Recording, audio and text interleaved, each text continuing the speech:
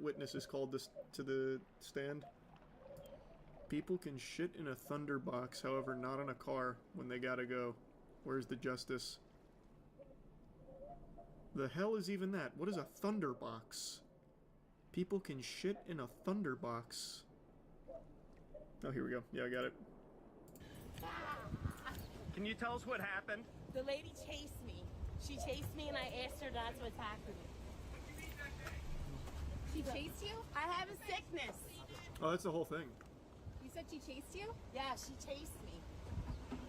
And I got out and begged her to stop. Better to do. Listen to her side of the story. Yeah, I love that. This is biased. You haven't even heard Delco Pooper's side of things. What do you... Stop it! That's You so can't good. possibly form your opinion on a 44-year-old woman shitting on the hood of a car without hearing why she did it. The plot has been getting thicker every day. A reporter just discovered she's a foot fetish OnlyFans model, and he legit asked her if he's willing to make scat porn for him. The article is called "We Spoke with the Delco Pooper." What? Oh, here, is it from Philly Magazine? Oh yeah, here. Wait, is this it? Must be. We spoke with the alleged Delco Pooper. I like how it's alleged as if there's someone else that might have been responsible for the shitting. We don't know if it was her or not. We're not positive. Though she did openly admit to it. And we have her on camera doing it. Could have been anyone, though. Maybe a frame job. My timing was a little off last night. Phone rang just before 5 p.m. Missed the call. It turns out it was from Christina Solometto, woman charged with being the Delco Pooper. Sent her a message earlier in the day when I learned her identity, but before court records confirmed it, she called me via FaceTime from her Facebook account under Christina M. Shithead. What? Well, that's also her Instagram handle. Maybe she really does have a sickness. Maybe she is like an actual scat fetish performer or something. Imagine you trace her origins back to like 2 Girls, 1 Cup or something. I reached out to her again later in the evening. She wrote back, "I'm lawyered up." This suggests she wasn't going to say anything else, but then she had another thought. I was not the angry one. She's referring to the other party in the road rage incident. Well, no one ever claimed she was angry, just that she was shitting. So she runs an OnlyFans account named Neen, with the handle Neen's Toes. You can subscribe for $8 per month. From her OnlyFans description. Hello fans, Neen here. Now I'd love to show you my pretty toes decorated with your favorite color nail polish. Sometimes decorated in jewelry. Tiptoe with me and you'll see. Come with my feet and toes on a fabulous journey beyond your wildest dreams. We'll also take special requests. Don't be shy, just ask. Huh. Wait, this is real fucking journalism. I felt like it was not only ethical, but indeed my avowed journalistic duty to get to the bottom of this. Regarding your OnlyFans account, I know that some women on OnlyFans specialize in scatological porn. I texted the accused Delco Pooper. Given the events of your week, I was wondering if that's something you delve into. A brief pause and then, you want me to fucking shit on you. I want 5K and I'm bringing a bodyguard. Based? Okay, the bodyguard's not necessary. You really think someone that likes to get shit on is going to be like a threat? That's going to be like the most weak-willed human being of all time. That is a broken human being. What an interesting twist. So if someone asked you to shit on them, you would go alone. I'd probably bring a friend, just because it'd be so silly. But I don't know about a bot.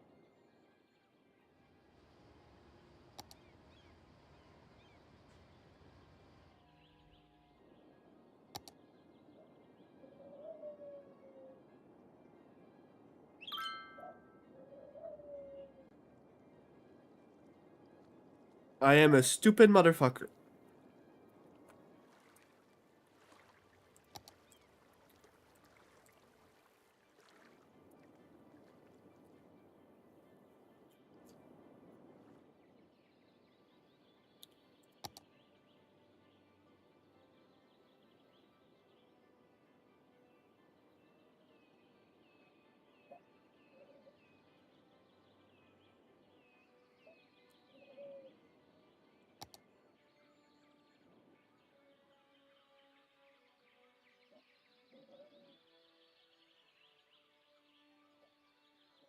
bodyguard.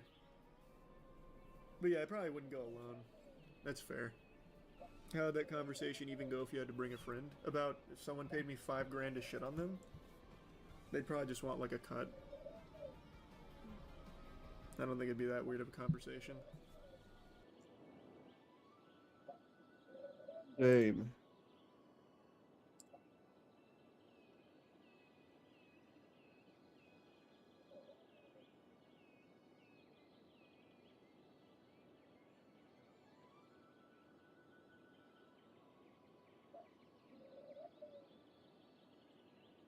I gave you my store keys. I trusted you. And guess what?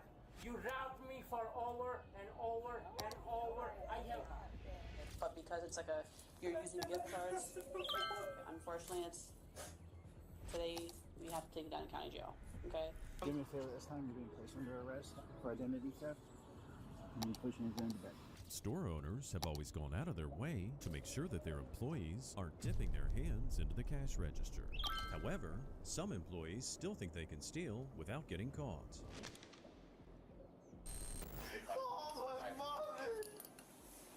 Everybody on board?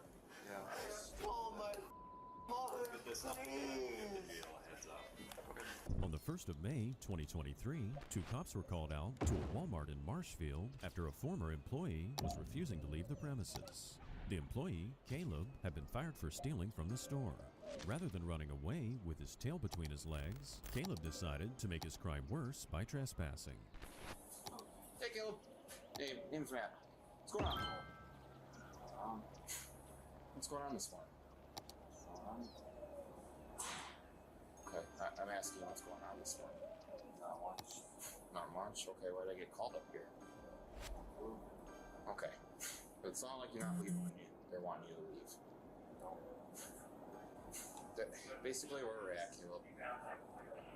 Whatever happened like between you and the company, like that's between you guys. I'm not gonna get involved in like that sort of thing, okay? But they want you as right now, they just want you to leave the building. Okay? I'll be gone. Leave the building, leave the parking lot. Most certainly. Okay. Okay, so can we do that now? Yes, sir. Okay. That's what I was doing. I'm away. Okay. I'm away. 10-4. Okay, so let's go. Can I get my stuff? Sure, where's your stuff in? Right here. Sure. Caleb's not doing himself any favors here. He's barely responding to the officers. While technically he's complying, he's giving the cops the absolute bare minimum. He also tells the officers that he has no way of getting home, which means that all of a sudden, the cops are responsible for him. How about I call you a cab right now? That's awesome. We'll get you there. Okay, I'll call a cab for you. Do you have a squad phone? My phone's dead. Okay, we're getting you a cab. Okay. He's calling for one. You get one? Hey, We gotta take him. It's too cold. Alright, we're gonna take him. take me there. Where? To your house. Where? Okay, continue. What are you doing? This is bad. Can you take me to my house? Yeah, we're taking you to your house. We have to search you first. I think I should just roll up for it. Yeah.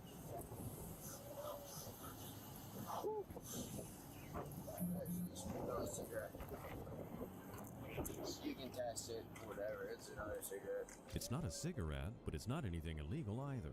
Later on in the search, the cop refers to it as a pill.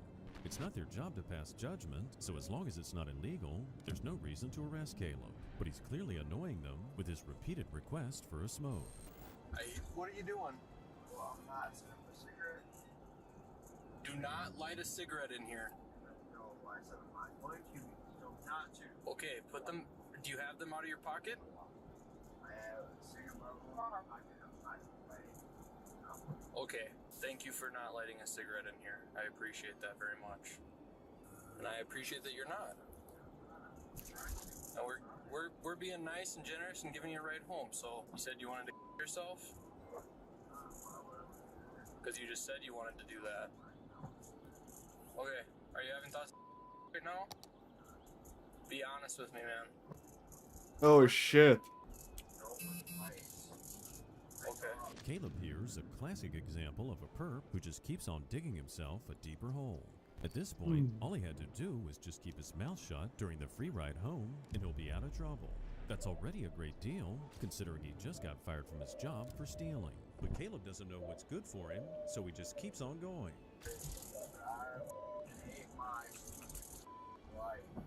Okay. Hey, no! Absolutely not!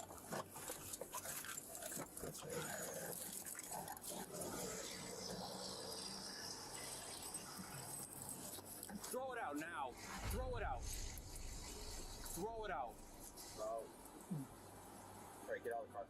Oh. Out of the car now. Get out. Hold on! Out of the now. Second, Out of the car now. Second, I'll Caleb. throw it out. Give me Caleb. throw a second, I'll throw it out. Give me a throw a second, I'll throw it out. You know that he's gonna harass me. You're gonna get out of the car. Look, here. Are you gonna be a real? This is here. Throw it. You know that. Hey, throw me out of the car. Car. Out of the car. Let's go. No one in their right mind would think it was a good idea to light a cigarette in the back of a police car, especially after being ordered not to do so.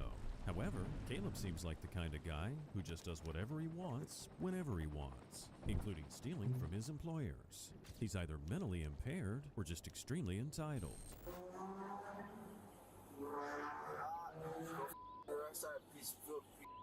I wish I could go stop. Oh, I'm sure you wish you could. I do. Eat it. So garbage. Why are you treating me like this? Shut the. What's the? Why are you so mad? Shut the. Go your job, you disgrace. Sorry you feel that way, Shut Caleb. Dumb. Okay. Can you take me to jail already, please? No. Why? What did you do wrong? I didn't wrong. Okay. So take me home. No. We're Why? calling crisis now. Did I do wrong? You were telling me that you wanted. So I didn't tell you. did I didn't tell absolutely. you. Okay. Shut up. This guy went so far as to call the cop a disgrace to society, which was pretty uncalled for, given that the cop's just trying to take him home. It's true they stopped him from smoking and considered taking him in to get treatment for the suicidal remarks. However, they're just doing their jobs, and they're doing things well. Here's what's gonna happen. I'm gonna need you to step out real quick, and I'm gonna get the stuff out of your pockets, and we're gonna go up to the hospital for med clearance because crisis placed the chapter on. We gotta just get you checked out right now, man. Just make sure you're okay. I'm sure. Oh. Okay. Can I help you? Yeah. Need help? Yeah. All right. Okay, we just gotta grab all the stuff out of your pockets and stuff. You alright? Yes, sir. Alright, I don't want you to fall backwards at all. Tired, cold. I hear you. It's pretty chilly outside. It wouldn't suck. We're not playing these games. Get out of the car. Do it now. Shut the Out. Out of the car. See, that was easy. Yeah, that was easy, but it would have been like such a brat the whole time. And let's not forget that he's being taken in for a psych evaluation. Acting like he's acting could land him a long-term stay, but maybe that's exactly what he wants.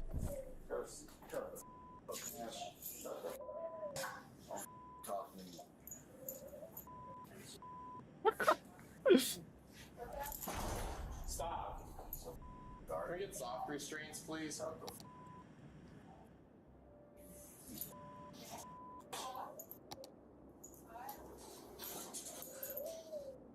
Y'all went to jail to get your free fat piece of suck my fat. What's your name, Caleb? Let's bring Caleb in. Shut the.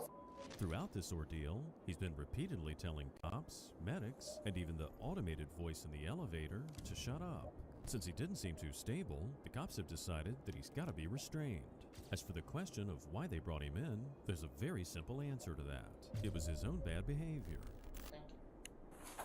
Cool. You guys already searched pockets or nothing? Yeah. Oh, this is dry off.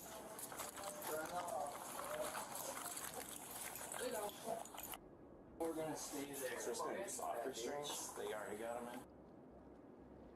He's been kicking that stuff. This is after.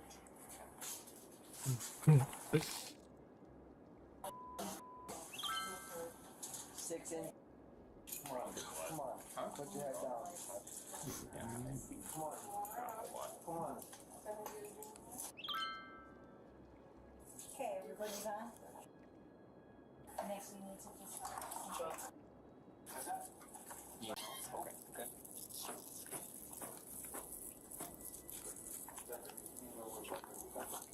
Yes, that's what you like.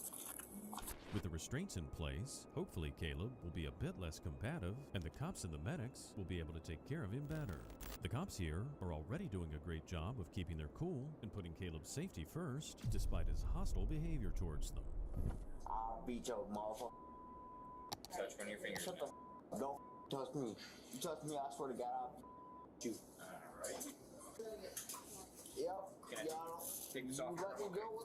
You can do it, I'll let you cooperate. So I ain't do At this point, well, my motherfucking dream.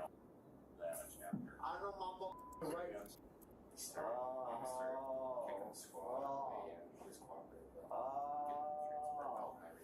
This is serious mood swings. Yeah, he's on our other from last night. We tried to leave this morning. We are gonna put that Eric and I Okay, well, you tell me what's going on. We're not. Please. Eric gotta calm down. So it's just down to one. By now, there's no doubt that Caleb's either on some sort of illicit substance or he's undergoing a serious mental health episode. Of course, none of this excuses the fact that he stole from his workplace, trespassed after they asked him to leave, and then misbehaved in the back of the squad car. However, it does give us an explanation. I do not need no. Well, if you don't. Me. Caleb, so at this point, we just got your oxygen, your heart rate. Not put no. Pardon me. Okay, sounds good, Caleb. I'll let you know before we do anything. We got most of your vital signs right now. We're letting the doctor know what's going on. Right now you're doing good. So to sit there and relax. Not put no pills Then towards me. Then you cooperate, and there's I will. that. There should not be anything from him. Do you guys think he's high, just combative, or drunk? Just call my mother. Just call my mother, please. She will calm me down. The fact that Caleb's so against taking any medication suggests that he has been treated for mental health issues before. While he doesn't seem to like it, medication might be the best option for him, and his legal issues can be addressed later on. Call my mother. Everybody on board? Yeah. Call my mother, This up. please. Heads up. Call my mother. Well, You guys will have to lift this one and over. Gotta put this on. I will call my mother, please.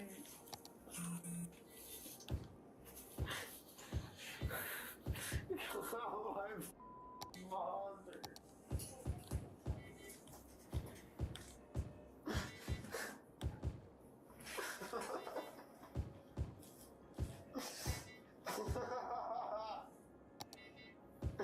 They wanna die.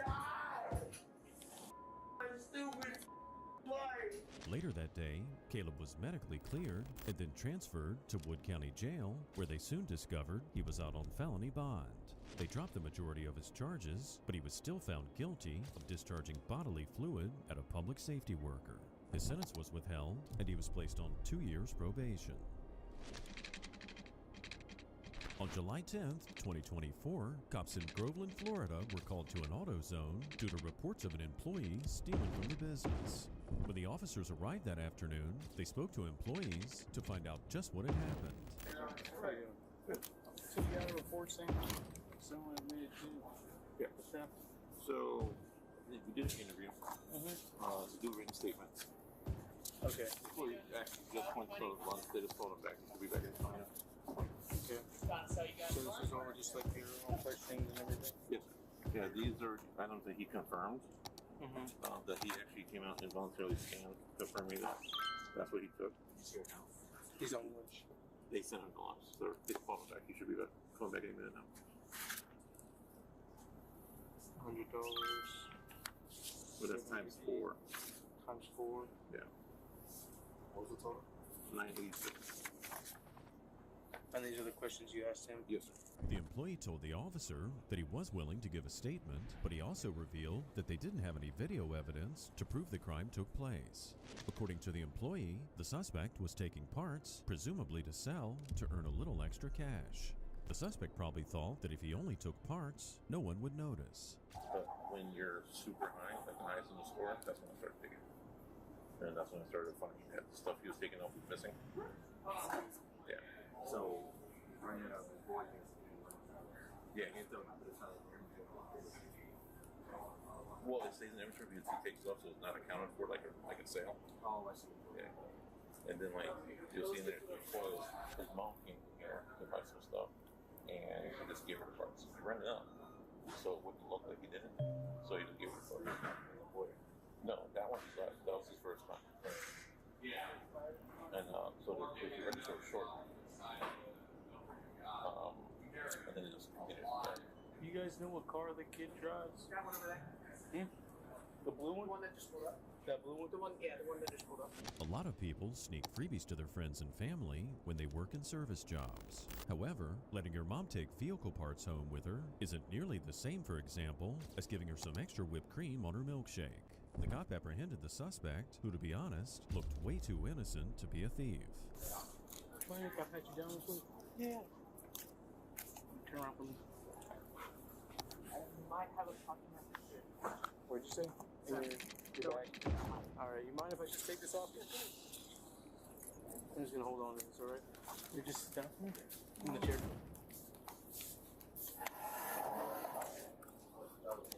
Alright, man. Am I going to take them today? First, we're just trying to get this all down with, alright? We're trying to get everyone's story straight and everything. We're investigating right now. Yeah, I made everything to Alright, so I'm gonna read you something real quick, alright?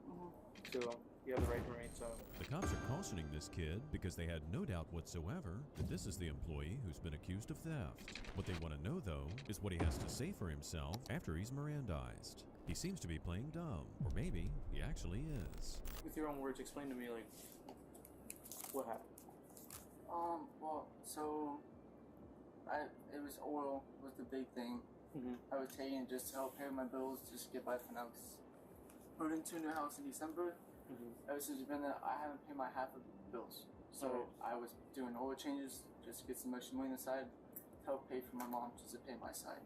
I stopped doing that. I want to say about 2-3 months ago. I same thing I told him probably about 2-3 months ago. The last thing I took was about a month ago. I told him, I was like, I can show you the video. So what are the things you took, like, certain things? It was, big thing was oil. Big the thing. last thing was an alternator. That was probably about a month ago, 2 months ago. And how do you know how much the alternator normally costs? He's got the price sheet for everything. I don't know if it's in there, if he has it still. The alternator was just over 300 or maybe close to 4. I'm not 100% sure on that. But that was, again, just for bills. Okay. But the alternator was not, that was for medication that I'm on. Yeah. I don't have right now because I don't have insurance. Whether he's telling the truth or not, you can't just steal from your employer because you're having a hard time paying your bills. There are other options and organizations out there that are able to help people with things like medication if they're unable to afford it. Sadly, this guy chose crime instead. No, so I have epilepsy. One of the medicines I have to take, it's guanfacine. Went down, I had really bad withdrawals. So the alternative was to pay for the medication for this month and next month. Other than that, the oil was all just for bills. It was 20, 30 Do you know bucks. how much, like, how many things of oil did you take? He has the sheets. It was 6. 6, I believe. Maybe Were 7. they the big ones, like those cases? Oh shit!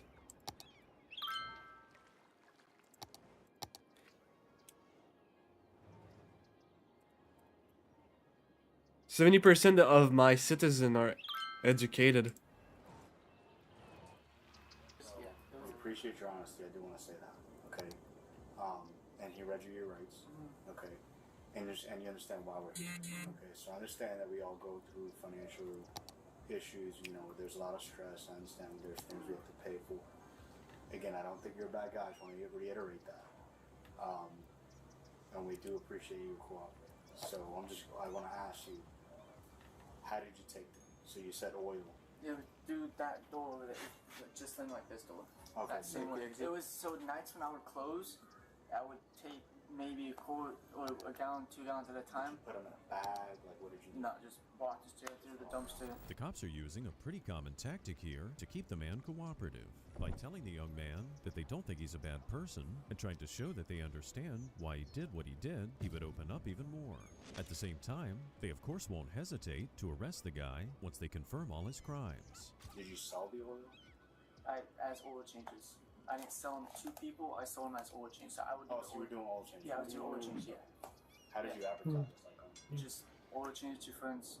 Cause I'm in a car group, so I was offering oil changes to them. Oh, I see. Okay. $30 each. That was it. I got you. Which is less than the oil cost. Okay. So I was offering $30 to do oil change, but I would close once a week, and that was for about, I want to say about a month, maybe a month and a half. Did you ever avoid any transactions? That's what he was mentioning. Cause so whenever I go to check out, I would push the X, but that's never sold to them or given to them. So when he mentioned that, I was confused by that and what he meant. I never asked for a further explanation. It's an unusual crime in that it's both clever and incredibly stupid at the same time. Of course, the kid would have had no problem whatsoever finding customers when he was selling oil changes at a lower price than the oil cost itself, since he wasn't paying for the goods, but it should have been obvious to anyone that the oil being used was stolen. Did you sign and date the item history reports confirming these are items that you take from the store without paying totally $986? Yeah, so he had me go through, scan the things that I had taken, and print them out. So on those, it's signed and date. Okay, so the total was $986? Yeah, he had them all up. Does that sound about right? Yeah. Okay. So how long was this going on for? So the first thing was October. I didn't do it again until, I want to say about January, February. That's a lot of oil. Oh no, not all that whole time. It was different parts and stuff like that? Yeah, so the first one was the Coral Packs. That was the $300-something one. That was in October. Nothing until about January. And then January to, I want to say March, April, I would take oil, but it was not like every single week. It would be like every other week. It was per axe. Is there anything you could return to the store? Like anything still in packaging, or is it all gone? No, I told him that I would pay it back. Just at the time, I needed the money. How long have you been working? Going on 10 months or going on 9 months. All right, and when was the first time you took some? It was October. How does this guy expect to pay it back when he sold the oil at below market value? Very little about his story makes sense, apart from the alarming amount of detail he provided about just when he committed his crimes. He also just told them that he started stealing from AutoZone as soon as he was hired, which was 9 months before this incident. I'm gonna have you go and stand up. Stand up.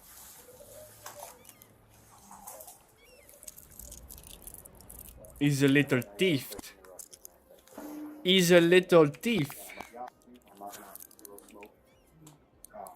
You're going to jail. Okay. They do now, the threshold for grand theft is 750. Okay. So, because the total is more than that, that's why we're here. He's a little bitch. As far as what goes from here, you're gonna go to jail. It's gonna be booked into the county jail. Okay, and then you'll see a judge at first appearance. That's if you don't bond out. I don't know what the bond is right now. I know they changed the bond schedule, but I'll let you know. He acts as though his crime was no big deal, but he's also giving the cops everything they need to know to arrest him for grand theft. Even if he shows remorse for what he's done, he still has to learn that his actions have consequences. And this includes explaining what happened to his mother. You take him. Take him. Where's him? Why? Theft. Of what? Over 700 for stuff. That's what. So I'm right now.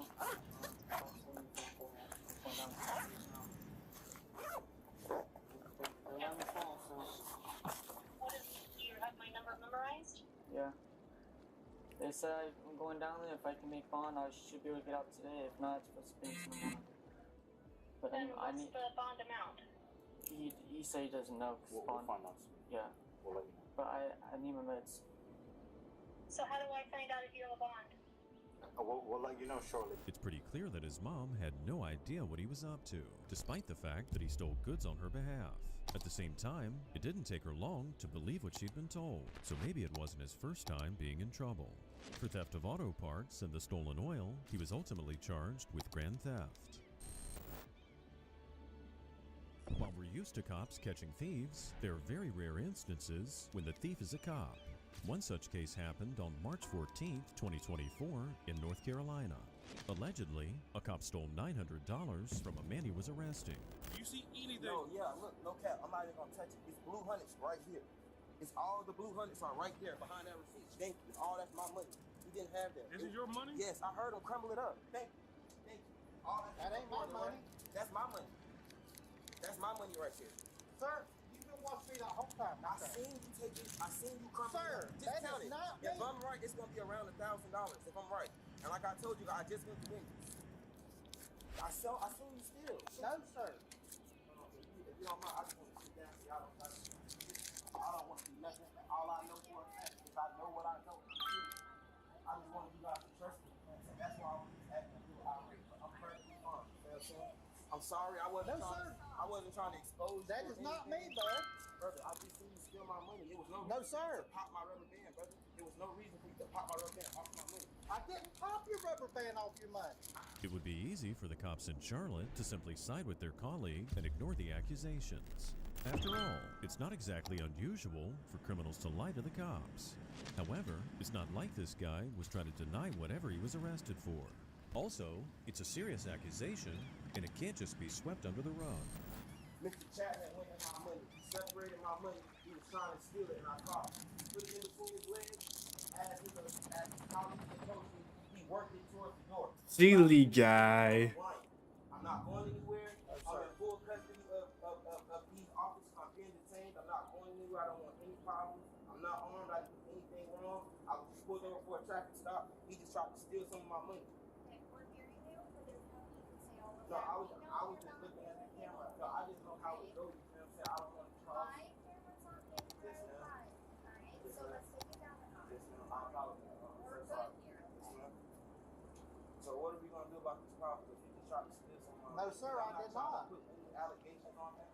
I'm not trying to say anything. I'm not using my words like to try to hurt anybody. I just know what I know.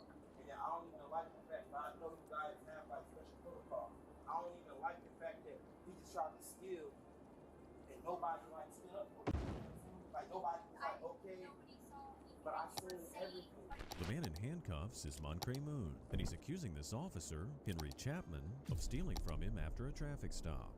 Fortunately for Moon, he's articulating his case quite well, and he's avoided becoming aggressive or over-confrontational, which made it easy for the cops to hear him out. Sir, I have 20/20 vision. I'm not a criminal. I don't do things that I'm not supposed to. I heard him tampering with that rubber band. Okay. That rubber band was on that money because my girlfriend gave me the money this morning and told me I wasn't even supposed to be in her car. I just took it because I didn't want to be moving around all day because my girlfriend had a car. She was working. I was supposed to be picking her up off Central at her job, at her little, where she do cosmetics at. With that money, we were to go to the bank. What's his y'all, I'm pretty sure when y'all check the car, y'all what's his name? Chase.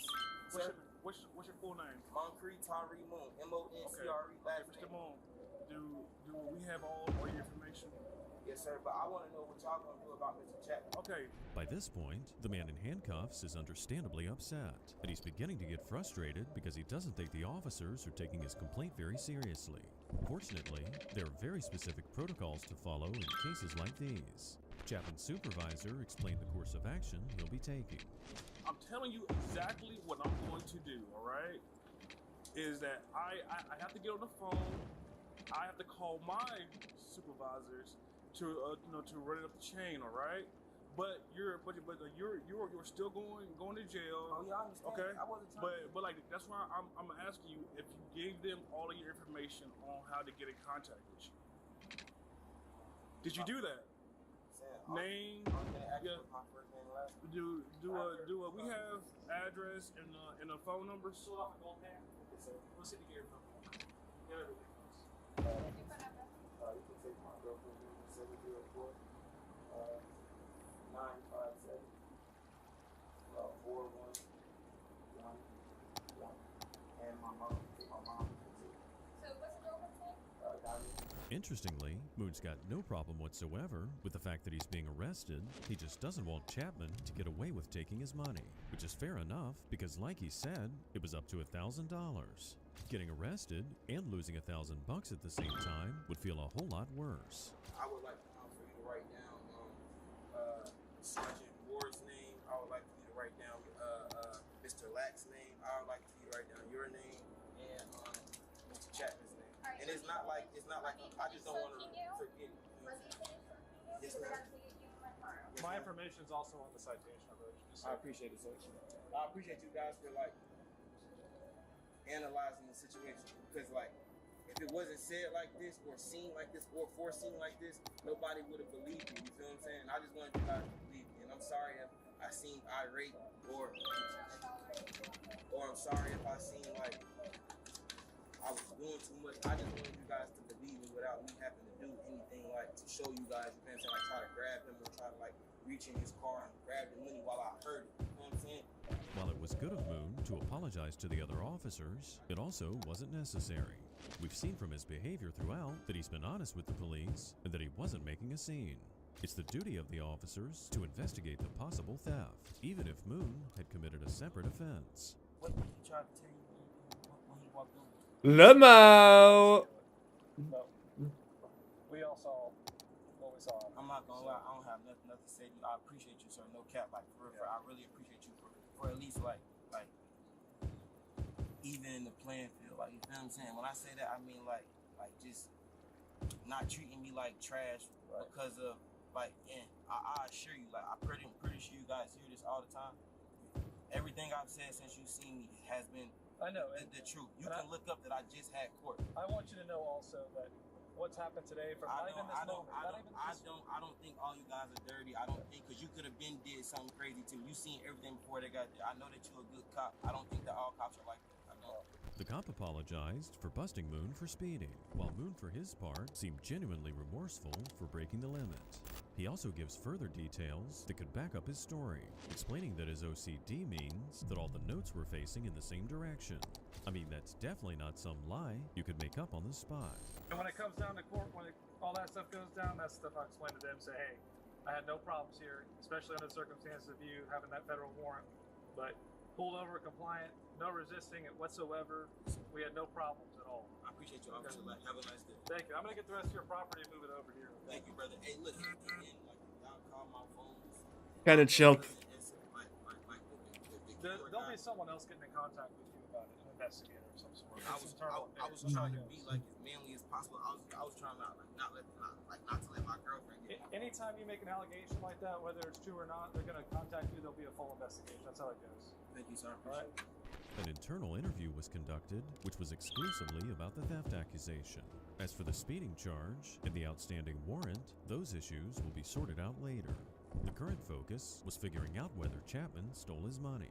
So anytime there's allegation of wrongdoing by a police officer, obviously a supervisor has to look into it. You understand that? Yes, sir. Okay. And you also understand that we all have these nice body-worn cameras that's attached to us, right? Yes, sir. Okay. For like when we come in contact with citizens.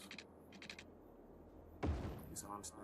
Girlfriend pulled up to the scene of the crime to get the money, but he told her, which he had also told me, the money was on my possession, so it had to stay with me, which wasn't a problem.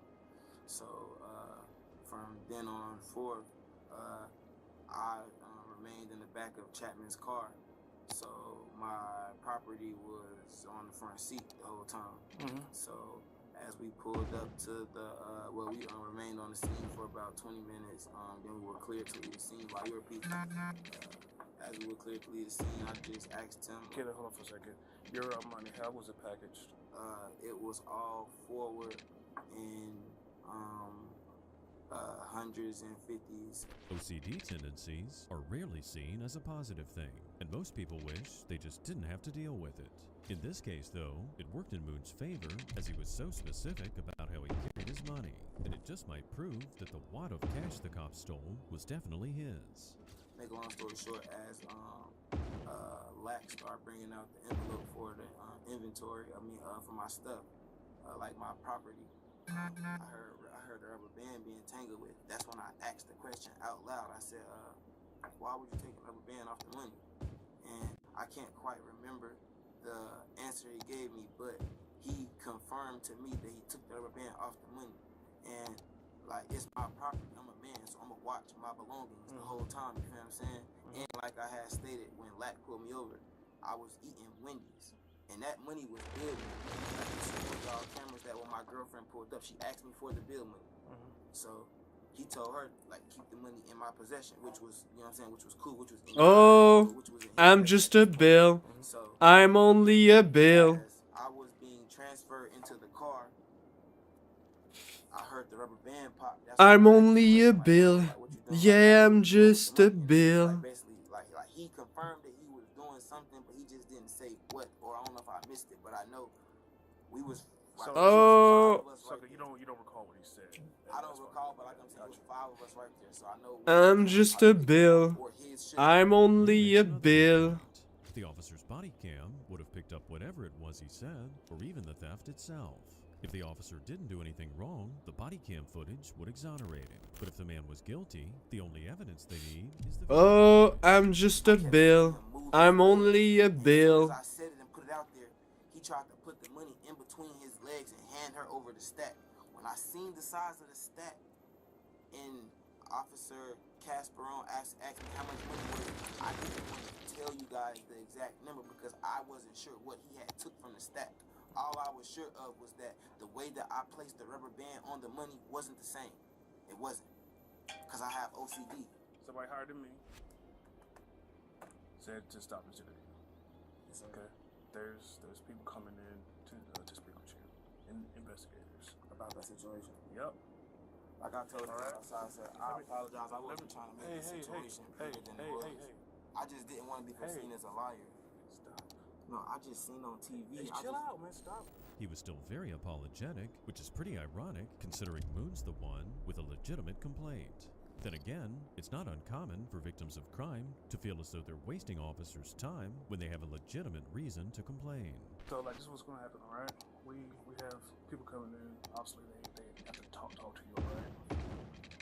So, I'm going to get your weapon, okay? Yep. Go ahead. Oh, I'm just a bill. I'm only a bill.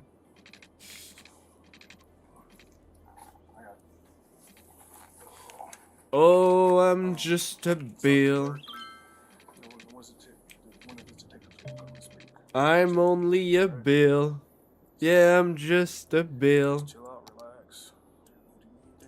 No, I just want to apologize to everyone. I say, man, one of these things, dude. I'm sorry. Chapman seemed to have finally come to his senses. Though he tried to apologize to his fellow officers, he couldn't change the fact now that he was a thieving cop. He admitted to taking the money, but he argued that he wasn't stealing it.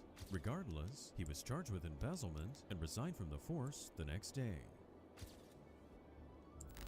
On the 31st of May, 2023, police were called to a Subway store after reports an employee had been stealing from the cash register.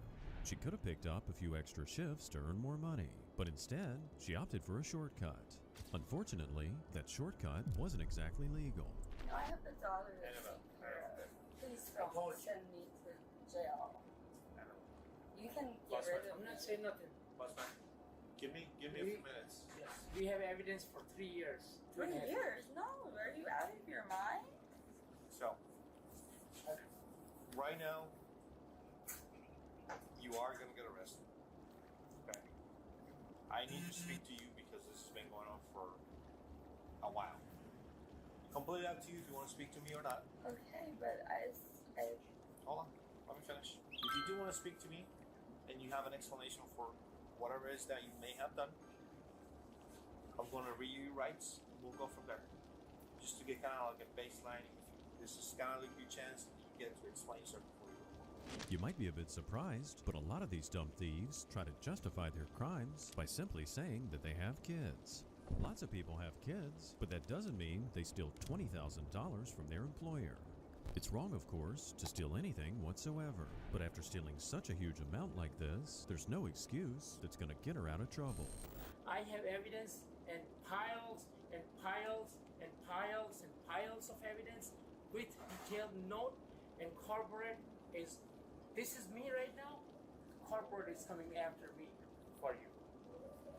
Oh, that's all I Oh, I'm just a bill. Not send me to jail for my daughter. I have You've been nobody told else. before. I have nobody else. Excuse me, I told you you had a past record. I worked hard for 6 years to drag you out of that. You had all whatever drugs and felonies you have. You did not listen. I gave you my store keys. I trusted you. And guess what? You robbed me for over and over and over. I have. You've been recorded now. No. You've been Step out. Despite the fact that she was warned by the manager several times, the suspect didn't stop stealing. While the cops understand that he has every reason to be emotional, they asked the manager to leave the room so they could carry on in the interview without his interference. I have a 5-year-old dog, 7-year-old daughter. Okay. That needs to be picked up, and I have nobody else. Regardless of what happened, I don't know how Okay. So we resolve this away without taking me to jail. Unfortunately, it's not up to me. Who I'm is only it up he- to? It's up to him. Okay. Yeah. So there is a lot that we need to talk about. All right. And I cannot force you to talk to me. We can have a conversation. Maybe get a better understanding why this happened, if you want to. But I have to read your rights. Okay. I have never intentionally done anything wrong to hurt you. Mr. Vincania, I need you to step out, please. We cannot do this back and forth thing. If you're gonna keep doing this, then I cannot do an interview. It's always the most innocent in our society who are most deeply affected by crime. In this case, the woman's daughter had to endure the trauma of her mother's arrest. Hopefully the cops will find a relative to care for the girl. I don't feel like I've been stealing. I don't feel like you're responding. So what exactly? I feel like he treats us very unfairly. Okay. What is all of us? What is unfairly to you? There was one girl's been working here 6 years. She still makes minimum wage. He doesn't give us any appreciation. And I've been here a long time, and I know I don't mean to come off, as excuses and anything. But he's a hard man to work for. Right. And I'm only a bill. Yeah, I'm just a bill. in my mind, they stole anything. Okay. I just feel like we're all treated so unfairly. And So what? I mean, What do you think happened when you're pocketing money, or when you're taking money from the register, or when you're not ringing stuff up? And then I understand. It wasn't a lot. It's pretty ironic how she said that she doesn't want to make excuses right as she's in the middle of making some damn excuse. Still, even if she is telling the truth about her manager, there was still no valid reason for her to steal from the store. She also said that she didn't feel like she was stealing and that she didn't take a lot. But if 20 grand's not a lot to her, then what is? if you started taking money, what was the initial amount that you were taking that you can recall? A couple dollars. Well, a couple dollars is what? Like $2? Yeah, like $2. $5. It started with $5. Yeah, I mean. Was it every day back then, January? No. When did it become every day? I'm only a bill. Yeah, I'm just a bill. On Capitol Hill, I bust a nut. Oh yeah. I didn't take like 20s and big amounts. I didn't. Nobody mentioned 20s, but you did take 20s. No, I would go and get change a lot. Okay. All right. I'm not gonna argue with you. I'm trying I understand. for you to tell me a little bit to help me out, help yourself out. I know. I'm trying, but I didn't like steal a lot. Like at a time, it was little amounts. She doesn't seem to get the fact that it's about the total accumulated amount of everything she stole. She's been doing this a while now, so if she's only been stealing just $10 a shift, I'm that only can a definitely bill. reach thousands of dollars Yeah, in I'm total. just a bill. You have stolen from the store in total. Not a lot. Not a lot. Fair enough. Now, whenever there's a cash transaction, I'm just looking at the patterns here. Seems to me like whenever there's a cash transaction, you don't ring up the cash transaction. I'm only a bill. You ring it up, cancel it. You don't ring it up. You put the money in, provide change. You split that amount into the tip jar. You take some cash then, or a combination of both. Or later on, you come back and take cash. So it's a lot. It's been every day for the past, at least for the past month. It's only not that it makes a difference, but it. I mean, I don't take a lot at a time, and I know that doesn't make a difference. So a day, But over time, how much do you take a day?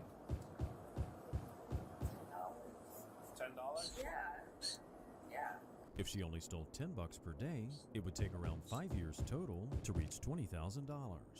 The manager says they've only got 3 years of evidence, so something here's just not adding up. At this point, she won't gain anything by lying as to how much she stole each time. The total amount is already damning in itself.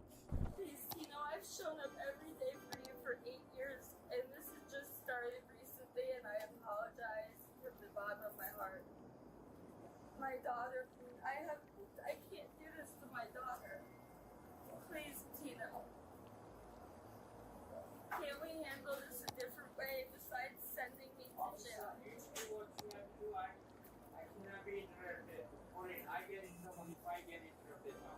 Would you allow me to not go to jail and we can handle it with some other kind? Me? Tino, I've done so much too for you. I've been loyal to you. And I apologize. Loyalty?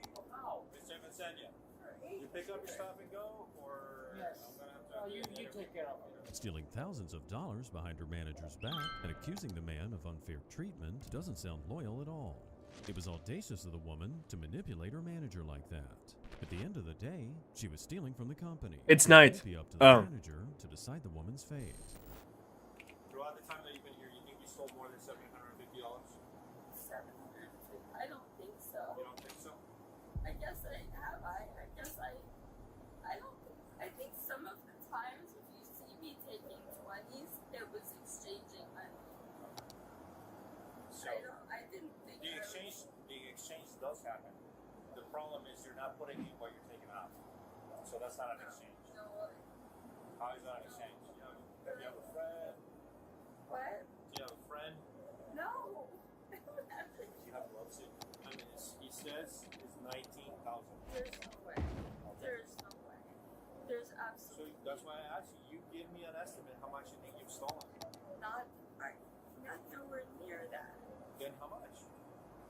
A couple hundred over 6 months. I would take like $20 a day. $20 a day?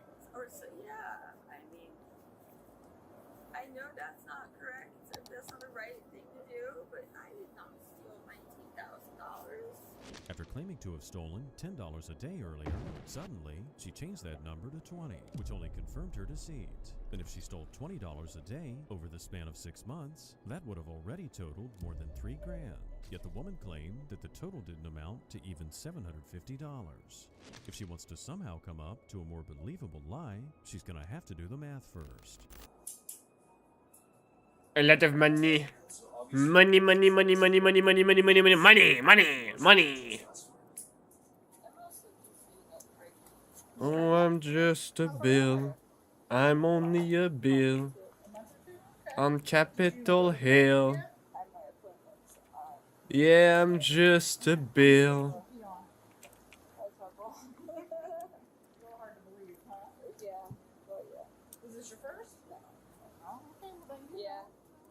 Alright, so I'm just gonna patch you down. It's part of the code. Is there anything on your person I should know about?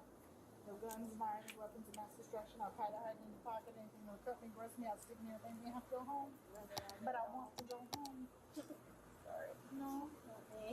Alright, I'm just gonna patch you down out here. It turns out she stole about $120 a day.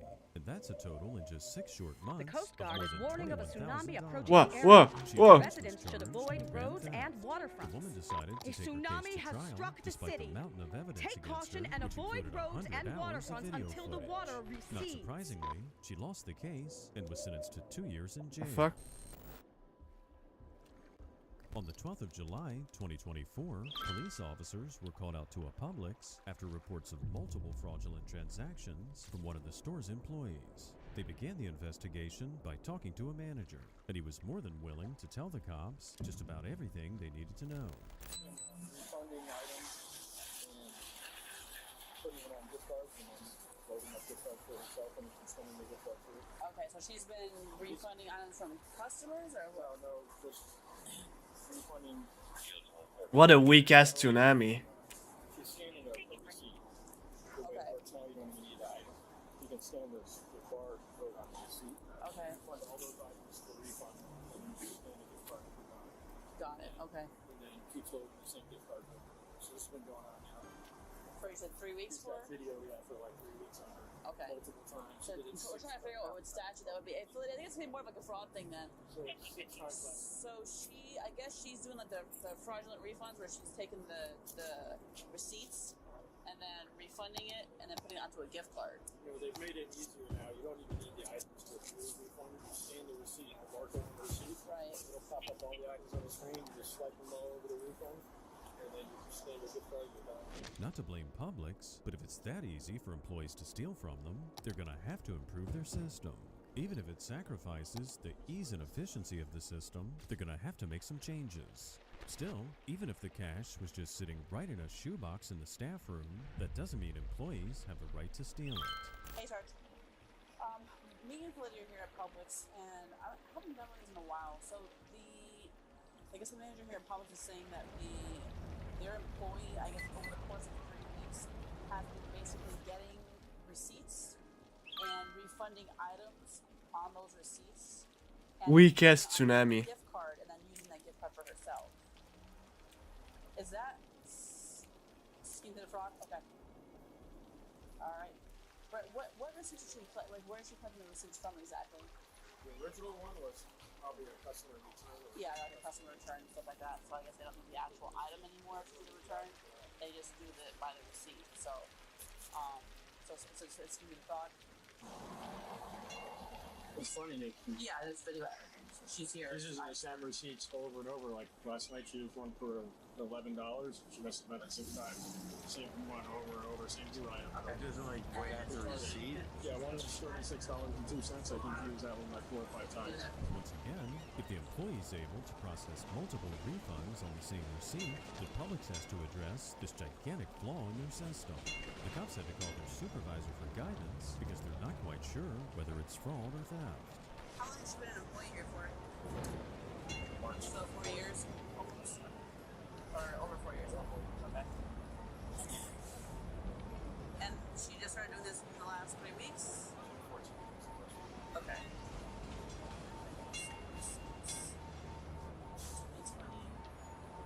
And June 14th was the first one?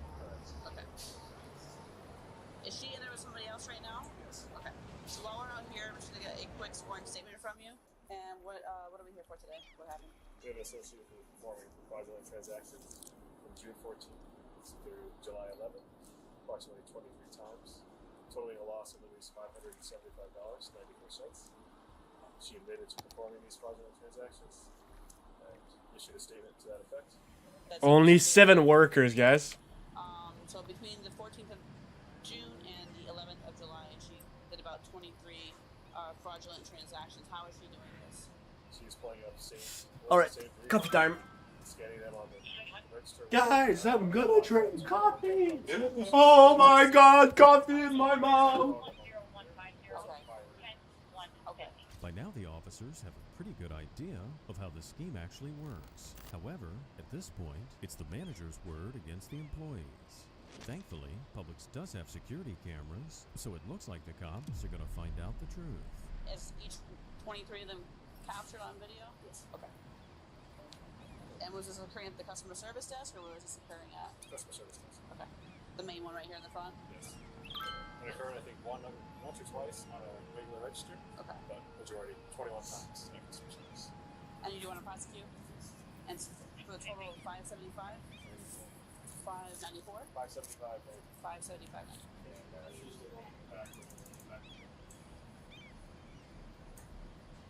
She's this one right here? A tsunami has struck the city. Take caution and avoid roads and waterfronts until the water recedes. So the customer will basically come up and return whatever item they have. Correct. And then she returns it for them and then goes back in. She scanned, you'll see her scan. Her. Okay. The video footage here makes for some damning evidence. There's no way this woman can deny the crime. With a pretty straightforward case, the cops can confidently confront the suspect. And at this point, the suspect, Kimberly, was already awaiting her fate. I have to Google Miranda rights. I don't know how that works. Have a seat. Have a seat. You're Kimberly? Okay. Yes. We're gonna have to, based on what they told us. Okay? Because if it was just like a theft, you'd be getting cut loose from today. But because it's like you're using gift cards, unfortunately, today we have to take it down to county jail. Okay? Because it's considered fraud. Okay? I unfortunately don't have any better news for you. I'm sorry. I need to call my husband so he can come get me. He's not going to be coming to get you from here. As long as you're cooperative, I'll let you get a phone call from our station. It can't be too lengthy. Just let him know, hey, I got arrested at Publix by the police. I'll be going out in county. They'll probably give you like some kind of bond tonight, and then he can just bond you out. Human as we are, it's easy to feel sympathy, especially when a person turns on the waterworks. However, the cops know quite well that crooks have to learn the hard way so they won't commit crime again. And sadly for Kimberly, there's no way she's going to cry her way out of this. And having these rights in mind, do you wish to talk to me? No? Okay. Alright. Stand up for me. Turn around. Face this way right here. Do you have anything on you you need to know about? Any drugs, knives, needles, weapons? Okay. Yeah. Just put your hands like up. Just up on behind your head right now.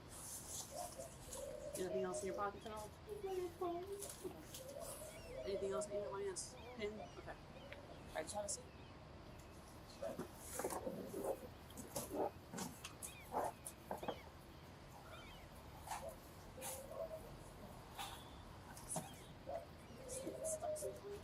Kimberly was charged with theft and multiple counts of fraud. Unfortunately for her, you can't pay her bail charges with a gift card from Publix. Just days before Christmas, on December 20th, 2023, the cops were called out to reports of a stolen credit card that was being used by a gas station employee in a scheme to defraud. The worker in question had been caught on camera the night before stealing the card. Hi, are you Kimberly? Hi. I'm Officer Woodard. This is Officer Myers. Hi, how are you doing? Hi. You actually just spoke on the phone. Yep.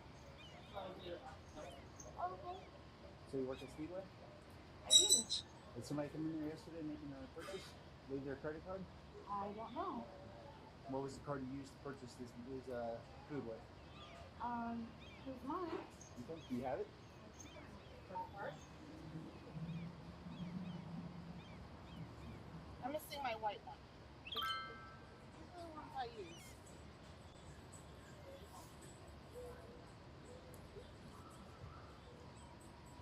Okay. So, if we go in there and we talk to the people at Sonny's, and they give us the receipt for this order, and they give us the last four, it's going to match one of these? What? Okay, which one are they gonna? Which one is it gonna show us? It should be the white one. Which white one? This one? Yeah, that white one. That's my card. Because that's the one we use on the app most of the time. I have my chime, but I don't ever use that anymore.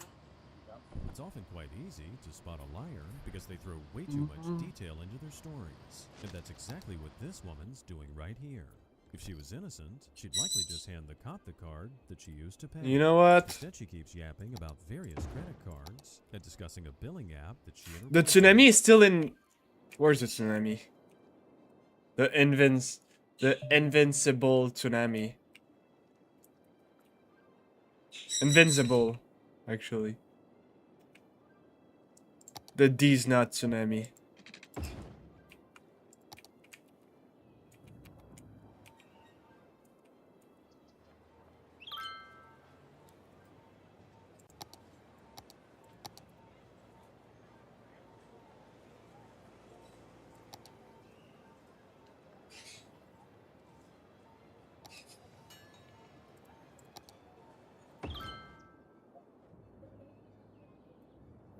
Okay. Okay.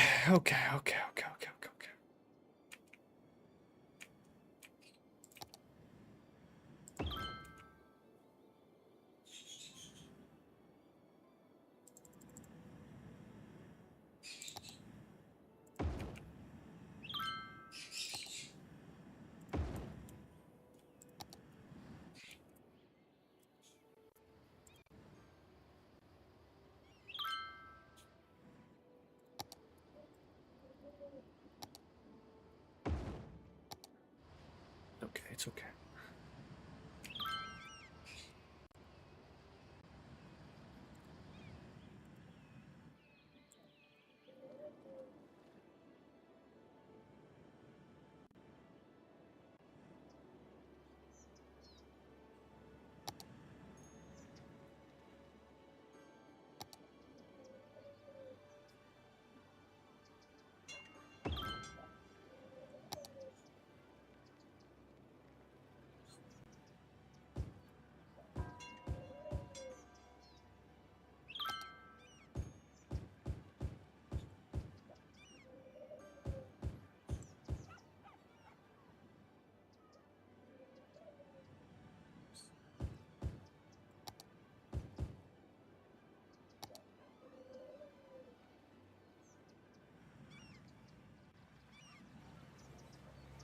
Oh, solar panel. We like that.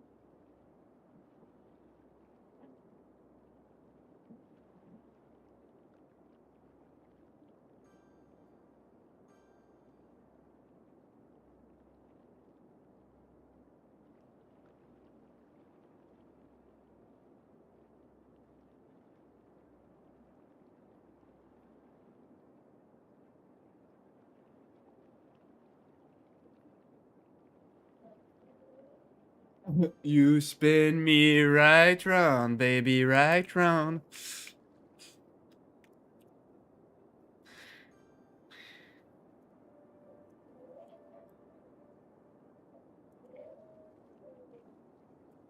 Do we need another harbor? Oh, the traffic did reduce because of the trams. More trams, less traffic. I'm out.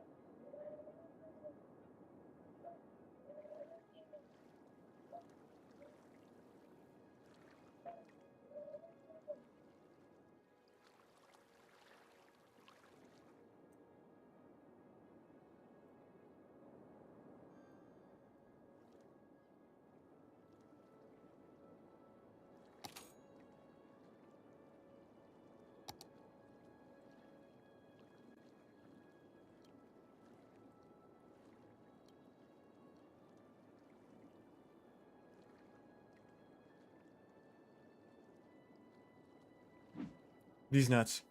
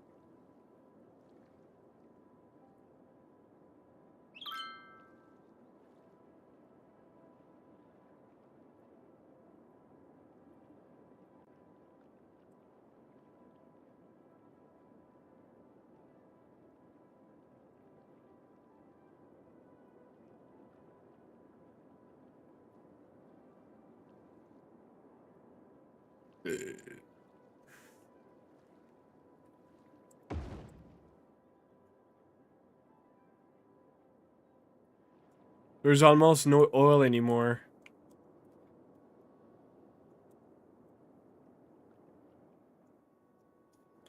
I'm gonna need to add the infinite oil, otherwise my paper industry, my food factory industry is not gonna work.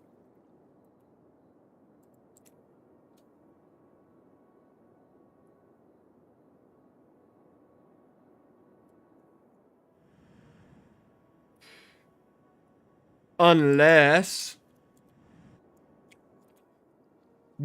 maybe because I have the industry for plastic, right? Sold. Maybe because I have the industry for plastic, maybe it's gonna import it on the harbor. Let me see. Because I won't use the mod, but...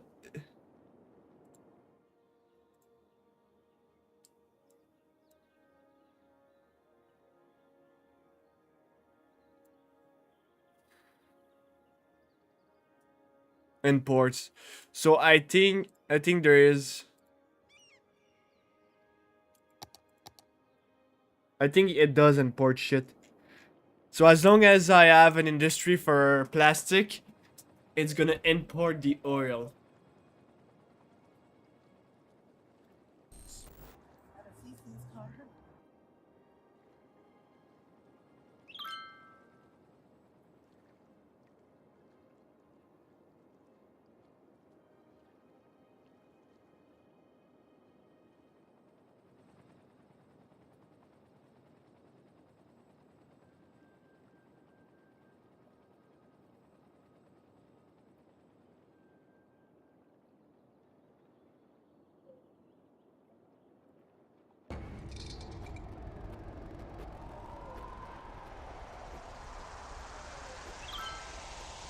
Meet Austin, a 28-year-old man that still works at a pizza shop. But sadly, today's altercation wasn't just with Austin, because we also got into it with his family, especially his father. You see, Austin's dad is a pillar in the community, and he wasn't too pleased with the fact that we caught his son sending them glizzy pics to places that they shouldn't go.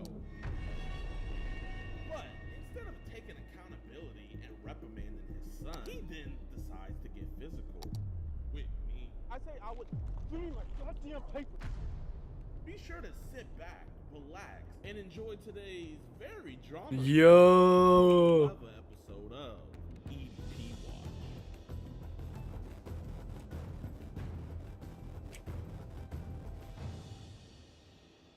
Alright, what's good, YouTube? Welcome to a brand new episode of EDP Watch. And today, we are catching Mr. Austin. We're actually pulling up to his job. He works at a pizza shop. And we also suspect him in specializing in cheese pizza, if you know what I mean. He's talking to our 10-year-old decoy. He's actually trying to set a meet. We're in a small town, so we're hoping that the police presence out here is good. But we got the chat logs and everything. This dude is absolutely disgusting. Make sure you guys follow us on our website, edpwatch.com, for 445. You guys get the uncut, extended, and early access, all that, man. We have over... Ouais. C'est bon. J'ai essayé, ouais. La salle de bain aussi? Ouais, la salle de bain est vidée. Parfait. Quelle activité l'autre?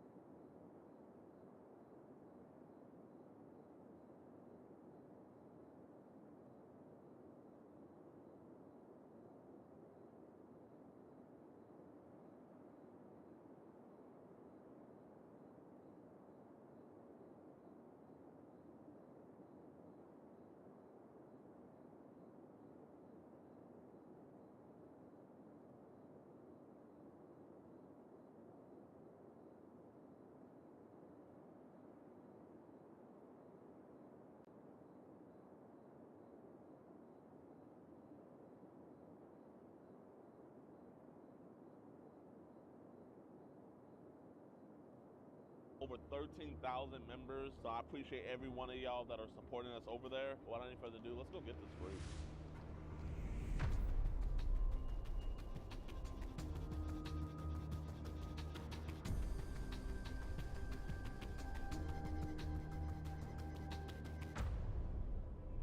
Hey, is Austin working today? I got a package for him. Austin? Yeah. He's not working today? No. Jeffrey doesn't work until this weekend. You know, I can find him to drop this off at, because I got a bunch of others to drop off today. Oh, he got served. He was actually just here because they got his car. I mean, we can hold on to it for you. Yeah. No. Like I said, I don't know what's in it. I just got to drop it off. By any chance, you know, you guys don't got to give me his number, but y'all think y'all can call him real quick? I don't know how close y'all are to him. I can. Oh, I appreciate that. There is somebody up here looking for you. He's got a package for you. Hey, Austin, how you doing, my man? I got this package here for you, man. I don't know what it is. All I know is that you just got to sign for it. I mean, I don't know if you will want me to meet you at your place. It's just a yellow envelope. All right, my man. I'm gonna come drop this off to you. I'm already off the schedule. Sorry for bothering you, big dog. Y'all be safe. Hey, I'm coming back here. This piece smells good. 26 minutes out. Sounds like he's with his dad, so that's good.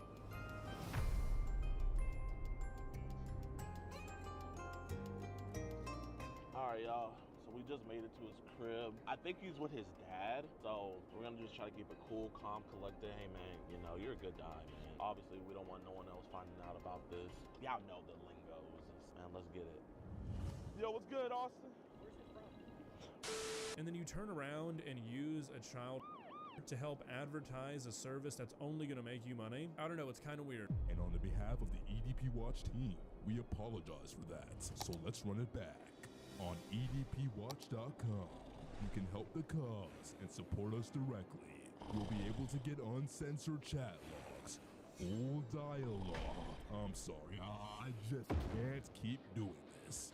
Explosion! What's up with it, mother? Support us on edpwatch.com. You'll get access to full uncensored chat logs, full disgusting audio calls, and never before seen full uncut early access to new videos. You'll be entered into monthly giveaways, get 50% off all merch, and a chance to do an IRL catch with DeMarcus Handsome itself. You must be 18 plus. So what are you waiting for? For $4.45 a month, explode right on over to edpwatch.com. Well, here, listen, man, you know, these are chat logs about Bella. I don't want your dad finding out about this. It's cool we talk over here. How you doing, Pops? Nice to meet you. Oh, Trump 2024. You know, I met him at a UFC event. Did you really? I did. I wouldn't like to have been there. Oh, man, here, let me show you real quick, man. There I am with him right there. See, man? Yep. But here, yeah, is it cool we do talk real quick? Yeah. Yeah, here. I don't know what's going on here. Nah, it's all good, man. I know. Listen, man, I don't think you're a bad guy. That's why I don't want your dad getting involved. I'm not police. None of us are police, man. Just here to have a God's honest conversation with you, man. You look like a good American. Got your head on your shoulders, right, man? So, can we just talk about this real quick? Yeah, go ahead. So, you know Bella, right? No, I don't. You don't know Bella? Okay. I don't know anything about that person. So who is she to you, then? I don't know, really. Okay. I've been getting scammed for a long time. Yeah. And I don't even know who she is. Okay, well, tell me about that, man, because that's why I'm here to talk to you about that. I don't know. I've got so many accounts, but I've been scammed. You've been scammed? So, like, how'd you been scammed? It's like she wants to meet somewhere, and I was like, I don't think so. I know you're underage. I don't do that kind of crap. So she was trying to meet you? Yeah. Okay, man, hey. And I have a girlfriend. Yeah, okay, man. And I care about her with my heart. I'm not that type of person. Okay, but tell me what the type of person you are, man. I work at my job. I go fishing out here. Okay. So listen, bro, I understand that this is obviously some just internet bullshit, man. Yeah, but I'm being catfished. the thing is, though, her mom is the one who gave this to us. Okay, well, I was trying to speak to her mother and tell her, but she kept blocking it away. I don't know. I mean, I was reading through. I never seen you say anything about her mom, man. But or was that just your attention inside? I talked to the mother before. I don't just. The mom said she's never even know who you were. Well, if I was to talk to her firsthand, if I could. If you could have. Yeah. But you didn't. I didn't. Yeah. When it started messaging me randomly, I was like, this looks like a red flag. Really? Yeah. looked like a red flag. It looked like a catfish. I mean, like, why did you lie and say you were in at first? Well, I don't tell people my age. My card got hacked by something. And I was like, these guys. Huh? Oh, that's just my It's just you and me right now. You know what I mean? Listen, I know your side of the story is probably the right side of the story. So that's why I'm here to talk to the source. You know what I mean? I blocked her on Facebook because it just randomly accepted my friend request. And I was like, I don't want nothing part of this. I don't want nothing to do with anything. Yeah. And if your mom comes by, man, just say we're talking about sports and we're old friends, you know? She don't need to know our business. Hey, how you doing? We're his guardian. Oh, you guys are his guardian? Yeah. Oh, nice to meet you. My name is Marcus. Yes, ma'am. What's it about? Just some online stuff, that's all. I mean, if you want to tell your mom. Like a scam. Oh, for what? Just, yeah, online stuff. So are you at the bank or something? No, ma'am, no. He's trying to situate something. Who are you with? I'm just a good Samaritan, ma'am. You know, we just be seeing this stuff all the time. I'm okay, Mom. You good with talking to me, my man? Yeah, I'm good. I appreciate you, brother. All right. Yes, ma'am. If I do anything mess up those chihuahuas, they'll get me. They got bite to them. Hey, man, listen. Oh, I got your back. I got your back. Listen, we're gonna get this situated, okay? I don't really think I was saying all those because Yeah. it's just being catfished. Listen. I mean, if you don't want to be honest with me, that's fine. But you can go on. I got multiple video calls with your face in it, so it's obviously you talking. But, She's thinking that she's pressing charges on me or something? oh no, if she was doing that, I wouldn't be talking to you right now. This be on someone else's desk. I want to get this resolved with you, man. So these were you messaging, right? Okay, I appreciate you being honest, man. You're a good guy. I just think you just got caught up in some stuff, and that's okay, man. How you doing, sir? Good. We just need to, I guess, get in on this conversation. We're his guardian. Okay. We know that. So- I'm getting scammed, Dad. Okay, let me see the. Oh, I mean, it's you know, this is his stuff, so it's up to him. No, it's my stuff. No, this is, I'm like, if he allows you to look at it, then I'll let you look at it. But since he's I'm his 20, guardian. but he's 29 though, so it's up to you, Austin. If you, I don't know you. I spent a lot of money getting guardianship over my son. yes, sir. And I handle all his affairs. Okay. So, Mr. Austin, wait, can you not grab the paper for me? Austin, do you want your dad to look at this? Austin? Tell him. No, Dad. Because I'm not doing anything. Okay, I need you to say yes. And listen, here, I want to shake your hand and look you man to man. I don't want you to think anything. You know, I obviously respect that. Just the fact that he's, 29. So, like, the only way I If can I get have this. to get my attorney, I'll go get my attorney because I handle all his affairs. Yes, sir. All his financial affairs. Yes, I sir. handle everything. Yes, sir. You know, I don't want to get into his personal business, but he doesn't want you to see these. Like I said, it's up to Austin if he wants. Okay. Are y'all with the law enforcement? No, ma'am. No, ma'am. We are not law enforcement. Would you want to ask your son if he wants to? I don't know why he will. You need to give authorization right now. Some scam. Okay. Isn't That's it? fine. What did we just do for you this weekend? Get my card back in order? Yeah, and let me make a phone call to my attorney. Yes, sir. Guardianship doesn't need to be. If they're under the age of 18, obviously, but with him being 29. Something obviously you don't know Yes, sir. is guardianship Yes, sir. trumps that. Pun intended. Yes, sir. It trumps it. Yes, sir. It does. You don't have to get a yes from him for anything. Okay, but. I do not. This is my son. I'm his guardian. Well, do you want to get your dad to look at these? It'd probably be something that I never did. Well, I mean, it's up to you. Because we're here to represent him. Until he says yes, it's just like, I'm just. Say yes. Say yes. All right. Say yes. Getting up in. Is that a yes? Okay, so I'll just show you. No, I don't want to. Well, this is the thing. So Austin, he has been talking to a 15-year-old girl, and her mother sent these over. He's actually about to delete that right now.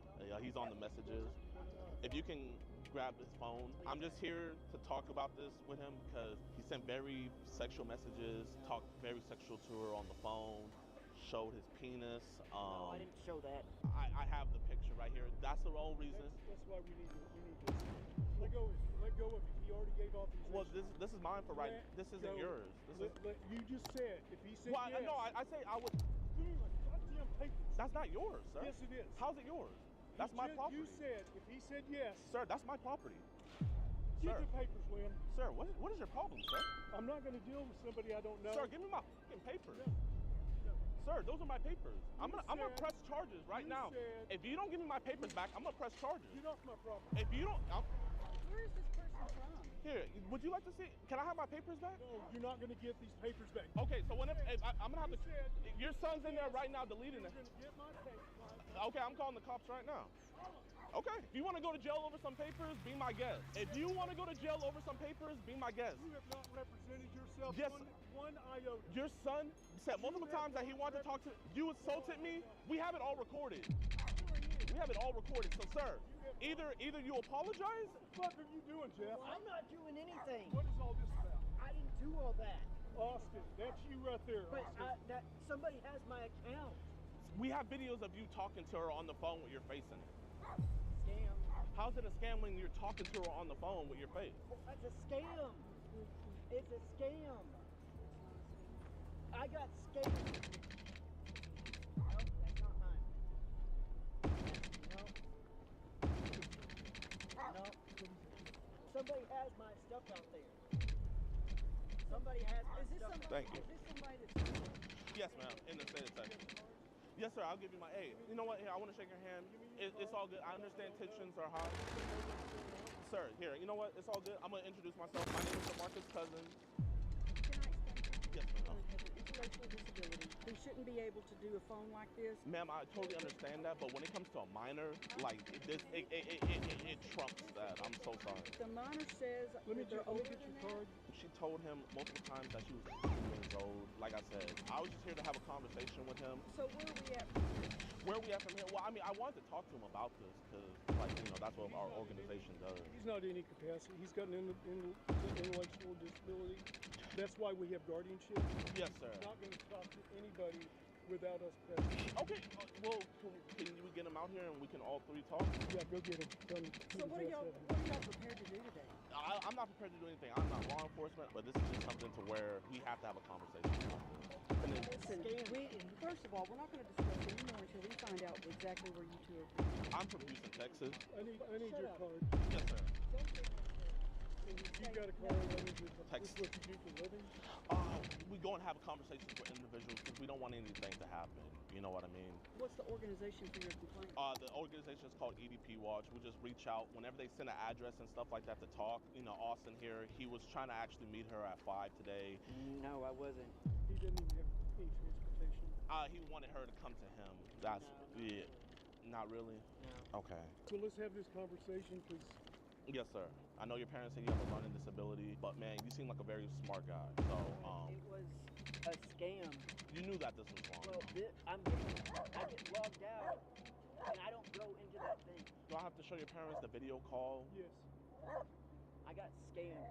But somebody could have my picture and say, oh, I'm this person, I'm this person. And then they frame me.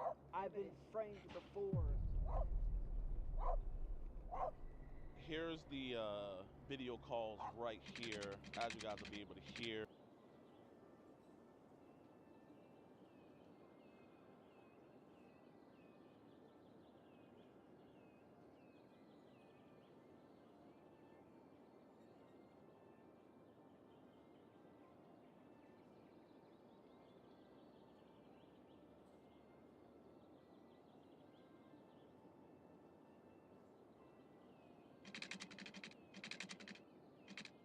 He was talking with her. But yeah, that's him.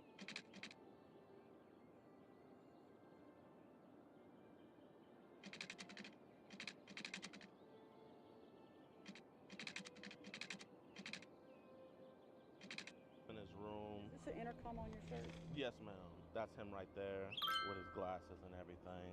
And, you know, this is you, right, Austin? Yeah, but I didn't say anything like that. And you also, you know, did masturbate in front of her on your... I don't want to show your parents a video of you masturbating. Do I have to show them a video of you masturbating, Austin, for you to be honest? I'm getting scammed, sir. No, listen. We can get him help on this situation. Well, like, what would be the measures that you guys would take? We have no idea. Take the phone away. Yes, ma'am. That's the first thing. We'll take his electronics away. We will monitor. Yes, ma'am. And we will block things. There's avenues. At the end of the...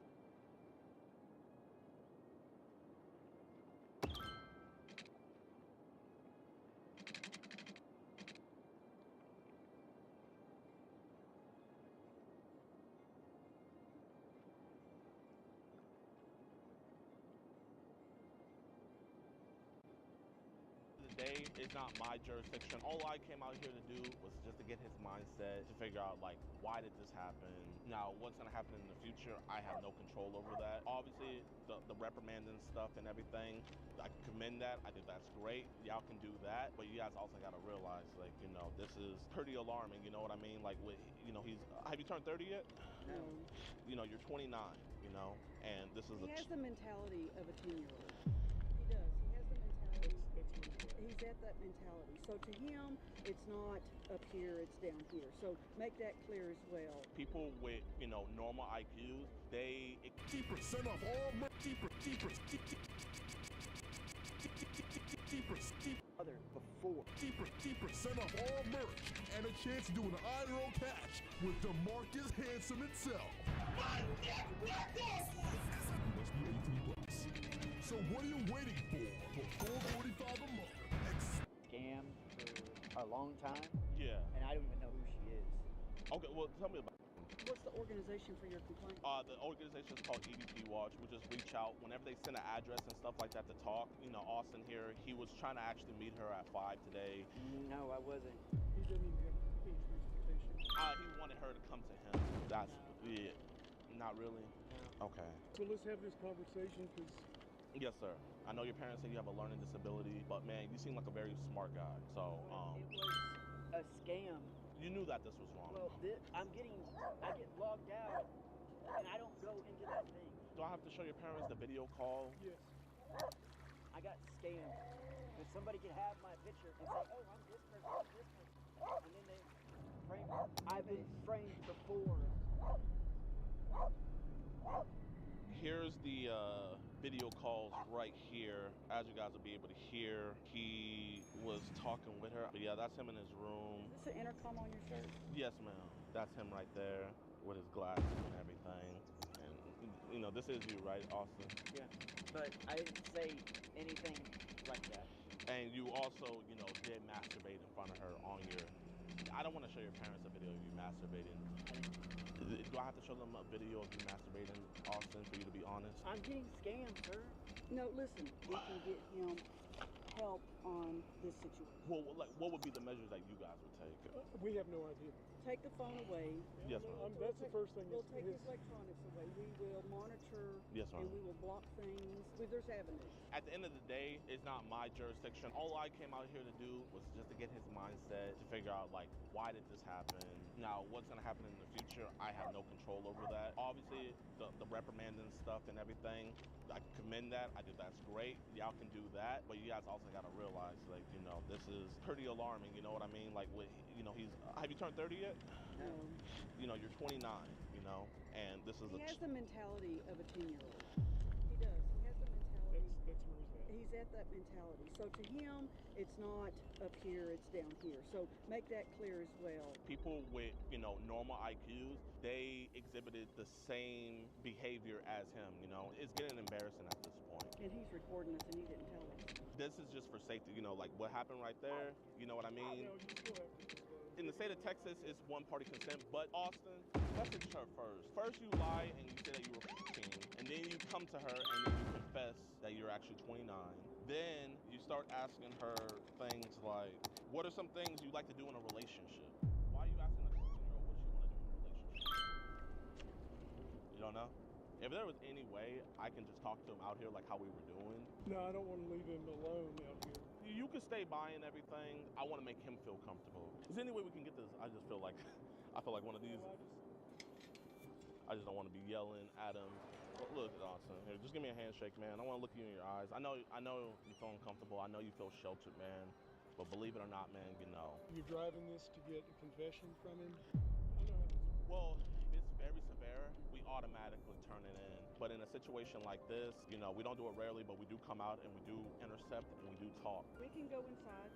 No, I'm not going inside. Oh, okay. Do you want, we could just stand right here and have a little bit of space from your parents, man. But, you know, you're going to be talking to me, man. Listen on to me. You're good. You're good.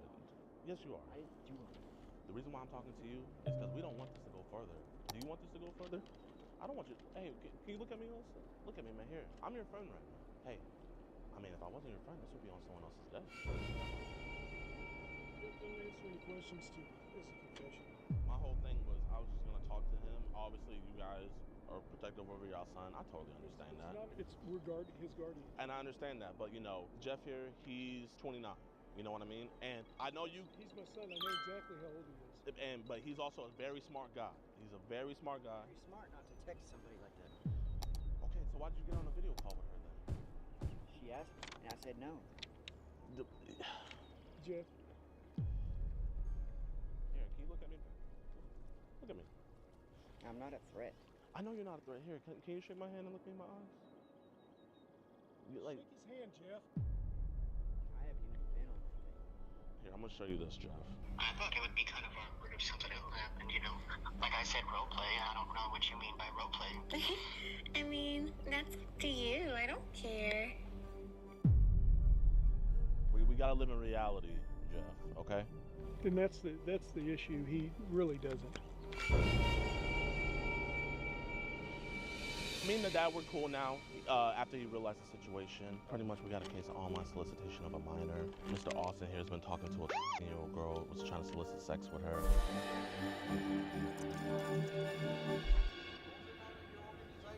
EDP Watch. Expose that pred. Expose that pred. But like that, like DAT. So you know EDP 445. I watched Penguin Z0. I love Penguins though. He's usually only got. Holy shit!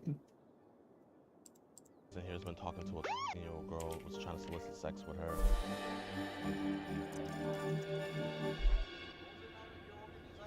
EDP Watch. Expose that pred. Expose that pred. But like that, like DAT.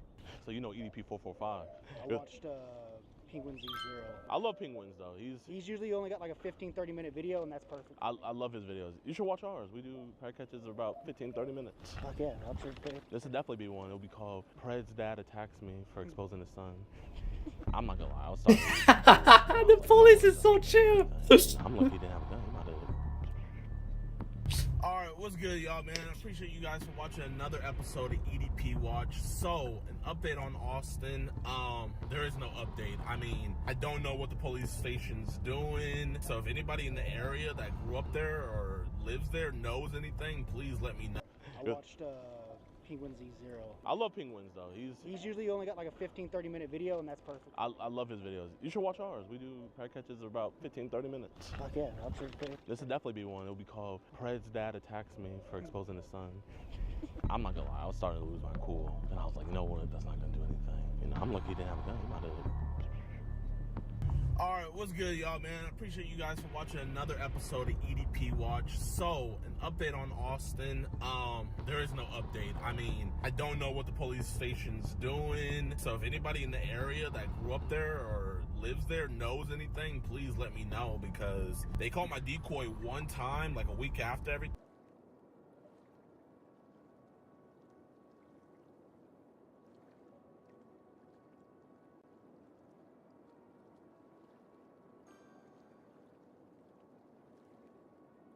So, Katy Perry just learned that even a rocket can't save a crashing career.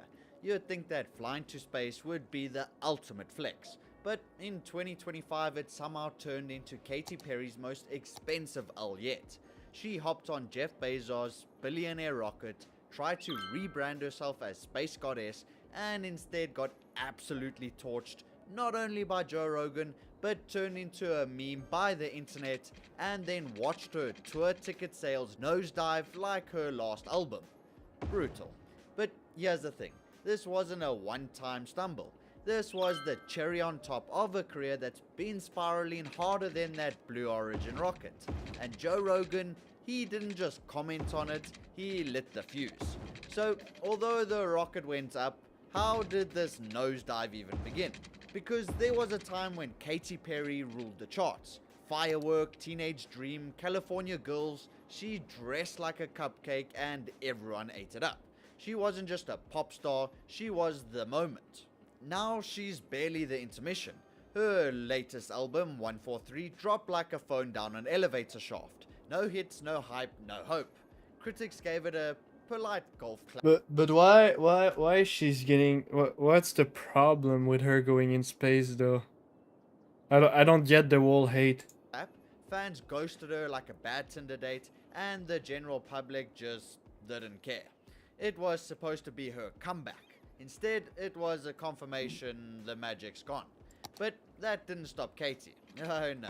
She launched the Lifetimes tour to promote the album, and it's been anything but a lifetime achievement. Entire arenas are looking like ghost towns. Ticketmaster maps are a sea of blue dots, aka unsold seats. You could get in for less than the price of a fast food combo meal, and even then, people still said, nah, I'm good. So, what do you do when your music flops and your tour is tanking? Apparently go to space. In April 2025, Katy Perry joined Blue Origin's all-female suborbital mission. A PR stunt so obviously manufactured, it made reality TV look authentic. I mean, the flight only lasted around 10 minutes. How are you? I'm much better now that the ladies are back from space. Thank you for having me. What were they up there, 10 minutes? So, yeah, it was shorter than a Chick-fil-A. Why did they hate on her? What the fuck is going on? Is it that bad? I don't get it. What's wrong with Katy Perry going in space? Like, she can do whatever she wants. She made the money, right? Sunday. And then Katy bought a daisy flower with her to honor her daughter Daisy. Cute, I guess. She kissed the earth when she landed, called the flight second only to motherhood, and declared the mission life-changing. Girl, it was a space Uber. She didn't pilot the ship, she didn't do experiments, she didn't float majestically. Yeah, no shit. While whispering philosophical. What a stupid video. Yeah, no shit, she didn't flew the fucking ship. What the fuck is dumb? What the fuck?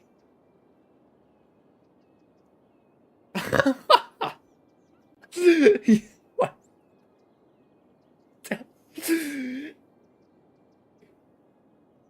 Like, who cares? Hawk 2 Girl's back with a released podcast that was disavowed by nearly everyone in it, who said, oh, we think there might have been insider trading involved. The podcast was not supposed to go live. They f***ed it up every step of the way. They leaked the podcast, and then they posted it when it was supposed to be canceled. They f***ed it up twice, and the third was the launch itself. Accusations flying. The episode got deleted, but it's still out there in the ether now with everyone nitpicking it apart. It's kind of a complete disaster for the Hawk Tua team, and I found even more kind of wrong with it. I want to go through it because, yes, we do get mentioned in it, sort of as the boogeyman of crypto. We're going to get you. If you rug a coin, you know, we might come after you. CoffeeZilla got on there. Scary guy, let me tell you. Don't ever want to have a conversation with him. Whoa. Don't ever want to have a conversation with me. Guy, meteorologists are issuing a thunderstorm warning for the coming days. It's a 3.8. Citizens are advised to stay indoors. I'm gonna increase the budget for to have 2 helicopters for.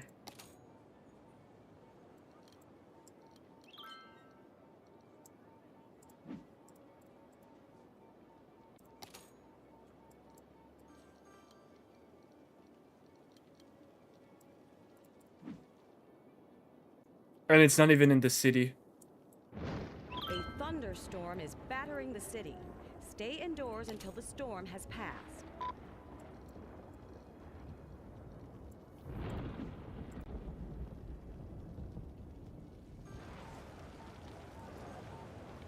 Oh, police.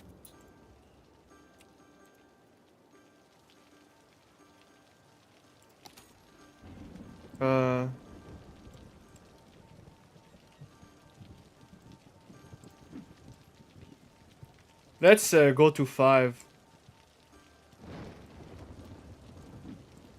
5.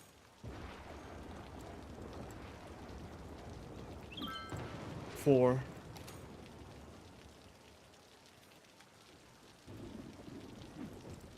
4. Intimidating. I don't know what's the problem here. I'm Joe Rogan inches tall, guys. It's not a striking figure here you're going to be scared of. If you meet me in person, you're not going to be like, you know? Relax.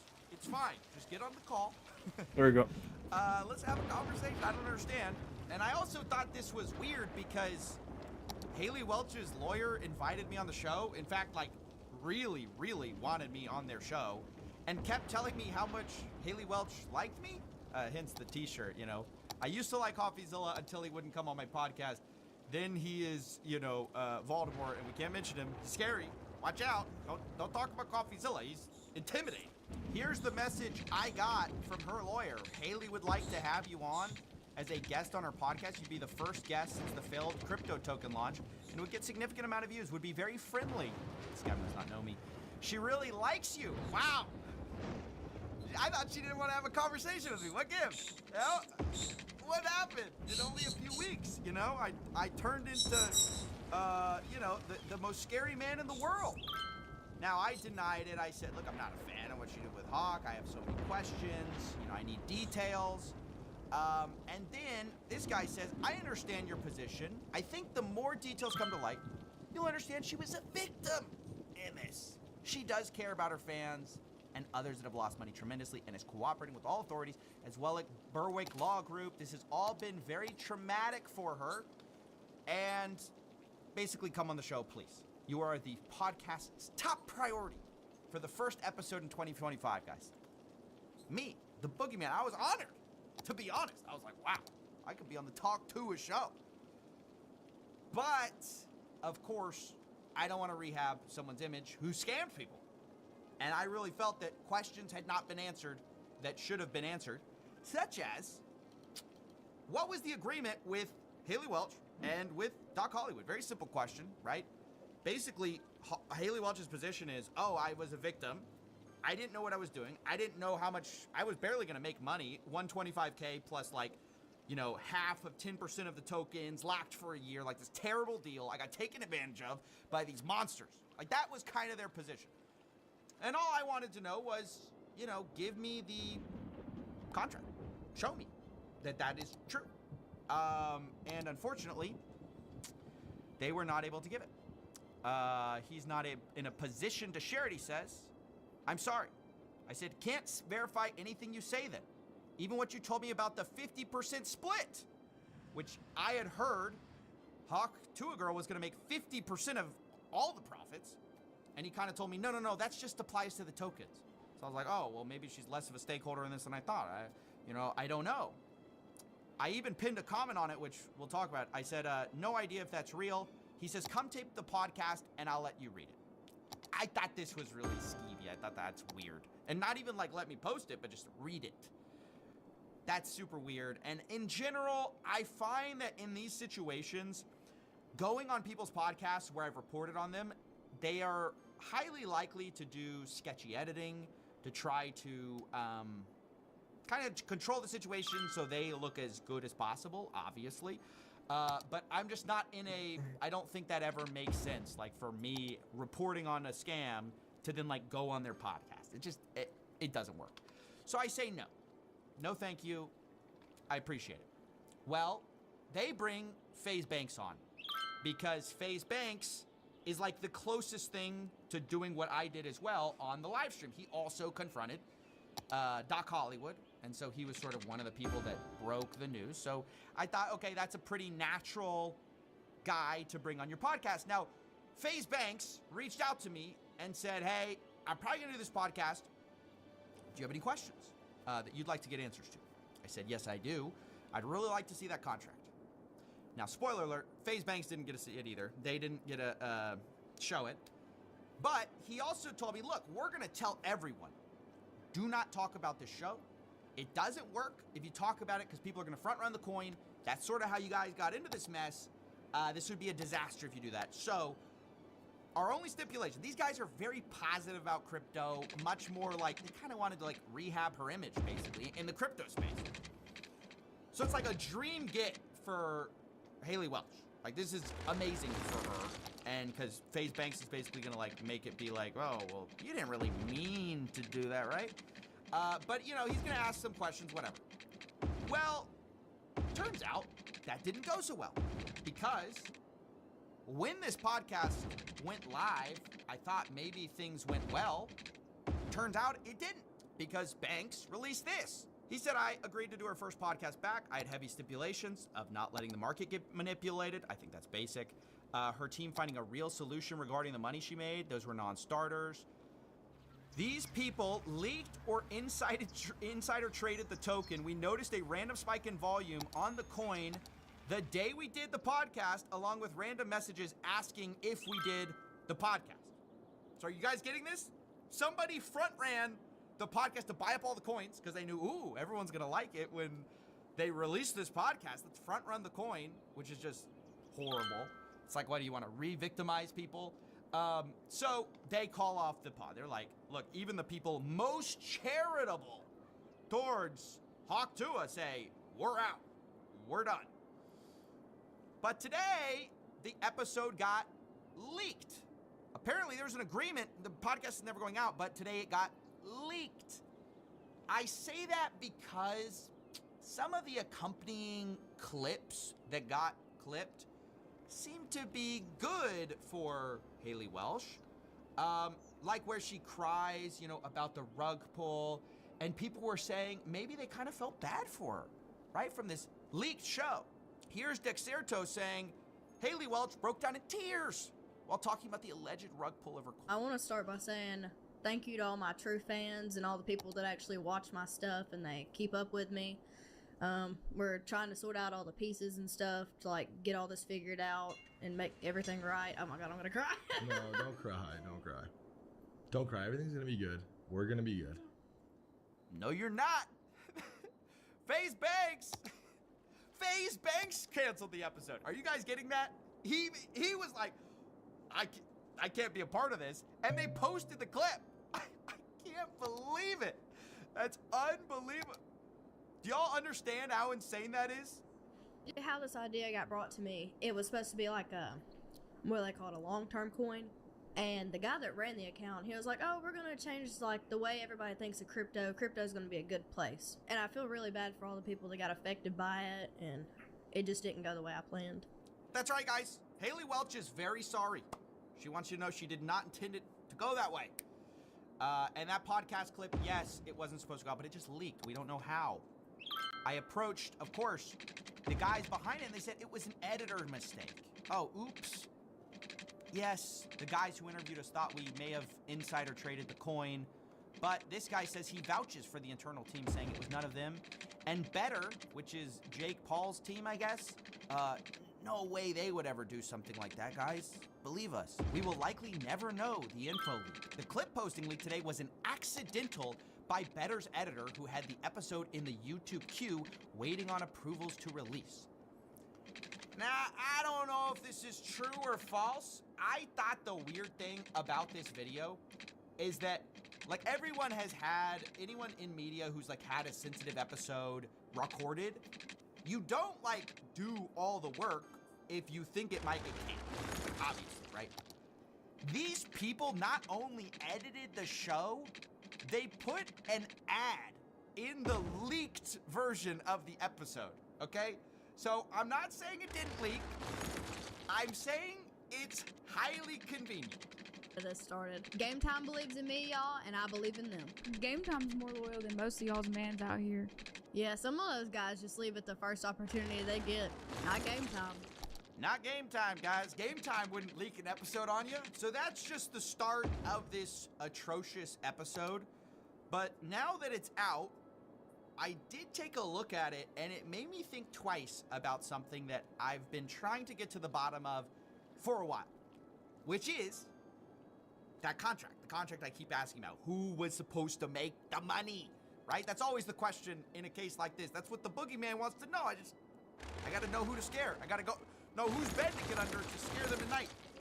And I've been repeatedly asking this, and as I've said, basically their position is that she was just the small fry. She was the dupe. She was the person who got tricked into promoting this thing, right? This scam. But there was a certain thing she said that confused me, because I've heard two things. I've heard Haley Welch is getting half of everything, which is she's not the mark. She's like one of the main players. Or two, she's basically getting $125K and nothing else. Well, I heard this during the show, and it made me think, interesting. Like half the money, it was supposed to go like into my charity. That's really why I agreed to do it. Did you hear that? Like half the money. Half the money. Now that's very interesting. That's very different from what we've been told, which is like, oh, it's just 125K. I don't know if the part about the charity is true, that it was all supposed to go to charity. Maybe it's true, maybe it's not. Again, that's why I keep asking about the contract. Now, I went to their lawyer and I was like, look, I don't understand the secrecy with the contract. You could settle this so easily. This guy says, I'm on a phone call. Then he says something he's been saying the whole time. As I've said, the 50% of net proceeds, that's apparently what she's talking about, half the money, was from the mutually agreed upon allocation of tokens. 10% locked for 1 year with a 3-year vest thereafter. Memetic, which is Doc Hollywood, was to get the other 50% of the 10%. So not 50%, only like 5%, 1 year locked up. That's a terrible deal if you guys don't know that. And then he says her intention was to give her side to charity. We never got far enough down the road to make those questions. With regard to not sharing the contract, we can't, blah, blah, blah, blah, blah. We're in a legal situation. Now, this is where I finally had to play some of the cards that I had kept close to the chest up till now. See, I've been talking behind the scenes. I've been doing my little digging, right? And I got a very interesting insider document that a lot of people don't know about. This is from Doc Hollywood himself, which, if you remember, is like the key guy. Here he is saying, we'll do best to make it as simple as possible. The pre-sale raise is 50-50 Project Haley. Fees for market making and LP is split between us and Haley 50-50. Now that's a very, very different story than I've been told up until this point. It wasn't 50-50 pre-sale. Like, that's millions of dollars pre-sale. The fees were millions of dollars, okay? Or like $1 million. And that's what I say. Story's very different. This guy says, I think you can safely distrust anything coming from Doc Hollywood's mouth. He's denying it. He's saying, that's not true. And then he says, look, I just can't have the contract published online, willing to let you see it with your own eyes, and saying that's why he was going to let me see it on the podcast. I said, well, these messages were prior to the failure of Hawk Tuacoin. So I don't understand why would Doc lie? Like, this isn't him saying it to cover himself later. It's him, like, talking in a chat with other insiders back then. So, once again, Christian denies it. He goes, he's not bright. I said, I don't understand your position. You want me to not trust internal messages from before the launch and trust you who refuses to produce evidence. This guy says, look, I can tell you what I think, but I don't have any way of proving this. I then say, you said on the podcast you negotiated the contract personally. I negotiated the contract with the company. I don't get why Haley would benefit from such a bad contract if what you said is true. And this is really how I feel. Half of 10% of tokens plus 125K makes 0 sense for someone who's bringing in all of the name recognition. Like, you're bringing the whole thing and you're getting this like measly piece of the pie. It doesn't check out. Like, 125K is a lot of money, but they made like $4 million. So then he says this, the contract says she was paid 125K on signing, 200K within 30 days of launch. Interesting. We didn't know that. And 50% of the net proceeds of the project with mutually agreed upon tokenomics. The tokenomics we agreed to were for half of the 10% of the tokens. Now, I want you guys to realize that what he just said is backtracking on what he's been saying the entire time, which he's been saying the entire time, oh, it's just 50% of the 10%. 50% of the tiny amount of tokenomics we're going to get. No. What he's saying here, finally, he's giving us the real story. It's 50% of the net proceeds of the project, period. That is completely different from what they've told me. And so I say 50% of the net proceeds does not mean half of 10%. It means 50% of net proceeds, which is market making, pre-sale. This is like $4 million that they talked about. And I don't know if he's just trying to play dumb here, but he goes, we were told by Memetic that fees and pre-sale funds were going to be used to run the project. Guys, it was $4 million. You think it takes $4 million to run a meme coin? Or like 3.9 million? Sorry, it's like 3.9, I think. How are you getting that 50% only applies to 10% of the tokens? I'm baffled. You think they need $3 million to run a meme coin? 3 plus, 3.9 roughly. The dev team, by their own admission, said they had 4 guys. 4 guys do not need to split $4 million 4 ways, right? And so then they just kind of start doing this weird dance. And it got me like realizing like, yeah, they're just trying to get out of it. Like, if you think for a second, they would have said, oh, we only want the 10% if this project succeeded. You're mistaken. They would have asked for the millions of dollars. Now they're saying it because that money's getting them in trouble, right? There's a lawsuit about that money. So they're saying, oh, we weren't entitled to that. No, that's not us. Christian Baker said, we didn't even know. Also, we were told Meteora was on a de-escalation schedule from 15% down to 1%, and that would happen one after launch. Obviously, that didn't happen. And he said, my understanding is that a large tranche of the pre-sale money was put in the LP. We didn't have the access to the dev. We don't know what wallets. We were also told pre-sale tokens would be on a 1-month lock, 1-year vest. That didn't happen either. And once again, this is where I have to play some of my cards. Because like I said, I've been investigating this. I'm being told, oh, we weren't going to make any money. And I'm just trying to say, like, you guys aren't the victims. I hope you guys are understanding that this is kind of my feeling in all this. They're trying to be like, oh, we barely made a dime. And that's just not true. Like, that's not what they stood to make. I said, what do you mean? You told me I could disregard what Doc said. Remember, he said, oh, you can disregard it. But y'all literally had a contract for 50% of net proceeds. Doc himself said the project was going to cost a few $100 grand. If that's the case, pre-sale $2.8 million, fees $1 million, made almost $4 million. Y'all are contractually owed like $1.6 million. And then I shared another insider text I have from Doc Hollywood, where he says, what we can do is put a hard number to the side for the project as cost. Like, we spent a few $100 grand on the project already. That money will be paid back to us off top.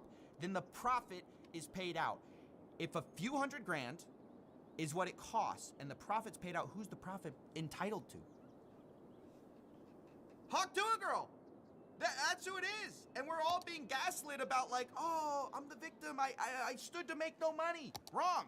You wanted to make no money after you realized the money is like being scrutinized and being sued over and possibly being looked into by law enforcement. Like, we don't know. So this literally drives me crazy. And then he goes, where is this from, if you don't mind me asking? I say, well, it's an insider chat, allegedly between Doc and the team members. And then he says, you're right that as it stands, she may be entitled to whatever amounts. However, she was supposed to have mutual approval on tokenomics. Her not being given the opportunity to approve the transaction fees, SAFs, and pre-sale identities led to the end result. So literally, he's admitting that he's been not telling the truth about how much money they stood to make. You're right, she may be entitled to millions of dollars from a scam? Like, what? I can't believe they said this. It's insane. So that was a huge revelation. We finally got that out of them. They've been saying this whole time. They even said it during the pod. This guy kind of did this whole thing of like the back end. Oh, the back end, it's only like 50% of 10% locked up for a year. And when the managers take their cut, it's like this tiny amount of money. Back end, there was a 10% allocation of the token that would be on a 1-year lock and then a 3-year drip after that. Of that 10%, half of that was supposed to go to the company that created the project and half was to go to her.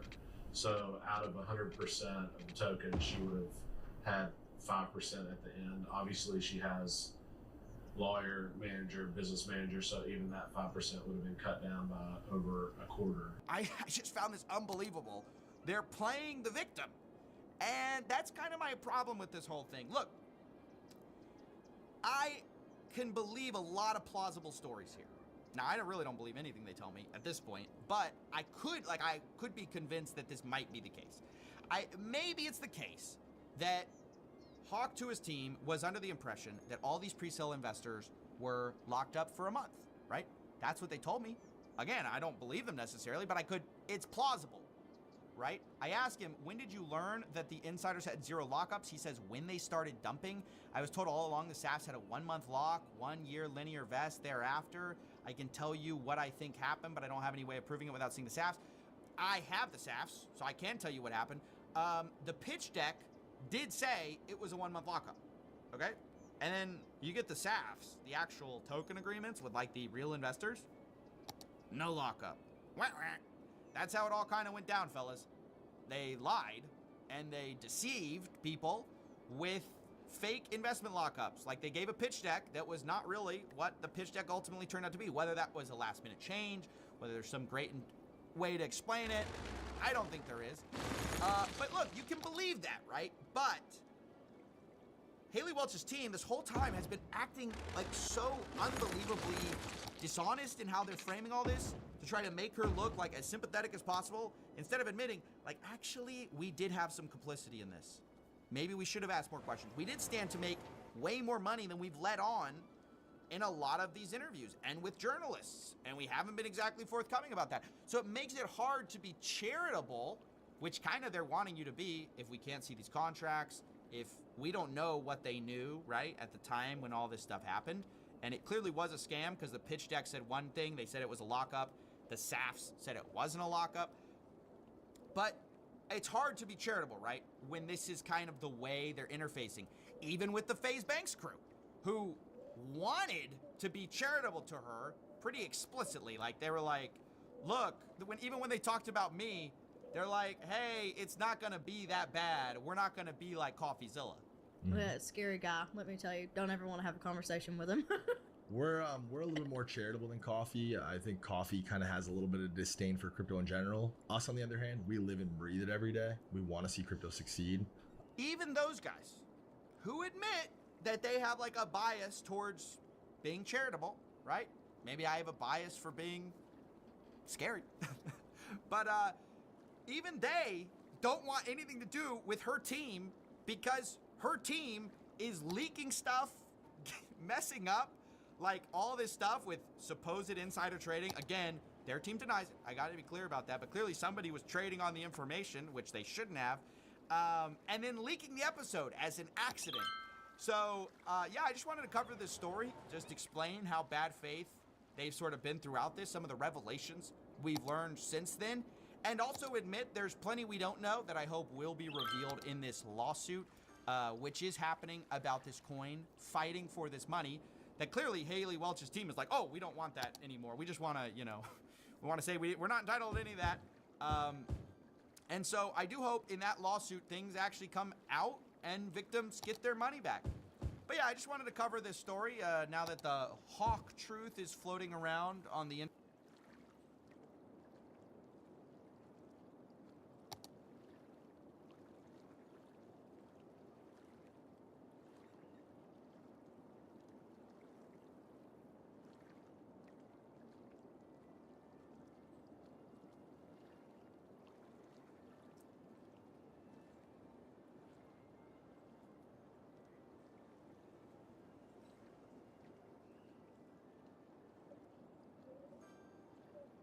Turning entire nations against yourself isn't an easy task, yet Johnny Somali has somehow managed to do it firsthand. He was given multiple opportunities to turn things around, but instead, he decided to continue being a complete degenerate who lacks even the most basic human decency.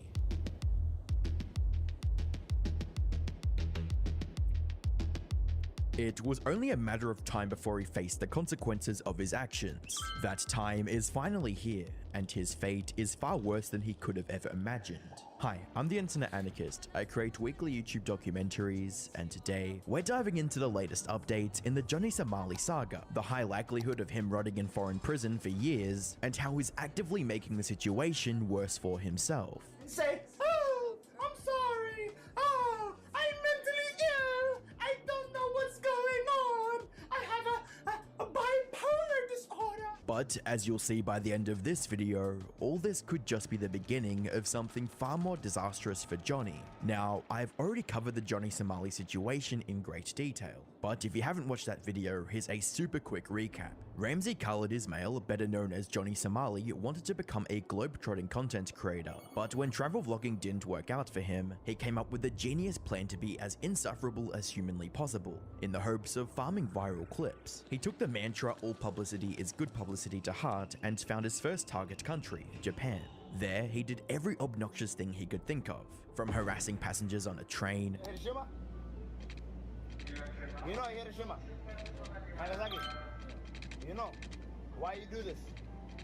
Pearl Harbor? to being a complete racist. Yo, this shit is in Mulan language. What does it say? This shit is in Mulan language. What does it say? Also, that shit was an error. It's Mulan language. Real NPC activity right now. It's hella NPCs out here. This is crazy. These are NPCs, guys. We with the NPCs right now, bro. I'm with the NPCs out here. I'm with the NPCs out here. Really with the NPCs. Hey, these are all NPCs, bro. All while streaming everything for the world to see. He also began terrorizing local businesses, Huawei.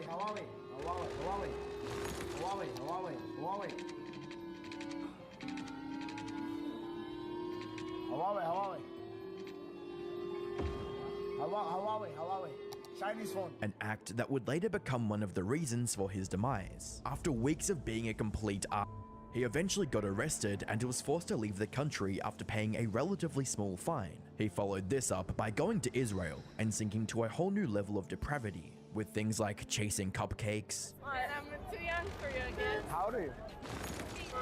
It's legal here in Israel. harassing female cops, You a bad. I swear to God. You a bad. I'll take you to dinner.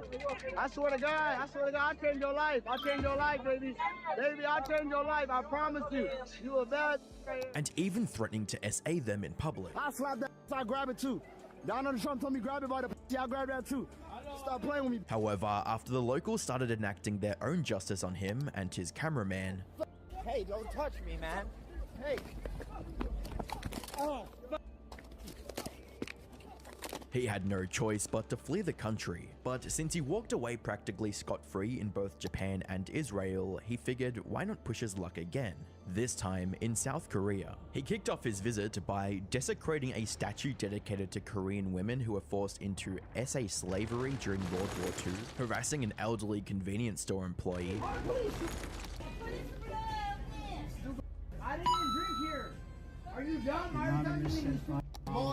before openly challenging any angry locals to take a swing on him, Swing on it. I was waiting for him to swing on Johnny. I was waiting, bro. I was waiting for him to We're do it. ready. Twitter, come. I wanted to stop when it Hank is here tonight. We're not scared. but what he didn't realize was that the Korean people were more than happy to take him up on his challenge. 어, 때린다. 들어와.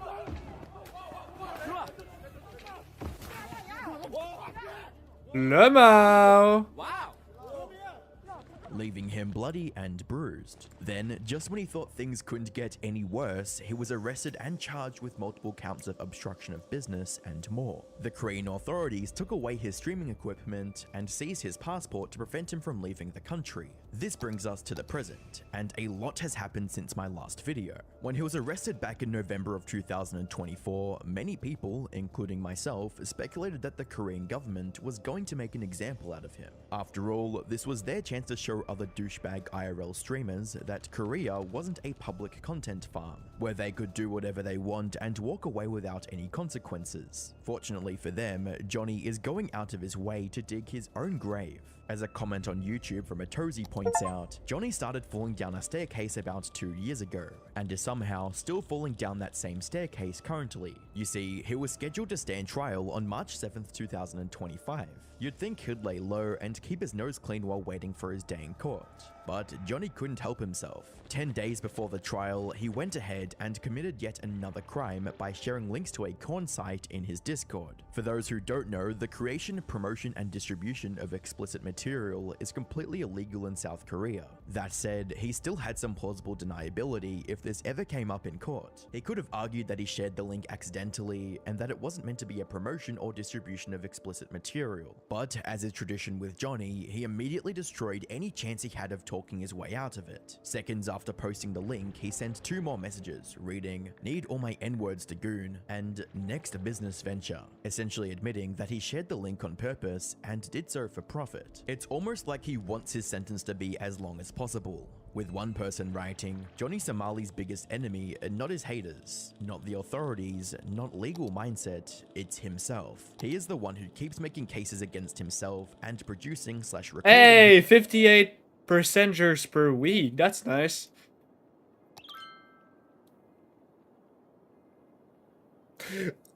Oh shit! I just unlocked Metropolis.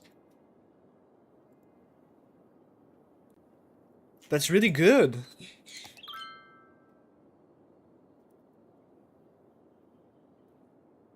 Really, really good.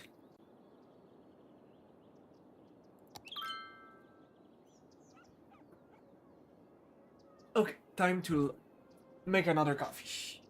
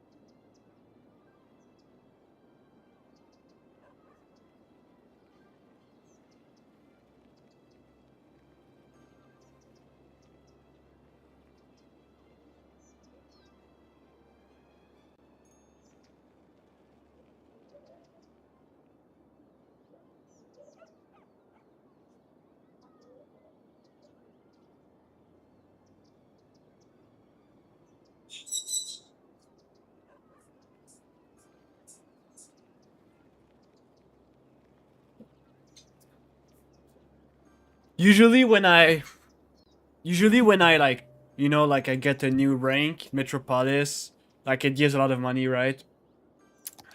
And I'm like, yes. But I make so much money.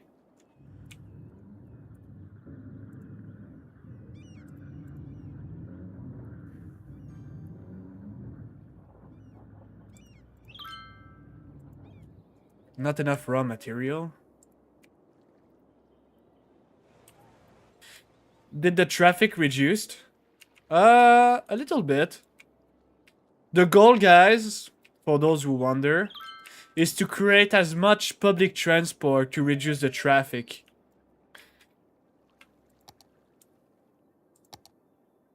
Right now, there's 56 people out of the roads. And there's 1,276 compressed.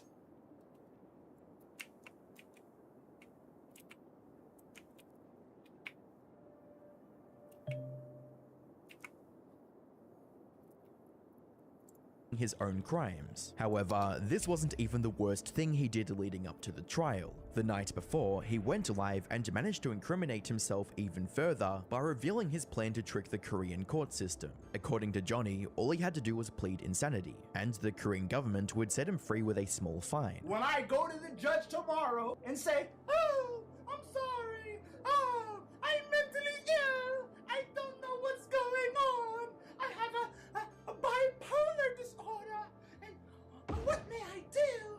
I left my medication in America. I don't know what's happening, Your Honor. Please, please help me. I'm a psychopath. I plead mentally insane. And they say, okay, go home with a fine of $500. Obviously, this was never going to work. The only reason Johnny thought he could get away with something this absurd was because he's a complete racist. He genuinely sees Asians as inferior and wants them to get exterminated. I hate Asians. I think all Asians need to be exterminated. Even if we give him the benefit Jesus of the doubt Christ. and say that he knew his insanity plan wouldn't work, the mere fact that he's willing to lie in court will likely influence the outcome of his trial. As a comment on YouTube stated, only an idiot like Johnny would stream his plan to try and get off scot-free for the authorities to find. But this was only the beginning. As the stream went on, Johnny continued digging a deeper hole for himself. For instance, at one point during the stream, he proudly claimed that he was going to continue streaming and accepting donations, even though he's completely banned from doing so. Gonna lock me in the country, I'm gonna make bread. If these lock me in the country, I'm gonna make bread. I don't give a fuck. I don't give a. I'll send that to the prosecutor. My live stream donators, they gonna get it rich and oiled because they feel bad that I've been locked here. Snitching. Johnny Somali is making money. Yeah, don't lock me in the country, Korean corrupt ass government. He also kept drinking to the point of throwing up on stream. Giving y'all the first viral moment tonight.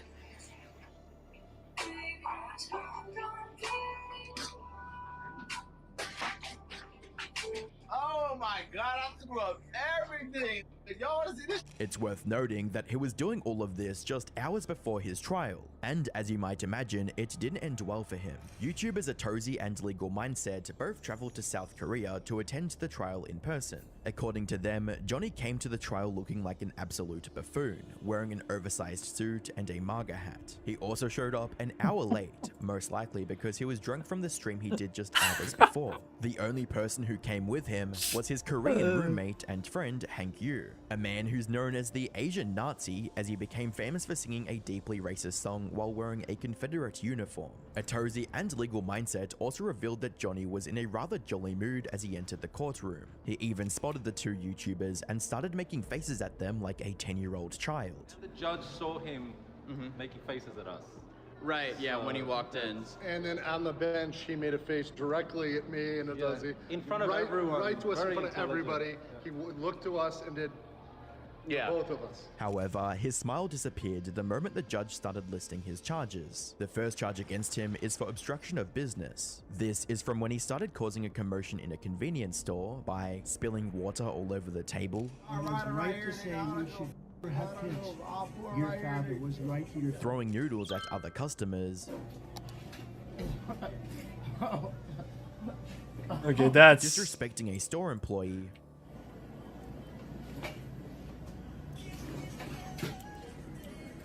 and being a massive nuisance in general.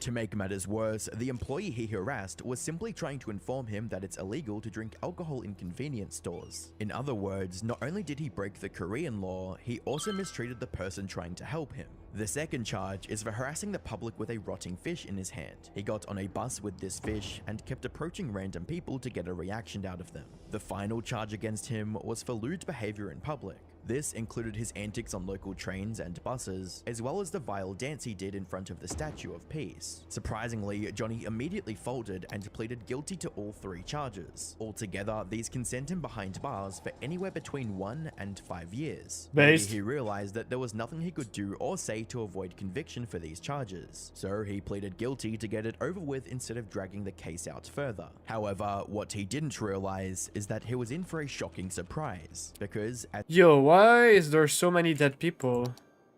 Like, what the actual fuck?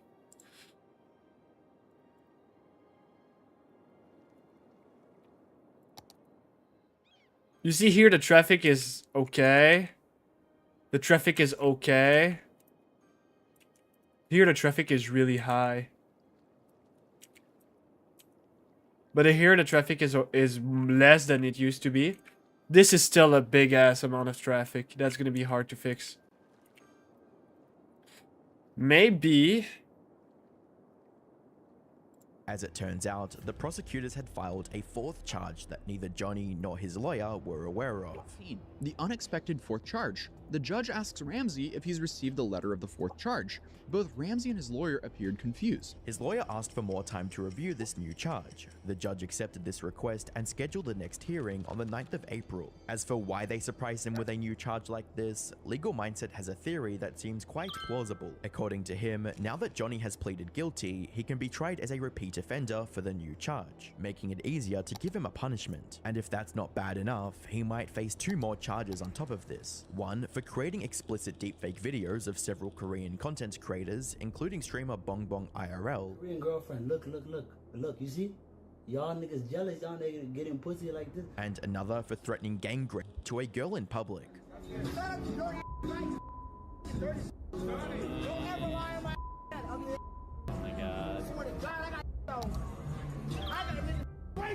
As for Johnny, he's not handling the news well. He initially went into denial, trying to convince himself that he won't get any jail time for what he thinks are extremely minor crimes. Showed up drunk, I showed up happy. Like, the charges that they have me put on, the charges that they have me for are such minor, minuscule charges. It's obstruction of, like, bro, spilling a cup of noodles, carrying a fish. But they got me for, like, spilling a cup of noodles. They got me for carrying a stinky fish.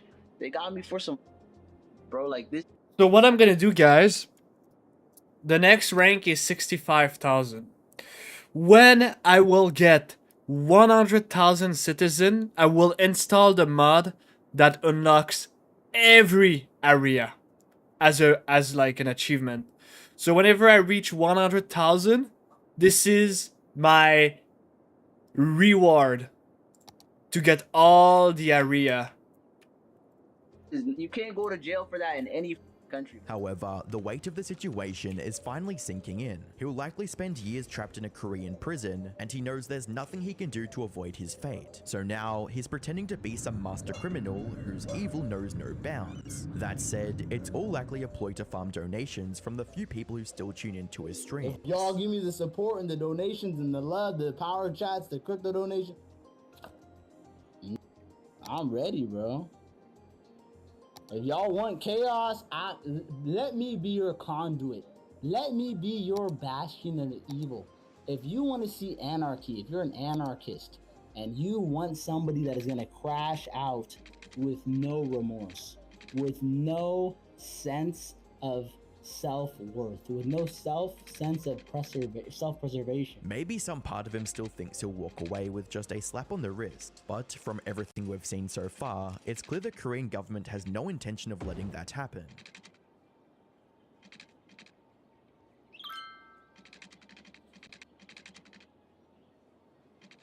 Jake Doolittle has become the textbook example of self-sabotage. He had everything a YouTuber could ever ask for, from a steadily growing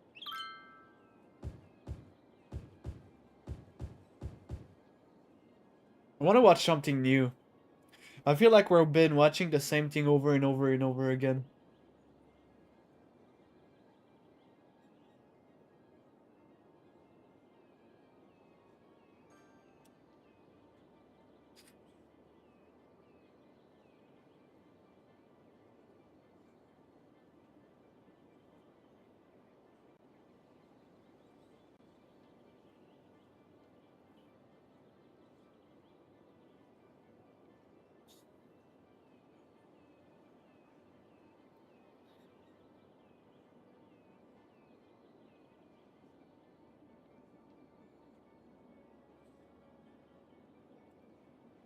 Good morning, Ms. Gonzalez. Good morning.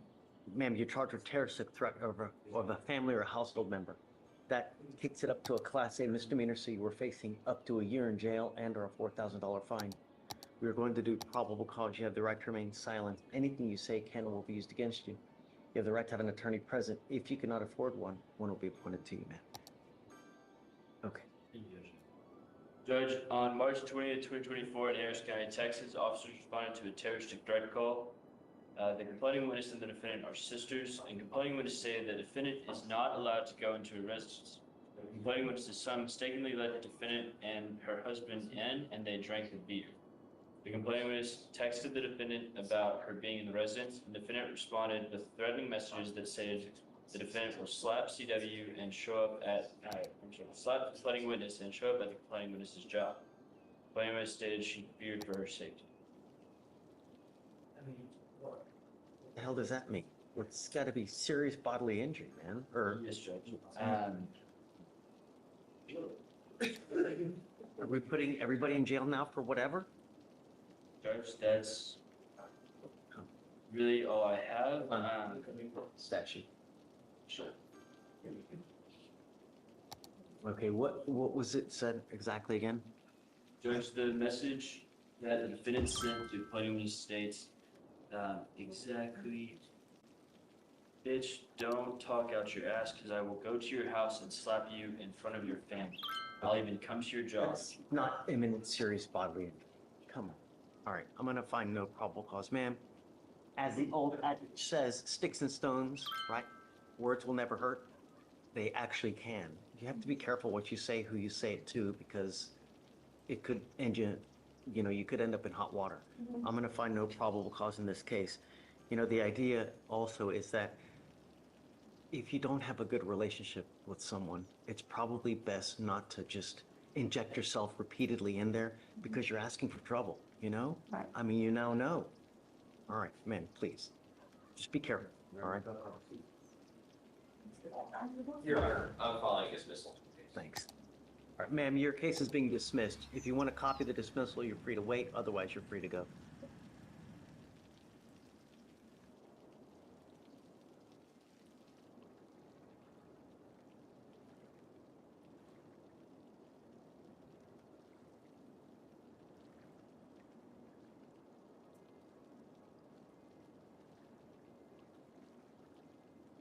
Oh!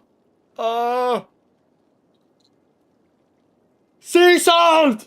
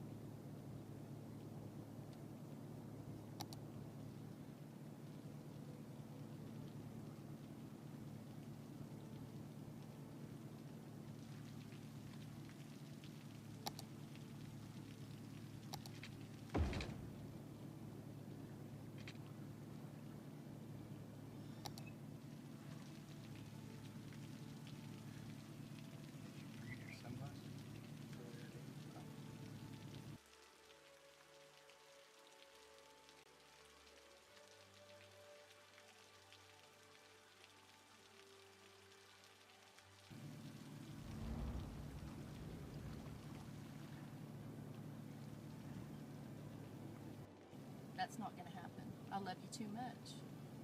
And we're too close. And this is not the right way to do it. This is a kind of a underhanded, in my opinion, disrespectful kind of a way to do it. To just, oh, by the way, hey, I'm out of here. Are you drunk? Which one is it? Will you take? Neither one. Will you take? I'd rather just do everything voluntarily with.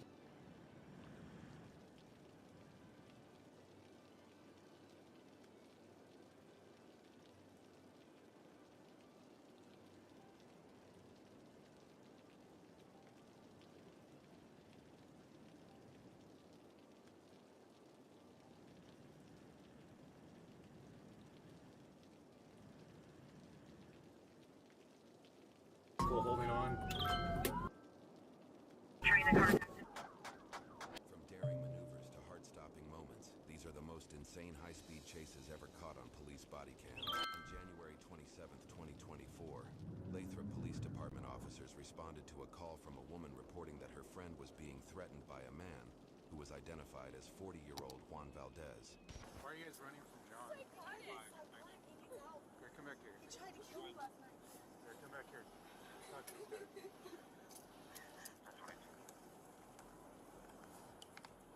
Hey, does John have any weapons right now? Well, yeah, there's probably knives and stuff in the house. John carry a gun? Hey, John. What's going on right now? You will fight back. Hey, Tino, stop that car if he takes off.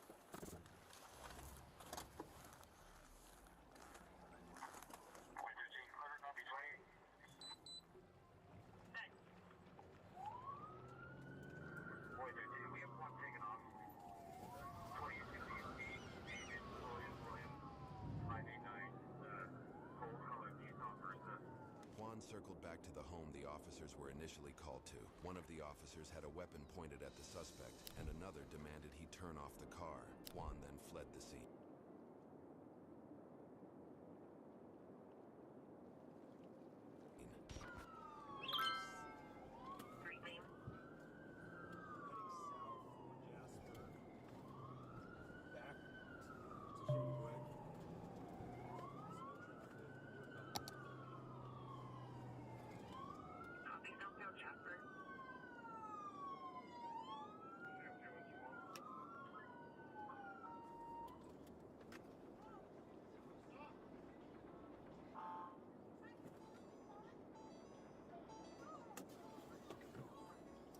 Turn the car off now! I'm gonna get your 40. 3.13, CMC wants to know what the want is. Hey, where's your 40, dude? 3.13, we're trying to figure it out right now. Turn your car off.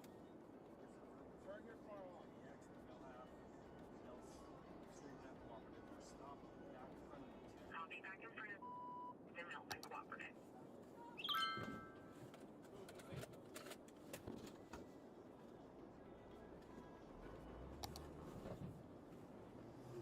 We're taking off again. We're going westbound on Shadywood. Copy, westbound Shadywood. Northbound Havenwood.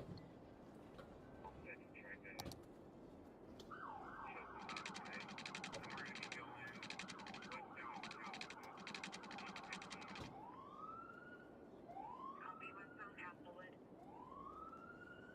Northbound Rosewood. Taking off down.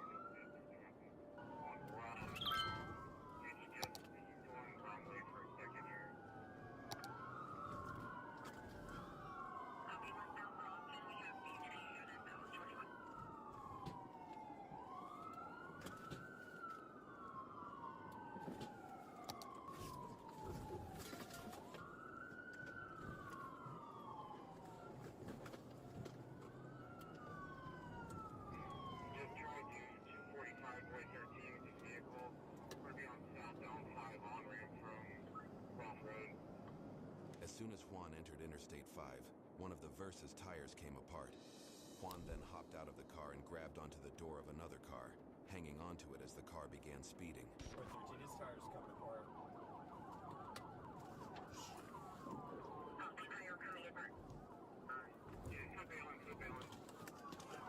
Cross towards me, trying to carjack somebody. I think copy, he's supposed to lead and there's units covering most of the DMV. carjacked a victim vehicle holding on. Featuring the carjacked victim vehicle as the description. Shut! Get on the ground! Get on the ground! Shots fired, shots fired. The officer warned Juan to stop or be shot before firing twice. Juan fell to the ground and was taken into custody. Don't move! Don't move! Ah, bro, why'd you shoot that? Move forward!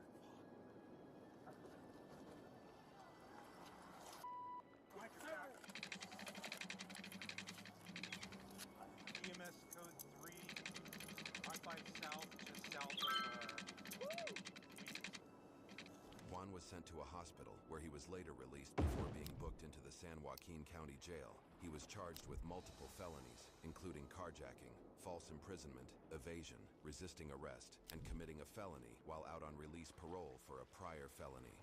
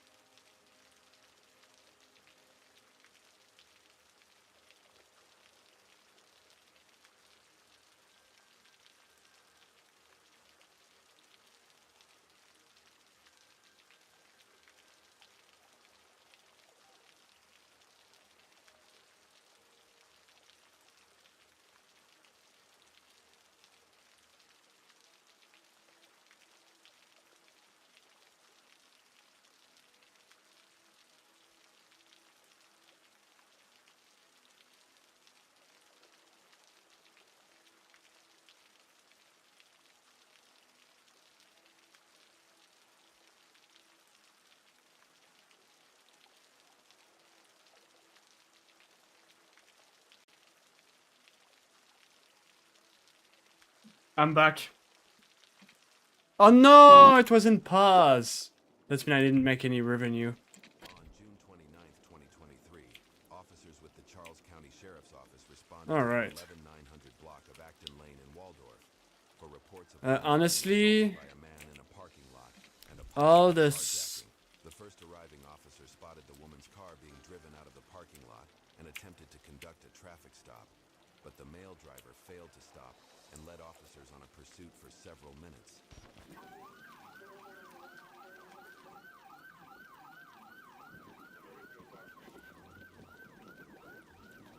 All the small ass shit like that.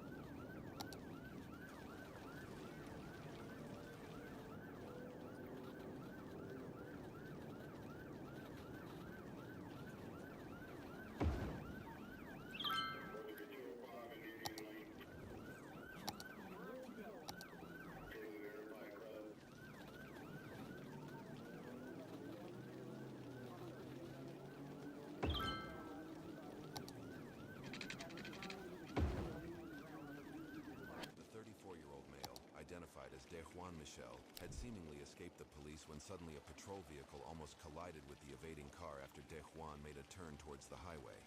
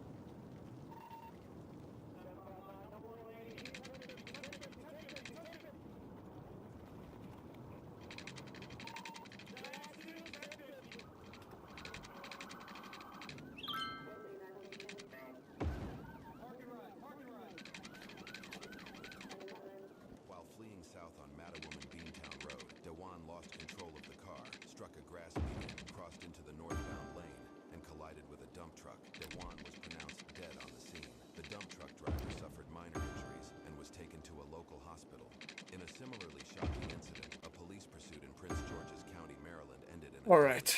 On June 8th, 2022, an officer observed two cars traveling in Upper Marlboro. The officer activated their emergency equipment, but the two vehicles continued traveling on White House Road, failing to stop.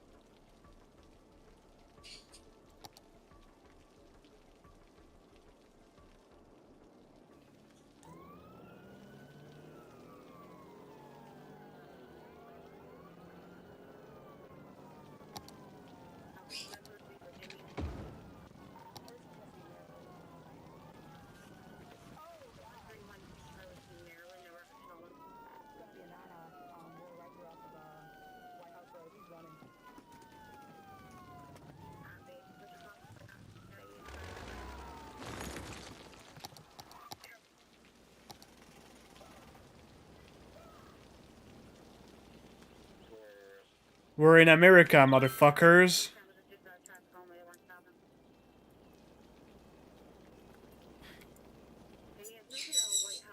One of the vehicles crossed the double yellow line and struck an oncoming vehicle head-on. The driver of the unrelated vehicle was taken to an area hospital where they were pronounced dead. The driver of the striking vehicle was taken to an area hospital with non-life-threatening injuries. On July 11th, 2018, 25-year-old Thomas Romero was shot multiple times in the chest at a car wash at 1402 N Eastern Ave. The suspects in the fatal shooting of Romero, later identified as 22-year-old Fidel Miranda and 30-year-old Rene Nunez, fled the scene in a black Ford Expedition. About 2 hours later, a Las Vegas Metro... What's the temperature right now? I don't want to dox myself, so I'm just gonna... Whoop. I can just check on my phone. I'm a little bit dumb. Metropolitan police officer spotted a vehicle matching that description near 29th Street and Constantine Avenue.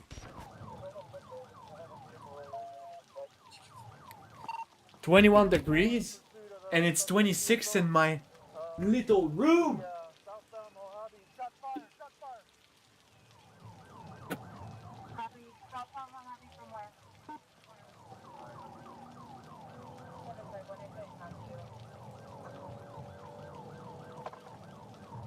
Be advised, shots fired, shots fired.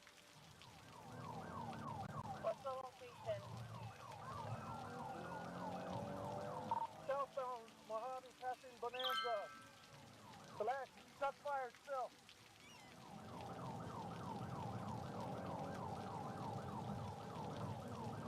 Charlie 4, copy. 751, copy. Give me the air unit. Shots fired, shots fired.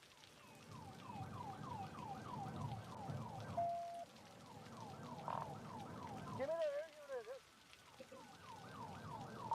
Still southbound Mojave approaching Charleston.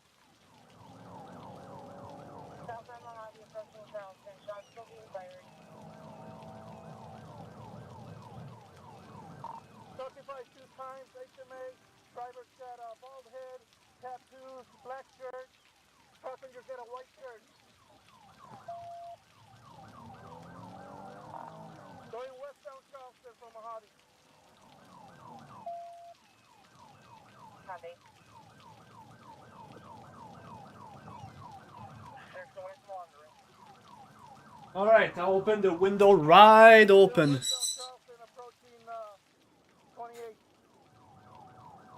Let's see the achievement I can unlock right now.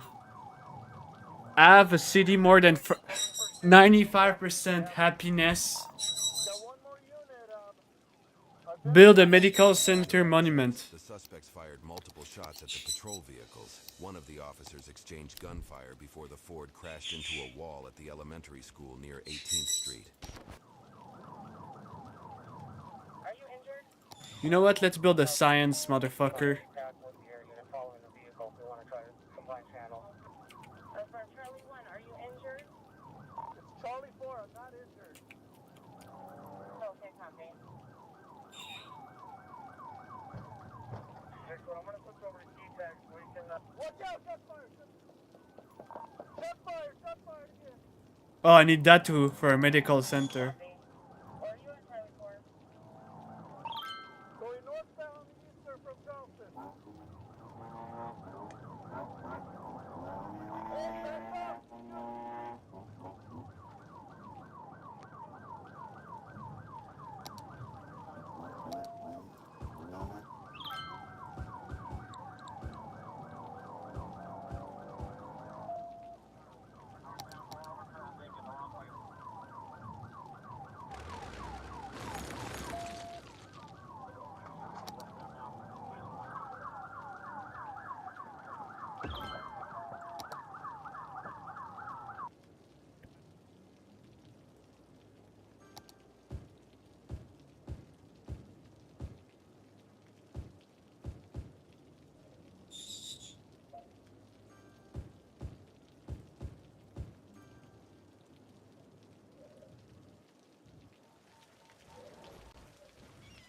What even is that, honestly?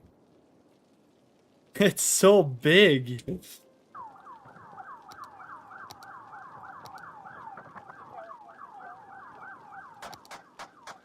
Holy shit, he's shooting through his windshield. What the fuck is going on?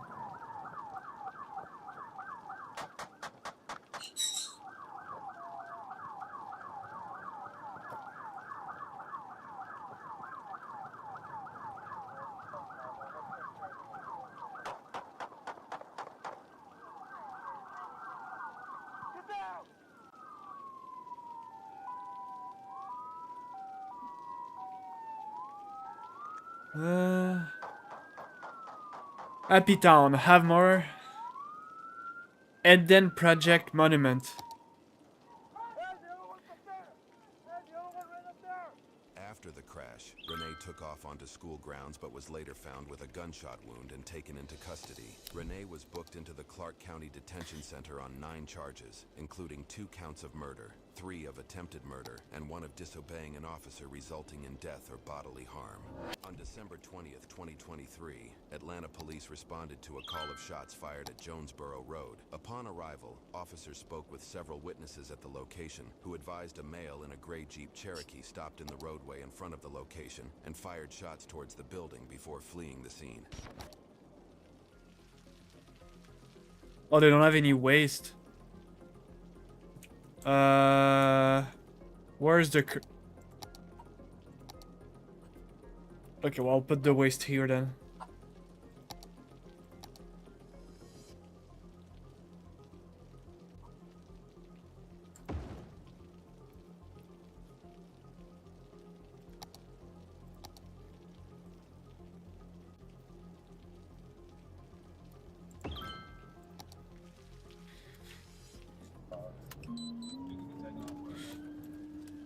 We're gonna wait until they collect all the oil.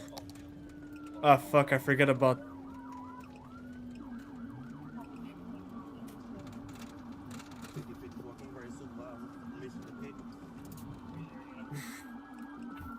welcome everybody. I didn't expect to have 6 viewers today. If you have any question or you want to chill, ask question, I'm all here.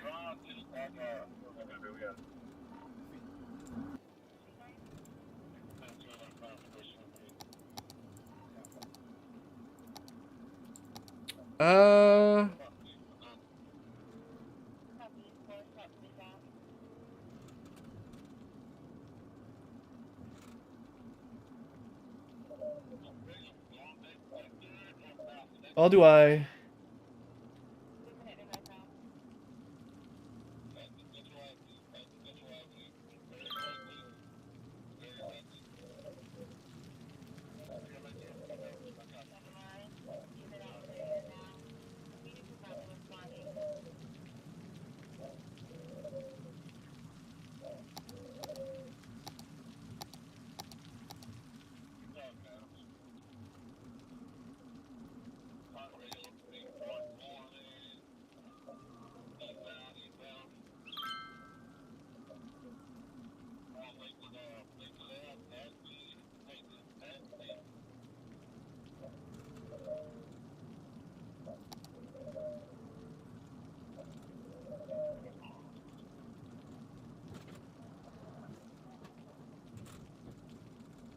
After a long pursuit, the suspect swerved in front of an officer and contacted the front driver's side of the patrol vehicle, effectively performing a pit maneuver on himself.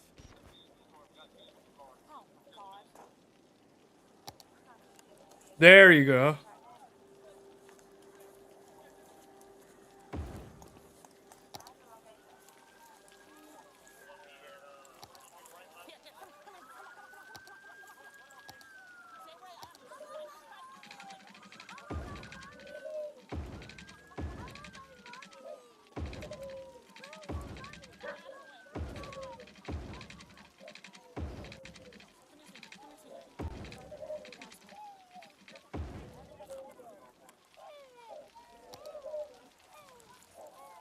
Arbor everywhere, guys.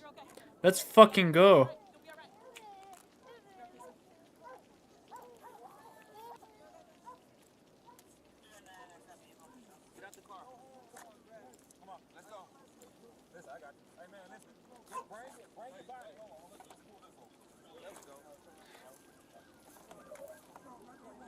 Are they gonna start using it though?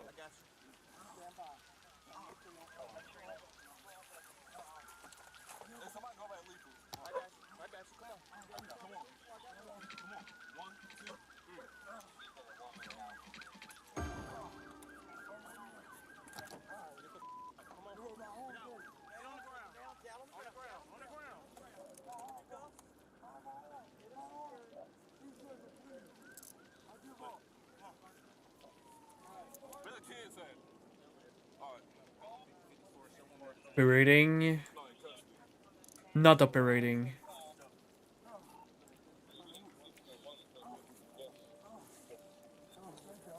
The driver was arrested and identified as William Burris. A firearm was also recovered from the passenger area of the vehicle. William was ultimately charged with fleeing and eluding driving while license suspended, possession of marijuana, possession of a controlled substance, possession of a firearm by a convicted felon, possession of a firearm during the commission of certain felonies, first-degree cruelty to children, aggravated assault with a deadly weapon, second-degree criminal damage to property, and failure to report striking a fixed object.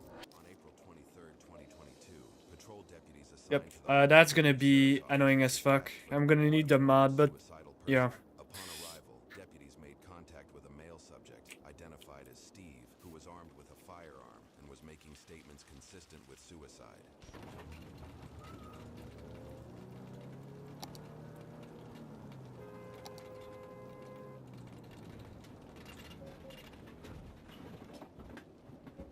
Hands up!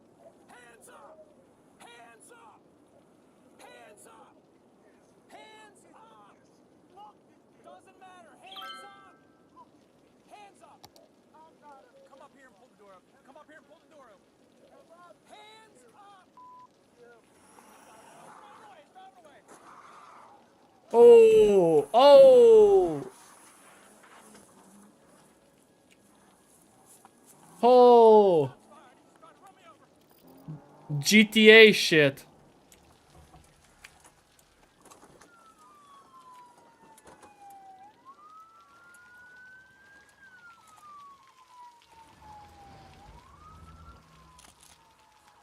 Hey guys, if you want, there's a harbor here if you want to use it instead.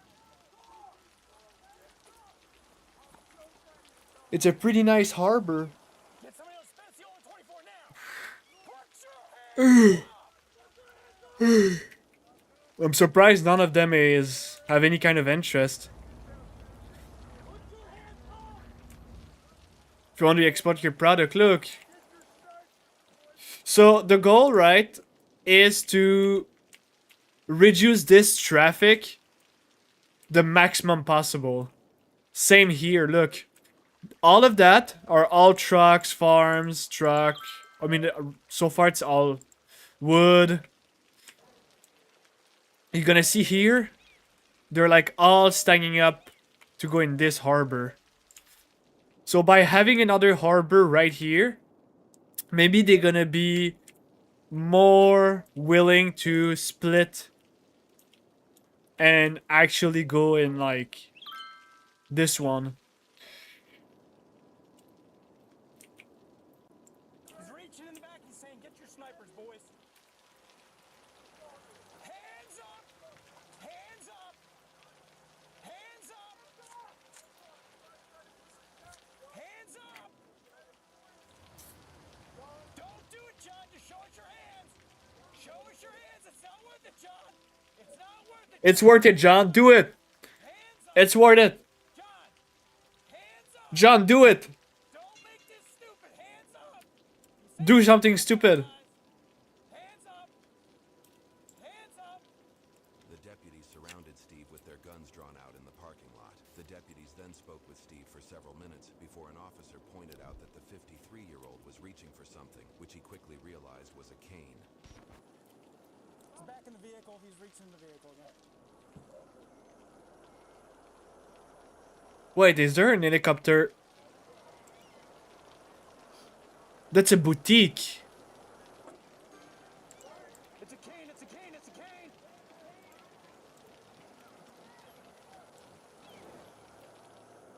Stop reaching! Come out here with your hands up! Yes, he has guns in the car, guys. We don't know if they're locked up or what. Where? He's reaching under the seat. No, just be ready, guys. Come out with your hands up only. All units should come in the CVS side of the shopping center. We are at the AB 1-2 corner of Chopsticks in the Chopsticks parking lot. All shots are faced towards Kimmery Court and Spencer Parkway. Yo. I don't know.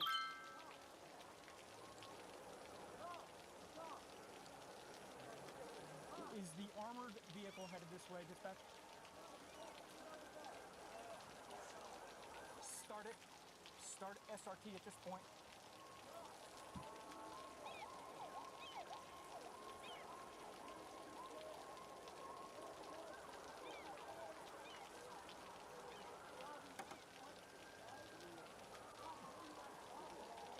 Go past every exit of Spenciola, going to CBS. He's reaching down in. It's it. It's a cane. It's a cane. It's a cane. It's a cane.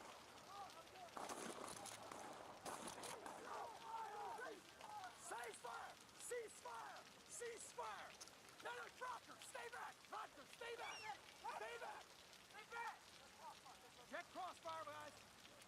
Stop! I'm back. I'm coming up for hands. I'm coming up for hands. Let's see what's going on. Ugh. Nobody is going in this harbor. Guys, there's no traffic. Just go there. They want to go in the really active one. The state's attorney announced that they would not pursue charges. What the fuck is a donut van going in the oil industries? The fuck is he doing? Wait, look. I want to see.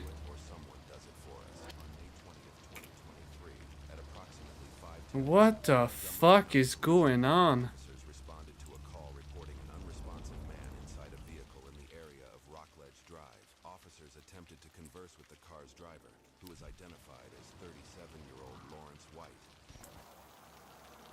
Still on drive? Yep, okay, maybe we need to... Huh.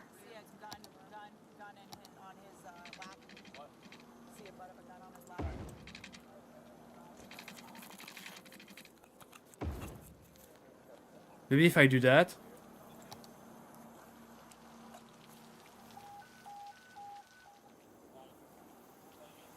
Nope. Wait, let me see. Oil. Okay.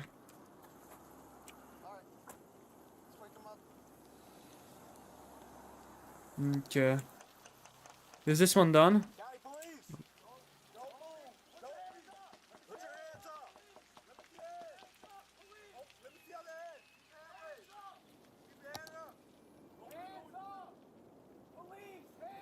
I've consumed all the oil in this area. If you guys look at my older live stream, this was a big ass oil industry, and I've consumed everything. The next step is this one, and then this one right here. And when I'm gonna reach 100,000, I'm gonna reward myself with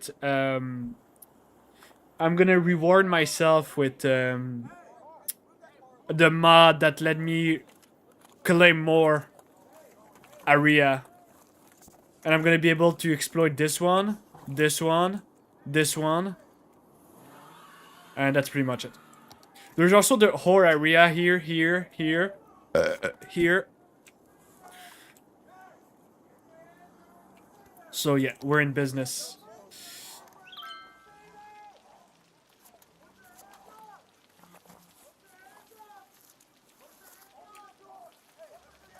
Oh, it's the first pickup. First pickup that goes in this harbor instead.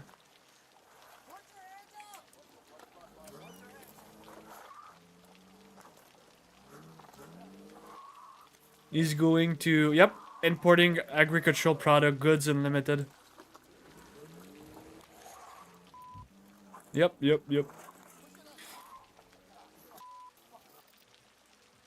Okay, well, you know what?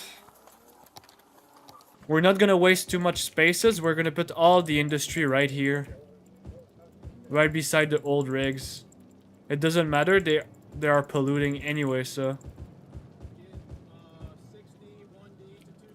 And we're gonna replace these guys with office.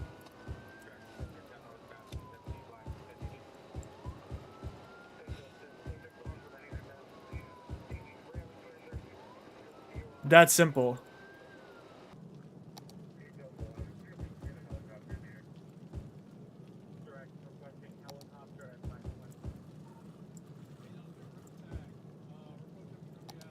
So all the shit's gonna go in one place.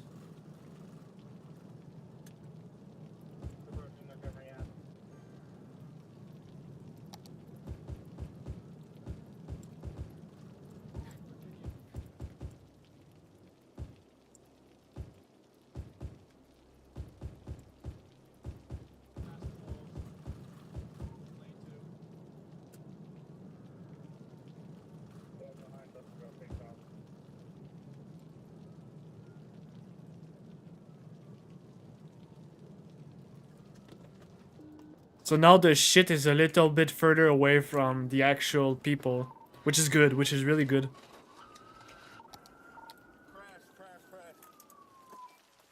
And they're also gonna start exploiting this harbor.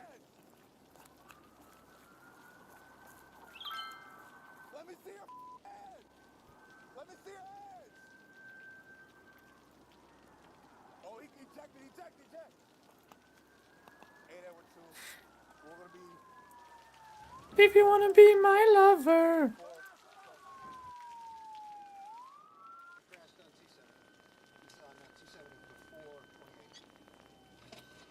Okay, they're still operating, which is surprising. There's like no oil.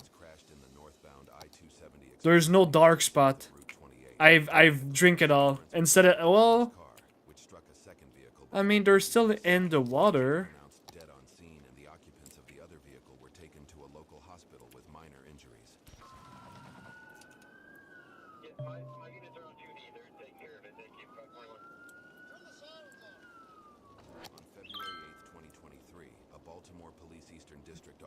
Observed a black Hyundai Sonata that was reportedly stolen. He then attempted a traffic stop around North Patterson Park Avenue and East North All right. Avenue, but the Hyundai failed to stop.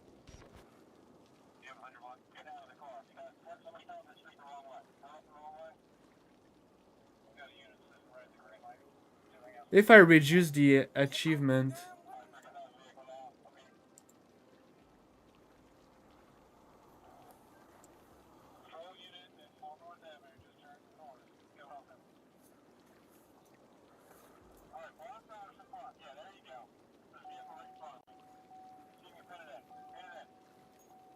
Nah, I'm not gonna touch it.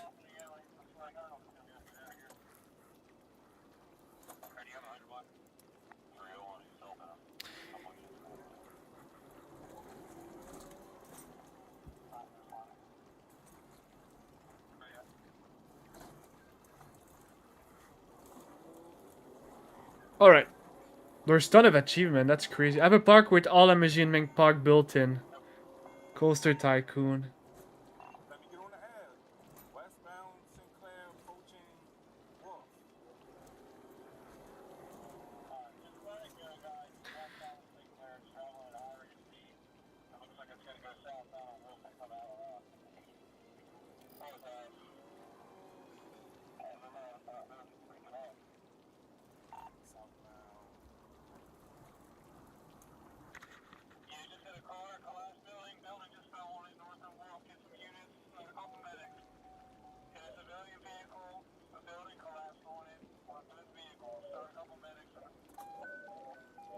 Five oil rigs. 5 oil rigs.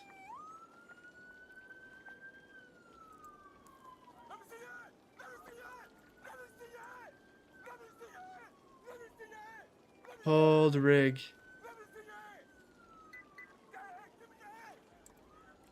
There's a old drilling rigs.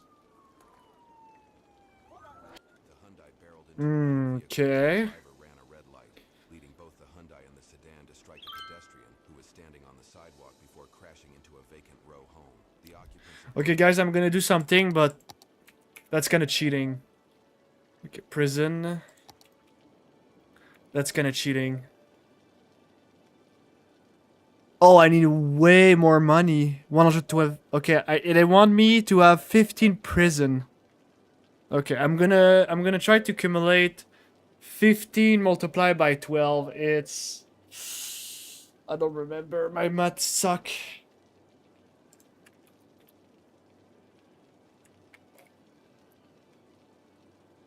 Okay, so and multiply by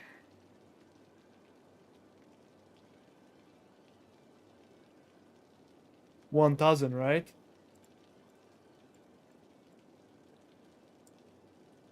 Oh no, it's gonna be 1,800,000. Yep, that's the. I need $2 million to make this achievement, and resell. So I build all the prison and I resell them really quick. So I unlock it.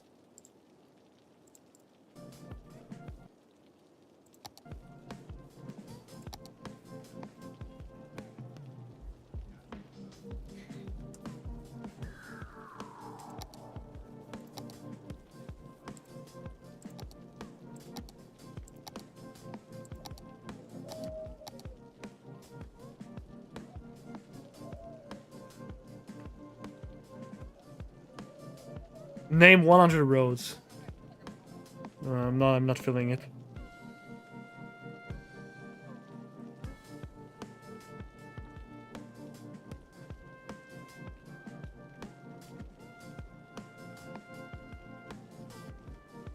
Build 10 industry areas.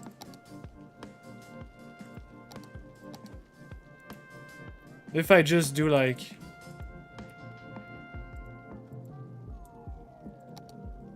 If I just like cheat, right? And I fucking go...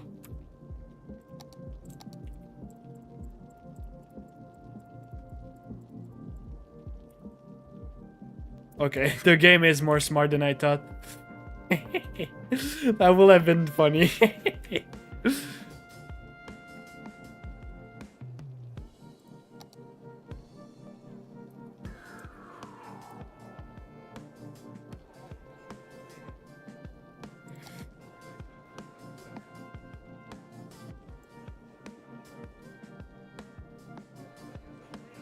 Earn 5 million through investment.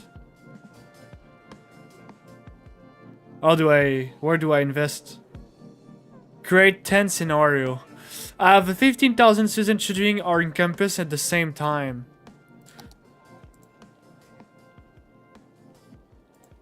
Oh, I'm getting there.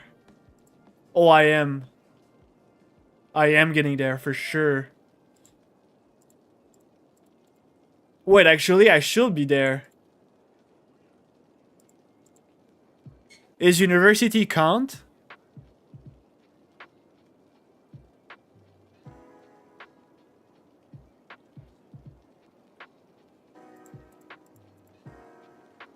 %75% of 10,000. Okay, yeah, I'm almost there for sure. This achievement's gonna be on my pocket soon.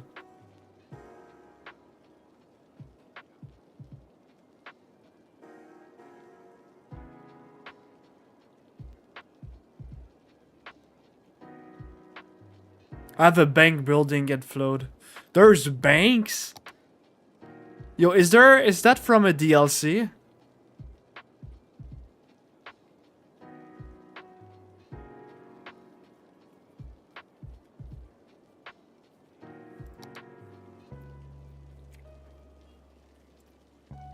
Okay.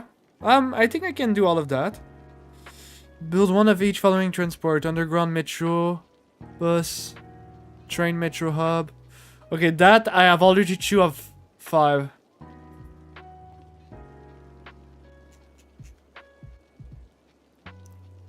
Build 1 quay. I'm gonna build a quay.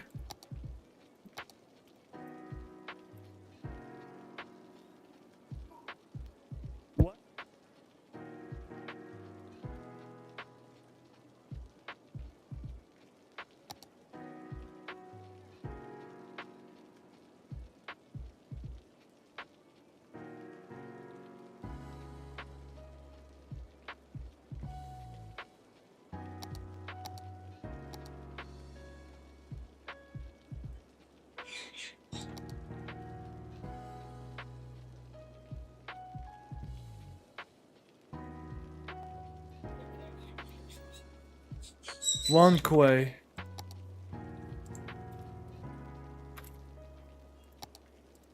I don't have any thing called Quay.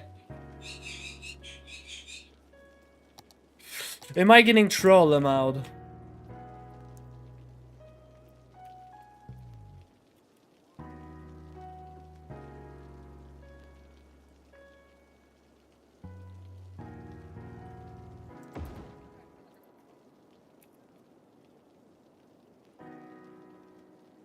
Okay.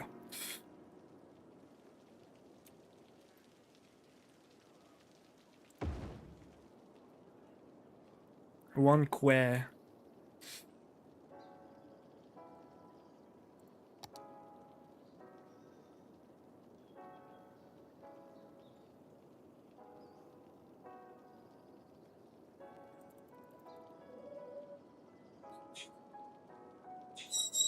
Let's make a clothing factory.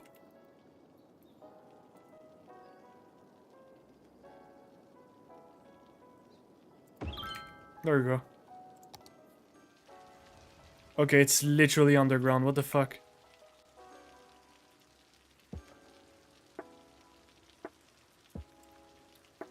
Bruh. Okay.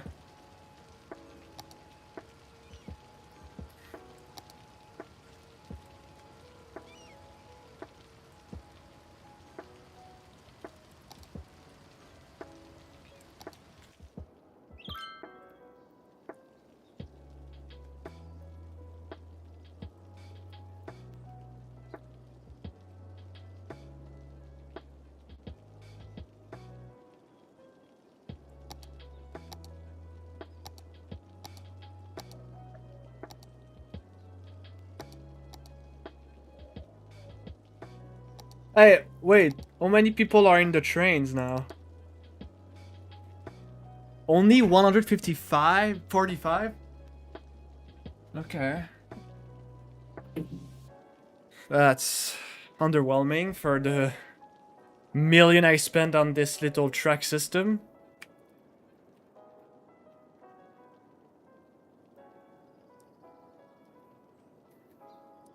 Like, all of this probably cost me around 500,000 for all this system.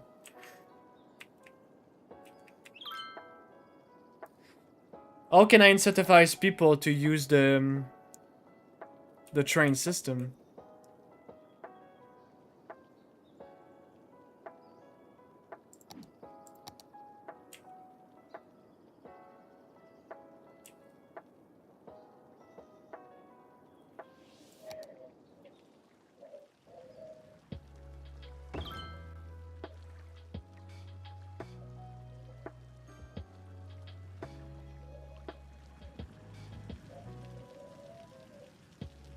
Let me search something really quick. Kuwait, King City, Skylines.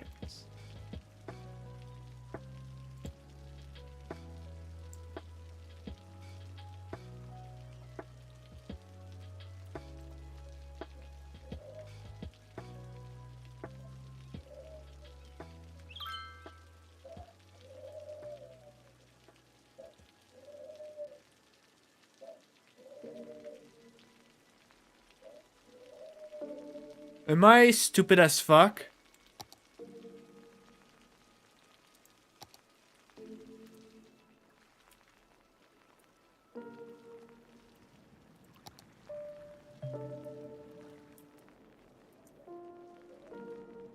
Maybe I am.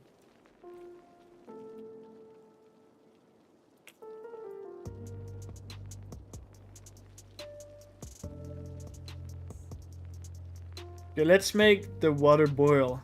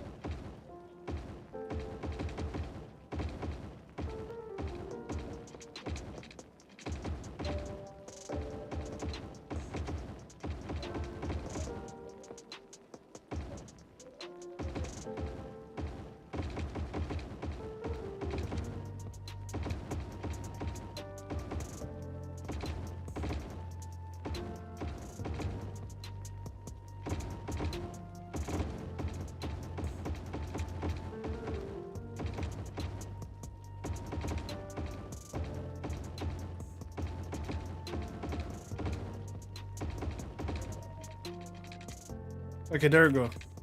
So now I need to make a boiling station, right? Otherwise they're gonna cry. Like little bitch. Boiler.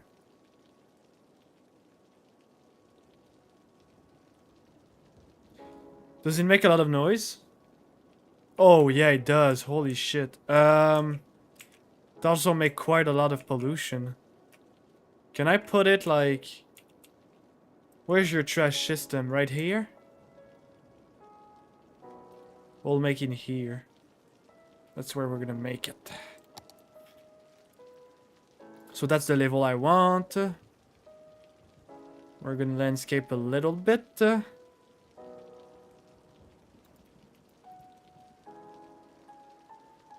Come on. And now we're gonna put the boiler right here.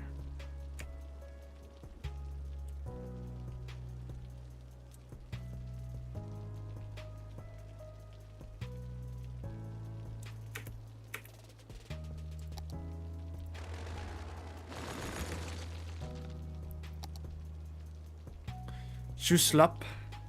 It's too slap. It is too slappy.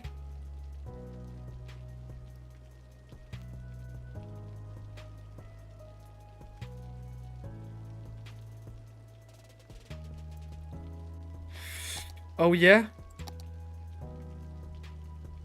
So that will boil it, right? Using the geothermal energy is not as effective as fossil fuel.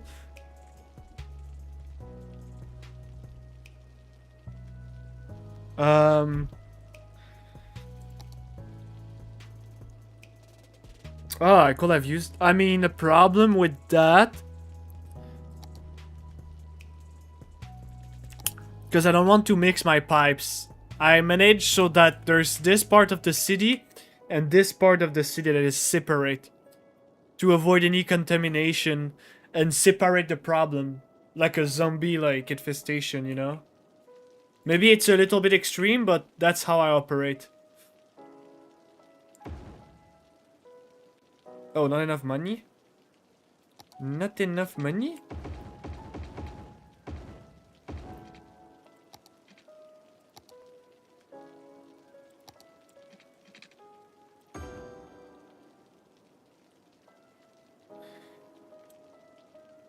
Okay, I'm gonna take a loan.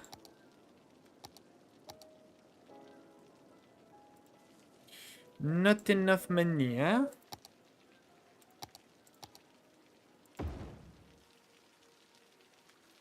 Uh-huh.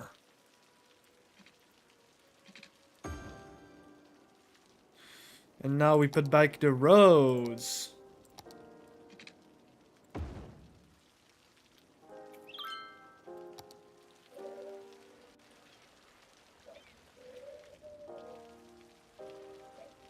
Oh, I'm stupid as fuck, dude.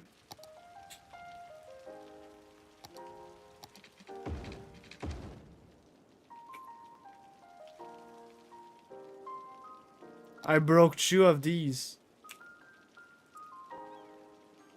I bet they're gonna be really happy about the boiling station.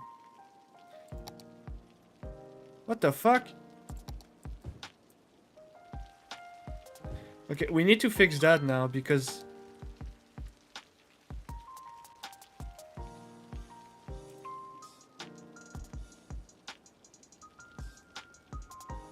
How do I? Bruh.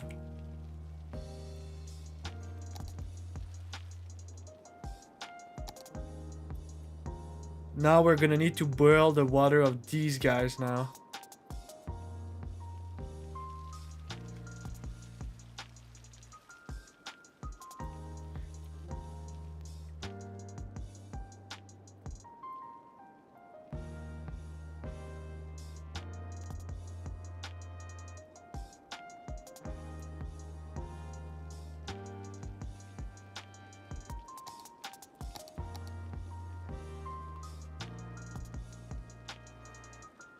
How to see the average happiness?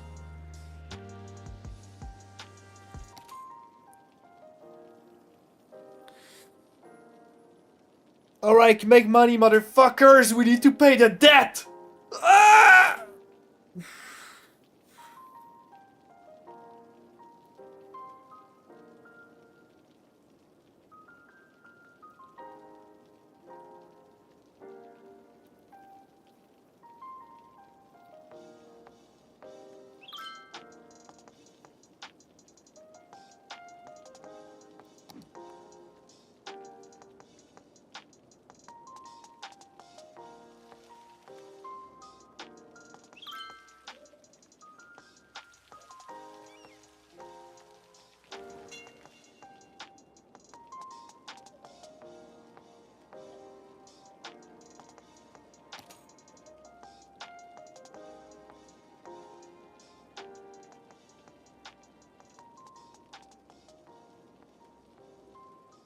Come on, just give it to me.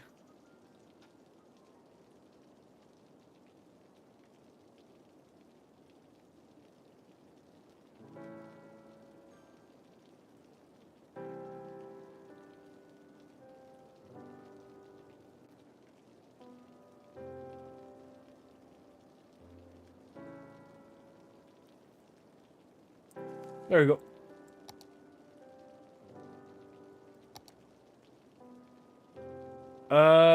No, we're gonna keep your taxes. I just put water pipe that eat your ass so you can take hot shower. What does that mean?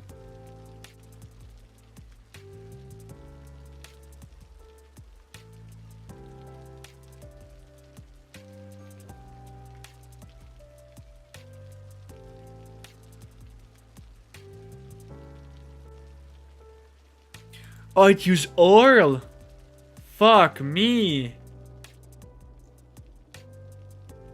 Oh, hell nah, dude. We gotta switch that. Utilizing oil to heat the pump. Not good. I don't like that. We're gonna take this guy instead. It's more expensive, but at least it doesn't...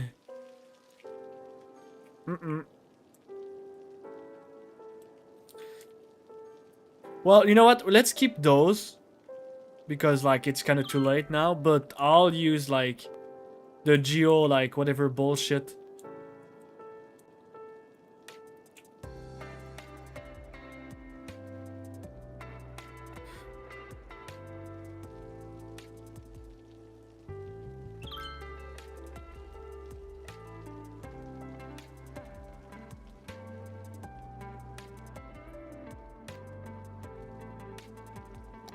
I'm gonna open my window while my money goes back.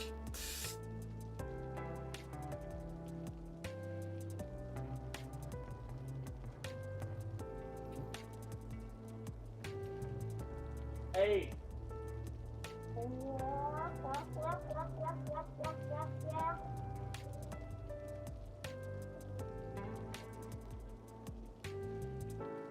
Chicken are so scared.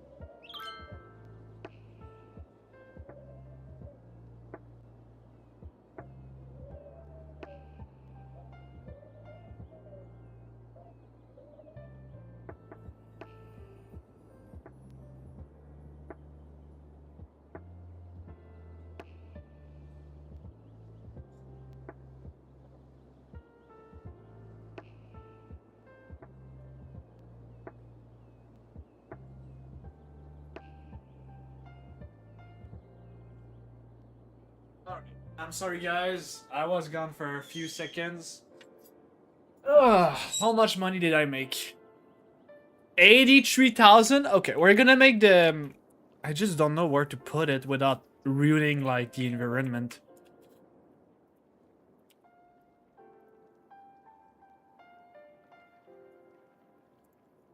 Who else?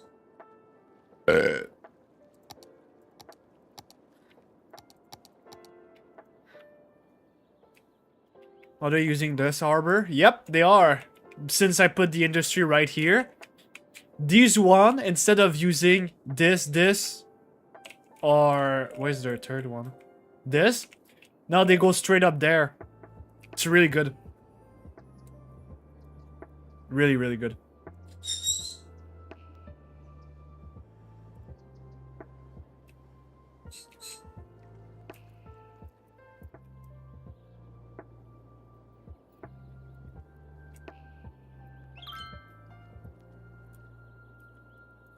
Maybe to reduce traffic, I should.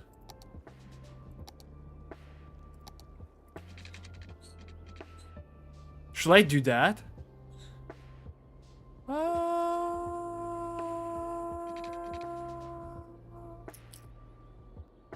Yep, let's do it.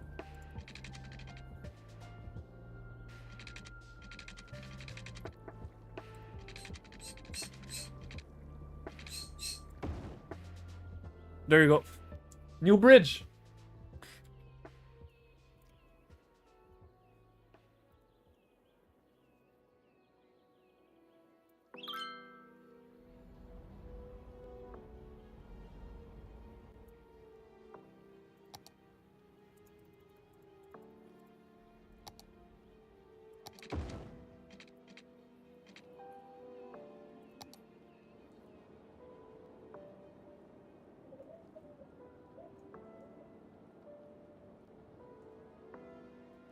So now, some of these fuckers are gonna use these bridge. Yep. Yep.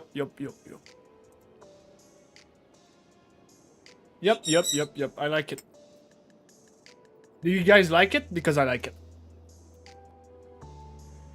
You know what? Let's upgrade the farming industry a little bit.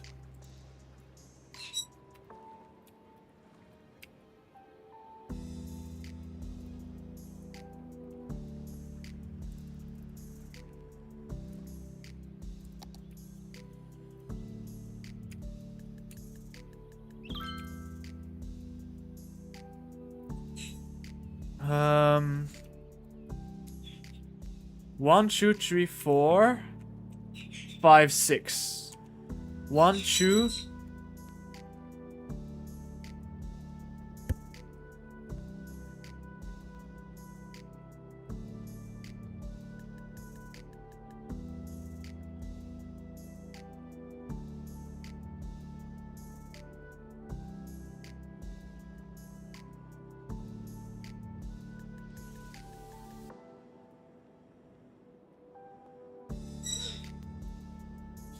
So I only have 2 of them.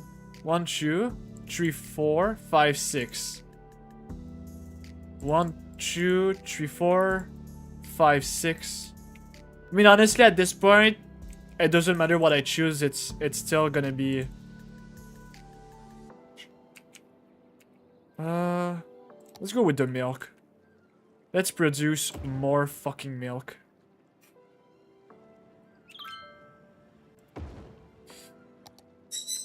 Oh, that would have been nice if I could have put both of them together.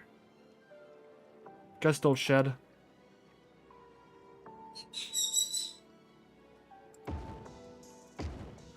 There. And this motherfucker right here. Oh, come on. Can I like... nope.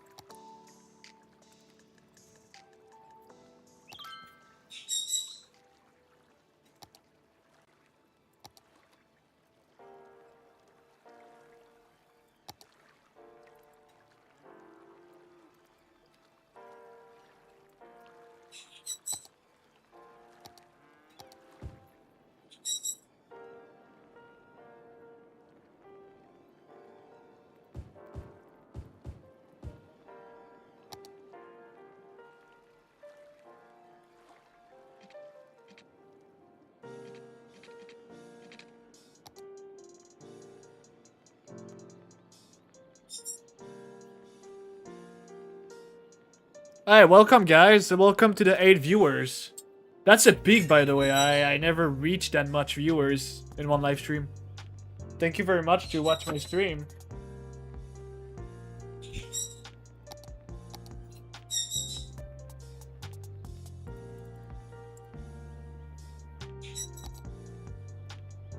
Oh, dude.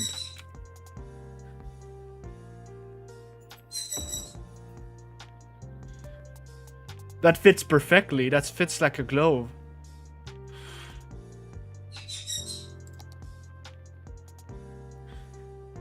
Yep. Yep. You don't have water? We do have water.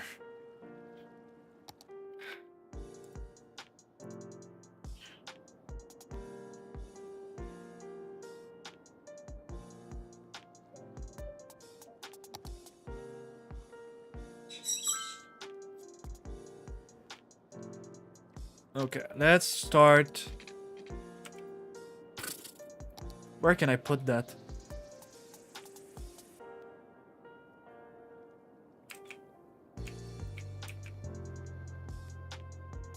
Cannot build on water. Come on, just put a bunch of fucking stick.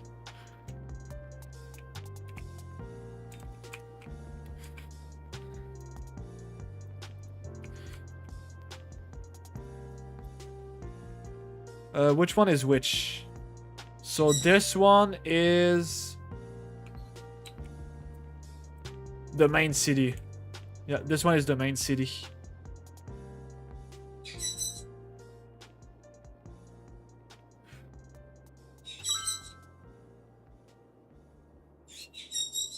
So we're gonna...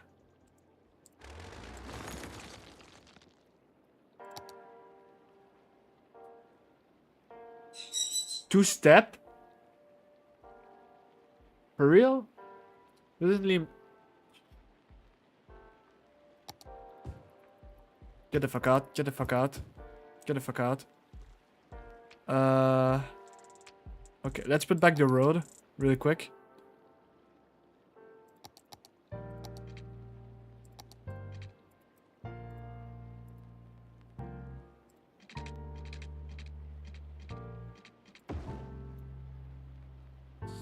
Bye-bye!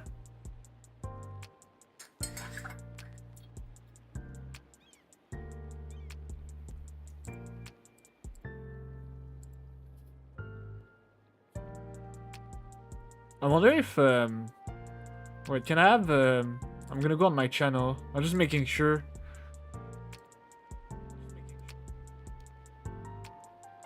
Okay, there we go.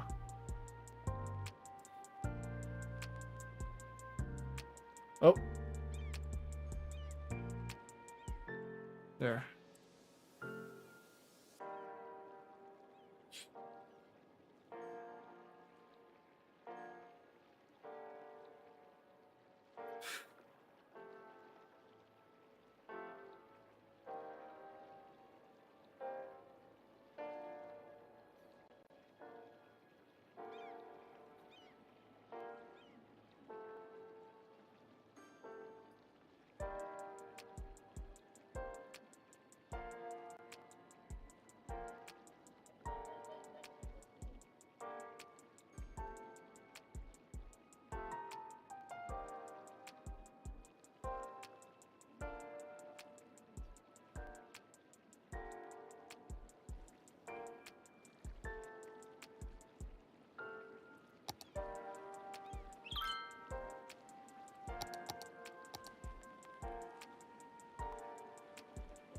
How can I fix the slop? Oh, right here.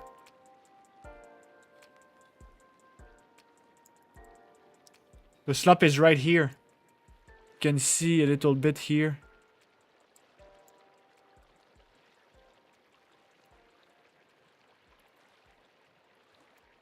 Can I just like, you know?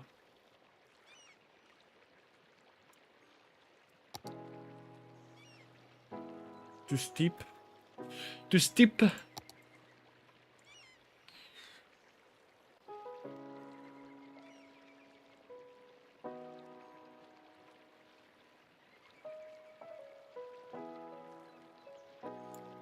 How can I?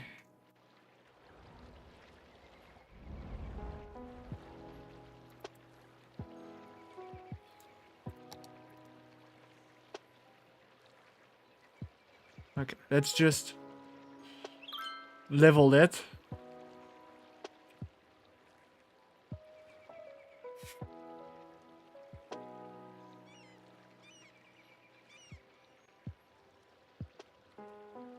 Type shit.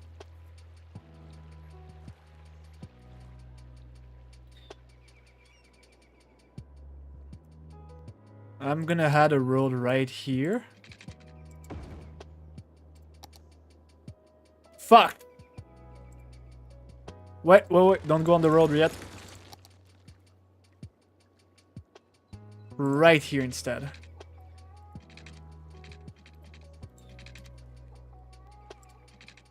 Nope. Just pick.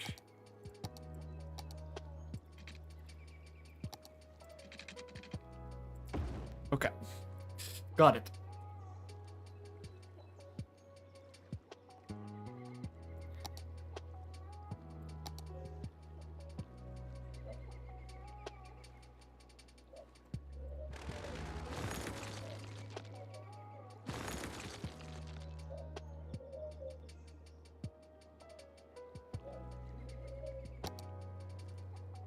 Too steep? How is it too steep? It's not too steep. Stop lying to me, little steepy. It's not steep. It is not.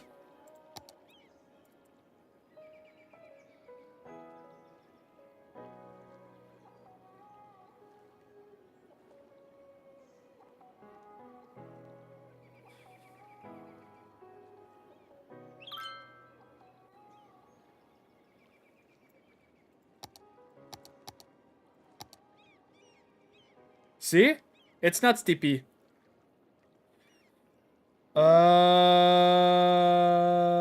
Fuck me.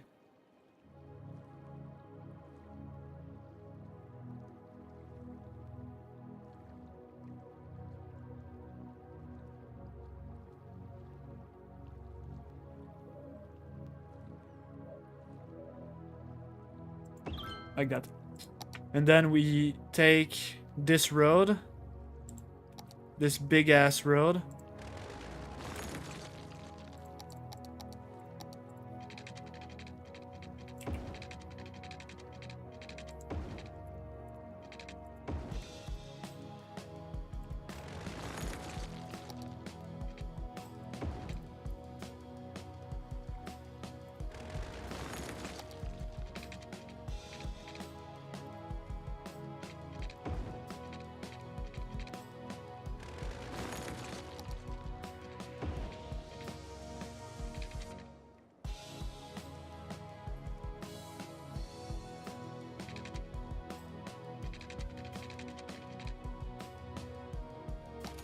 Too steep?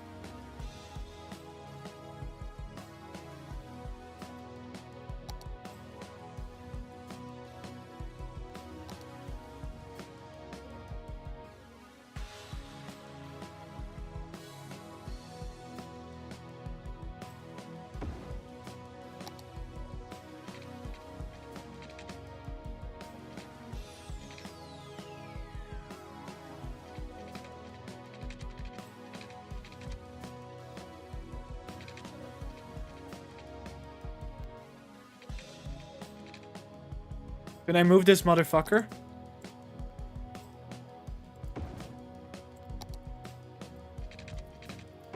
Okay, it's not steep anymore. And now we're gonna plug the water.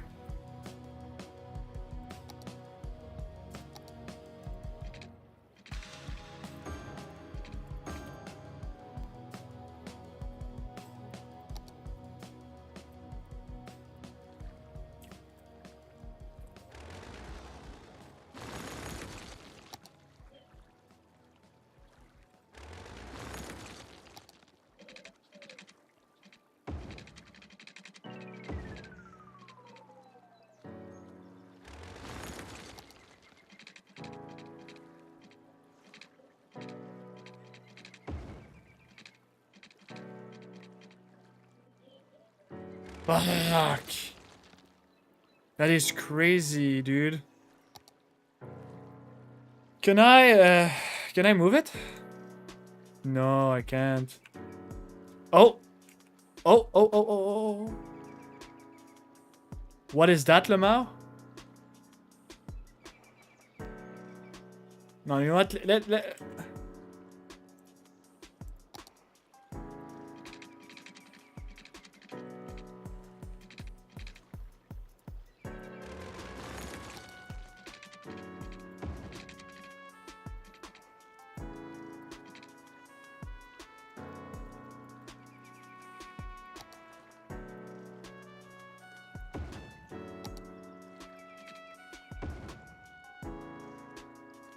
It's okay, it's okay, it's okay.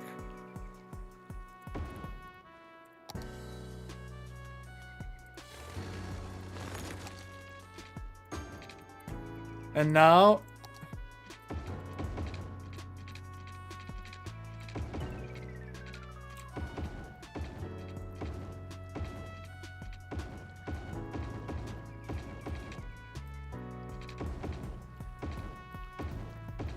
There you go.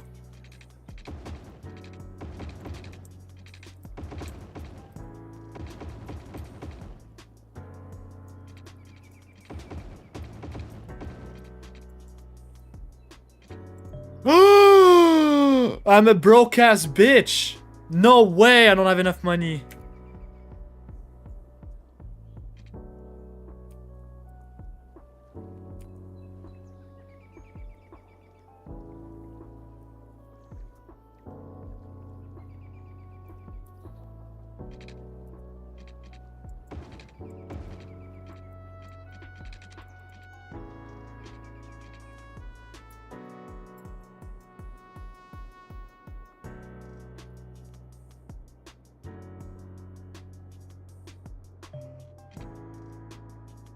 Yep. Yep. Yep. I'm a broke ass. I'm a fucking loser.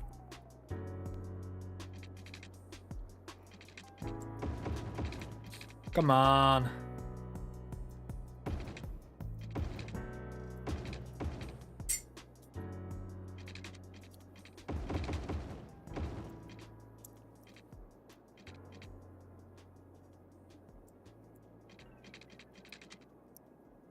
Yet again, a broke ass bitch.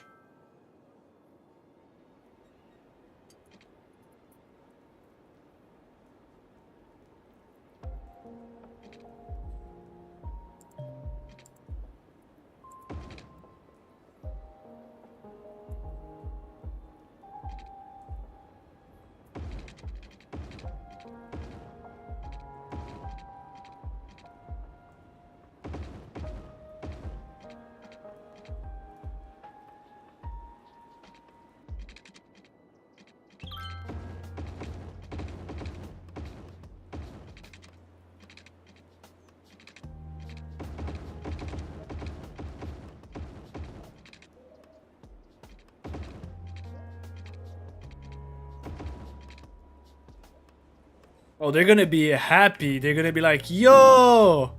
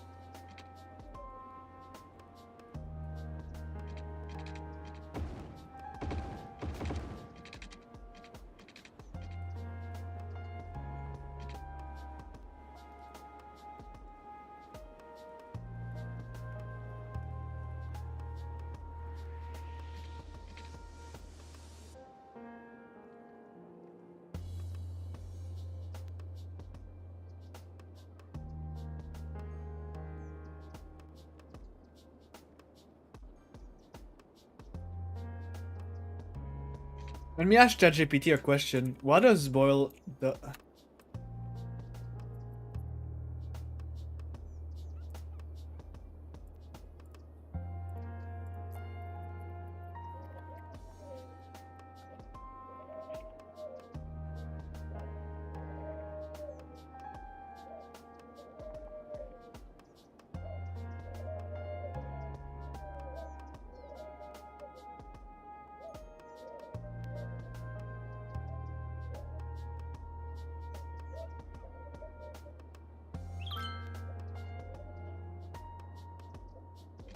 Oh, interesting. Well, if I can reduce the medical bill at the end of the month, that's always a plus.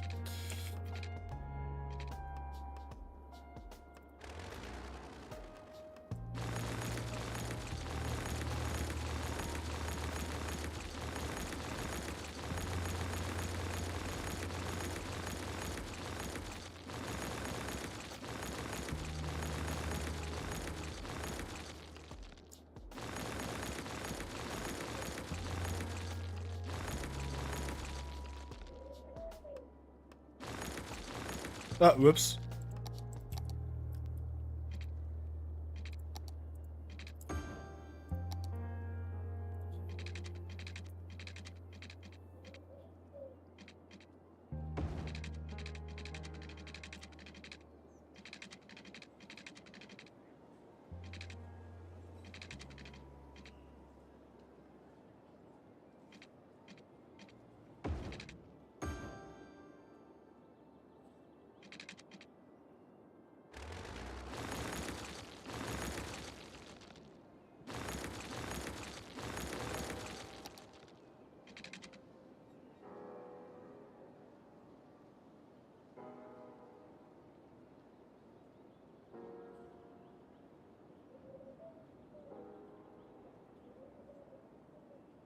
Come on.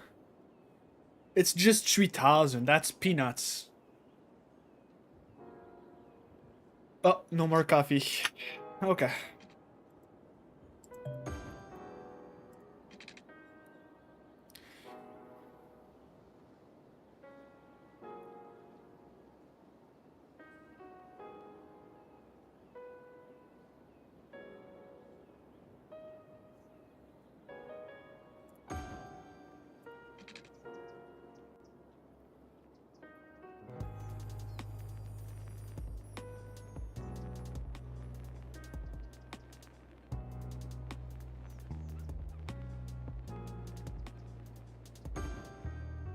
Ta-da!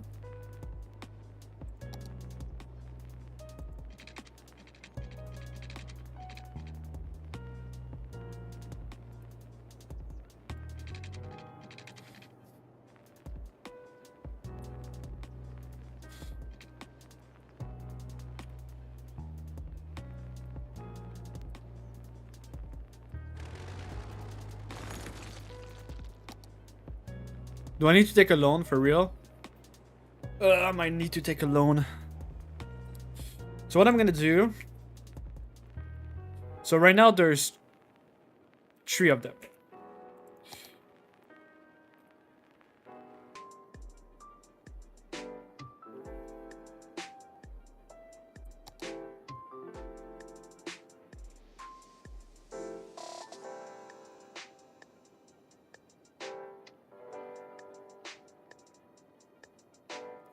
We're gonna move this one slightly, a little bit. And we're gonna put this one here. So there's 4 of them. And I'm gonna reduce the cost on I'm gonna optimize it basically. So right now it's at 150%, and I'm gonna turn it down to 125.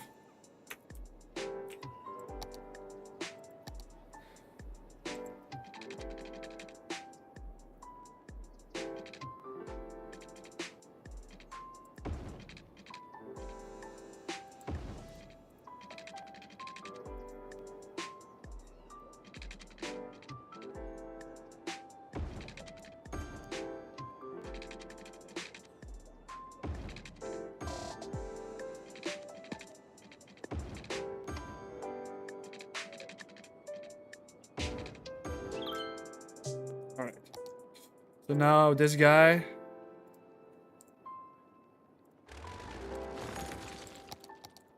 Oh, my back.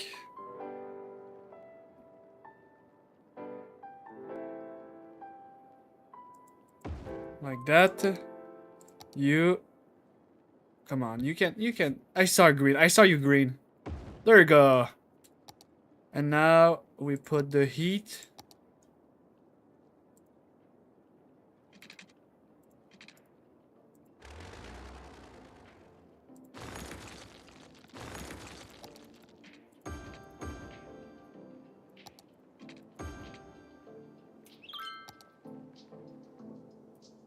Oh, there's no water?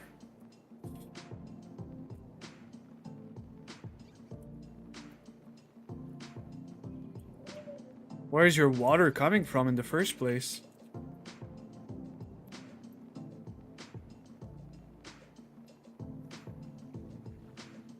What, I'm so confused though. Why they don't have any water?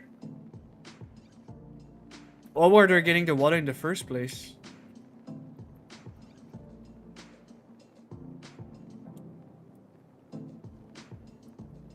Okay, well, here's what we're gonna do.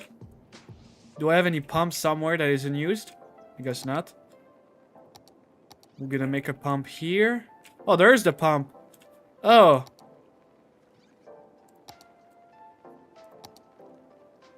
Oh, okay. Well, that makes sense a lot.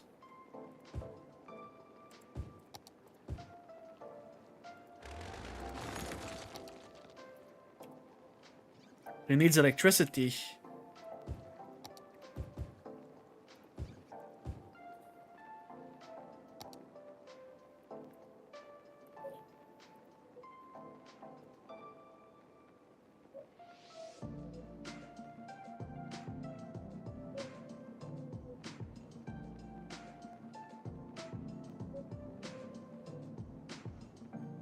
Wait, so...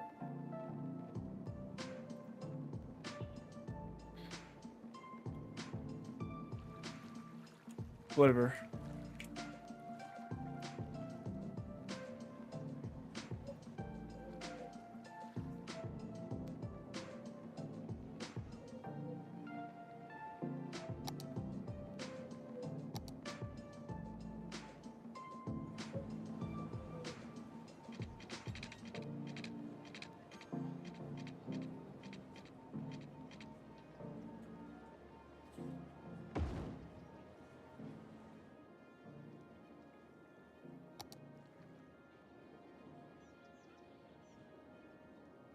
And now I can reduce it. So, you know what? I'm gonna go bold. 120%. Let's see what's gonna happen.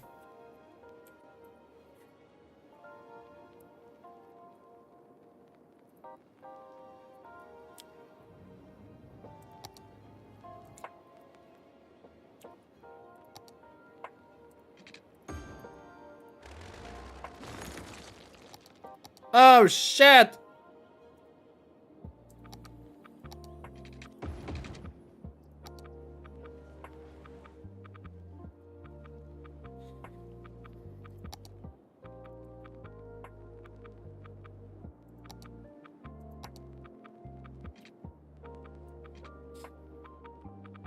Nice. Really nice. So now we increase the health of this city here too.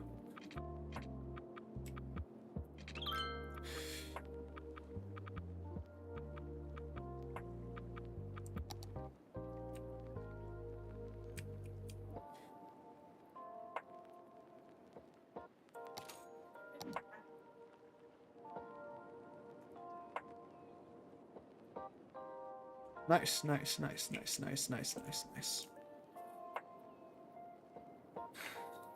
Let's see my old rig if they're still operating. Still operating.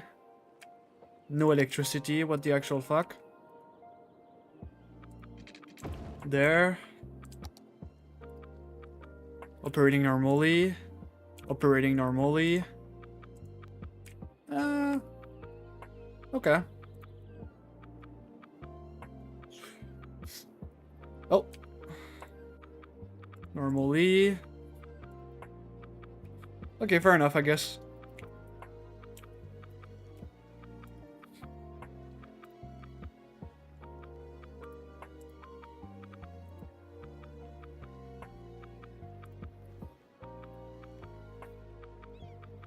I don't know if you guys see my Steam. I'm gonna remove the window. Hide.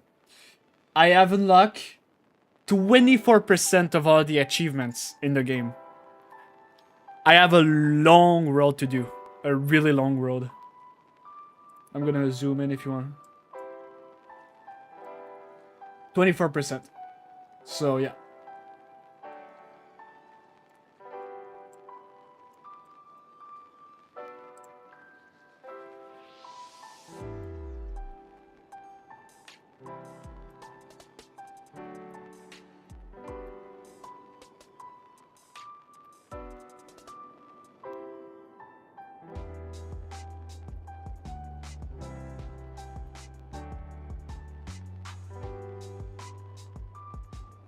Shall I try to reduce it to...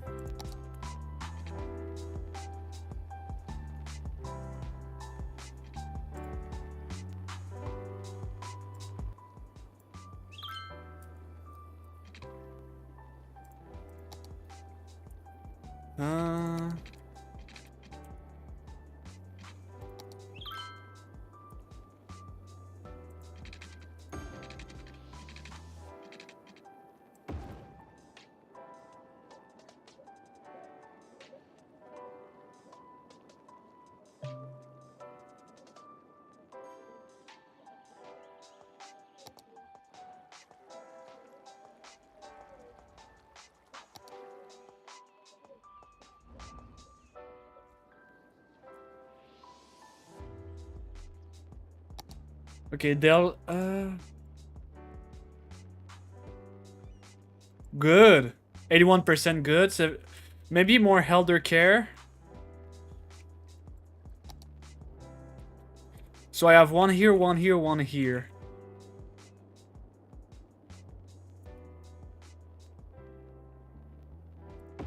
There we go.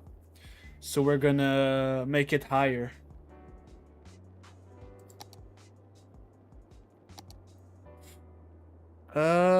The crime rate is really low. For two reasons, right? The first reason is the tax. If your tax is like really low, the crime rate's gonna reduce because people are not gonna freak out and be in an economic state where they have to steal, murder, sell drugs. So if you're able to make a city with the advantage of not paying your ass up, well, the crime rate's gonna go down.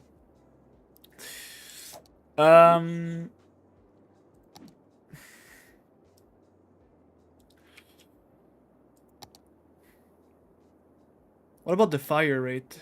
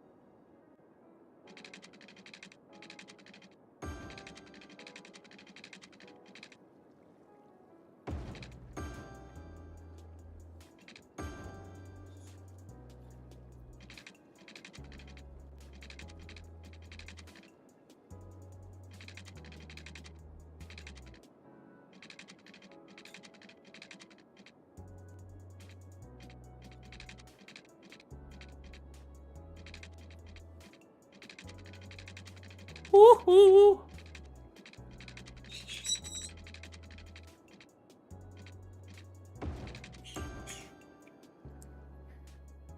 There. Hmm.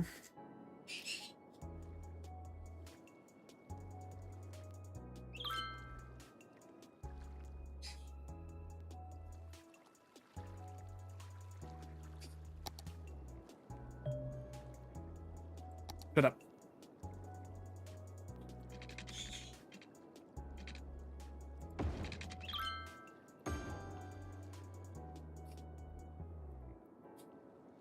Do I need to eat more? Like, for example, this guy doesn't have any heat.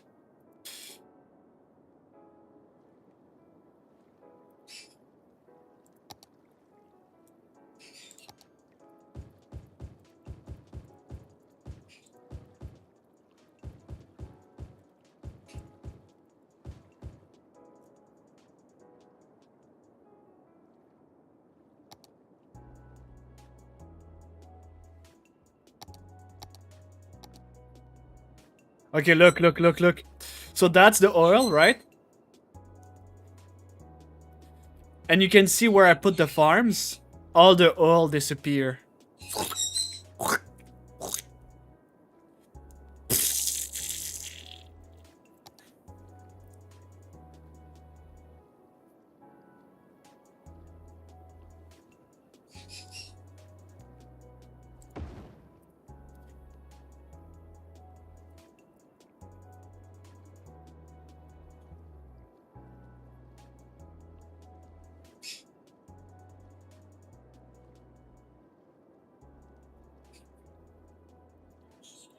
I'm gonna put my finger here on my screen so I can take note. I take the small cringe-ass road. I put it around here.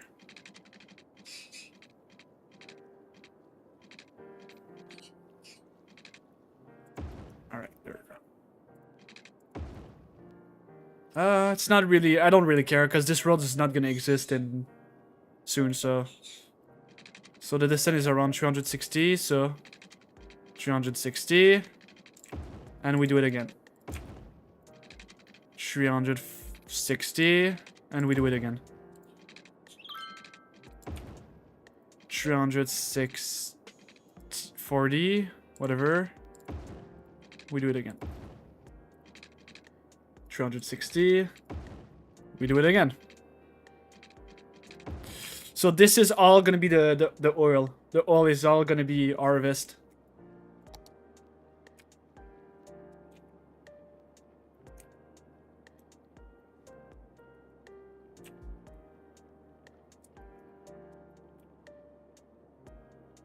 Alright. Is this guy's done at operating? Operating.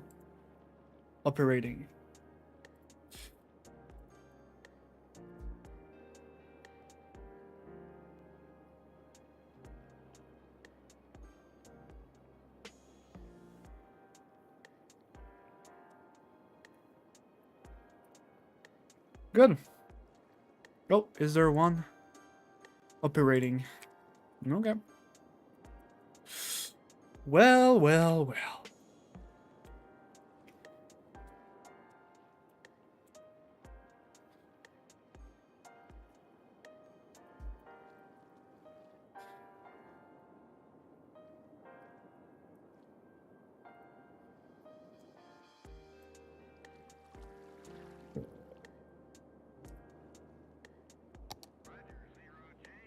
121. Yeah, there's not a lot of people using the metro. Should I make it better? You know what? We're gonna add metro station here. And also 120%. Let's go at 110. Let's see what's gonna happen. If people's gonna start having trouble.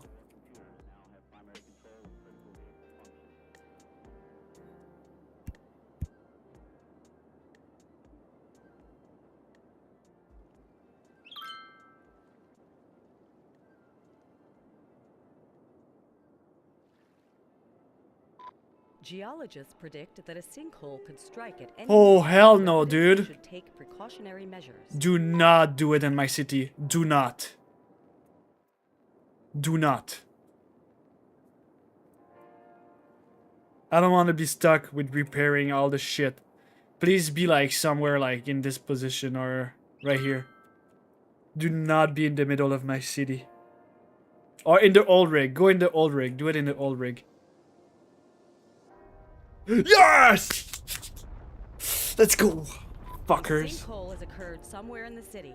Stay out of harm's way and contact authorities with any information.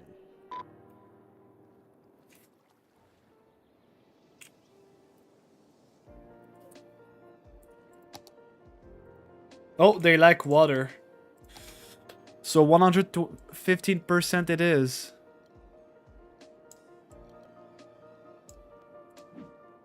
Check this shit out. Poof. Poof, poof, poof, poof, poof, poof. Poof, poof, poof. Oh, I guess 120. Oh.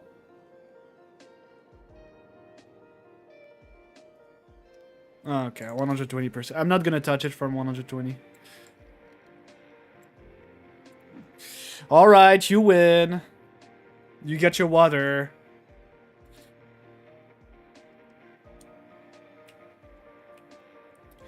When I think about it, that was which city? That was this one? Yeah, we're gonna need another...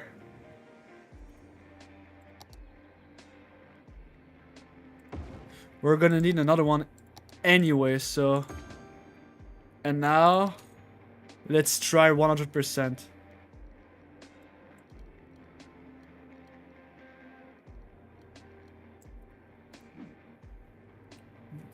Who's gonna like water, Lamau?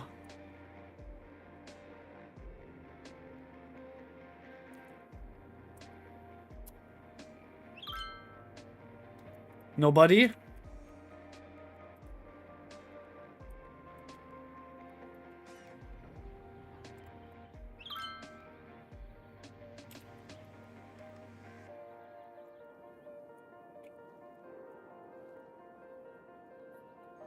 Damn.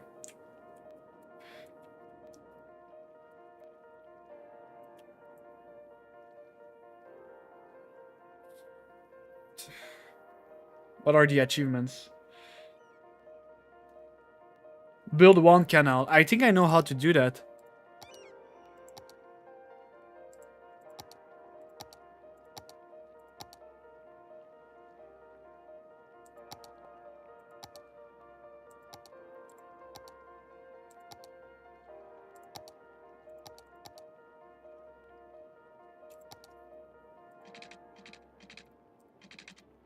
Wait, I'm gonna build a canal.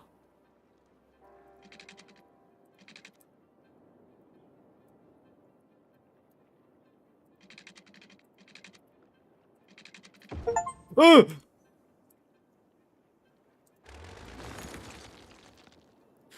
There you go. Alright, next. I have an area the size of 9 map tile.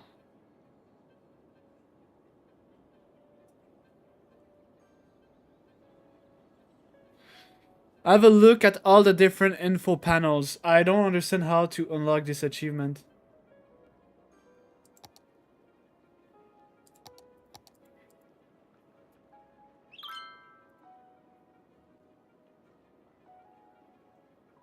Oh shit.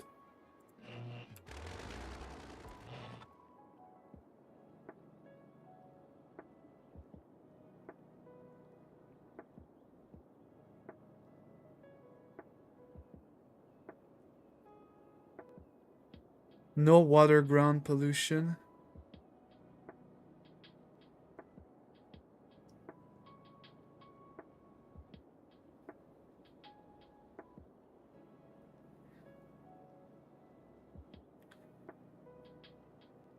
Space elevator monument.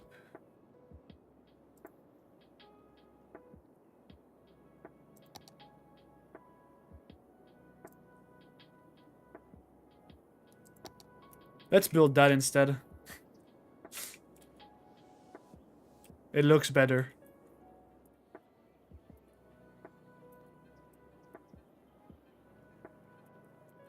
It looks cool and better.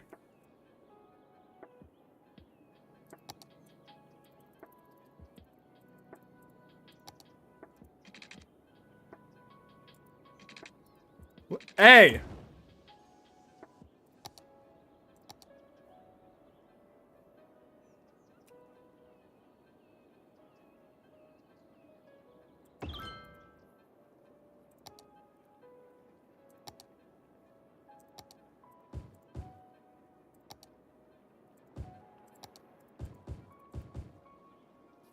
There you go. Use the asset editor to make your very own asset.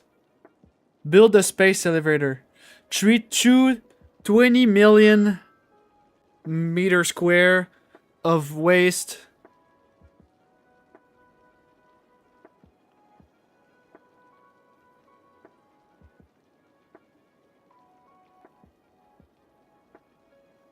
Using the island water treatment plan.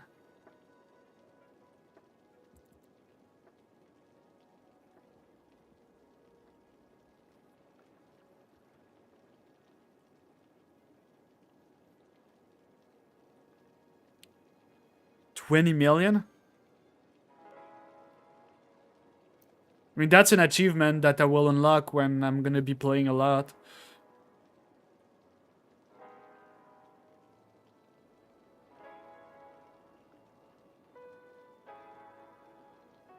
Build one of each eco-friendly school.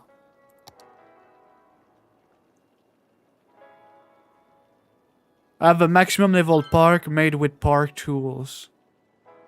Have 1,000 square of leisure specialist commerce zone.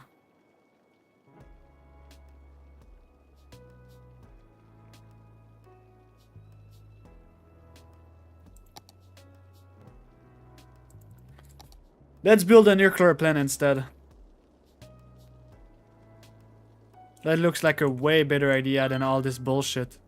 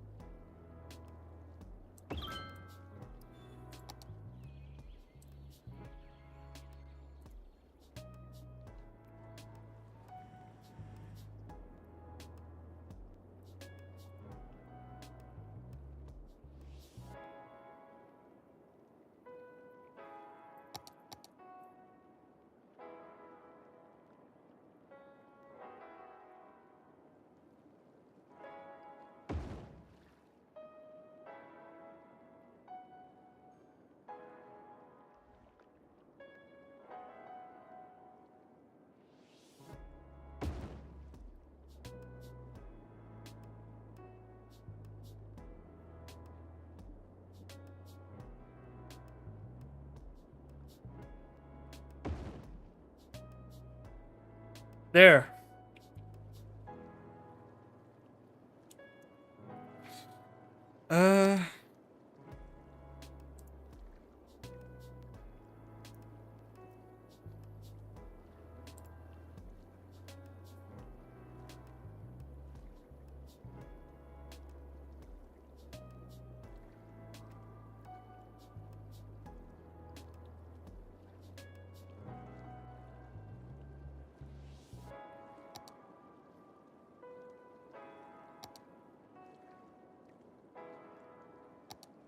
What does the transport power do?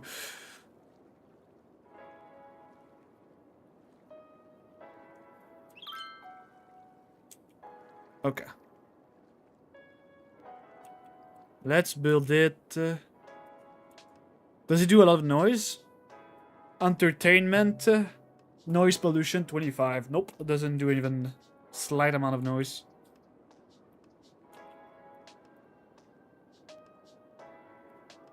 Let's put it right here.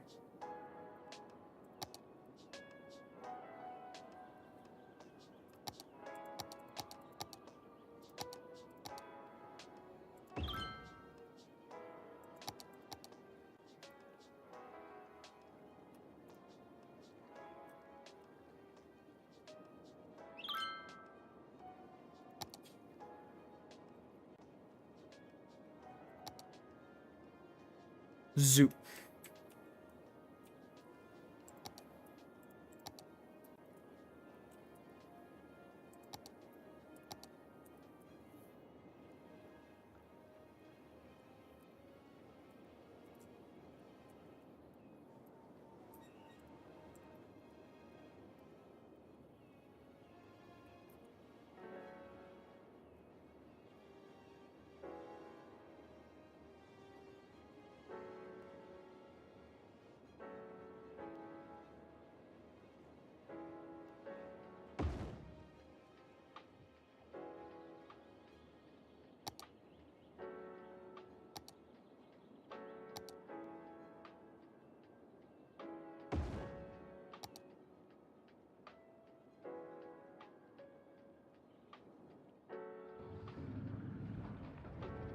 Based.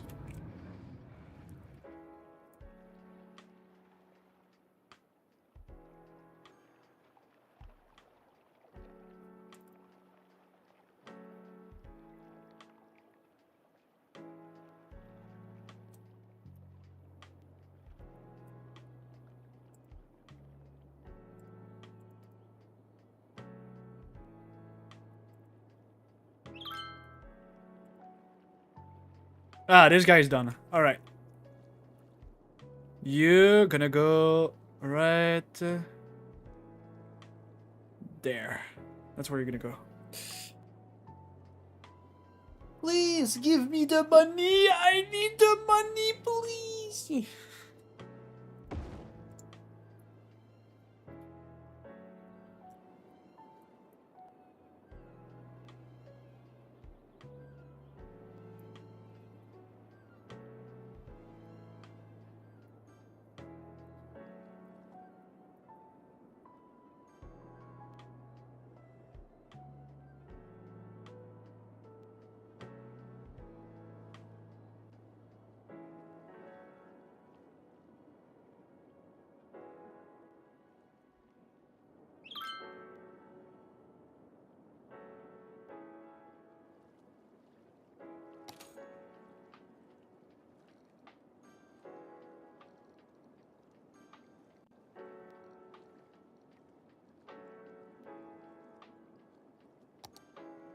All right, do we reduce tax?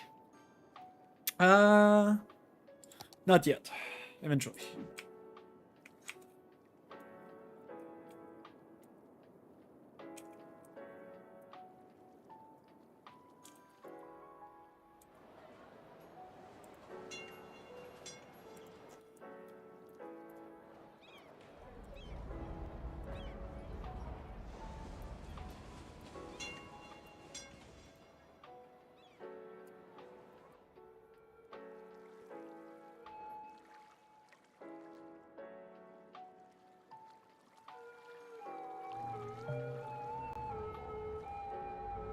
Holy shit, look at him.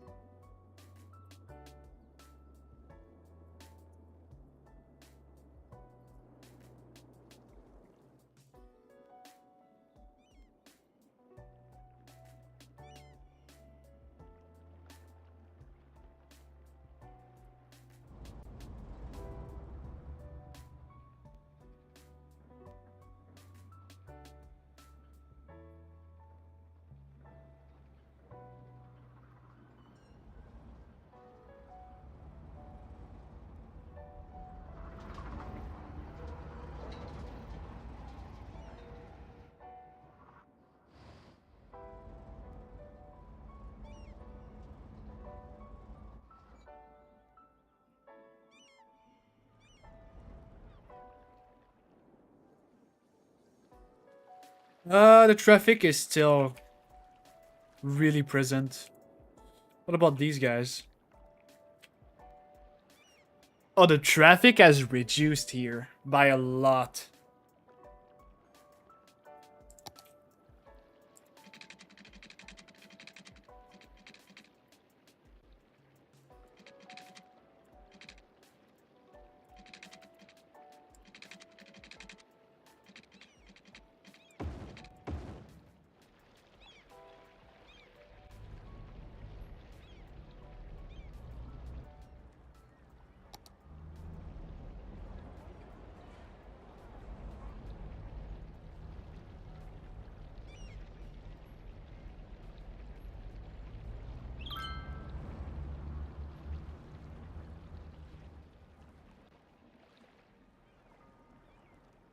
That's good.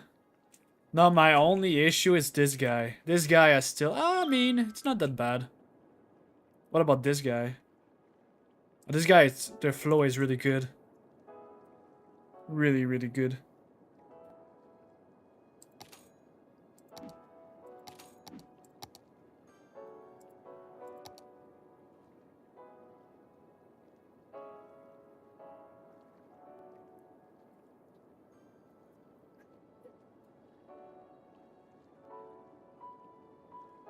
I wonder if I start building another underground metro, right?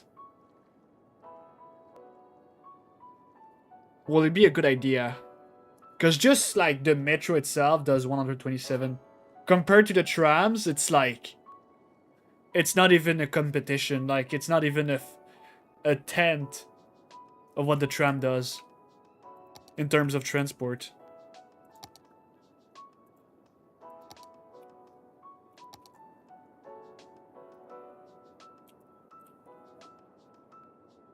Like, it's ridiculously OP as fuck.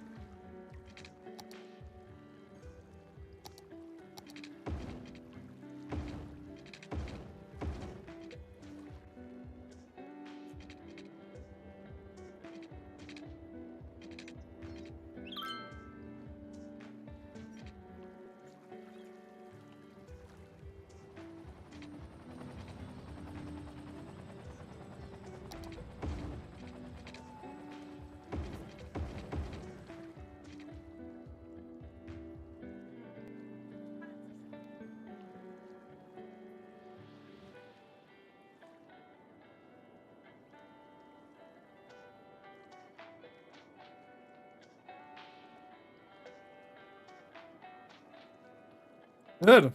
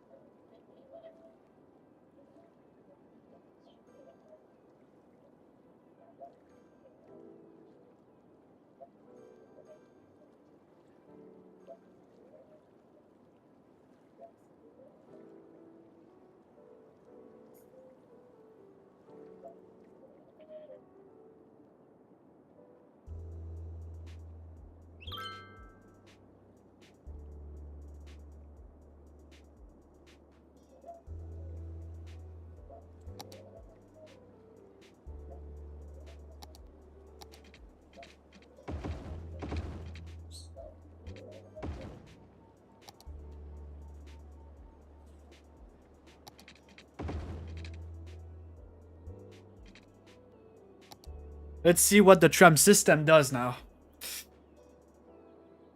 Bus. Yep, I just increased it by 200 at least.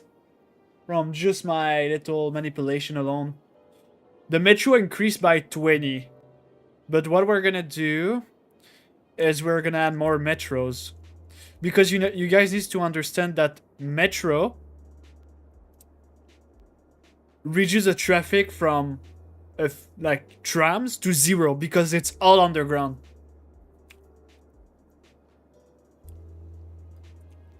That's the whole point of metro. It's that they're not visible.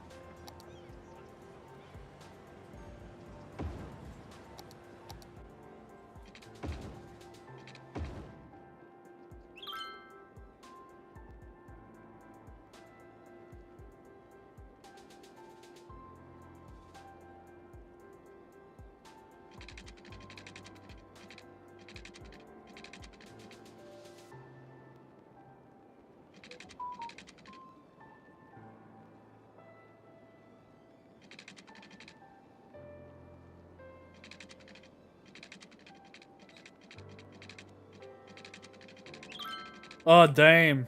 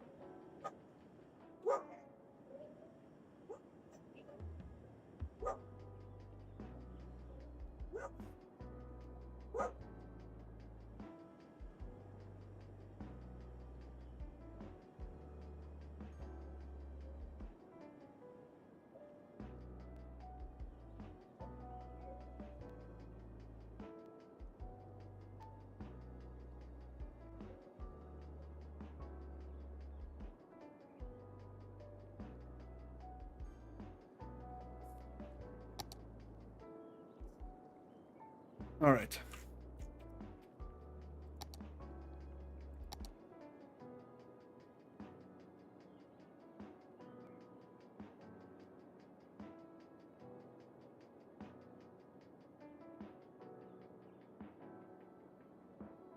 Hey, I'm almost reaching the Metropolis.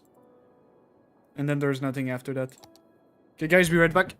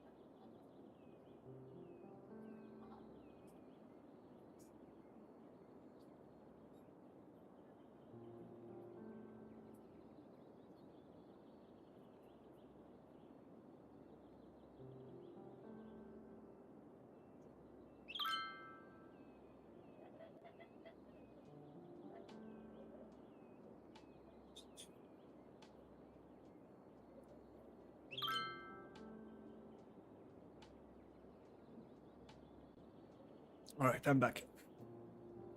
I just missed, I was supposed to change my tires. I didn't even notice it was today. I'm kind of stupid as fuck. There was a lot of distraction in my defense.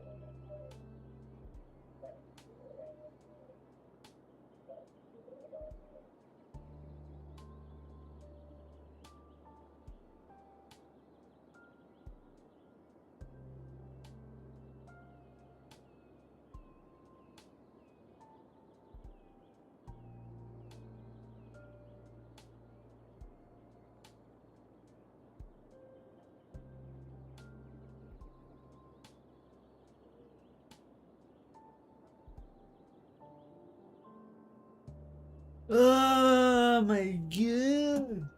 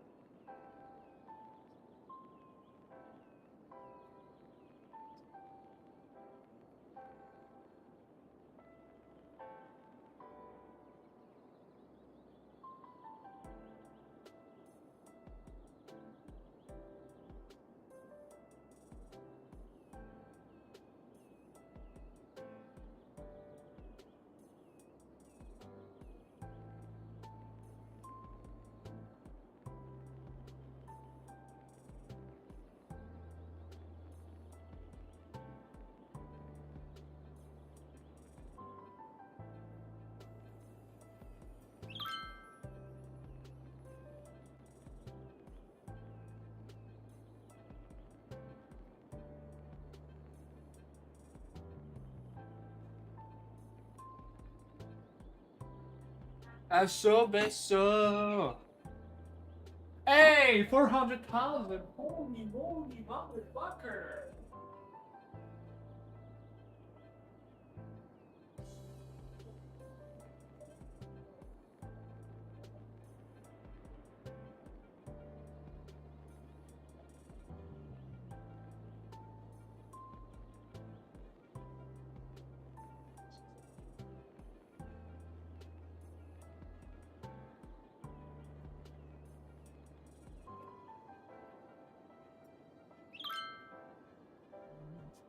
All right, back. Back.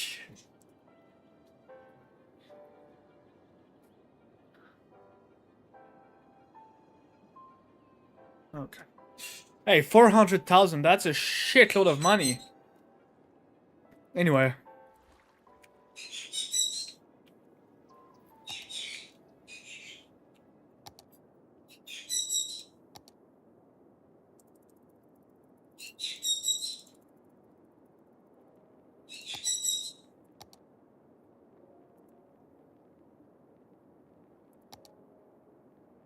Expo Center.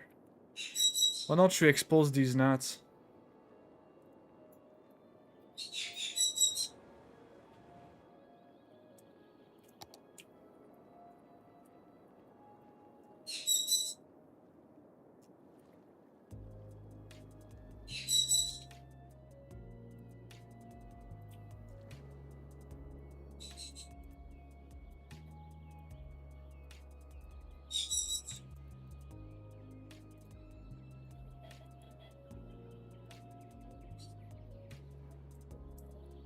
Eventually they're gonna run out. There's no way they're gonna still operate. Damn, they're still making oil non-stop.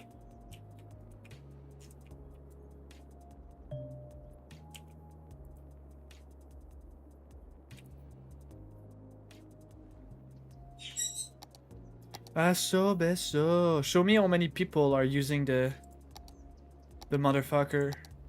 Tell me it's 2,000.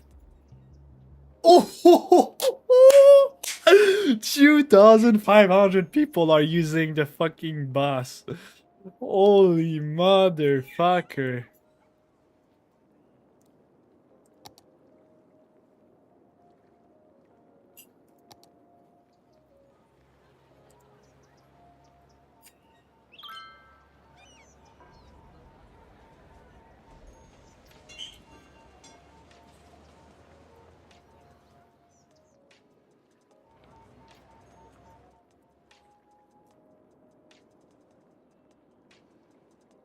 That's crazy, dude.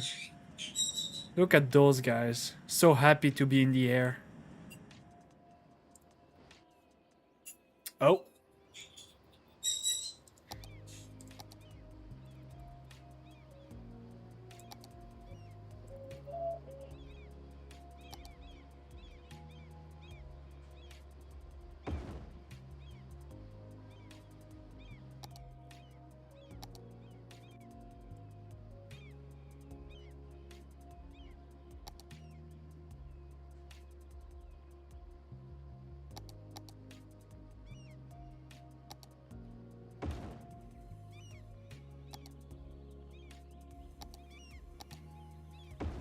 Let's watch Mars Critical versus Nico.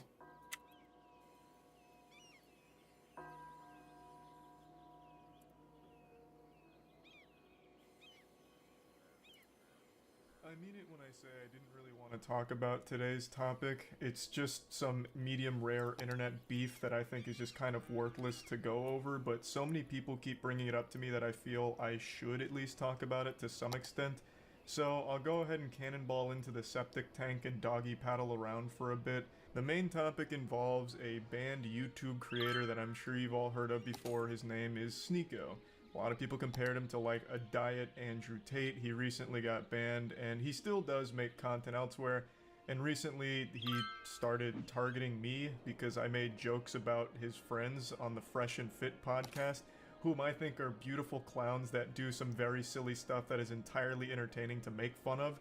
But Sneeko didn't see it that way because he's a very sensitive guy, and he'd started riding their wieners to try and defend a blatantly outrageous story that one of them told about meeting a basketball player at a party, then being invited by that basketball player to a mansion and then fucking a ton of girls at that mansion thanks to the basketball player, which sounds like something a Tumblr account would have made up, and ending with "and everybody clapped." It was such a goofy piece of fan fiction, it felt like he was begging to be humiliated and made fun of, so I started throwing some balls at the clown and dunking them in the tank. I made a video talking and joking about it, and Sneeko saw this and he wasn't too happy, so he got offended on his friend's behalf, which of course is a very alpha male thing to do. I know Sneeko doesn't like that nomenclature, he never calls himself an alpha male and thinks that it belittles him, but his fan base is and has been red-pilled and thinks of him as like a no-nonsense kind of guy who tells it like it is, a man's man.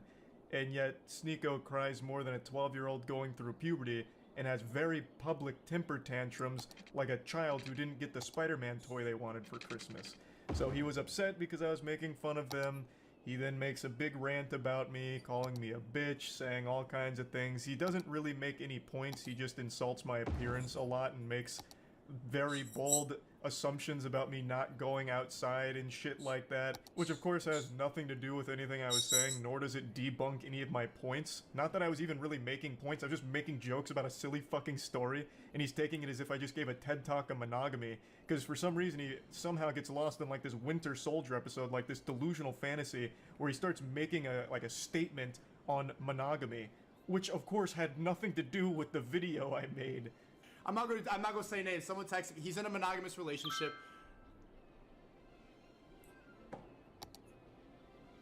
This is his girl.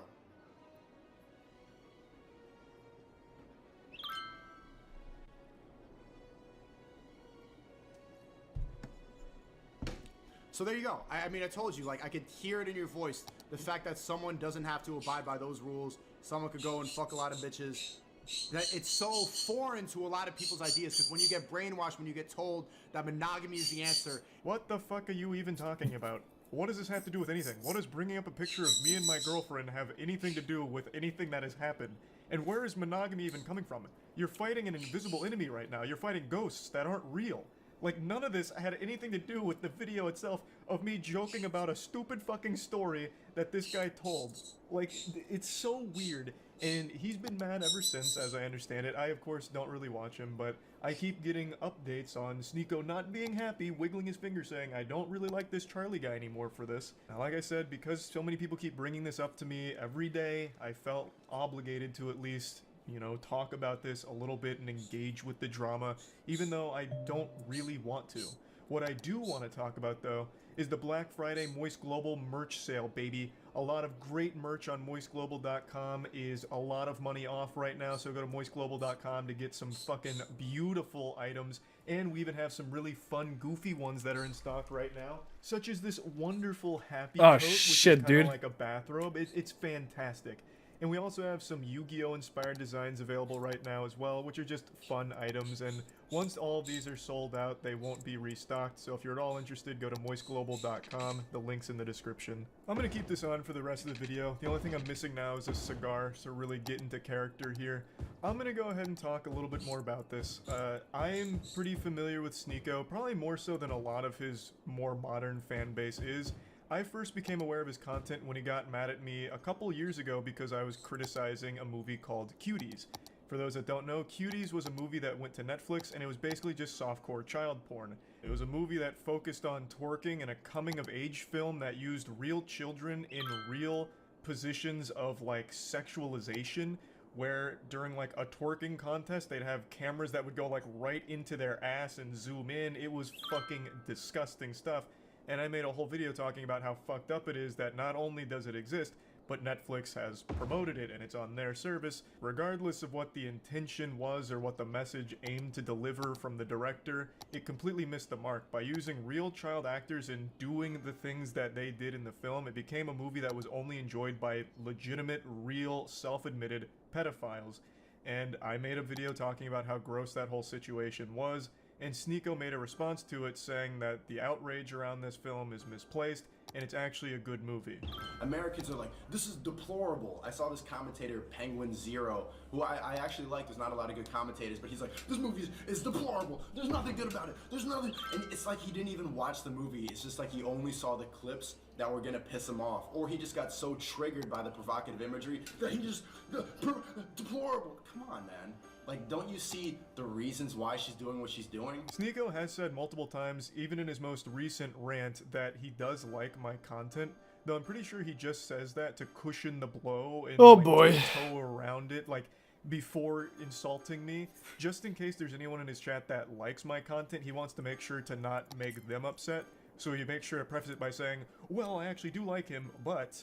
and then goes on to get super personal about it. This is my first real exposure to Sneeko, and it's also the reason I don't care what his opinion is of me, because it's coming from a man who likes cuties. So why the fuck would it matter if he thinks I'm a bitch or anything like that? It legitimately couldn't mean less coming from a guy who openly defends a softcore child porn production. Okay, if I ever wanted to get canceled, this is the video. I saw Cuties last night, and it was pretty good. It's a pretty good movie. I went in ready to hate like everybody else. I saw the cover. I remember I that. got clickbaited. So did you. You got clickbaited. Thing about Cuties is it's not an unrealistic film. Like, yes, it Oh shows boy. children in a sexual way, but this is not unusual now. And the people who are really mad about this aren't Gen Z. Now the reason I'm showing this isn't just to debate a multiple-year-old Sneeko video that he completely ate shit on and had the worst possible take of with this whole cutie situation. The reason I'm showing this is because I haven't liked him since I saw this side of him. I was aware that he made other content, and apparently some of it was pretty good a couple years back, but once I saw this video, it just showed me a really weird guy who it seemed like really just wanted to be contrarian for the sake of it, and makes terrible points in defense of this film for some reason.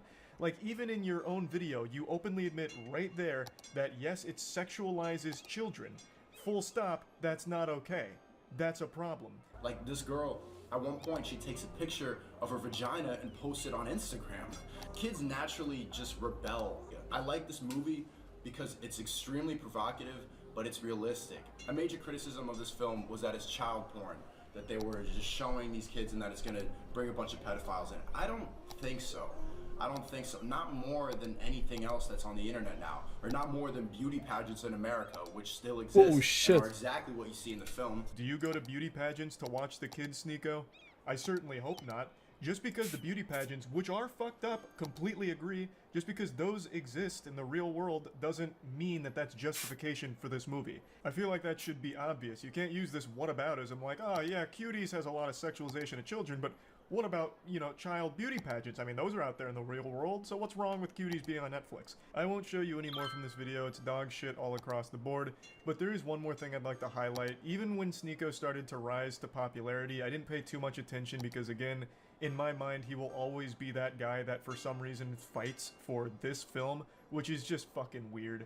So he's always just been kind of a weird person to me that I don't pay too much attention to, but I couldn't help but take notice of one of his more recent viral clips where he openly defends getting cucked. Wait, what is I that? wanted to break this down, like, because this was imagine seeing the girl you love like get fucked. Get fucked. You love her? Yeah, I do. I love it. Yeah, I love her. Oh, that's him. I was about to say Oh, love her, shit. I'm like, no, let me not say that. I love my Queen. wifey, my queen. And Good you answer, good allowed the love of your life to get fucked by another man. What happened to the other Is there, I'm crazy. The first time, as soon as I saw it, like 3 pumps in, I just got up and walked out. I'm just like, I can't do that. Like, feeling traumatic thoughts, like seeing her with another person. It's a lot. It's a lot. But I think it's something everybody should do just to test. I know. You know what? It is a legitimately super sad thing to sit there and listen to, because Sneeko is very clearly bothered by that whole situation, but is trying to play it off like a deeper message, like, no, this is actually a good thing, and in fact, I recommend every guy out there try letting their girl get fucked by another man. Then you'll know if it's real, if this is the person you want to spend the rest of your life with. It is fucking tragic to listen to. Now, I want to be clear, I have absolutely no problem with open relationships. I think everyone should be completely within the right to handle their relationships however they see fit and whatever makes them happiest. Contrary to what Sneeko thinks about me, I have legitimately no issue with open relationships at all. But what Sneeko's talking about here isn't so much an open relationship, it's cuckoldry. You have watched your girl get fucked in front of you, on at least 2 occasions that he talks about here. And you were right next to her, watching her get fucked, and one time you were so upset about it you had to leave the room after the 3rd pump, you said. You're clearly not really alright with this situation. You're for some reason forcing yourself to be okay with it. Like, I'm not trying to sit here and be an armchair psychologist like you try to do against me during your rants, but it really seems like you don't like it. And yet, for some reason, you're also trying to celebrate it and promote it like a good thing. It's just super sad. Like, if you're fucking other girls and she's fucking other guys, that's one thing, but you being in the same bed that she is fucking another man in and watching her, and then even talking about how, like, upset you were about how much she was moaning and the deep eye contact she was making with the man she was fucking in front of you, like, you're not really okay with it sounds like. So stop trying to pretend to be, and stop trying to make it seem like this is a good, healthy thing for everyone that everyone needs to try. It's just pretty sad. So this is always in the back of my mind when he starts critiquing my relationship, or really any relationship for that matter. Like, what really gives you the right, especially when you're clearly in a very complicated situation in your own mind with your relationship? So, like I said, I didn't really want to talk about this, but he apparently keeps shitting on me and making a big hoopla about it, and people keep bringing it up to me, so I felt like I should at least address it in some capacity. So this is me talking about it, and that's about it. So yeah. Hey Sneeko, does this outfit look familiar? This is the same thing I wore last time I took you over my knee and spanked your bottom with some discipline, and I'm happy to report that these are back in stock, and a lot more, at moistglobal.com. Last time I talked about you, I used you for a merchandise push as well, so might as well stick with tradition. I bet just seeing me in this attire again has just sent you on a full-blown Winter Soldier episode with your eyes rolling into the back of your skull as you're experiencing post-traumatic stress disorder, because the first video I made on you offended you to such a high degree that you have not stopped whining since. It's already been 3 months, can you believe that? How time flies. You started shit with me by insulting me and my girlfriend out of nowhere, so naturally I responded by making fun of you in return, and showcasing the reasons why I don't respect you. But unfortunately, I failed to calculate just how much of a sensitive fucking loser you are, because this hurt your feelings to such a high degree it's become like an Armageddon in your brain. 3 months you have continued to melt down about this. The day after I posted my response, he went on stream and had a huge unhinged tantrum and meltdown about the whole thing, and then he sent some of his viewers over. So I was joking with them, saying like, oh, you guys must have just stopped the cuties watch party over there at Sneeko's stream, right? Welcome, cucks, that kind of shit. And it got really under his skin in a big way, so he started dancing around with a gun and threatening to come shoot me. So he kept saying, oh, you're in Tampa, right? I'll come see you, waving his gun around and dancing. You wanna watch my clips? Watch my clips. Watch my clips. You want me to watch your clips? Watch my clips. These are the only clips I'm watching, you were? Now the reason he keeps saying watch my clips while threatening me here is because during the stream I couldn't watch him live because he just kept shouting slurs. So I said watch my clips to see what I was saying about you. I had to communicate via Twitch clips. And I'm sorry to be that guy, this is like the grammar police of guns, but he's a fucking imbecile, you absolute buffoon. W What moment. you have there is not clips. These are mags. They're mags, not clips, you absolute fucking dummy. The same way that this is also a mag. They're all mags. Stop saying clips, you look fucking stupid here. Anyway, sorry for the gun anatomy lesson. He was very upset, so he was threatening to come shoot me, beat me up, all of that, because I hurt his feelings, and it's been festering for quite some time now. 3 fucking months. You love to bitch about how everyone's canceling you. These soy boy NPC bots are all canceling you. It's all you do. You treat the teenagers in your Discord like they're your goddamn therapist. Just going in there to complain about the invisible boogeyman canceling you again, shaking your fist at the clouds. I also love that you treat this Discord server like it's your PR team, so you have them work on your responses on Twitter because you're not witty enough to come up with anything on your own. You have no ability to banter. You can't insult anyone. Anytime you're pushed, all you fall back on is one of 3 things: soy boy, bot, or NPC, and that's it. You never deviate from this path. Which is ironic, because you're like literally a sheep. You have 3 programmed responses. You're like the absolute worst character, side character in an MMO. It's pathetic. But I'm getting sidetracked. You love to be super public about how much you hate antidepressants and you shit on anyone who takes antidepressants, but with the way you talk in your Discord server, I'm pretty convinced that you're only 2 or 3 messages away from asking your community to source antidepressants for you under the table to help with all this mental anguish you're going through. And I think that'd honestly be a good idea. It might help you. But I'm putting the cart before the horse here. How did we get to this point? Well, I made that video about Sneeko, and I fully planned on that being the only time I ever talked about this asshole. I really did. All I wanted to do was highlight why I personally don't respect him. I know a lot of people criticize me for not tackling his points, and to that I say, bah humbug, this fucking goober didn't make any points. All he did was insult me and my girlfriend. He insulted me and my girlfriend because I made fun of one of his friend's blatantly fake stories. He resorted to childish name-calling like, I'm ugly, and I don't go outside. That's not making any points. Like, what am I supposed to debunk there? No, actually, my mom thinks I'm handsome, and so does my girlfriend, so you're wrong. Factually wrong. There's nothing to debunk. The whole point of the video was highlighting why I don't respect him. I'll go ahead and briefly give you a previously on Dragon Ball Z lore recap to bring you up to speed on the points I was making for why I think he is a pathetic piece of shit, and his opinion holds no value in my eyes. Is because he publicly defends Cuties as one of his favorite movies. Cuties was a Netflix film that used real child actresses in sexual situations, so they sexualized... Why they are sick? Too much noise? What noise?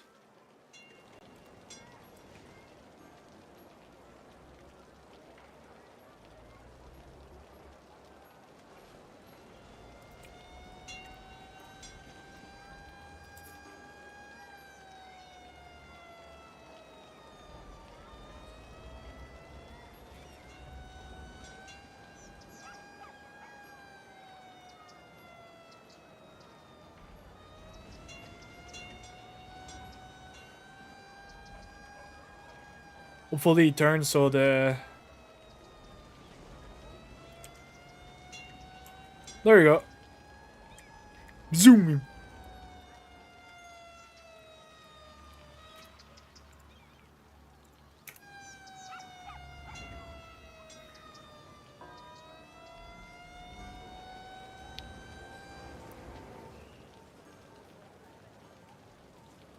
Did he arrive? Oh, he arrived. Holy shit, the building is in fire! Damn. W. Do they like electricity? They do. Okay. We're picking this up. Real children.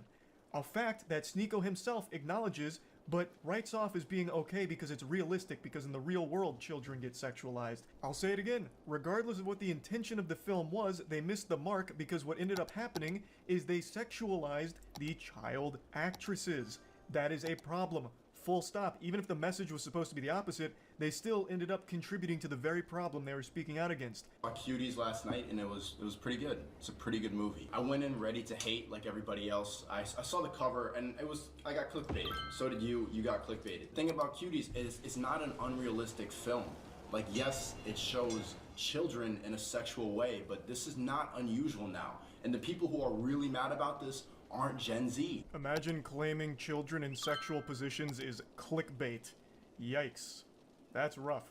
You admit that the children were sexualized. That is bad. Okay? That means the movie failed in its mission. I don't know what you don't get about that. But regardless, I'm not here to just keep hammering home the same points. Another thing that I talked about for a reason I don't respect him is because he battles with his own sexuality.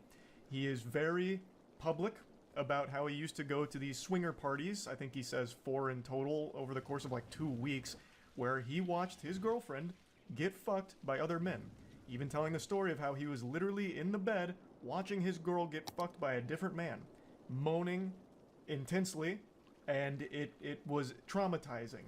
Yet he recommends that everyone should try it at some point for some reason. Because this was, imagine seeing the girl you love, like, Get fucked. get fucked. You love her? Yeah, I do. I love it. Yeah, love her. I was about to say I love this bitch. I'm like, nah, let me not say that. I love my Queen. wifey, my queen.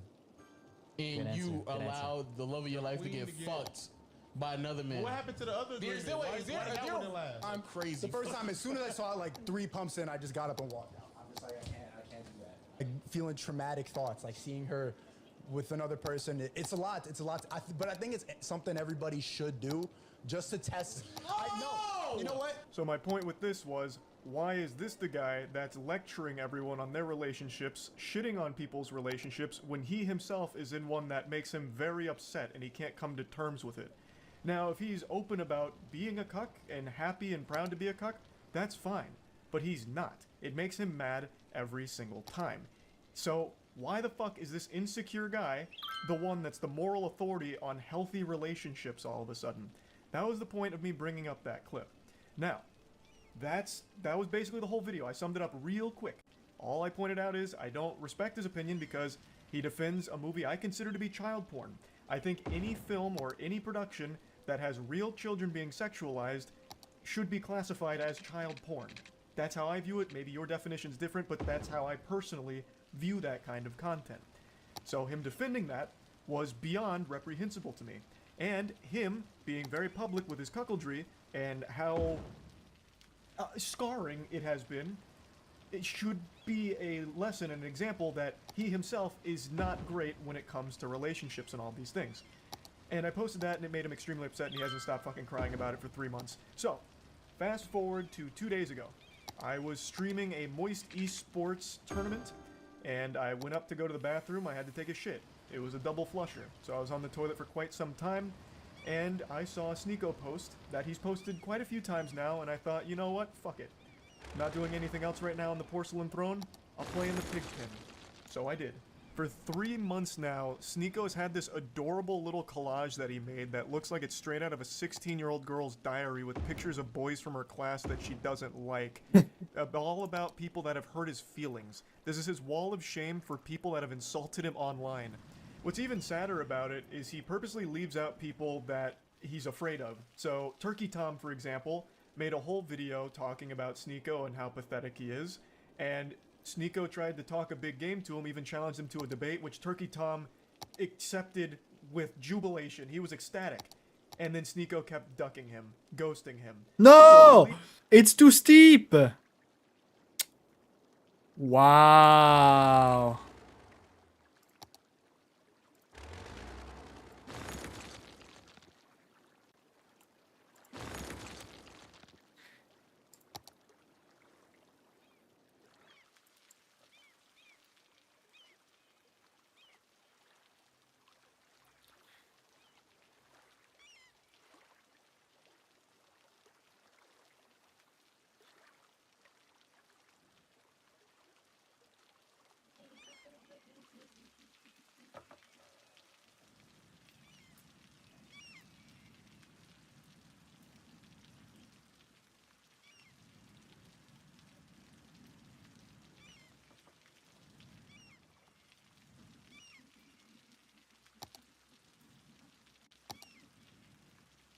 Don't be too steep, don't be too steep.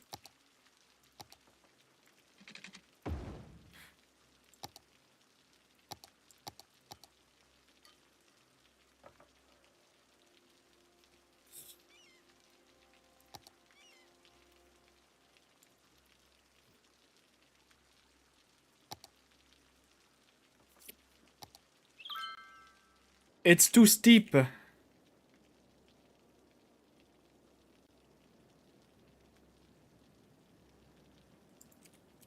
Motherfucker. Come on, just go in it. There we go. Steepy, steepy.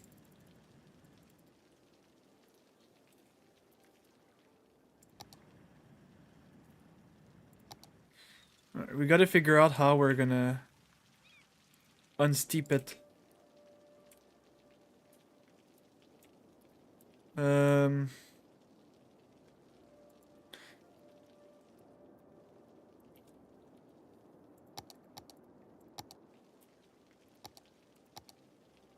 Maybe if I... Guys, check this shit out.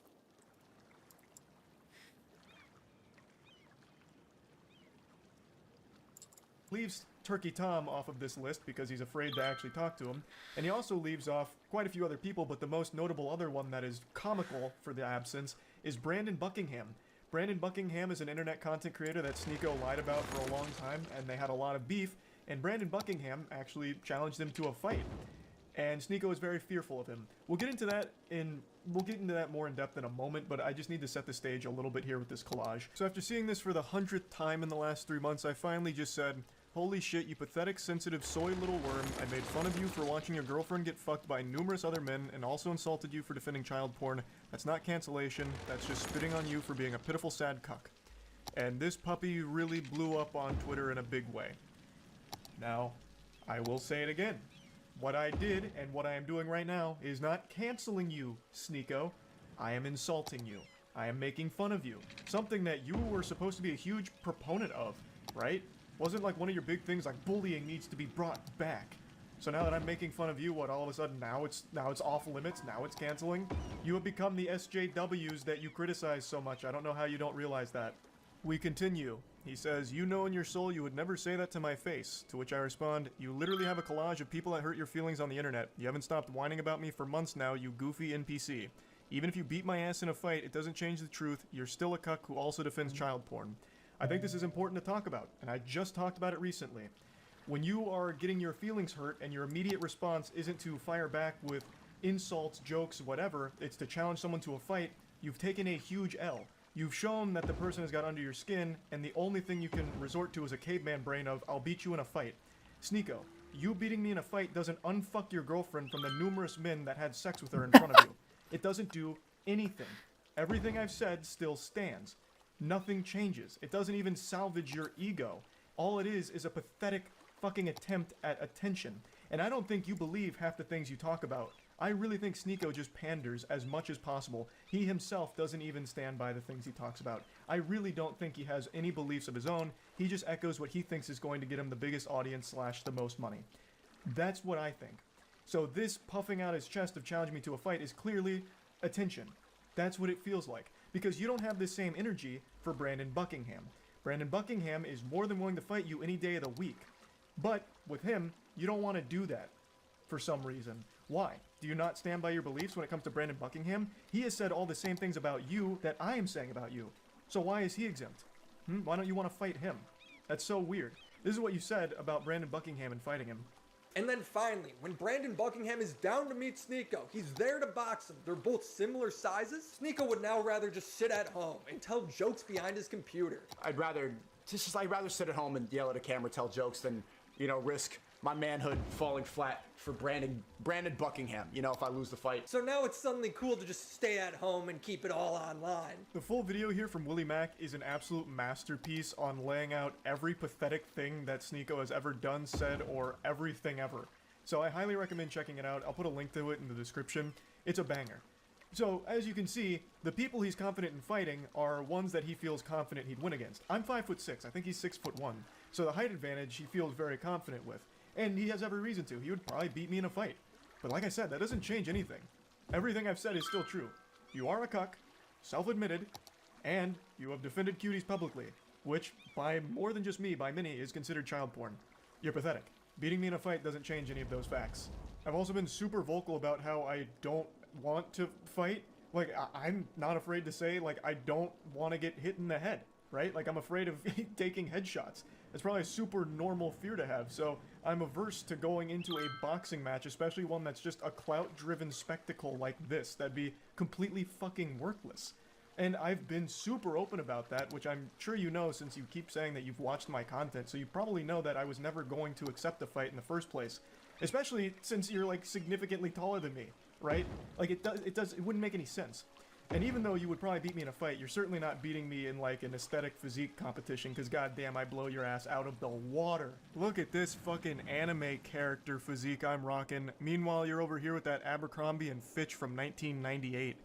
Now, in Sneako's credit, he did start going to the gym recently. Maybe I inspired him, and you know what? That's great. I'm glad I could have a positive impact on your life like that, Sneako. Getting into the gym is a fantastic thing, and you're gonna feel so much better. And I know you'll start seeing results soon as long as you keep at it.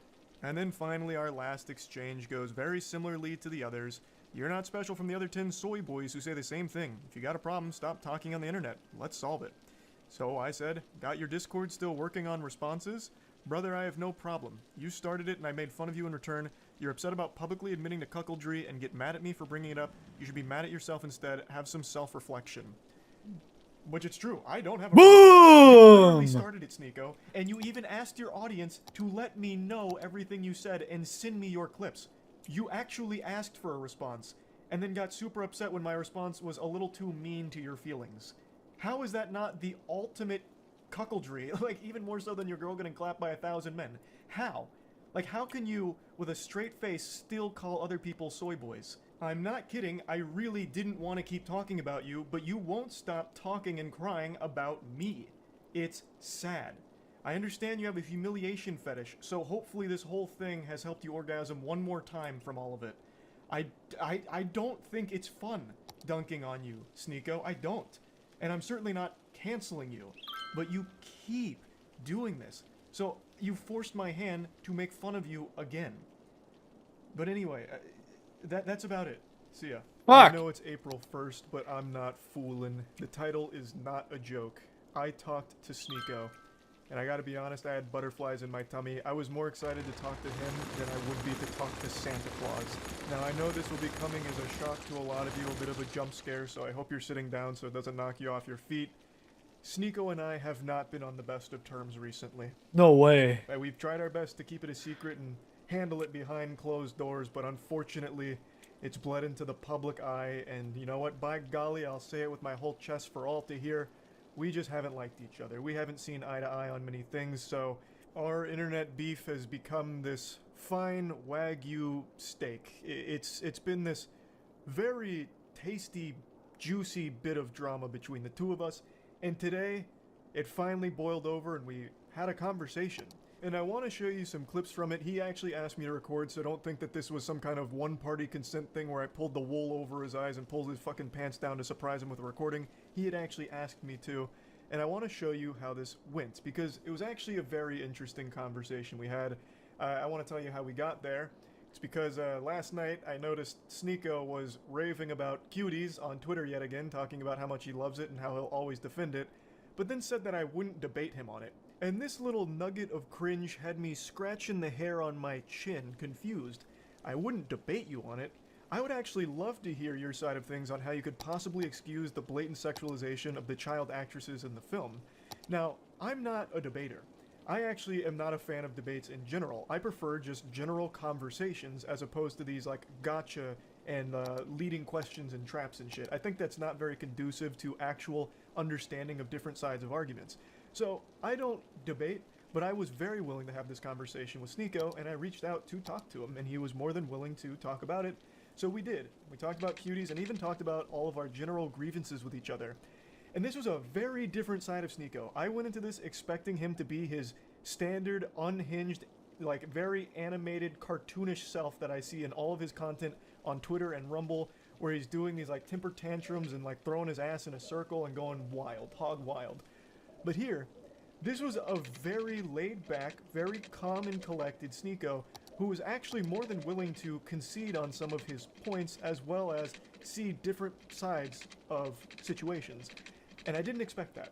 And I'm very appreciative of that pleasant surprise as well, because I went into this with pretty low expectations, but after finishing our talk, I'm actually pretty curious to see where Sneeko goes next, because like I mentioned, there are some things that he just fully admitted, like maybe he was guilty of doing similar things that he criticized others for, and that he was going to be repurposing his message and changing things around to make it more conducive to positivity. So overall, the whole conversation went in a totally different direction than I expected. Of course, he's still very passionate about some things, and we still fought on quite a few things, and the reality is there's just a lot of things that I don't see eye to eye to him on with some of the things he talks about. But overall, I really walked away with a very different impression of Sneeko from this. Now, I know I'm blue-balling you here, but one more thing that I think is important to mention, he has said that he's wanted to debate me over the last 2 weeks here. He even made this big hullabaloo on Twitter about how I ducked a debate with him on Aiden Ross' stream. Even though he had not replied to any of my DMs at that point, there was no debate scheduled between him and I. So that was just a blatant lie. I think he was just joking around about it and it missed the mark because people actually thought that I was avoiding him. But he's not wrong in the fact that I really didn't want to have a conversation with him over the last 2 weeks because all of it was extremely geared towards hurt feelings. At least that's how I interpreted a lot of his statements. It seemed to focus more on me saying, "P.U., you stink," and him taking it as, he's canceling me, canceling me. There's not a whole lot of productive conversation that can come from that with me just explaining over and over again that I'm just insulting you, and that's the simple brass tacks of it. But over the last 48 hours, it really does feel like he's had this come to Jesus moment where he's recognized that I was never canceling him, I was making fun of him, he even issued an apology about bringing up my girlfriend and stuff like that, and has recognized that he has been off the mark on a lot of things recently as well. He also, like, apologized for being a cuck, which was a wild thing. He talked about how cuckoldry was a mistake, so it looks like he was never okay with it, even though for a time he did say everyone should try it. It looks like he's changed his perspective on that and now looks back on it with a lot of regret, which isn't surprising since those insults were not some of his favorite to keep hearing. So that's not really a discussion we had. I think and have always said whatever happens between consenting adults in the bedroom is fine. As long as no one's getting fucking hurt, there's no, like, victims, it's consenting adults, you're good to do whatever makes you happiest.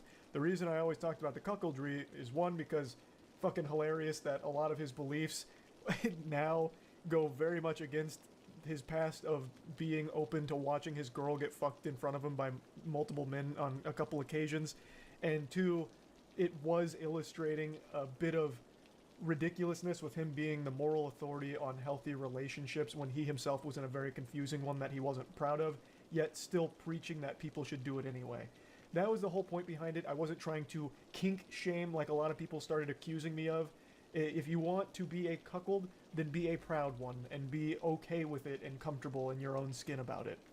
So, it has seemed like he's been more receptive to real talk, and that's what we had.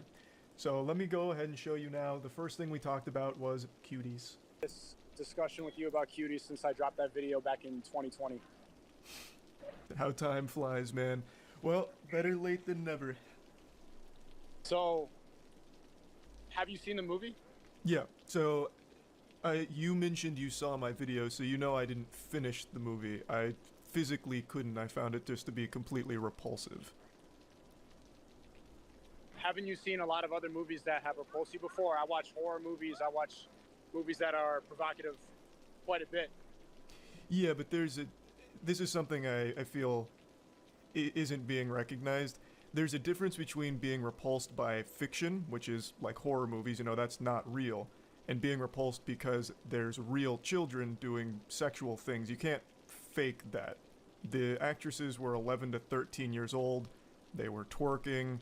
There was some very gross scenes in there, and like the cameras would zoom in on their chest and their ass and their crotch. Like, that's a very different kind of repulsed.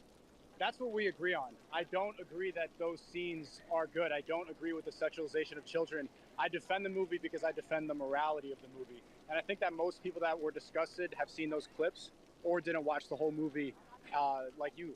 So that movie was taken out of context quite a bit. People don't really see the moral of the movie, which was defending Islamic values and also pointing out the very real problem that young girls have going on social media and doing these dances. I agree that it's disgusting. I agree that those scenes are repulsive, but I think you could be repulsed by TikTok and pretty much what young girls are doing on social media every single day as well.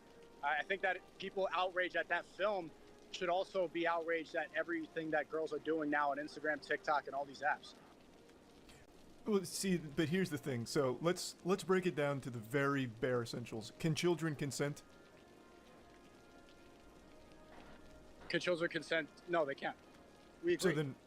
So then why do you think it's excusable to exploit them after having them sign up for this film?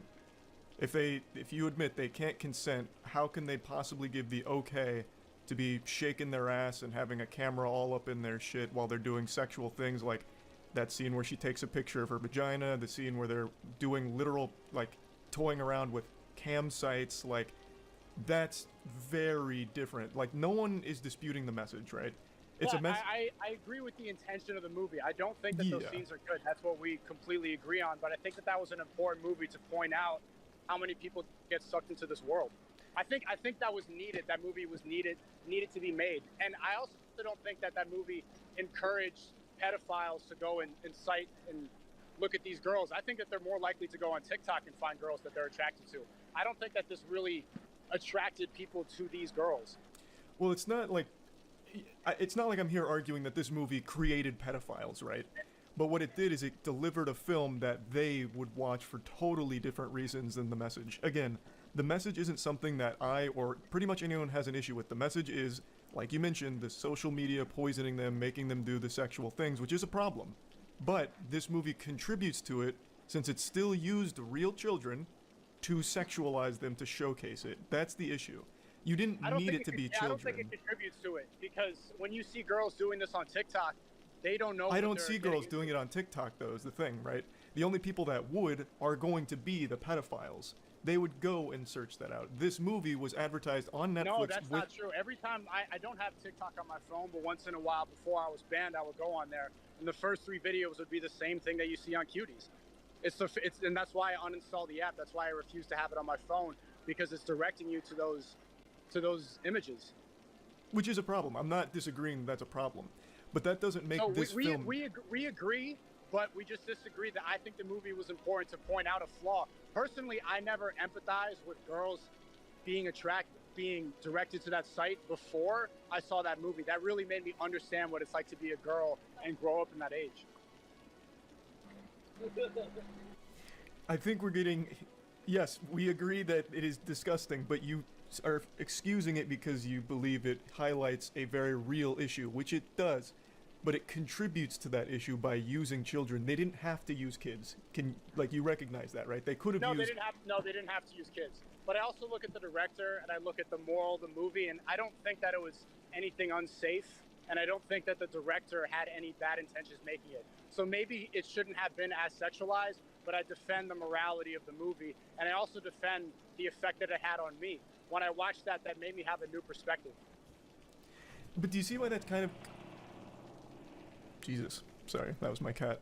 Do you see why that's kind of concerning to hear, though? Because in the time that I watched that film, there were unreal amounts of sexual scenes. In fact, the majority of the movie was them doing like the dance routines where they're smacking each other's ass, zoomed in on them shaking their ass in the camera. There's that scene where a security guard's like, "What are you girls doing here?" And they're like, "We're dancers." He's like, "Prove it." So they start twerking for him, and he's like, "Oh, great, get in here."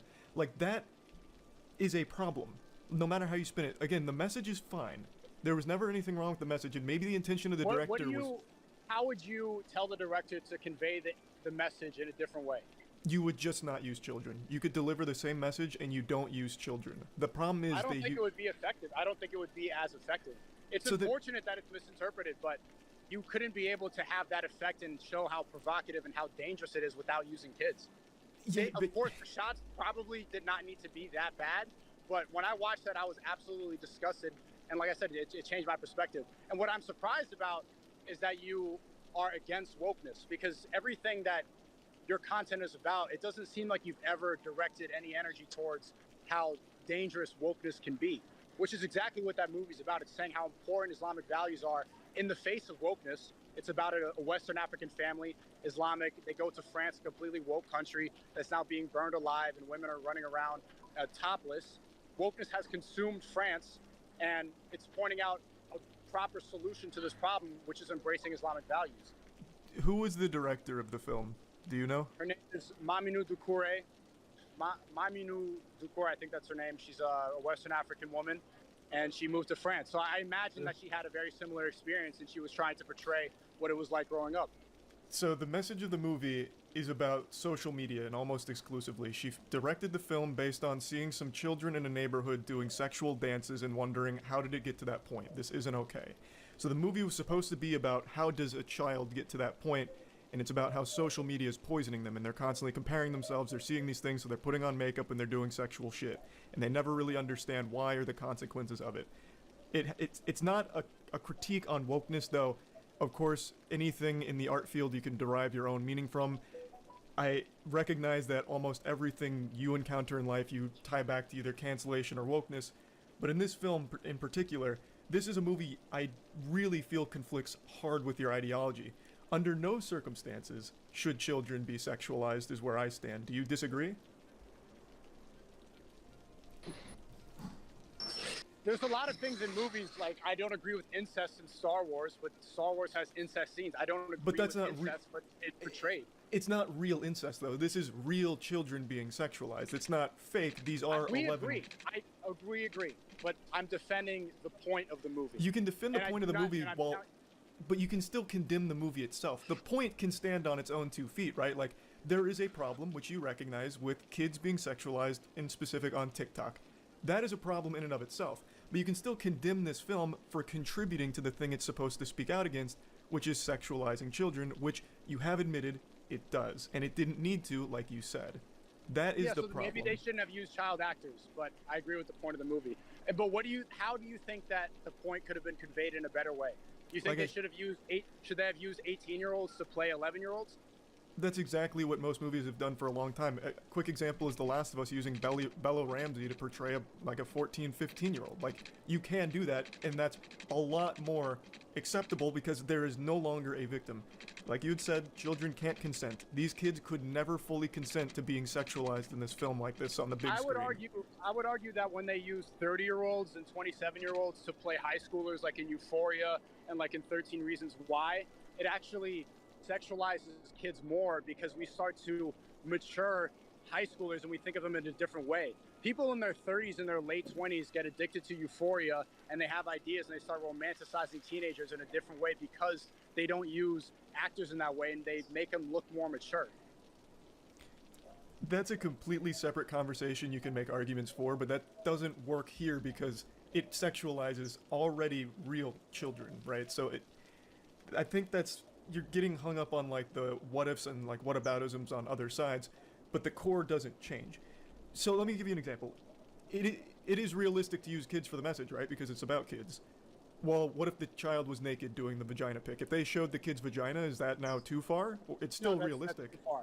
So there's two ways the movie could have been changed to be more effective and that people would understand the message. One, they could have used child actors and they should not have been sexualized in that way. Or two, they could have been 18 plus. Any of them. All types of different backgrounds, faces, hair, everything. Beliefs. It's not even fucking close. I don't know what he's seeing there. Maybe he's like face blind, so he sees everyone as like a default RuneScape character on Tutorial Island. I don't know. But anyway, back to the woke topic. I wanted him to define woke, and he gave me his definition of woke. Sneeko. Sneeko is a sneak. Sneeko sneak.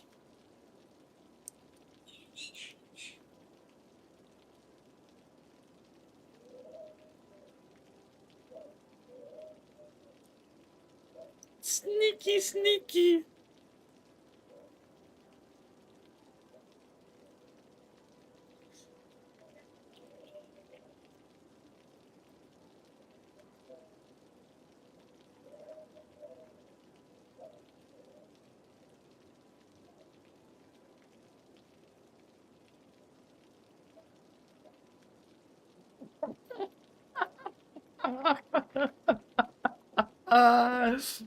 Oh boy.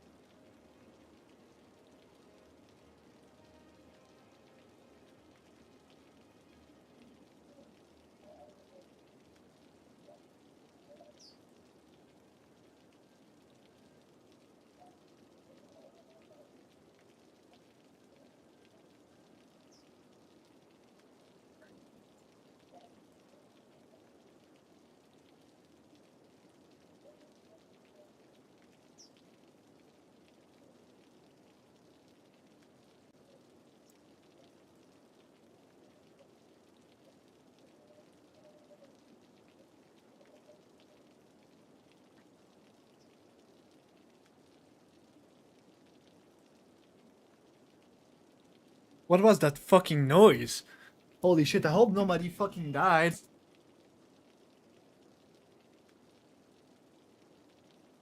My door closed because of the strong wind. I was like, yo, what? That was a big ass noise.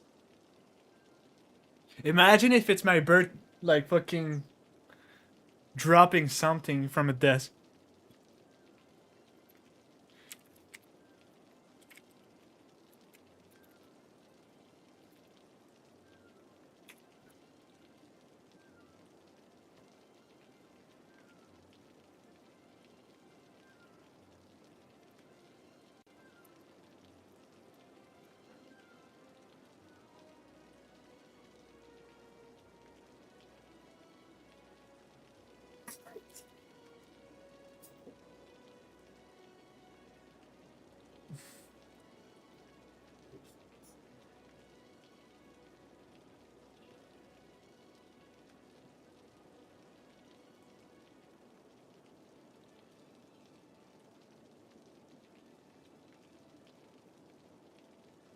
There's not a lot I can watch. I mean, you know what? Let's put you.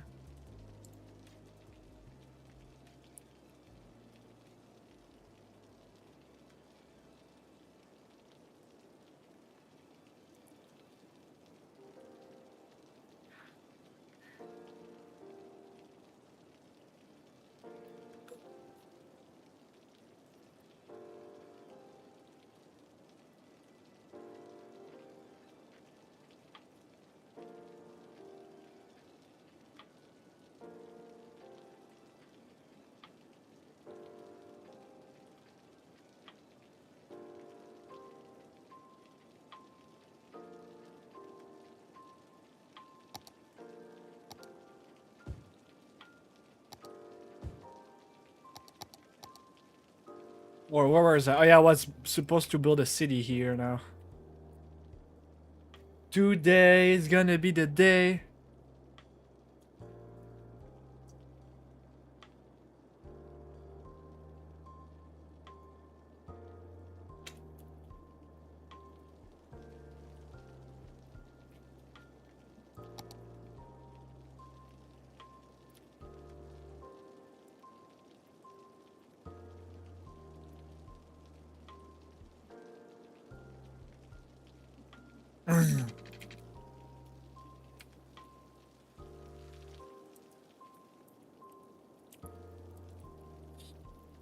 Hmm.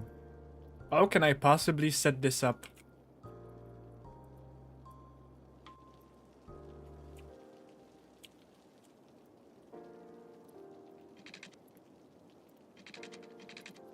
I mean, honestly, at this point, I think we're just gonna put a bunch of roads in diagonal and put a bunch of houses.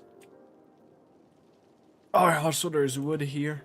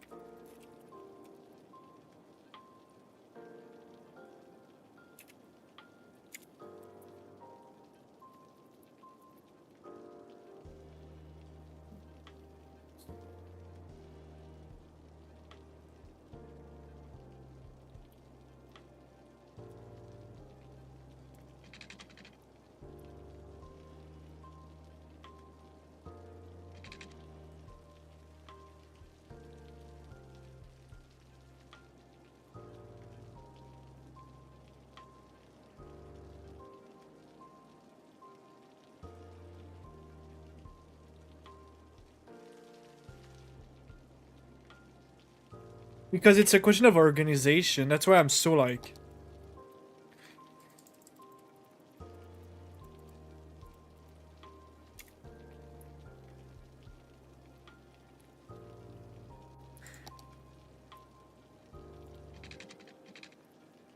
I'm kind of like unsure on how I.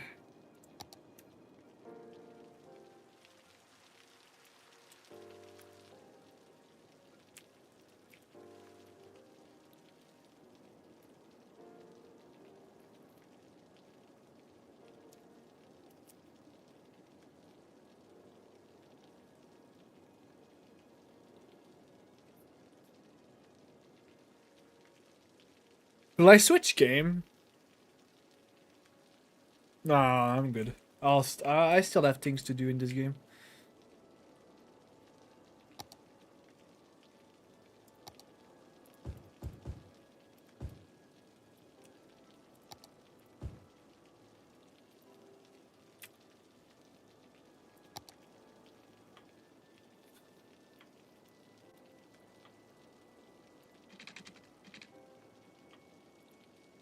Hmm.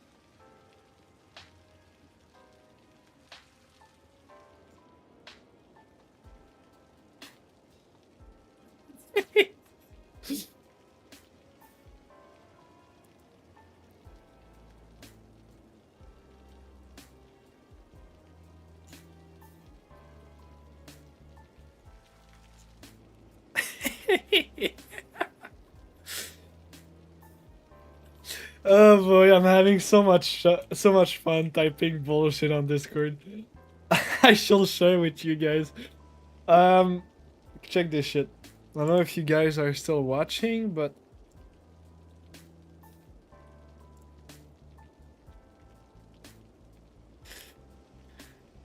okay. So one of my friend keeps saying, cause he has a fun. He likes to say the server is dead just to trigger me or whatever. Okay, so what I do is I backfire with saying some random shit and kids insult. And I say some stupid shit like, someone typed in the chat, that's mean like the server is not dead anymore. And then I congrat myself, whatever. Then he says congrat to the guy because he talk about the progress he done in, I think, in the game. Then I say, don't talk to him. You're not part of this, of our community. You're excommunicado, which is like a reference from John Wick. Then whatever. Hey, everyone, don't talk at once. Doesn't seem like an issue.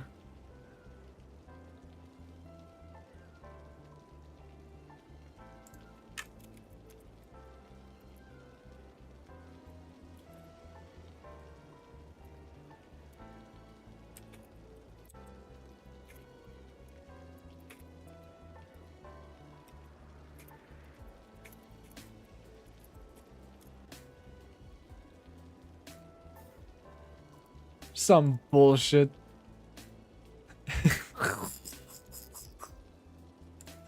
It's so dumb, dude.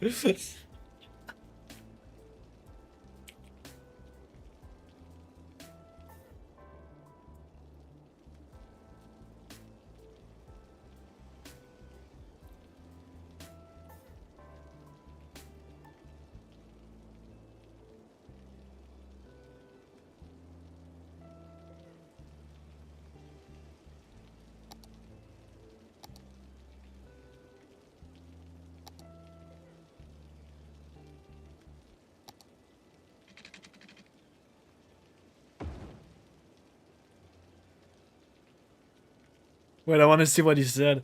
After I said I'm gonna abuse my power on you. He didn't say anything yet. I'm waiting for his answer.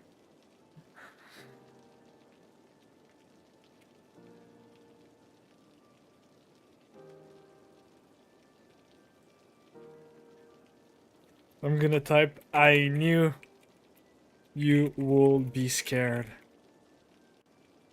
No, he's gonna get pissed. I'm gonna chill the fuck down and wait until the answer.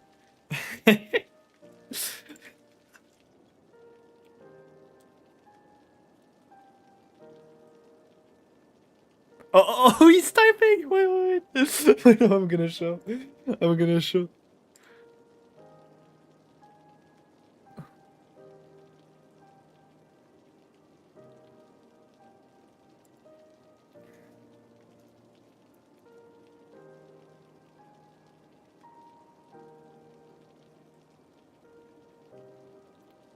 Shall I? No, it's gonna be too much.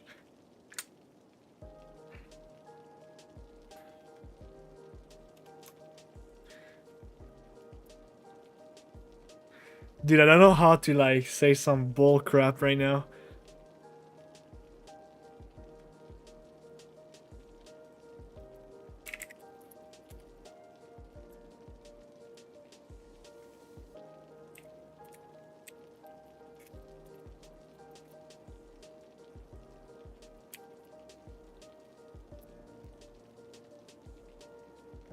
All right, shall I? Oh, wait, he's typing.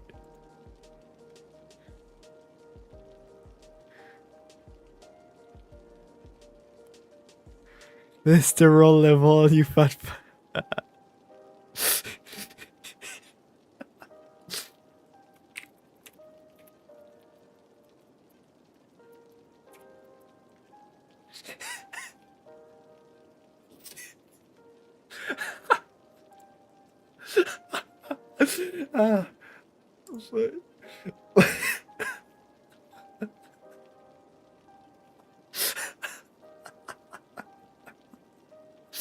Oh, I can't. It's just so dumb.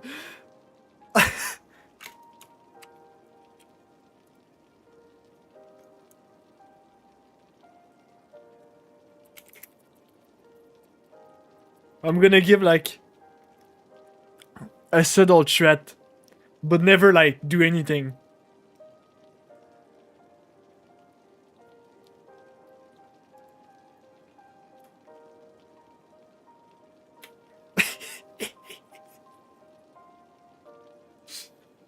Oh, please type!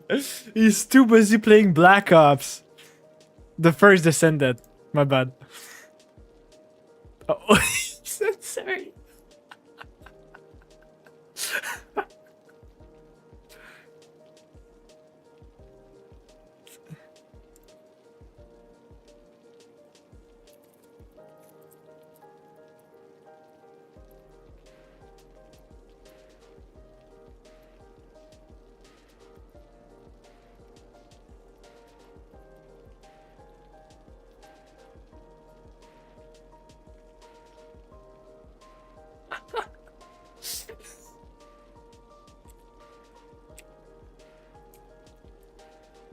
No, no, I don't know. I'm gonna avoid getting personal.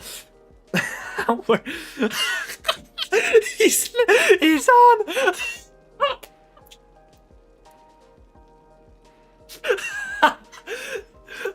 he's like, what the fuck is going on? Oh my god.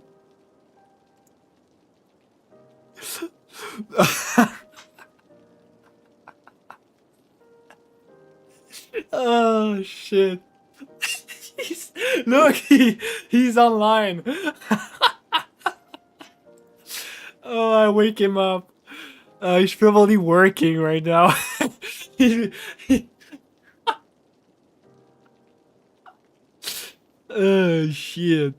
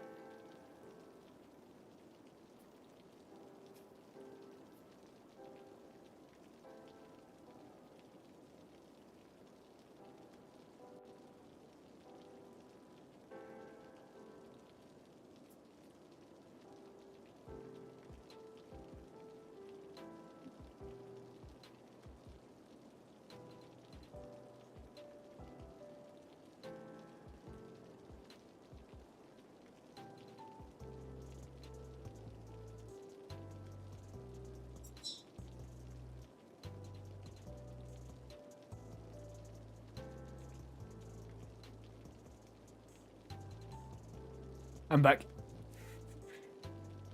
Okay, I gotta play the game. I cannot just troll on Discord. I gotta stop.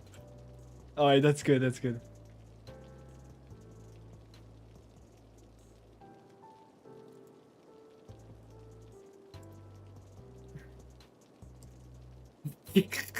Oh, he keeps typing, dude. Okay, honestly, just for like 30 minutes. Just 30 minutes of trolling. I'll stop after like, maybe like the next 5 minutes.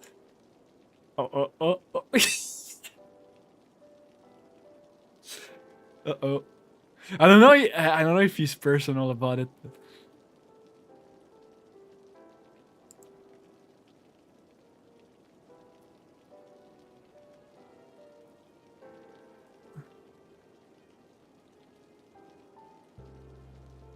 I have no comeback, honestly. I have no fucking comeback. Unless I say some random shit again. I don't know, honestly.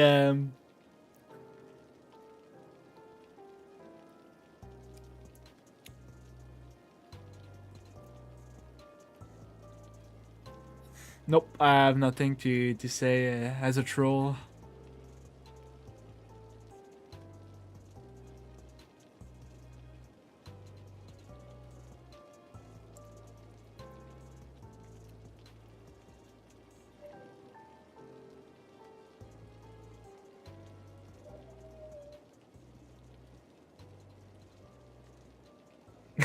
I don't know if he's personal. I think he's taking it personal. He keeps attacking Canada when he gets mad.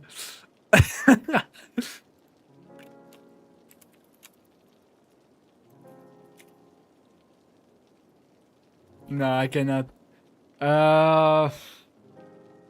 Who's that? You. I don't have the name.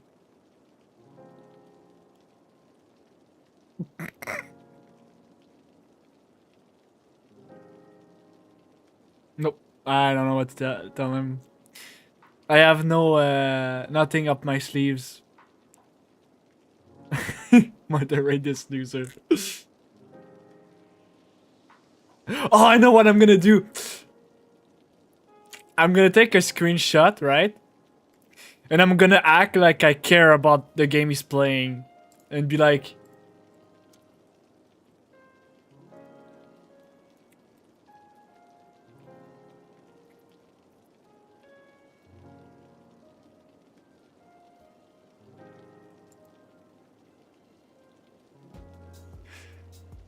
I think that's Inverti. I don't give a fuck. I'm a man. I have a penis. What the fuck? That's... I don't know who's that.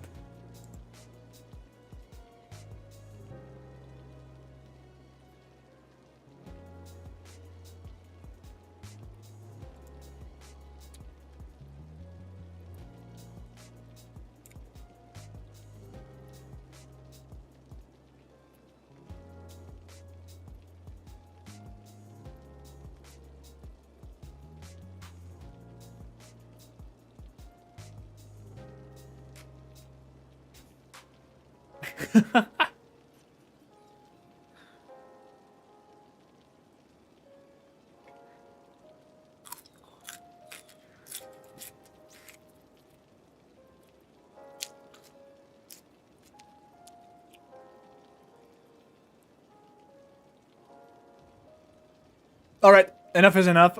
Now we play. We did a little bit of trolling. Now we do a little bit of gameplay. Poof.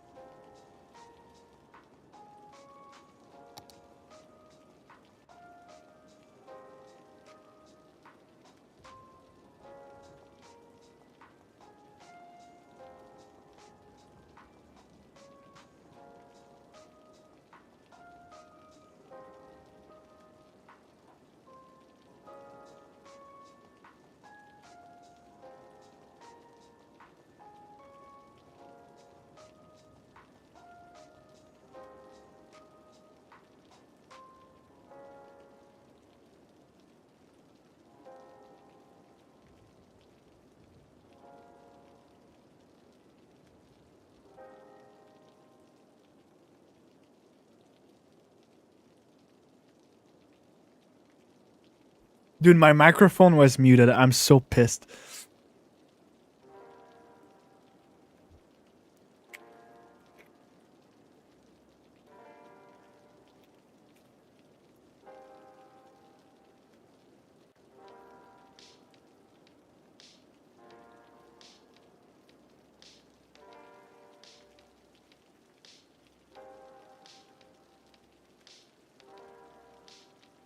Oh no, they keep... I'm gonna...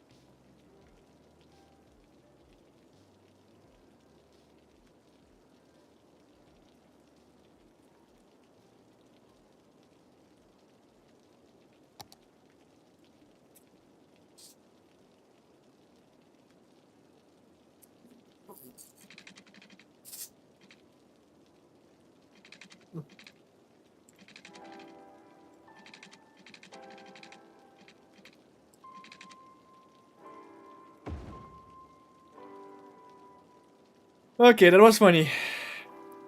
But I'm done trolling. No more trolling. I'm gonna go troll. I'm telling you right now, it's gonna happen again.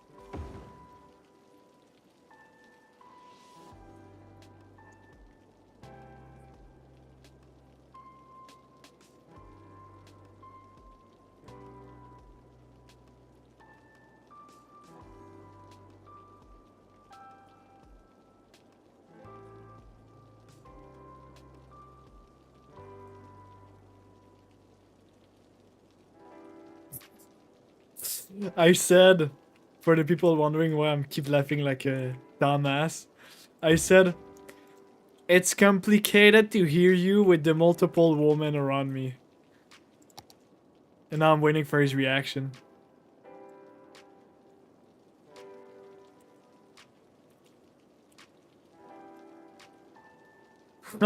he said, he said, because I'm Canadian and for some reason they like to call Canadian pedophile. He said 16 years old.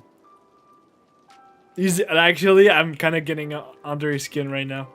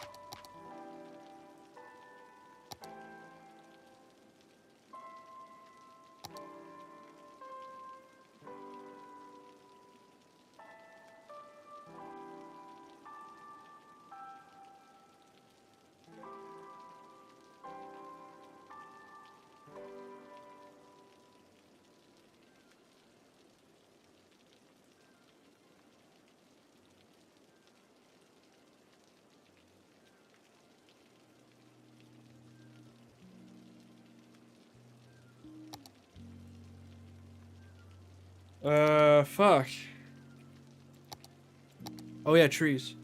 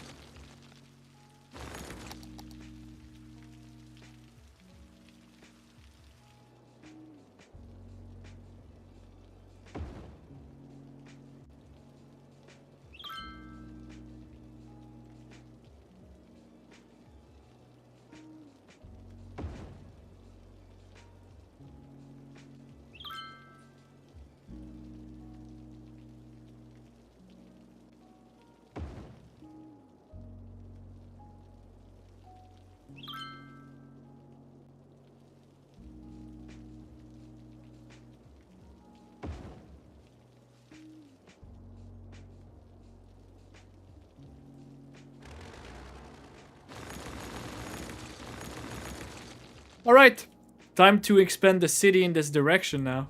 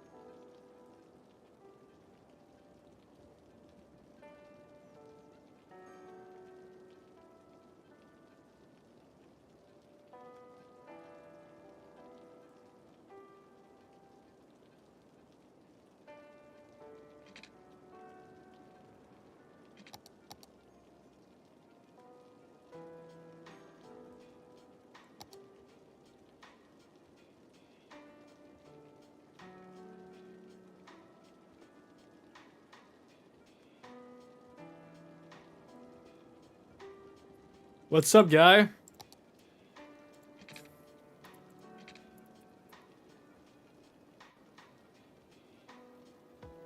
So, I would watch your stream. I don't have access to my phone book now, and geometry dash. So, yeah. So Sorry, you're I'm not going so to. you're telling me you're not gonna watch my stream? Is that what I don't understand right now? Well, I mean, I can't because I'm using my laptop to play Geometry Dash, and I'm using my phone to not be around you because I don't know where my phone is. What is wrong with you? Honestly. You So hate many me? things, man. You hate me? No, I don't hate you. Why do you...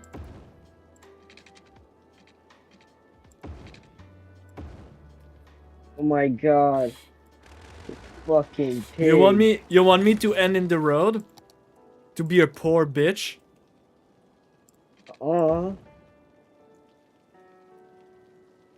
Also, I gotta go in 2 hours because that's when my shift starts. Oh. So you work at this age? Holy shit, okay. And caps to you. Hats to you. Don't know my age? You don't know my age? I will assume 15? No, I won't tell you when we're cold. I won't tell you if you're right No, or no, correct. don't I'll just say, make don't sounds. say, don't say I'll shit, just don't make say shit. sounds.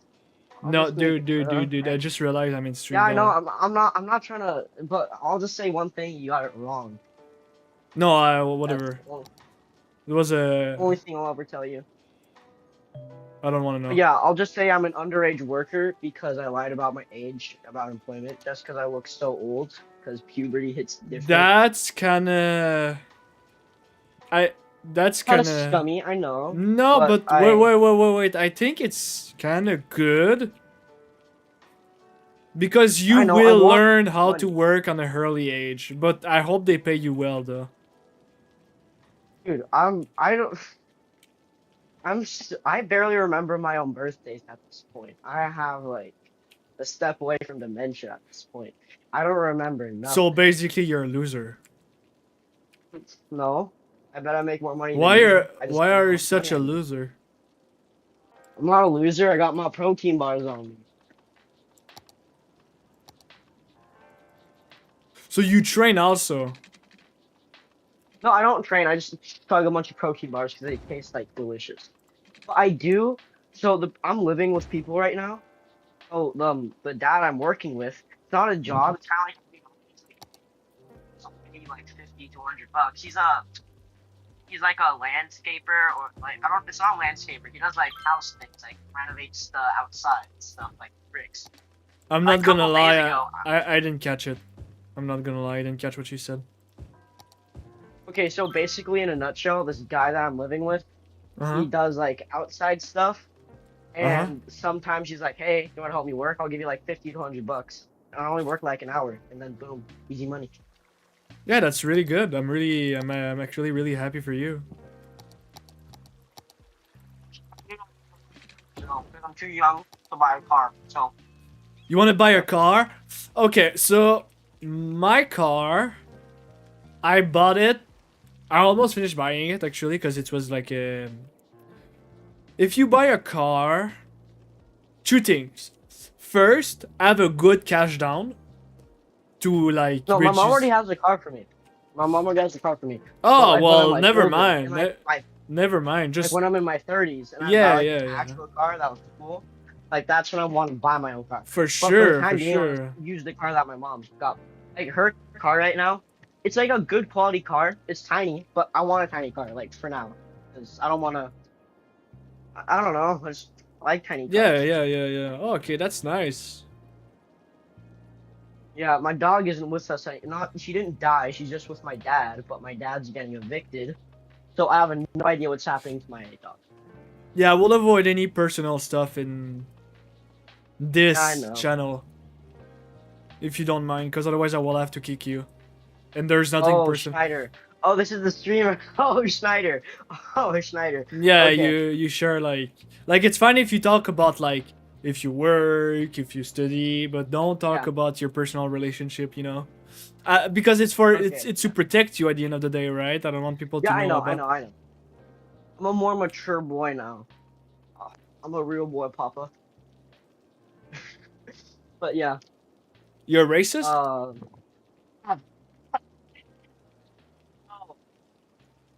But you just said you were a racist. I miss this, man. I miss this. The good old days. Miss what? You know, talking to you, like, it's just you right now, but it's, like, really fun. Wait, Like, what did you say? What did you say? You miss the good old days? What do you mean by that? I mean, like, when I was, okay, that's about, jeez, when I was still, What like, is wrong with you, dude? a lot of things. I'm amazing.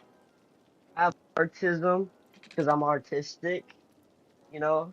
No, that I make know, yeah, for artistic sure. stuff. No, that I can Also, tell.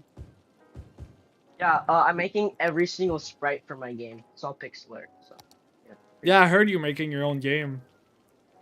It's I don't want to show anything to you guys. Like I want to show you guys like when it's in demo and like I can actually release it like pre-demo. Like I can use you guys as bug testers when I know the game's like actually playable and you guys can like find bugs. And stuff. Honestly, go for it. I'm like full in. If you want to share your game and you want people to Like, play. I don't want to show you guys because like I want to But in hide general, like I the don't- big stuff right now. Like I I don't don't want to care. show you guys like yeah. So basically it's a rhythm game. That's the type of thing it is. I played a Trying game. to- Mhm. what'd you say, Laura? On 3DS, there's a game called I think it's Rhythm in Heaven. I really liked it, so I hope it's gonna be similar to this. Hey, basically it's a 2D. Was it? I don't know if you heard of this game called Rusher. It's just a 2D game that has like Rusher vibes and Geometry Dash vibes too.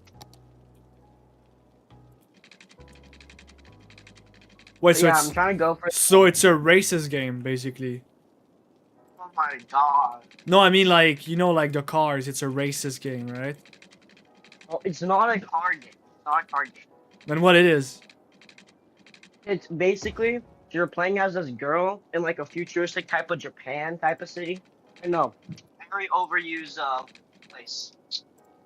But, Wait, but what about the men's?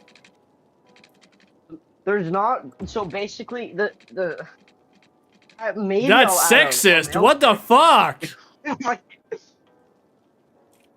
Yeah, I'm not. Okay, maybe I'll work on adding a male character. I don't know. Oh my god! Fuck your game, dude. Stupid ass game. You play as a girl? Ew, dude!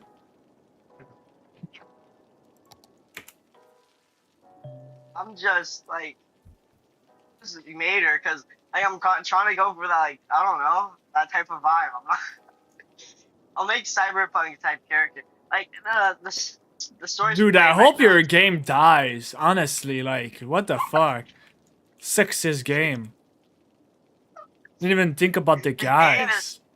The game is still like its skeletal process. I can remove her from the story completely. I can make it only a man. No, it's too late. No, it's too late now. You're cooked. That's sexism against men, dude. Literally. Yeah, but guess what? Doom Dark Age is coming out on May 13th, and I'm going to stream it on the voice chat, whatever. Doom is awesome. If that makes you happy. It does make me happy. I love it. Like, I'm not going to say... I'm not going to say my Instagram, but basically my Instagram profile picture is a cat with 3D printed helmet of Doom Slayer's helmet, because I love Doom so much. It's the best thing ever, and Instagram is the best thing ever too. Yeah, you can have a lot of traction. TikTok, Instagram. I don't like where was I going with that? No, keep going. Keep going. I don't have anything to say. Yeah, TikTok sucks. Like the photo comments that ruined it for me. Like that was the last straw. Like I don't want to be going onto an Ultra Kill video seeing a furry sucking a weird old twig. Wait. How did we got there? Wait. How did we got there again? What were you talking about furries right now? So TikTok allowed you to allows you to comment. No. Why do you watch furry shit? I don't watch that. That's why I got off TikTok, because people are posting pictures of that. Like Instagram, on the other hand, it's amazing. We have like. It's amazing sure, because you watch furries? No, I'm talking about Instagram. TikTok, I don't like that anymore because of the furries. Oh, so because there were no furries on TikTok, you go on Instagram to watch it. No, because there was like furry porn. Why are you talking about porn? What the fuck? Because there's No, honestly, no that's joke, on no TikTok. joke, no joke, no joke, no joke. What? Why? Just why? So TikTok allows people to comment pictures, and people they don't moderate that, so people post like literal porn. Oh, okay, got you. Okay, So okay, that's why okay. I left TikTok. I Ah, left TikTok double so I don't you, yeah, for sure, dude. What the I'm fuck? trying to keep my That's mind crazy though, fresh, you know. because when you think about it, this is a platform that like has a lot of kids in it or underage. Like, let's Little say, elementary schoolers are on. There's fucking. elementary schoolers. But that's I would say it's a part of responsibility of the parents at this point. Like, what the fuck is your kid doing online? There's so many I weird know. shit. Like if you're below the age of 13, you should not be on TikTok. There's like really bad stuff on there. If you're below the age of 15, you should be online. I honestly, if I have a kid right now, I will 100% not let this kid go online until 15. And that's pretty that's a risk, because even at 15 it's kind of like you're still goofy as fuck, you know? You're still a goofy goober. I'm Goofy Goober. I'm Goofy Goober. I'm Goofy Goober. I love SpongeBob. Lorax, you need to add SpongeBob to your server. Then I'll join back. Only when SpongeBob is there. Yeah, but we're not racist, so we're not gonna hatch SpongeBob, sadly. How is SpongeBob racist?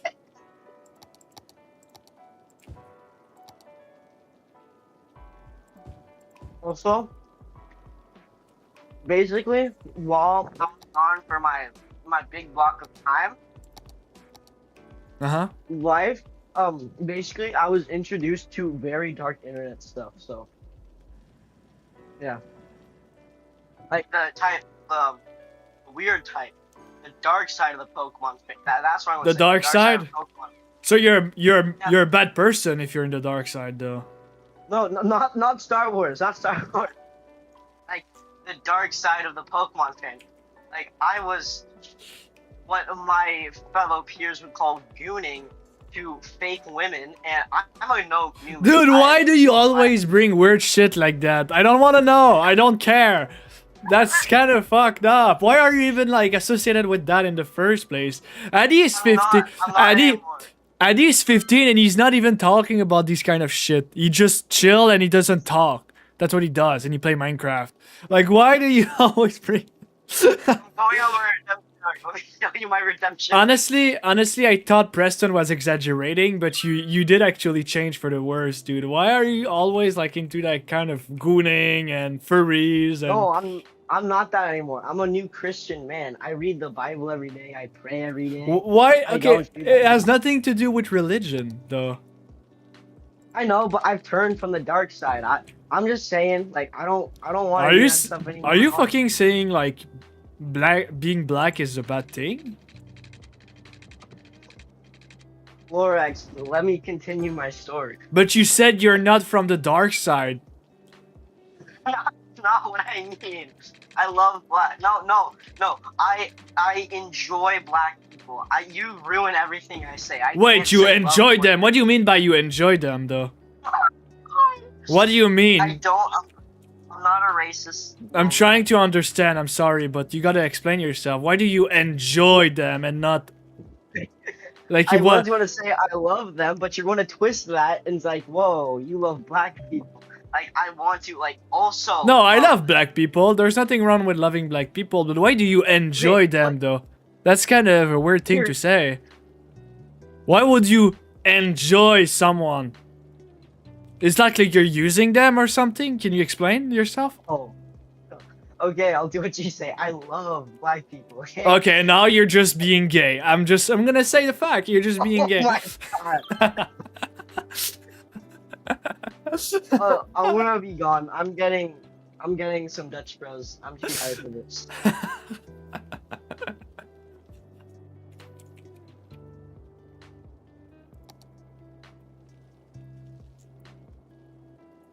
Yeah, I'm gonna be honest about your point of view, like missing, you know, when the server was like really up and running. I also do miss this part of the server, but I'm not capable of working on the server as I need to do my studies. I'm really busy. Oh, he muted him. He muted him himself.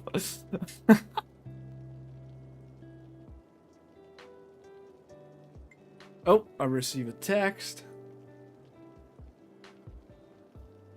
Oh, I need to do my Duolingo. I have my 44-day streaks.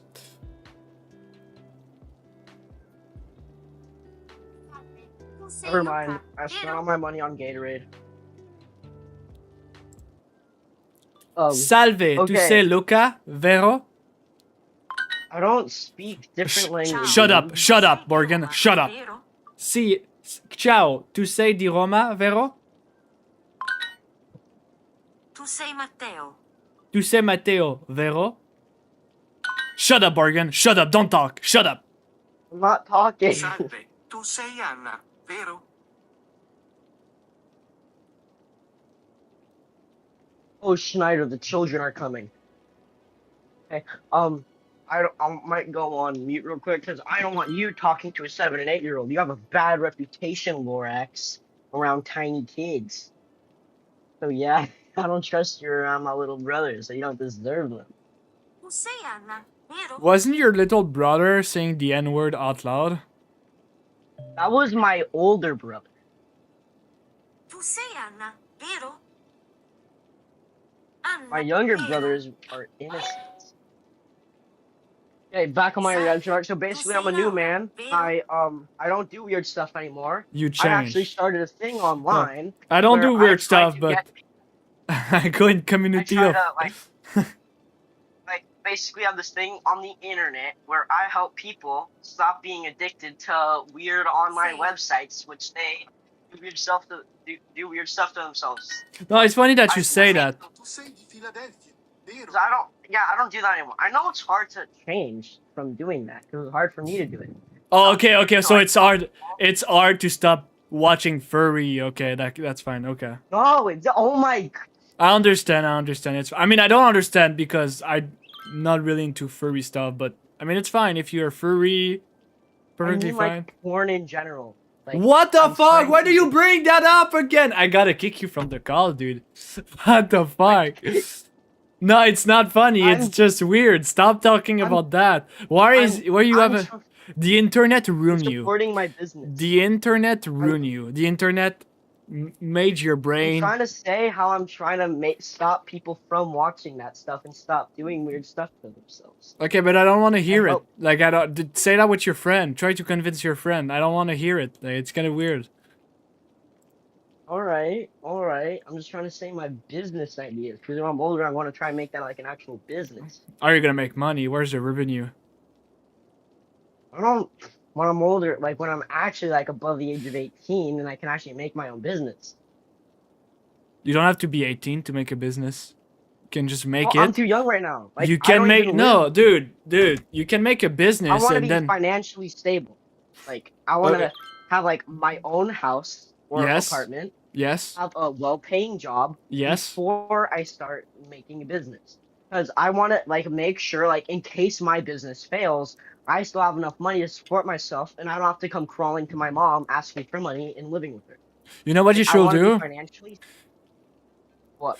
You should take the time right now, cause I've read a book, and there was something along the lines like when you live with your parent, you're being rich without knowing it, and the reason why the book says that. Oh, Schneider. Wait. Oh, Schneider. I think my headphones are acting really. They're doing really gay stuff right now. I can't hear you. Whoa! What do you mean gay stuff? Are you homophobic? He left.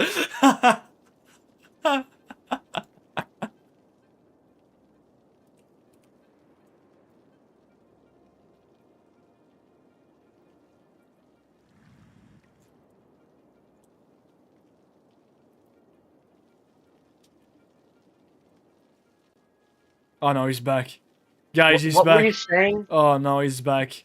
Hey, What are you saying about Morgan! How are What are you you? saying? What are you saying about the Nothing. book? Nothing. Oh, the book. Dude, you're supposed The book says, living with your parent is being rich when not knowing. No, but I don't want to like use my mom's money.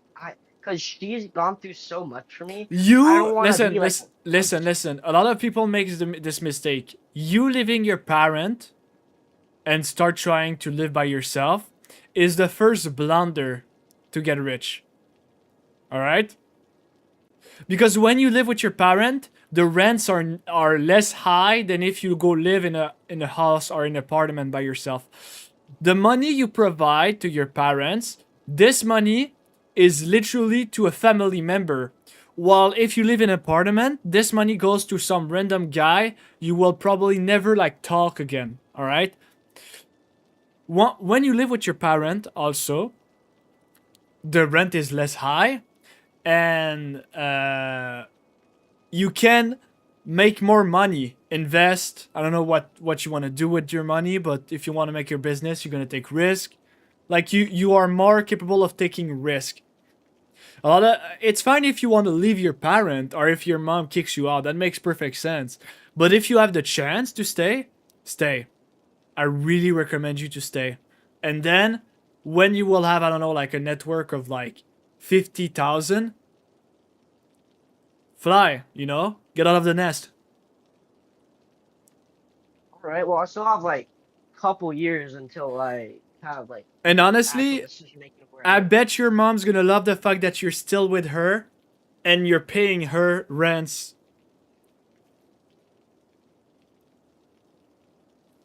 Well, okay, yeah. Now I think about this, that's pretty good. No, Like I don't know, for basically, real. my original plan was I found places with cheap apartments. Japan has cheap ass apartments, and I mean cheap as No, yeah, hell. yeah, but the thing is, you're still paying more for this apartment than staying with your mom. Also, another factor is, one day, and it will happen to anybody, you will lose your mom. So while you have the time, stay with her, unless she doesn't want you to be in the house, which is perfectly fine. But if she doesn't say anything about it, take the time. You have time with her, you talk, you know, you don't have to like, leave because you don't want to like be annoying or whatever. But okay, there we go. This one has stopped operating. But you know what I mean, right? It's really that simple. You're being rich without knowing you're rich. Simple as that. All right. Well, I want to go because I want to go to like Starbucks or something with my friends before I go back to the dreadful shift. Yep. But yeah, it was nice talking to you, Lorax. It's nice going back to when my life was normal, talking to people that were there when my life was normal. Yeah. And Yeah, not before you were fucked like up. on furry stuff. Yeah. I'm not on. My God. Yeah. I don't watch weird stuff anymore. I never did watch furry Why? Okay, then why did you pull up and talk about the word stuff immediately? Like that's the first thing you put when you joined the call and you said you were Well, like, I didn't watch furry stuff. When I was younger, I watched other stuff, but not furry stuff. That's yeah, basically yeah, I'm gonna go. I might be on later tonight. I don't know, maybe this weekend, or maybe I'll be gone for another 6 months. Who knows? it's really fine. I don't mind. Well, I wish you a good business. Good luck. If you ever come All right, back. I'll try and come back. I want to try to talk to you guys more. Since you also gave me really good advice when we were talking for like 10 minutes. It's like you and Preston are adults. You guys know a lot more than me. You guys are mature. So I made a lot of yeah, mistakes, so yeah, I have, I know, I'm still making but yeah, that's mistake, but that's if you can avoid the same mistake. I know a friend that left his parent, and he's kind of like paying bills that is like higher, and it's not his own. Like the money doesn't come back. It's just given to someone random. So it's kind of like, okay, well, I guess. So that's the whole right. thing. Oh yeah, you and Preston. You guys have made mistakes already, and you guys can teach me how to avoid those mistakes when I'm older. Because you Yeah, guys for went through sure. them. You guys can teach me how to For avoid sure, them. dude. Right. Right. Bye, Lorax. Really nice talking to you. Hope we can talk more. Ciao, ciao. See ya, man.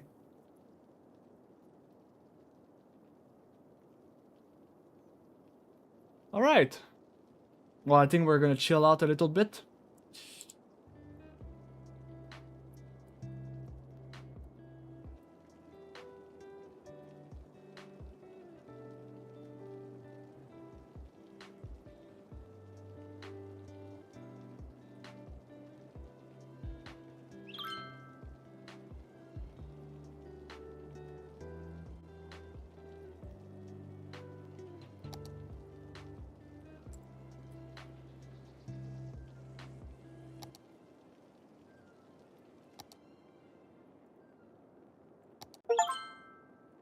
W?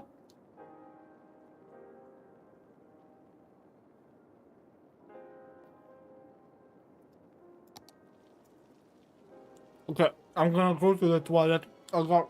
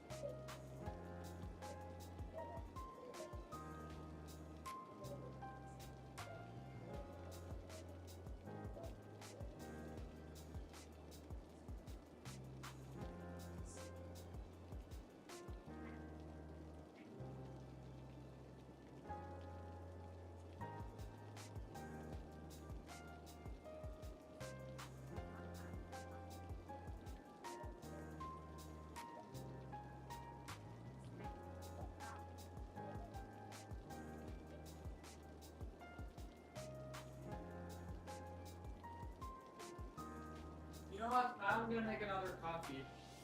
It's coffee time, motherfuckers. Oh yeah! Oh yeah! Coffee time!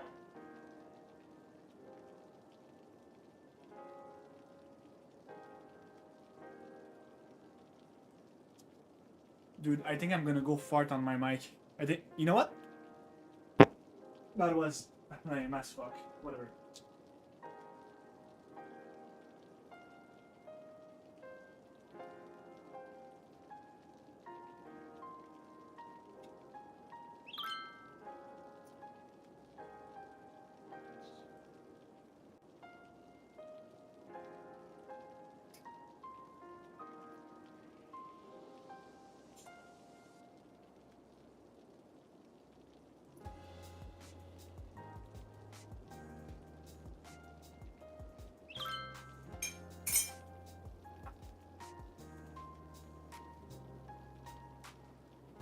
Tu sei di Roma, vero? Tu sei. Tu sei.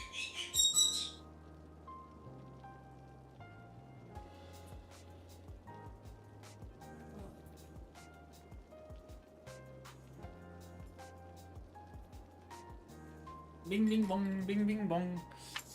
So I'm a little bit, I've been looking at the view count, right? And I see you guys are 11. But I don't see anybody typing. I'm kinda like wondering if it's not bots. But in the same time, I kinda like it because in a way it kinda boosts me. I don't know if it's the best. Oh, what the fuck? They still need to shit? But I just raised the... Okay, let's put it at 50 per. And it's fine if you guys, if you're actual people, I mean, nice. At least you enjoy the stream. I'm glad I can make your night. But I'm surprised, especially on a stream where there's not a lot of action like that. I'm surprised there's that many people.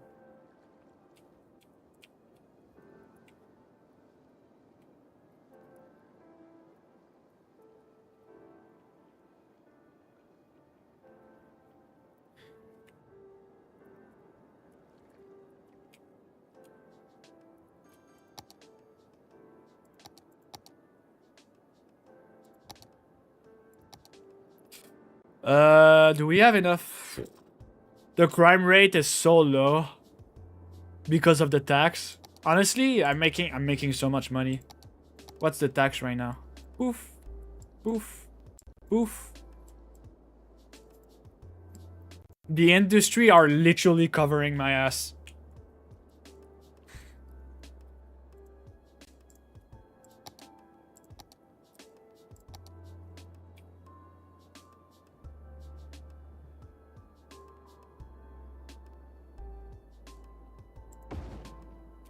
So what's the difference with large oil pump?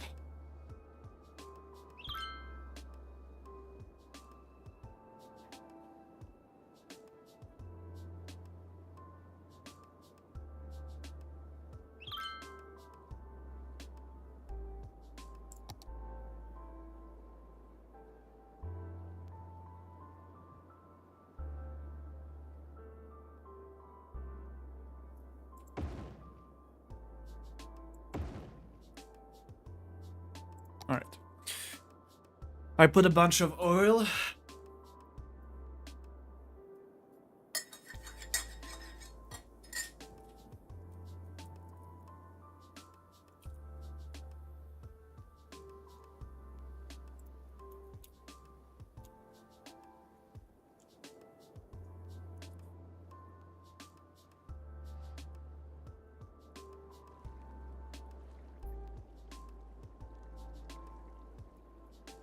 I wonder if I can see who's watching the stream. I'm kind of curious to see. I'm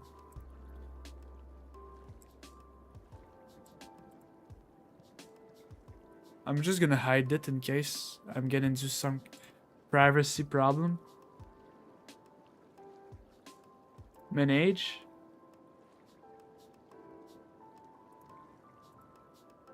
Participant. No.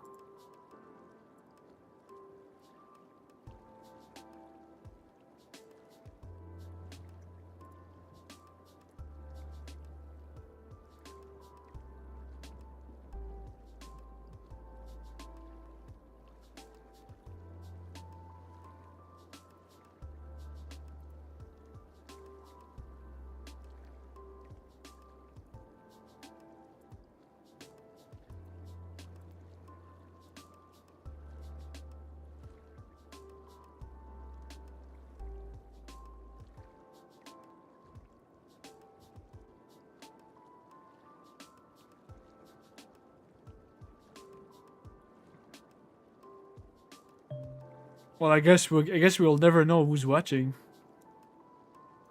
If you enjoy the live.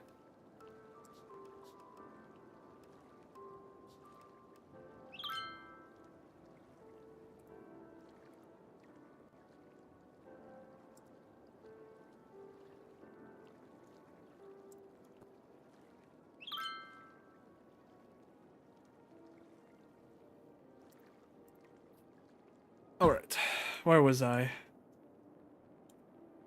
Oh, do they need electricity? ASAP. It's okay. Take the electricity.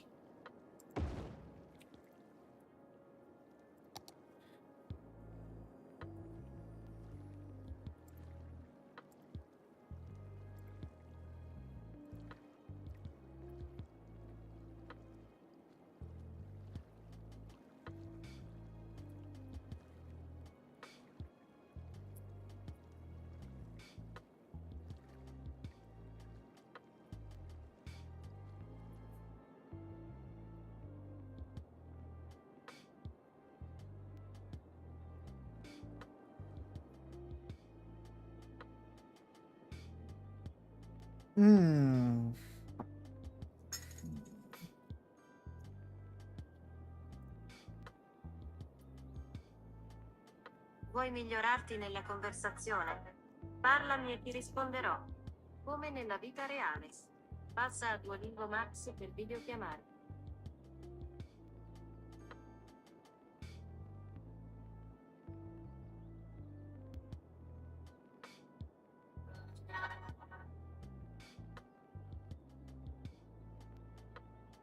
Shall I train again or shall I just You know what?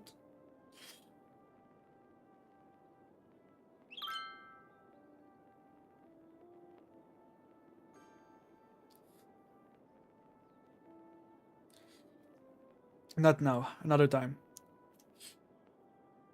Where was I?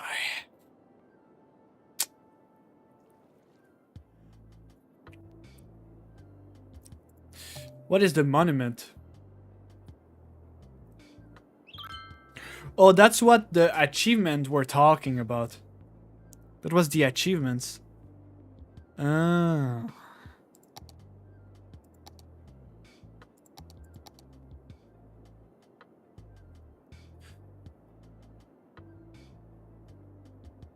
So I need 5 libraries. Okay.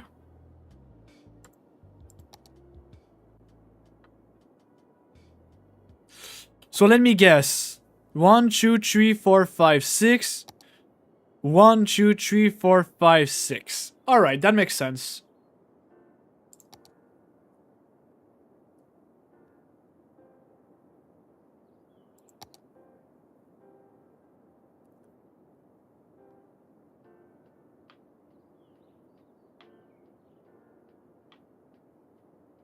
Interesting. Also, a recap for people that are not aware.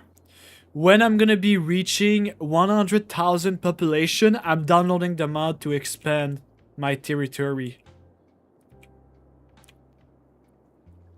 That's pretty much what I wanted to say.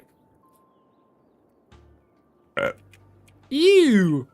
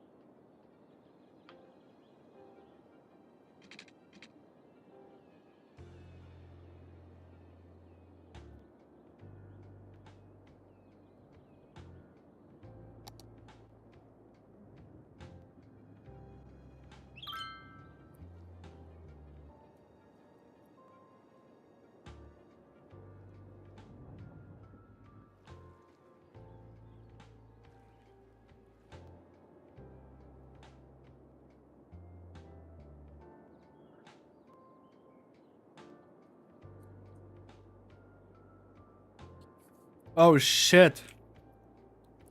The poop is going in the purifier.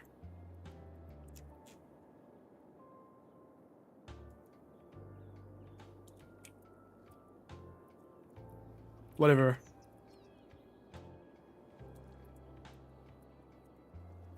Whatever, they can drink their own poop. I don't care.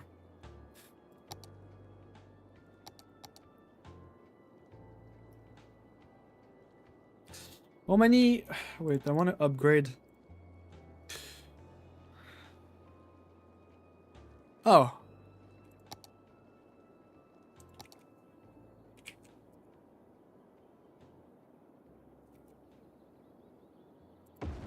There we go.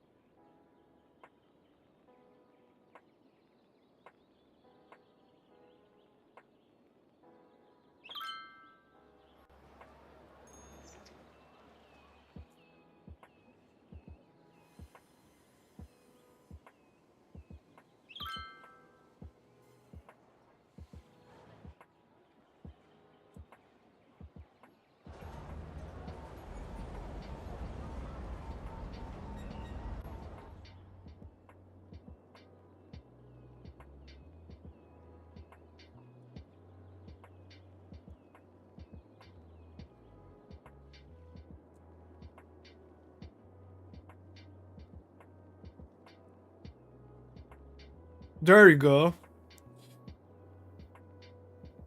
Now we're talking. Engineering wood plan. Wait. What is all of that? Woo.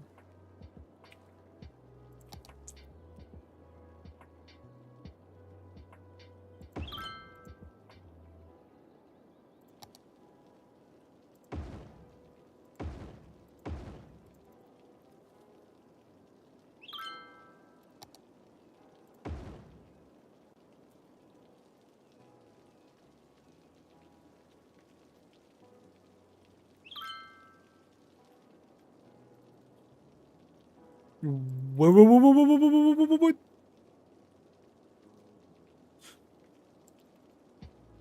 What the hell? What's the achievements on Steam?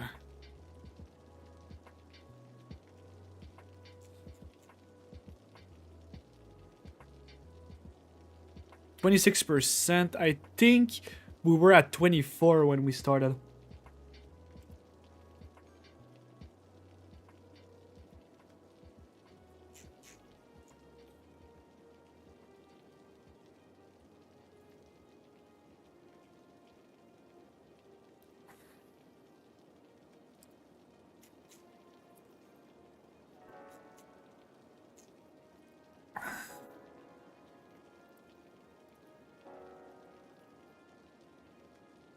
Population.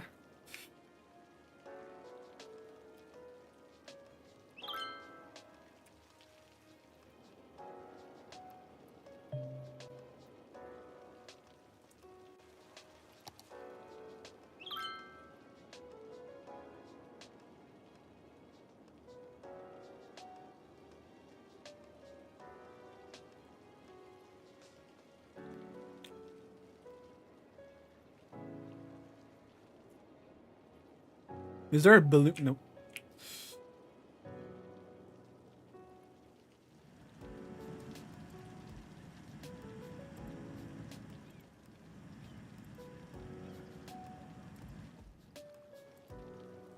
That will be fucking cool if we can, like, change the balloon.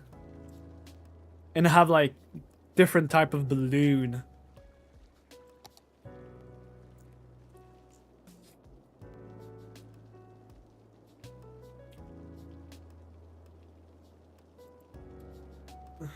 How to check my global happiness?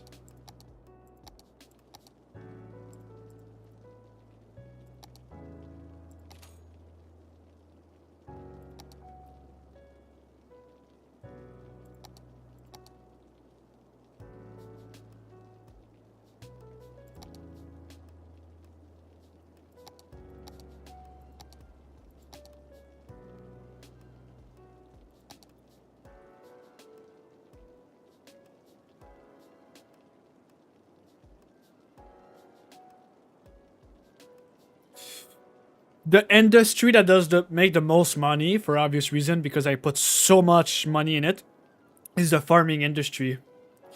With a whopping 9 million... Wait, what the fuck? Whoa, never mind. Warehouse and unique factories. It's my production factories. Dude, I must have been sleeping, but... All is in second place. Third place. I mean, it depends. That's crazy.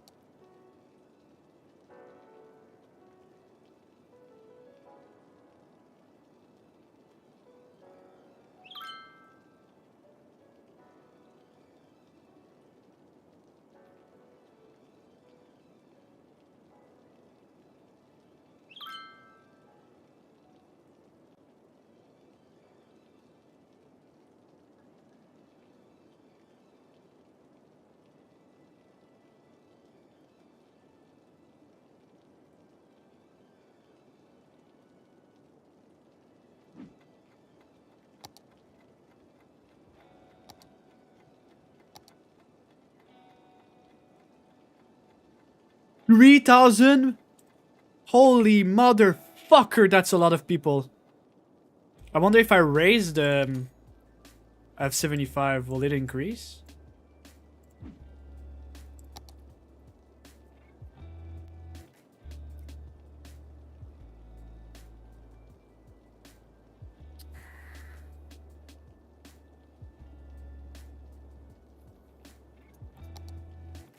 We'll see, Lamau.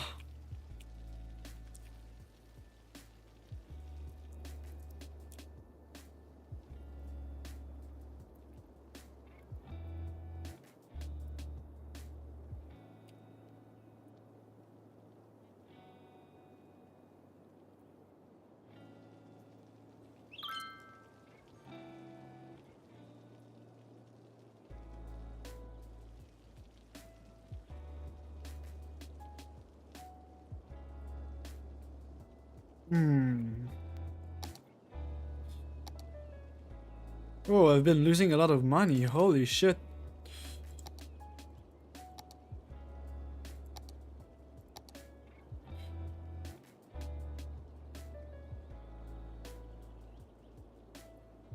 It's gonna come back eventually.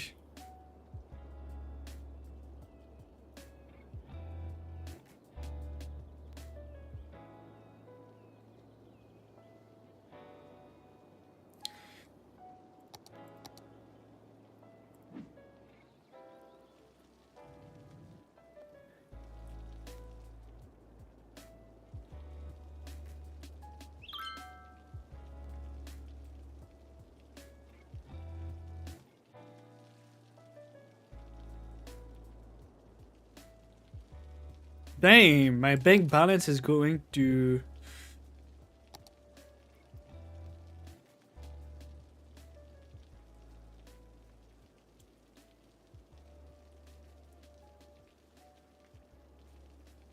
I don't know what is going on, but...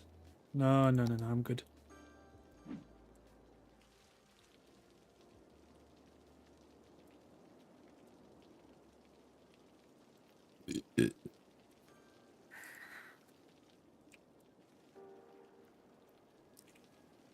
Is it the electricity?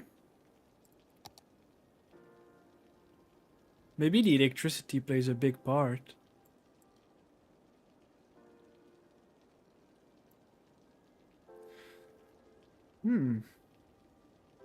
It's kind of weird.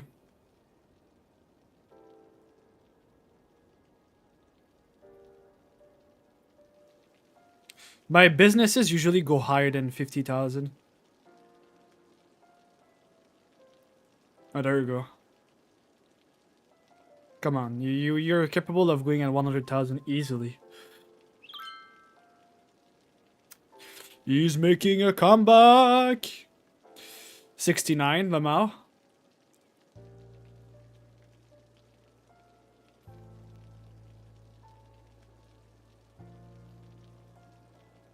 Come on, come on. How?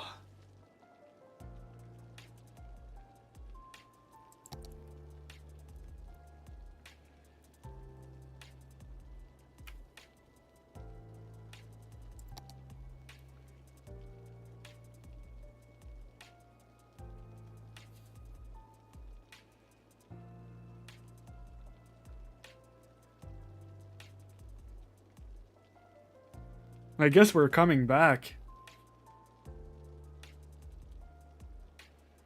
Oh, it's gonna hit the 90.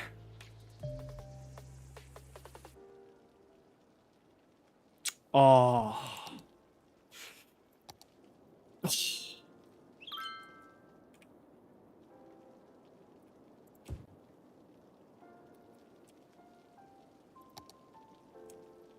I'm surprised I'm not capable of... it's coming back. 62,000. Okay, yeah, it's coming back slowly. You just needed time.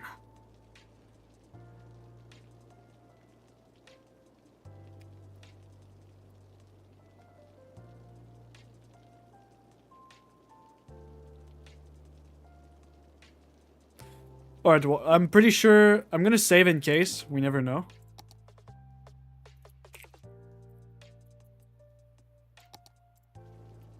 And I'm gonna let the game run. So my industry can make my money back.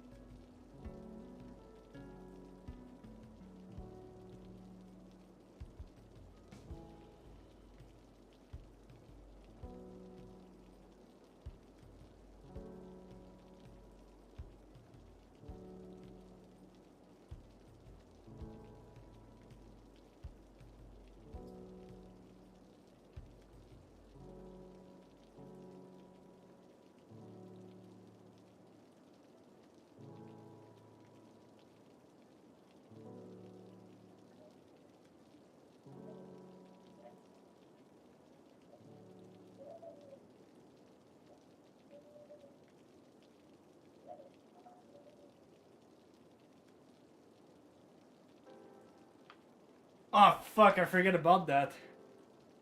Name. That's gonna reject. All right, come back.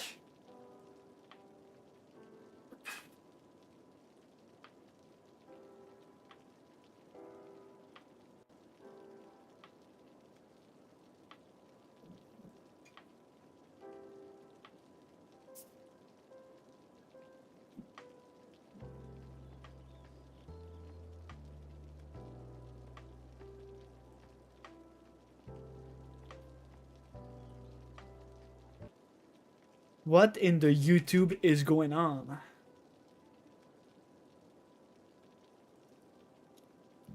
Let's see if...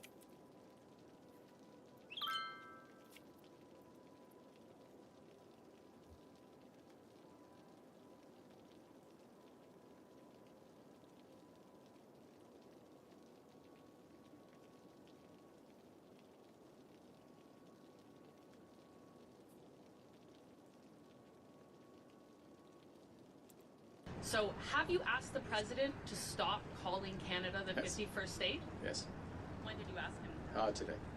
Okay, specifically, what did you ask him? Exactly what you just said. But what words did you use? How did you ask him? Look, I gave you an answer. I gave you an answer. Do you have a follow-up?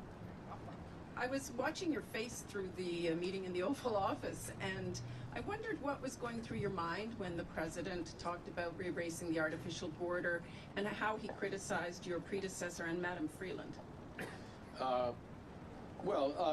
Thank you for your question. I'm glad that you couldn't tell what was going through my mind as that was going through. Look, with respect to the first point, the president has made known his wish about that issue for some time. I've been careful always to distinguish between wish and reality. I was clear there in the Oval Office, as I've been clear throughout on behalf of Canadians, that this is never going to happen. Canada is not for sale. It never will be for sale. Some things, as I said in the room, some things are never for sale. And he agreed with that. I distinguish between the two, and then with respect to the importance of reestablishing a constructive relationship for negotiations of a partnership, of an economic and security partnership, which is what we were here for. I look forward, not back, and I think we established a good basis today. So, have you asked the president to stop calling Canada the 51st state? Yes. When did you ask him? Today. Okay, specifically, what did you ask him? Exactly what you just said. But what words did you use? How did you ask him? Look, I gave you an answer. I gave you an answer. Do you have a follow-up? I was watching... Howard, stop your teaching.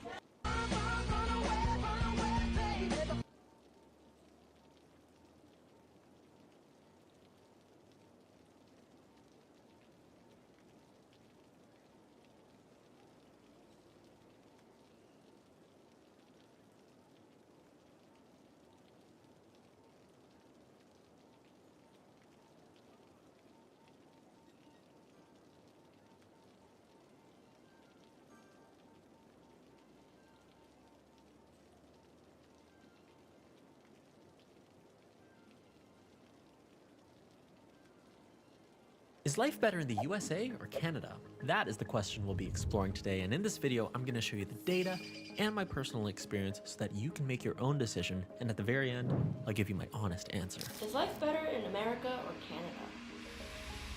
Oh, okay, this is going to be a tough one. But in order to have that discussion, we first have to set up 2 frames. Frame 1. This video is based on my own research and experience. I've spent over 20 years in Canada and the last few years in the States, and while I've done my best to give an accurate comparison, keep in mind there are still nuances that I'm gonna miss. These are huge countries with tons of diverse people, so ultimately I will be generalizing. That being said though, if you want to dive deeper, I've left all of my sources in an annotated bibliography down below. Frame 2, I love both countries. I love Canada and I love America. I'm not here to pick sides or declare one as superior than the other, because what does that even mean? Things are just different, y'all, and at the end of the day, it's whatever's best for you. Now on to our first topic of 6, which is income. When it comes to comparing the cost of living and income between Canada and the USA, we first have to acknowledge that it's not as simple as just slapping a price tag on a country and calling it a day. Salaries can vary dramatically, not just between countries, but between regions in the same country, and sometimes even between neighborhoods in the same city. So that's why instead of relying on national averages, which tend to blur things, I've pulled data for 5 Canadian cities and 5 American counterparts of a similar size, economic profile, and regional role. The first pair is Toronto versus Chicago. They're both major financial hubs along the Great Lakes with a similar population and climate. Some might think to compare Toronto to New York, but I don't think that's exactly fair. First of all, the population of the New York metropolitan area is 3 times bigger than the greater Toronto area. And furthermore, New York City is a global powerhouse. It attracts businesses, artists, investment from all over the world. And while yes, Toronto is significant as well, it doesn't one-to-one match the exact scale of New York City. Next up, we have Montreal versus Boston. Both are historic cities with a similar population size and also major healthcare and education hubs. Montreal has McGill, and Boston has Harvard and MIT. Next one is pretty straightforward. We have my hometown Vancouver versus Seattle. They're both tech hubs in the Pacific Northwest and just 3 hours away from each other. Next is Calgary versus Denver. Both are energy and natural resource hubs near the Rockies. And lastly, we have Winnipeg versus Minneapolis. Both are really cold, similar population, and relatively affordable compared to the larger cities. This should give us a balanced mix of larger cities and regional hubs, but what do you think? Let me know if you think these comparisons are fair, or if you have any other suggestions. Alright, let's dive into the incomes. These are the estimated median total household incomes for all of our Canadian cities as of 2024. On the lower side, we have Winnipeg at almost $80,000 a year, and Calgary sitting in the 6 figures. These are the estimated median household incomes for our American cities. We can see here that in 3 of our 5 American cities, the median household is making over 6 figures a year. Now, first reaction might be, oh, income in America is so much higher than Canada, therefore life is better, case closed. But this isn't the full picture. Yes, salaries in the US are higher, but there's a caveat, right? It depends on which state you look into. Anastasia is one half of the YouTube channel Make That Change, which talks about all things Canada. They recently did a comprehensive cost of living analysis that I'm using as inspiration for this video.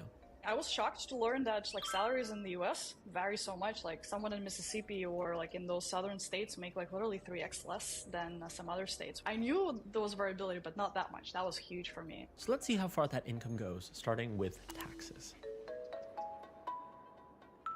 Now, there's a common misconception that income tax in Canada is much, much higher than in America. Canadians are getting crushed by taxes. Too much tax, too much control. Don't come to Canada. And it certainly feels that way. I thought this for a while myself. But when we run the numbers on each of these city pairs, we can see that the percentage of your total income going to the government isn't actually that far apart.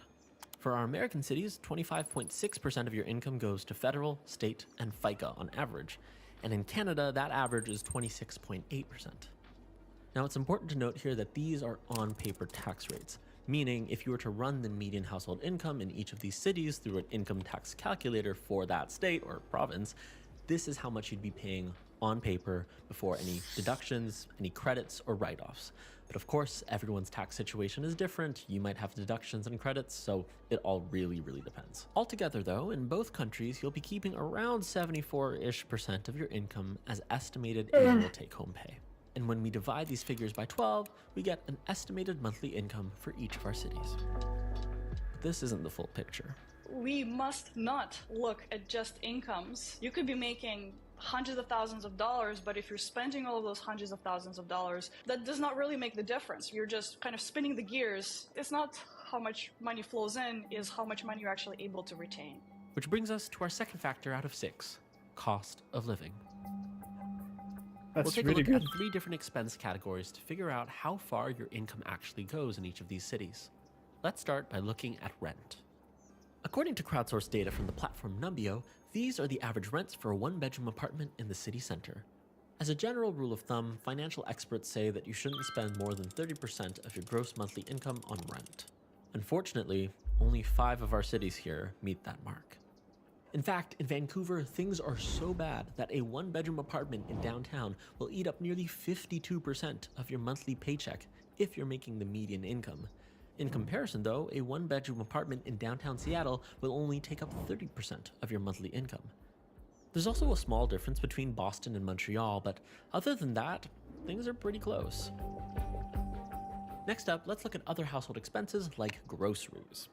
For 2 people eating a 2,000 calorie per day diet, this is how much a month of groceries might cost you in each of our cities. The top axis is in US dollars and the bottom is in Canadian. They're both aligned using a PPP adjustment factor of 1.17, so each dollar on the top axis represents $1.17 on the bottom axis. And as a percentage of income, you'll be spending more in Canada than in the US. But why is that? US is an agricultural country, so I think US has the luxury of producing a lot of crops in the country, whereas Canada does not have that much luxury. Most of the country is the Canadian Shield, which is pretty much unharvestable. And so overall, when we look at rent and household expenses as a percentage of your monthly income, this is where we really start to see things diverge. Canadians in all of our cities are spending more on their basic living expenses than their American counterparts. This is especially true between Vancouver and Seattle, where that difference is almost 36%.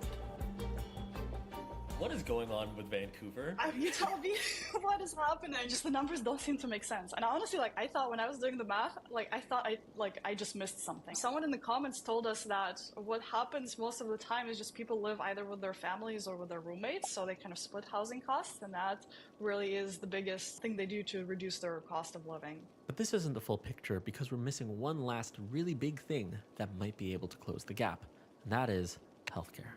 Uh-oh.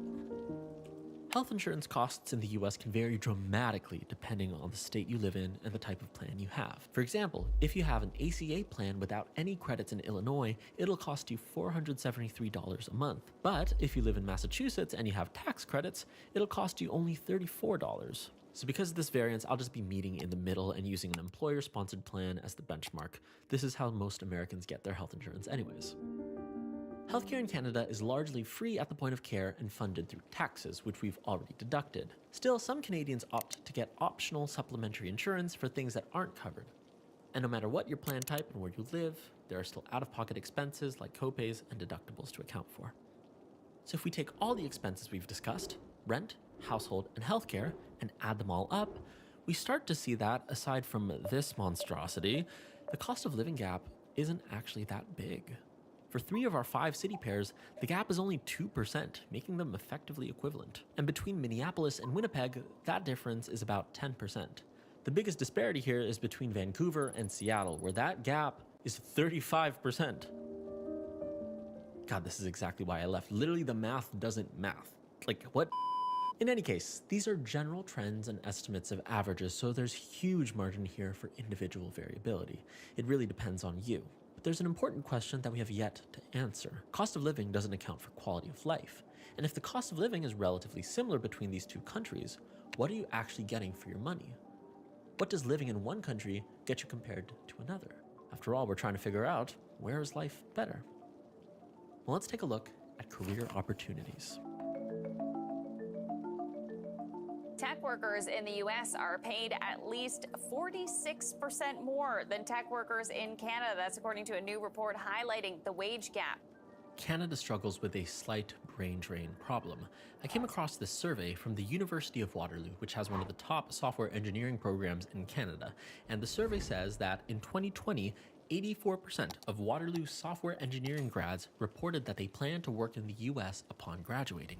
And of those leaving Canada, 93% cited better compensation as one factor that would have motivated them to stay in Canada.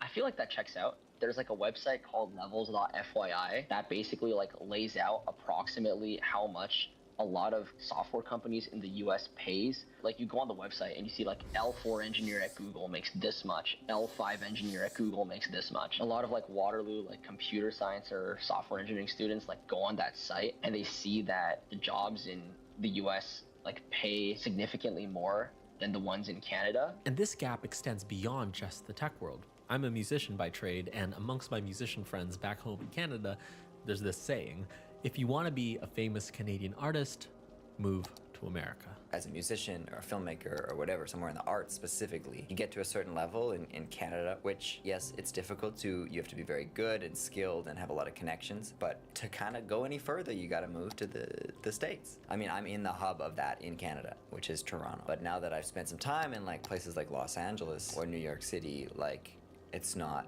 the same. America is for the ambitious. Here, there are massive industrial hubs that have no real equivalent in Canada. Silicon Valley, Wall Street, Ivy League, Hollywood. And furthermore, some of the world's top schools are here. People flock from all over the world to study at places like Harvard, MIT, and UC Berkeley. And that's actually part of the reason I'm here. I study at the fake Berkeley, Berklee College of Music, but within the music world, it's considered by many to be the best contemporary music school on the planet. There's no real equivalent program like this in Canada. Now, this isn't to say that you can't go far in Canada. Of course you can. The Toronto-Waterloo Corridor is one of the fastest growing tech hubs in North America. And furthermore, with the rise of remote work, you can pursue an ambitious career from virtually anywhere, be it a small town or a beach in Bali. At the same time, even with places like the Toronto-Waterloo Corridor making big strides, they still don't match one-to-one the sheer scale and economic impact of the American market. And so, if you're trying to optimize for your career and material success, then America might be a good place to be, depending on your sector. I do admire the US ambition and the kind of obsession maybe with work, just generally speaking. And again, it's not for everyone. I have a lot of friends who I went to school with who are now in New York or in the Silicon Valley. They specifically went for that so that they could work more, achieve more, make more money. But of course, career isn't everything, and this kind of intense work culture can burn a lot of people out. I wanted to live in Los Angeles. That was my dream. And I had the opportunity to do it. I could have moved and it could have been all covered. I could have got the visa. I could have done the thing. And I decided not to because my values just changed as I got older and it was less of what you're talking about. I would rather have the simpler life. The US has a reputation for hustle. American workers work, on average, nearly 15 workdays more than their Canadian counterparts, except in 2023, which I'm still unsure of what happened here.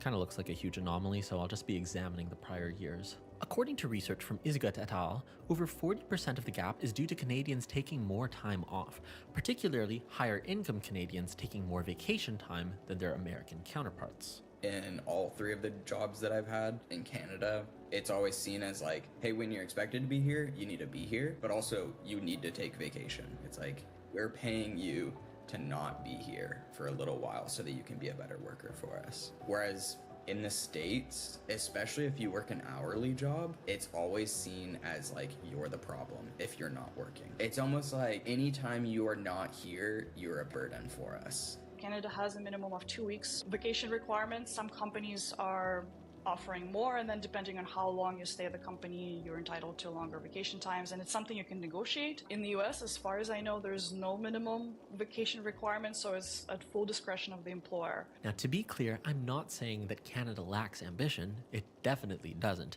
You can find whatever you're looking for in any country. It's just that from my perspective, Canadian culture overall just places greater emphasis on balance. And a big part of that balance is healthcare. All right, it's time to address the elephant in the room, and this could very well be a deciding factor for our final verdict. Let's start by comparing the two systems. Canada has a universal single-payer healthcare system. This means all citizens and residents of Canada can get necessary medical services without any charges at point of care. Most services, except for prescriptions, dental, and vision, are covered by the government through taxes. In contrast, the American healthcare system is a multi-payer system. Most Americans receive health insurance through private insurers, usually tied to their employer, or, for those without employers, are purchased privately. But even with some public programs like Medicare and Medicaid, around 7.6%, or 25 million Americans, have no insurance at all. Now, while this is a clear structural difference between these two countries, I don't think it's as simple as just saying free and good versus expensive and bad. I think both systems actually have advantages and disadvantages. And as a guy with chronic health conditions, this has been particularly relevant to me lately. So the other day, I found myself in the ER in New York. Funniest story. And while I was woozy out of my mind on the medications that they had given me, I was signing a financial responsibility contract and contacting my insurer. And that was just such a culture shock moment for me because I have never experienced that before. That's like not something you think about in Canada. Now, luckily, I have the luxury of good health insurance, meaning I only had to pay $150 for the ER visit as opposed to the out-of-pocket cost of $7,000. That's just one example, though. 7.4% of U.S. residents face catastrophic healthcare bills each year. That's more than double the next closest country. 100 million people in this country currently have some kind of healthcare debt. That's about 40% of adults. Which leads us to one of the biggest issues with the American healthcare system, the cost to individuals. The fact that if I didn't have adequate health insurance meant that I could be paying $7,000 for an ER visit or $20,000 for a necessary medical procedure is absolutely mind-boggling to me. My Canadian brain cannot comprehend it. Just to put it into perspective, healthcare in Canada, except for prescriptions, dental, and vision, is largely free. Like for my American friends, imagine walking into the doctor's office and not having to give your insurance card, not having to check if they're in network, not having to worry about copay, deductibles, all that kind of stuff. You just walk in, get treated, and they're like, okay, bye. Most Canadians don't have crazy medical bills, and furthermore, don't even worry about it. People always ask my wife and I, like, oh, how'd you guys choose Vancouver over San Diego? Or like, what was the deciding factor? Well, healthcare is one thing. If we were making the same amount of money, but living in the States, but also needing to pay for healthcare, because my wife and I don't have the luxury of saying like, well, you know, we can just cross our fingers. It's like, I have a heart condition. I have to have regular medical expenses and whatnot. So I have to have health insurance. So this is a big plus for the Canadian system, but it is not a perfect system. There's a lot of flaws and there's a lot of drawbacks, the most glaring of which are wait times. If you've ever been referred to a specialist here in Canada, you know wait times are at an all-time high. In 2023, it took on average 27.7 weeks to see a specialist. So that means it took 14.6 weeks from referral to a specialist consultation, and then an additional 13.1 week wait from that consultation to actually receiving treatment. But these wait times aren't just inconvenient, they're dangerous. After fighting to see an oncologist for almost 3 months, an Edmonton man died of cancer without ever getting an appointment. Lengthy wait times for emergency care have become all too familiar right across the country. According to Dr. Warren Thirsk, since May in Alberta alone, 7 patients have died waiting for emergency care. And this is especially important for people like Samuel. I have a heart condition, and whenever I would need to go to the doctor, whether it was a routine appointment or even just kind of like, hey, like, you know, I've been having some chest pain, I could schedule an appointment with my cardiologist directly and it would be at most 2 weeks out. Whereas here, I've been running into some issues with that. I've been here for almost 3 years and there's still certain like baseline testing that they haven't scheduled for me. On the other hand, in the US, wait times are much shorter, which is pretty great. I get in and out to see a specialist super quickly, but this isn't the full picture. You see, wait times appear shorter in large part because millions of underinsured and uninsured people aren't getting care. Again, as of 2023, 7.6% of Americans have no insurance, and 61% of them report skipping needed care because of the high costs. And 25% of all Americans say that they have delayed care in the last 12 months because they're worried about the costs. I have experienced that a lot with patients that come in with pneumonia and came in when it got worse and had to be admitted to the hospital. And we're like, why didn't you come in sooner? Well, I couldn't afford this bill, so I was trying to take care of myself. And this difference in access is most evident in the fact that Canadians, on average, live 5 years longer than Americans. And on top of that, out of all the OECD countries, the US has the highest rates of avoidable deaths, infant mortality, and maternal mortality. Now, these differences in outcomes are more about access than quality, because once you're getting treated, the care you'll get in both countries is pretty much the same. The quality of the care when I'm actually seeing a doctor or when I've been in the ER, basically the same, but the actual time frame has been a pretty big difference. So to summarize, both systems deliver high quality healthcare once you're in. It's just that the American system is really expensive but has shorter wait times, while in Canada it's free but has longer wait times. So you're either paying with your time or your money. There are no free lunches. But healthcare is only one part of what we'd call social benefits. Both countries take really different approaches to these, so let's take a look at 3 big benefits. First up, let's look at parental leave. Canada has one of the most generous parental leave programs in North America. Canadian parents can take up to 18 months of combined maternal and parental leave. On the other hand, the US has no federally mandated paid parental leave. Paid leave depends entirely on your state or employer, so as a result, only about 27% of American workers have access to paid family leave. Another benefit is subsidized childcare. Canada recently began rolling out their $10 a day childcare program, which aims to make daycare more accessible and affordable. The goal is to reduce the price of childcare down to $10 a day on average across Ontario by 2025. On the other hand, US childcare costs are among the highest in the OECD.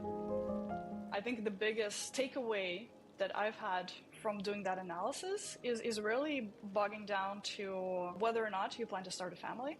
If you plan to start a family, it's going to be expensive. It's going to be expensive in either country, but it's going to be more expensive in the US. Next up are unemployment benefits. Canada's employment insurance program provides up to 45 weeks of financial support if you lose your job through no fault of your own, with a cap at $650 a week. In the US, as before, unemployment benefits largely depend on where you live. Most states offer up to about 26 weeks, but the weekly cap can vary widely, from $235 a week in Mississippi to about $1,000 in Massachusetts, with the average weekly benefit being around $378. And lastly, retirement benefits. Canada's retirement system has 3 key components. CPP works like a savings plan. You contribute while you work, and then when you retire, you receive monthly benefits based on how much you've contributed. OAS is a universal pension available to all seniors, and GIS is a needs-based supplement for low-income seniors. This tiered approach ensures that all Canadian seniors, regardless of their income level, have some basic level of financial security. The US has Social Security, which functions similar to CPP. You contribute while you work, and then when you retire, you get monthly payments based on lifetime earnings. If you're a high-income earner, Social Security can be pretty great for you, but if you're a lower-income retiree, you might be a little bit more vulnerable unless you have some other private savings. Ultimately, it's clear that Canada's social safety net is more comprehensive, whether it's longer parental leave, more consistent unemployment benefits, or a tiered retirement system. Canada's social programs are designed with a focus on equity and access. Meanwhile, in the US, your benefits largely depend on where you live and where you work. So if you're in a higher paying job with good benefits or live in a state that has great coverage, you're set. But in other cases, you might be left fending for yourself with minimal support. Geologists now here's where predict things that a get sinkhole could nuanced. strike at America's any- safety net isn't entirely patchy, and there are programs that provide relief. For example, Medicaid covers millions of low-income Americans, and states like California and Massachusetts offer some pretty comprehensive protections. So it's not like all Americans are left fending for themselves because the government won't give them benefits. No, of course, self-responsibility and self-reliance are really important values. It's just that access to these programs is a bit more challenging than you'd find in Canada. Which leads me to conclude that while the economic upside is bigger in America, so too is the potential downside. What do I mean by this? Okay, you can make more money in America. The ceiling is overall higher, the companies are bigger, there's just a huge market and really, really competitive wages. But at the same time, I also think that the floor is overall lower. Because America's social programs vary so much from state to state and from individual to individual, if you fall on hard times, it can be a lot more dire. For example, if you're struggling financially, and then you get sick, and then you lose your job, and then because of that you fall into medical debt, that is really, really tough. And this isn't just some extreme example. Medical debt is a leading cause of bankruptcy in the US. On the other hand, Canada has a relatively strong social safety net, meaning if you fall on hard times, you're not completely screwed. You can still access healthcare because it's free, unemployment insurance, and retirement benefits. And that kind of security can give a lot of peace of mind. In Canada, we're in a little more the happy medium. Everything else is just a little, the contrast is less. Compressed. Exactly. These things still exist. There's poverty, as there is everywhere, and there's success, as there is everywhere. But those things are both little less than in America. So it's like just taking on that risk or like deciding again, what's important to you. So to summarize, while the economic upside is bigger in America, so too is the potential downside. And it all depends on how well you can personally manage the risk that you face in either country. Are you someone who can mitigate those risks with savings, insurance, and a high-paying job? Or do you prefer to have the peace of mind and predictability that comes from a more reliable safety net? It all depends on your personal values and what you're optimizing for. Now it's on to our final factor before our verdict: livability. According to the Economist Intelligence Unit's 2023 Global Livability Index, these are the top 10 most livable cities in the world. We can see here that my hometown of Vancouver is at 5th place on this list, alongside 2 other large Canadian cities. Now, are you seeing what I'm seeing? Or rather, not seeing? The highest ranking American city is Honolulu, Hawaii, coming in at 25th place.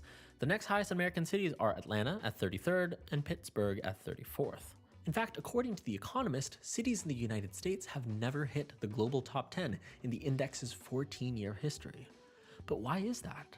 Well, first of all, this index puts a lot of emphasis on healthcare access, which, as we've discussed before, can be a bit of a challenge in the United States. But there are also other key factors here, and I'll focus on 3 main areas.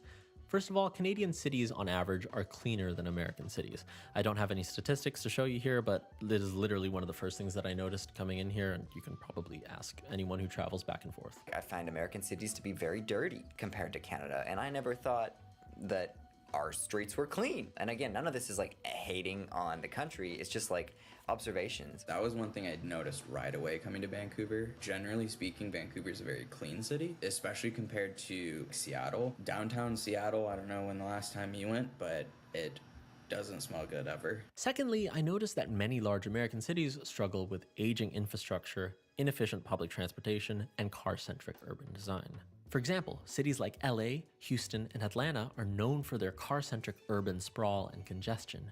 On the other hand, most of the big cities in Canada have excellent public transportation systems, bike networks, and pedestrian infrastructure. As a result, Canadians on average walk twice as often as their American counterparts, bike 3 times the miles, and are twice as likely to use public transportation. Here we have local train systems, we have buses, and even like streetcars in Toronto, which I think is so cool.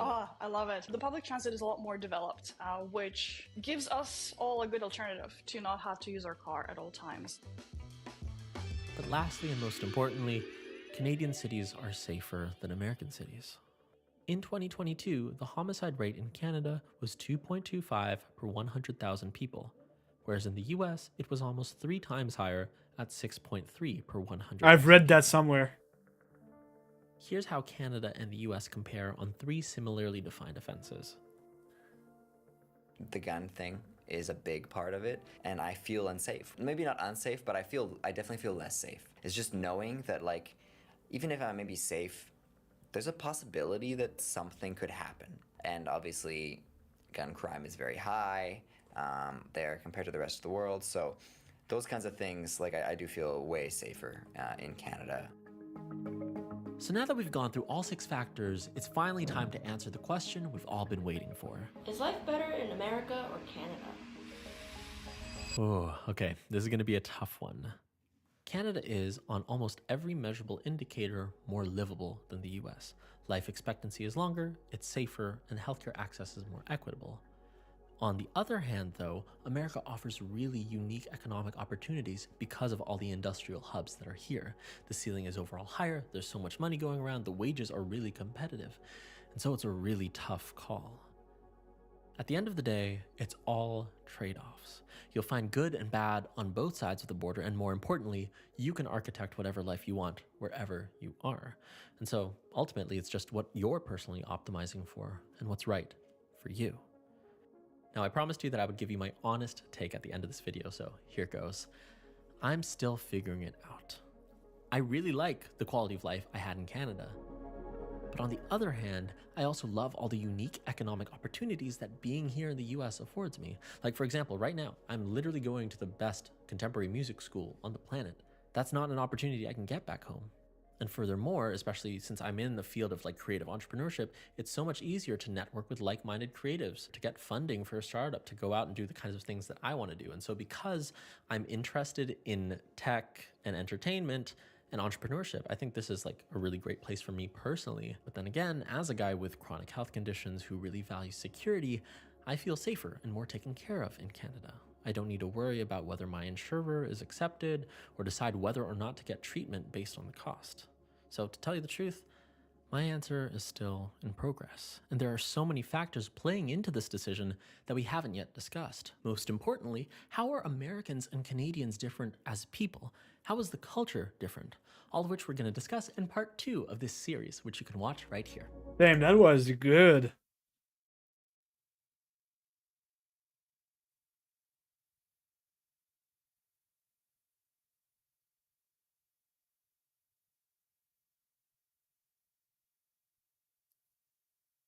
That is a really good video. What the fuck?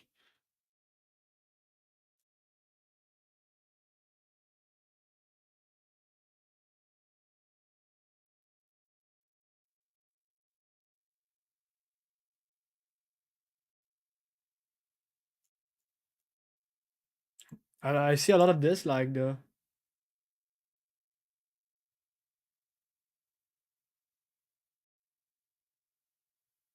It's a frozen tundra.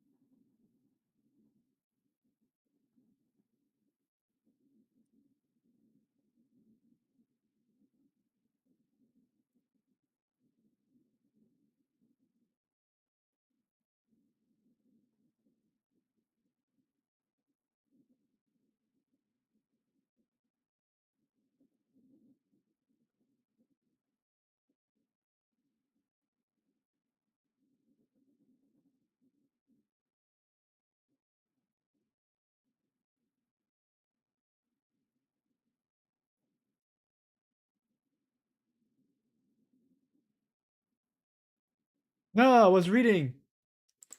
Is life better in the U.S.?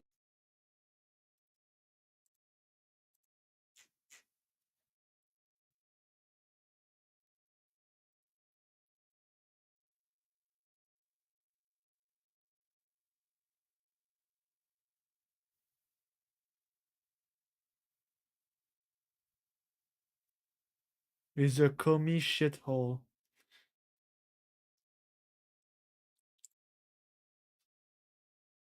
There's a lot of bad take.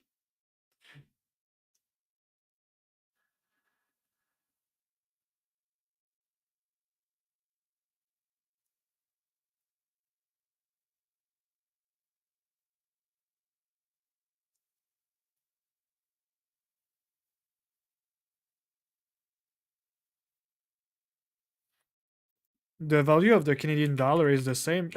No, it's not. It's 20. It's 30%. I think it fell. It changed a lot. Canadian.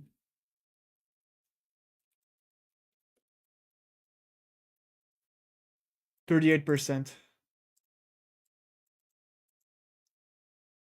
Poof. It got done.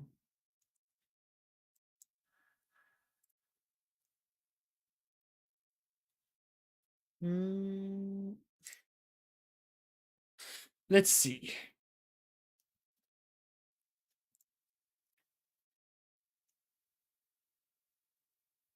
Oh boy.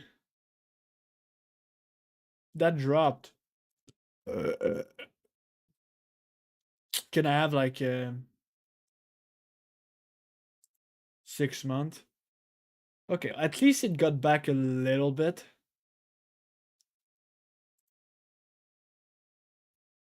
Fuck. February when Trump was elected. And then 25.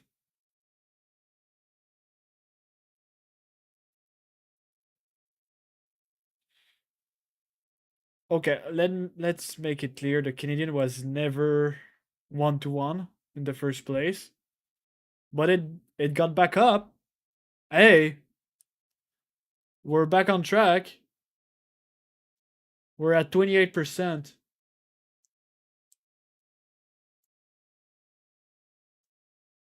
That's near the 26% when I was. Oh, it was. Oh yeah, it was 1-on-1 in 2012, and then whoop, it got down. No, it was right. Interesting.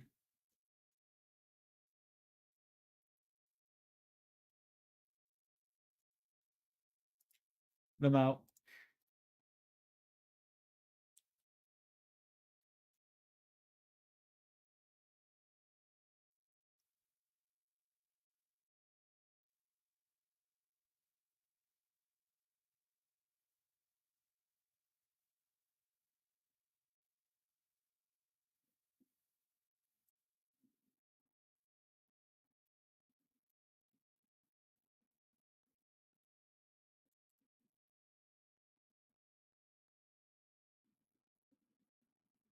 That's a good point.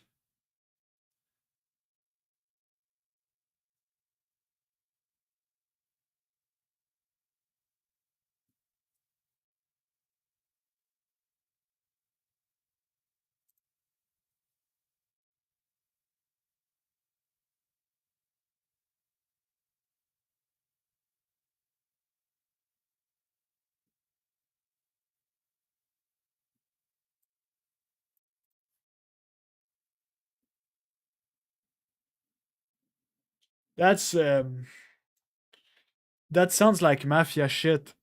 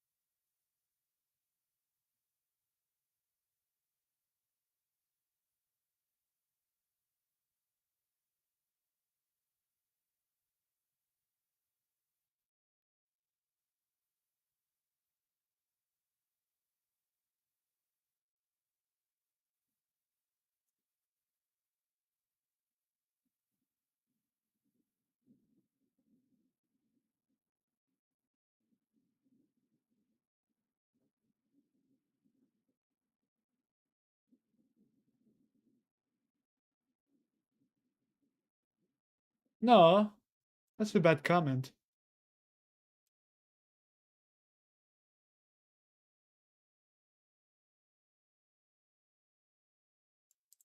That's not true either.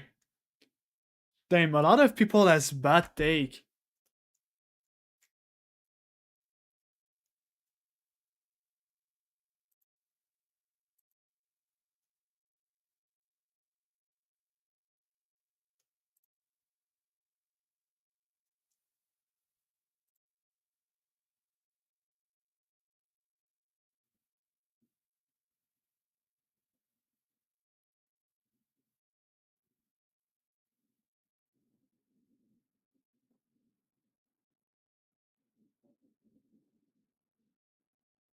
No, I didn't miss the Austin cost.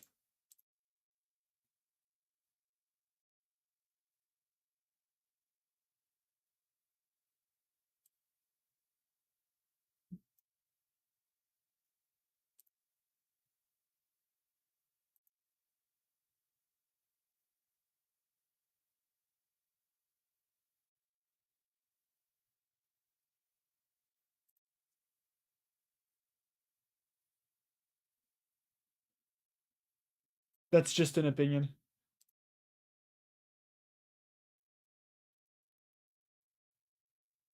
That's a good comment.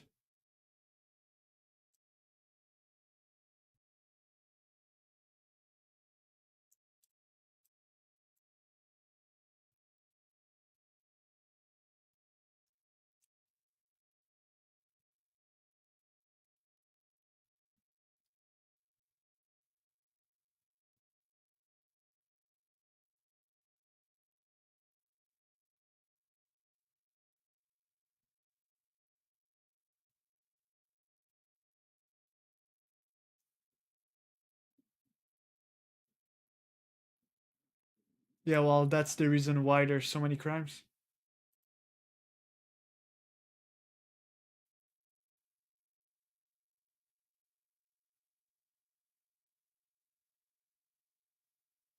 That's in relate.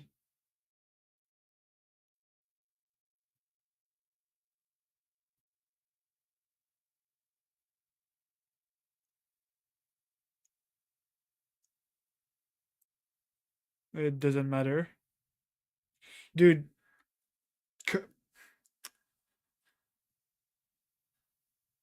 You are a. Honestly, at this point, it's just. It's all opinions. There's a lot of like biases, whether it's on the side of the US or Canada. It's crazy.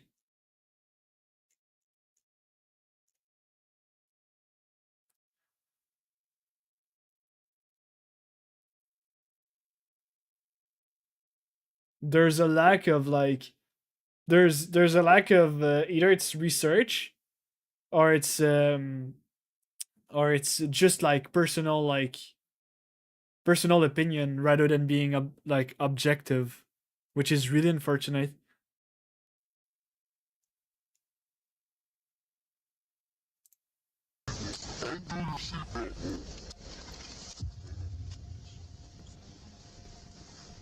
You take me to jail? Yeah. Please, please. Predators are among the He looks so dumb. worst criminals, and sometimes officers have to go the extra mile to catch them, even going undercover to catch them red-handed. Just like this child predator who walked straight into a trap.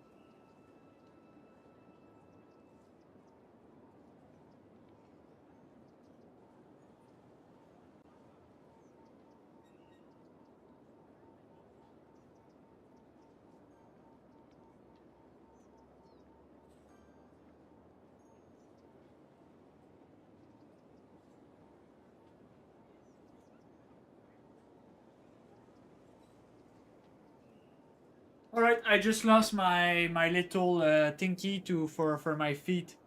So I'm gonna have my feet cold.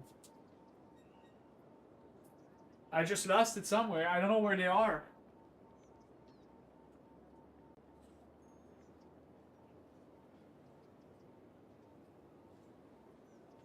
I'm kinda sad. Whatever.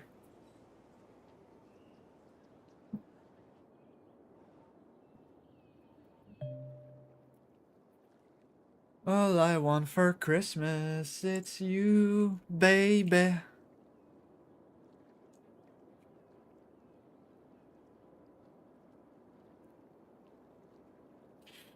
Mark Kernish.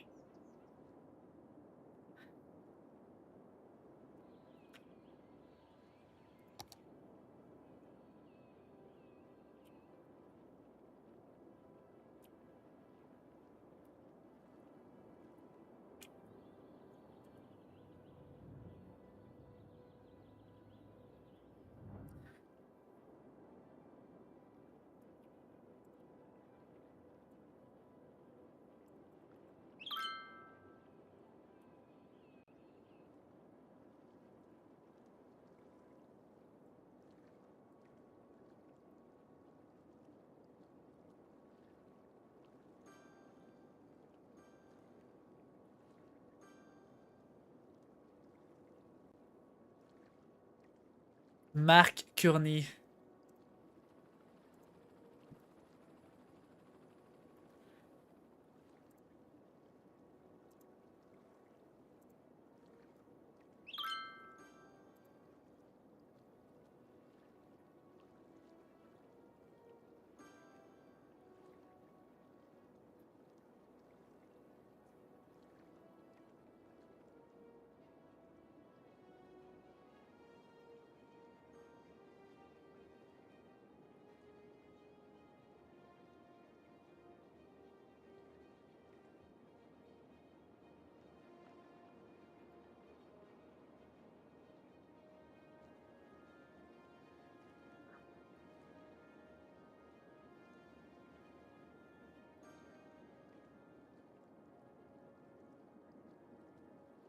This is an embarrassing thing to admit out loud, but I've recently found a great guilty pleasure that I've been consuming like junk food.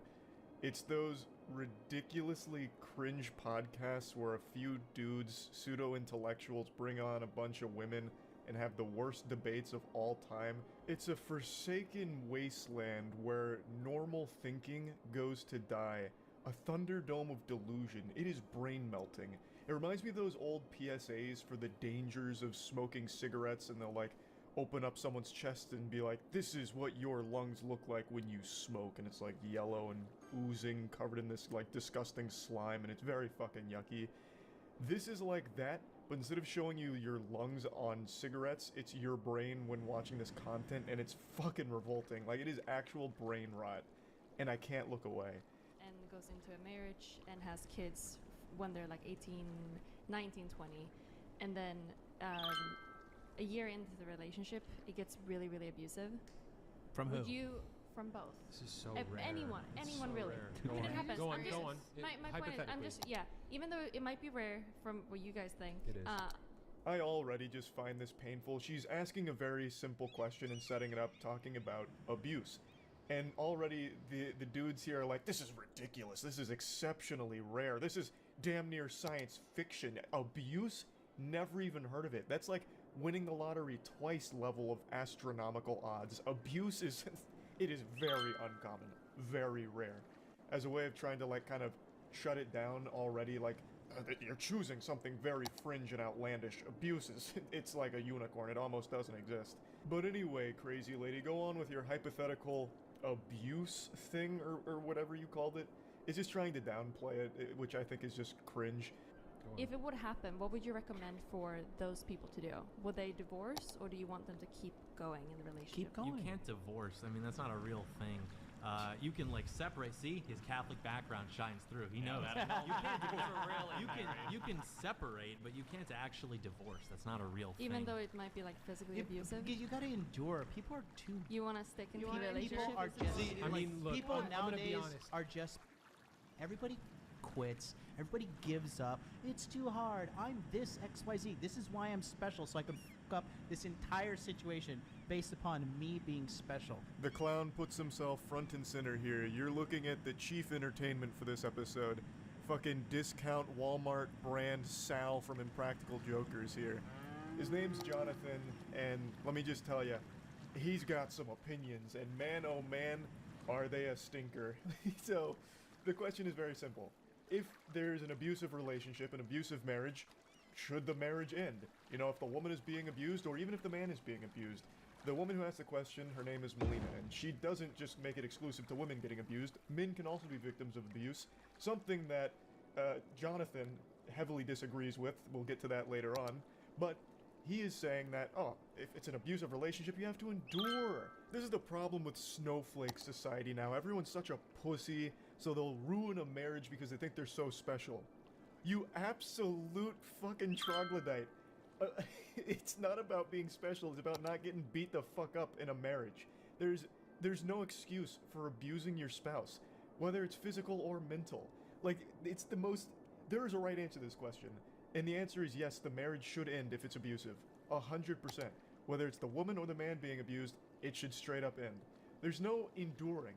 This isn't one of those situations where it's like, you know, there's greener pastures once you get through a couple of the black eyes and broken bones. You know, my husband may have beat the fuck out of me a couple nights ago, but he also took me to a really fancy steakhouse and I had an absolute bangin' filet. So, you know, all of the abuse was worth it, and I'm a little happier today.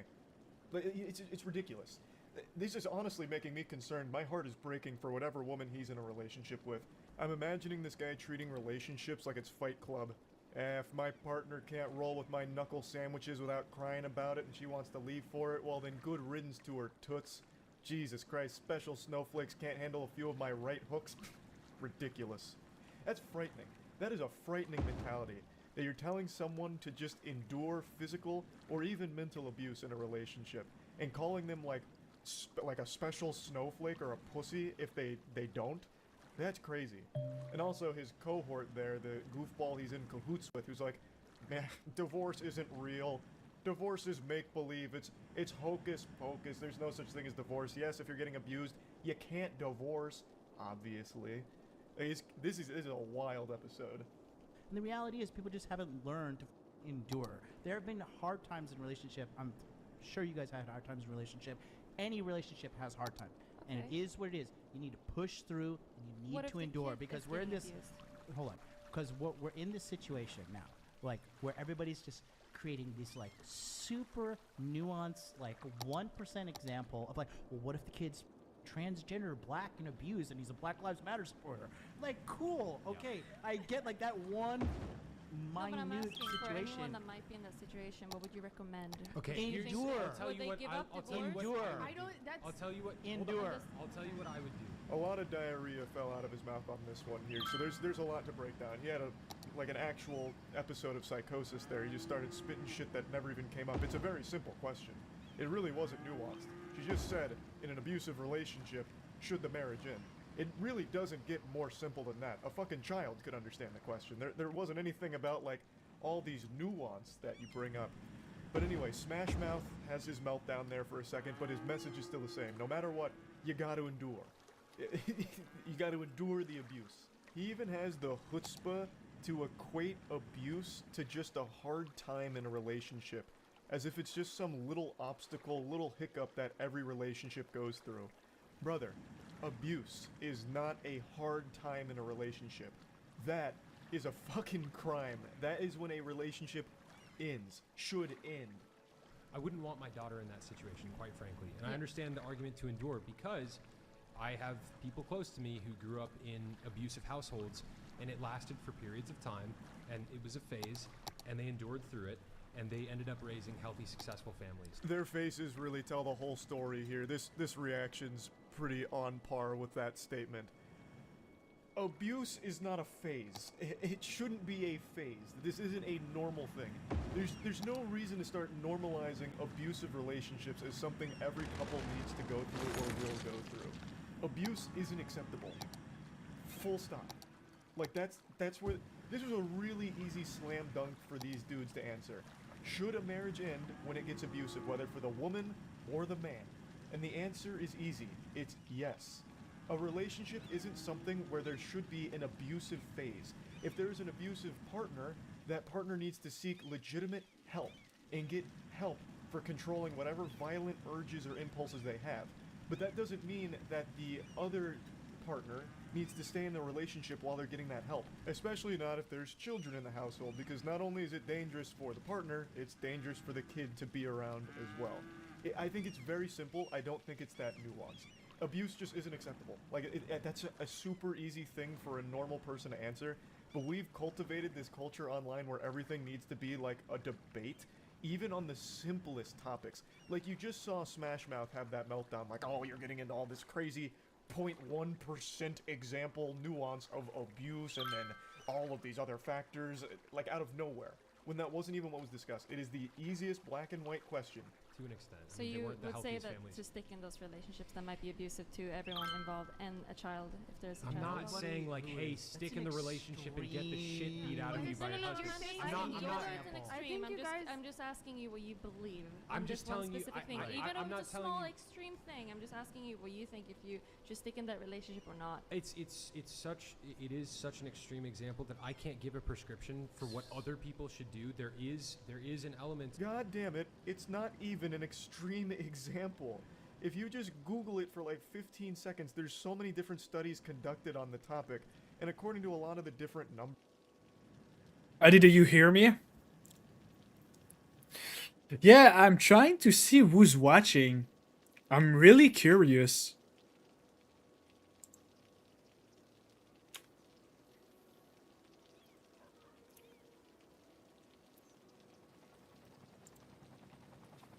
Let me see if ChatGPT can help me.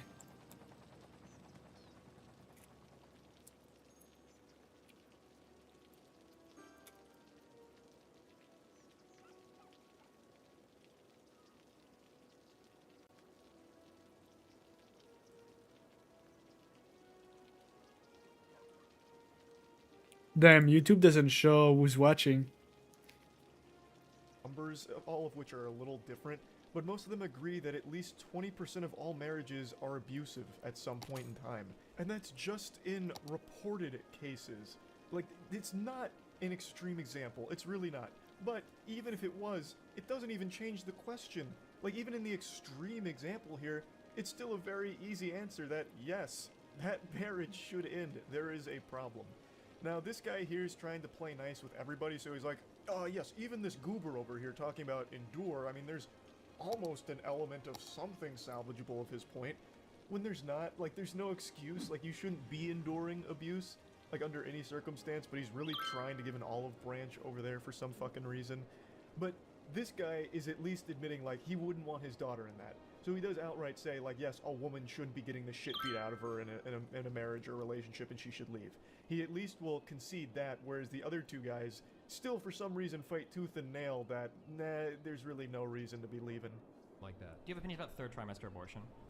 It's terrible. Listen, Okay, look at how quickly you can develop it. Do you know how rare third trimester abortions are? They're also really rare, but you immediately had a visceral reaction to that, right? There are households where parents are abusive to children. Like, that's not like an unfathomable thing. But for you to have that immediate visceral reaction to a type of abortion, that's so incredibly rare. But then when it's I like, mean, we're talking about like a guy like getting drunk and like, you know, beating his wife occasionally versus like. I just think that was a really good point from Destiny there. Like, you have a very quick reaction to another extreme example. Why do you not have that same energy when it comes to abusive households? And then the guy starts making some shit up like, we're talking about a guy getting drunk and maybe putting his hands on his wife. Where is that coming from? The question was so simple. They're making up like a whole fanfic plotline in their head about what was asked when it was really super simple. Abusive household. Should the marriage end? Like, I actually wonder if she had even just said something even more simple and broad, what the response would have been. If she had asked, do you guys think abuse is bad? I wonder what they would have said. I wager that they would have been like, okay, we need to define what abuse is, because all of these special snowflakes have weird definitions for abuse. So let's start really getting into the nitty-gritty of what is abuse. Even though it's so easy, abuse is just bad, and an abusive relationship is bad. I don't know what's so hard about it. I don't know what's so hard about them just admitting that. But well, okay, let me ask you guys. In the Catholic Church, I know that there's like annulments for marriages and stuff. Are there That was a mistake. Are there no exceptions for like if a guy is beating his wife constantly? No, there are, but now Or a woman could as well, right? Hold on. Well, there's Yes, also a she could, but- distinction drawn between. If a woman's beating a dude, that legal guy- Hold on, guys. Oh man, blubbery ass Jonathan there just got saved big time by the guy in the middle. He wanted so badly to say that if a man's getting beat by his girl, then he's a pussy. 9 hours already? Oh my god. I guess I've been streaming for 9 hours. But I really wonder who's watching. Like, that kind of like tick me in a way. I'm like, who's watching 9 hours of me playing City Skyline? I'm not saying anything. I'm just playing YouTube videos. So I just assumed they enjoy watching someone playing the game.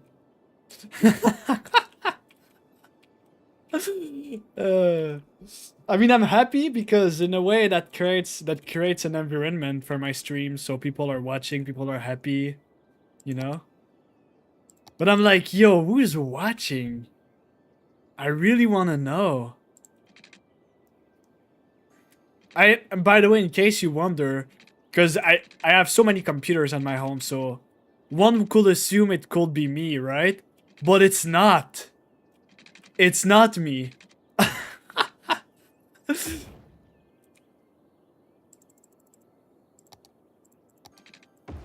So I'm like, ooh.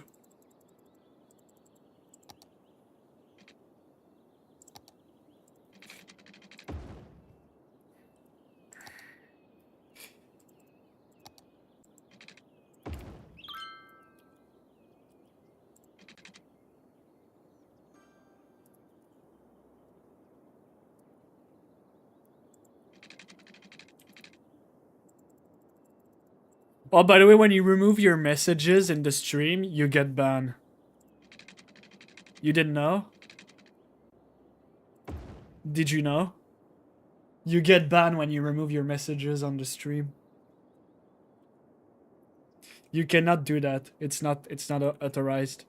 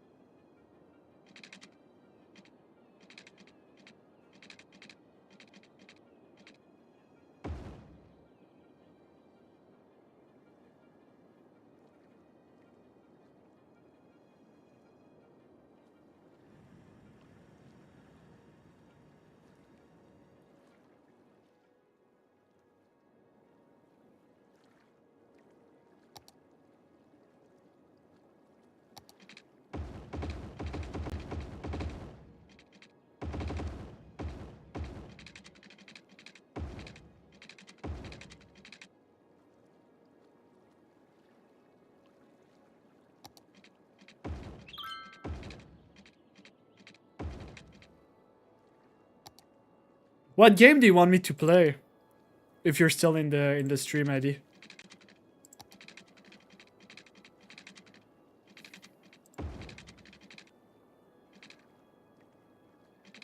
Minecraft?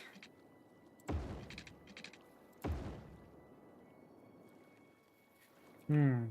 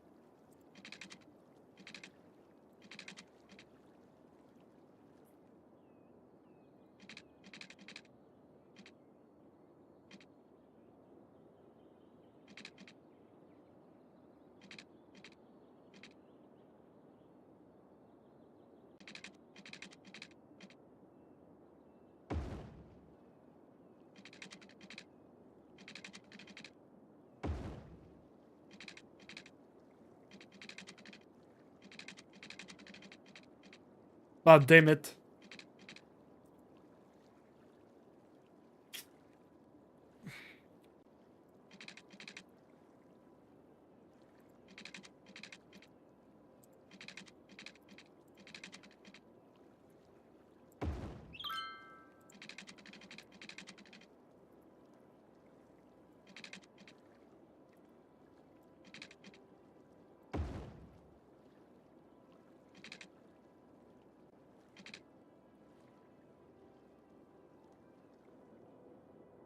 Alright.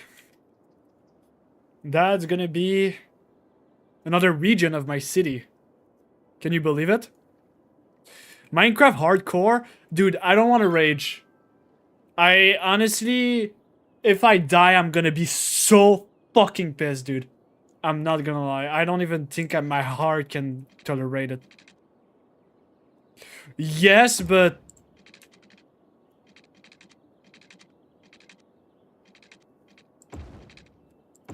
Yeah, but it depends. If you're a kid, yes, but I'm not trying to get like an audience full of kids, you know what I mean? I'm trying to get like, I'm trying to be chill, you know? If I get like enraged...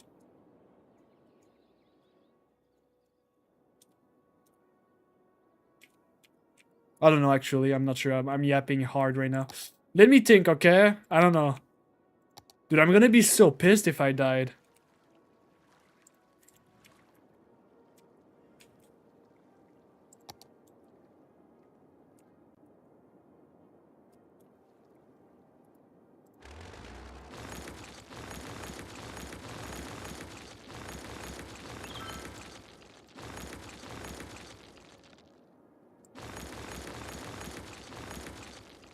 Meow, meow, meow, meow, meow. Meow, meow, meow, meow, meow. Because I need to, I need to reach 100,000. I am at 70,000 population. That's my objective in this game, is trying to get the maximum amount of population.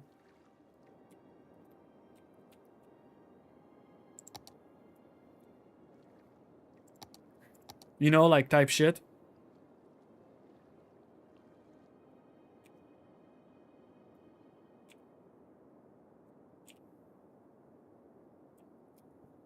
Ugh. A Wimbawe, a Wimbawe, a Wimbawe, a Wimbawe.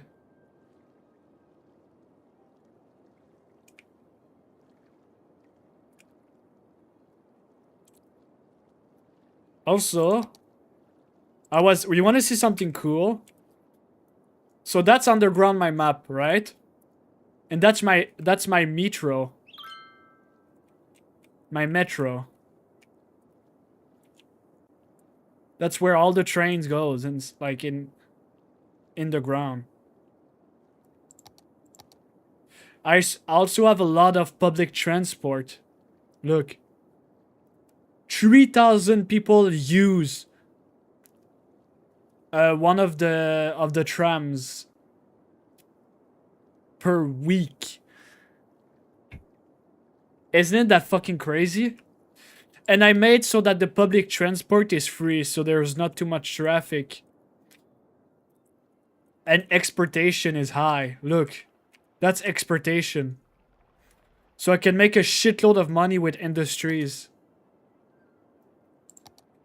My industry income from farms is 18,000.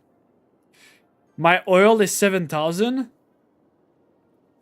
And for some stupid ass reason, my factories that like build, like for example, clothing, you know, type shit. Well, now it's at 700, but it wasn't like underneath the profit.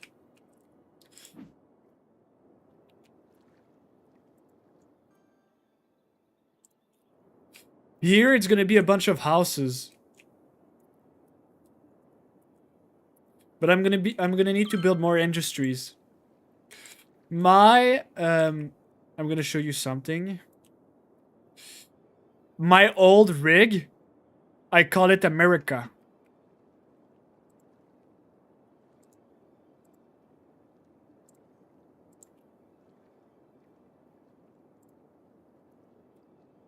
I think it was the most fitting name.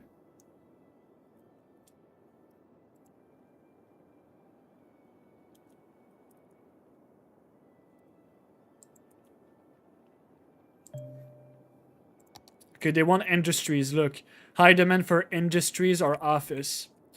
So what I do is I create industries.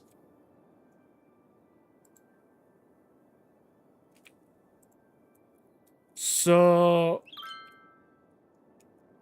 let me think. The problem is that that's the map limit. But there's a mod. There's a mod that makes me able to like get further. Instead of being 3 by 3, it's 5 by 5. So it's 1, 2. It's like here and here. So I got a big square up like that. One in every direction. And I'm gonna show you something. You see the black spot? That's oil. That's oil. That's oil. Oil. Oil. The blue spot, ores, ores, ores, and that's it. The green spot, well, that doesn't really matter because this is literally the forest, right? You can put like the green spot everywhere. You can grow forest everywhere, it doesn't matter.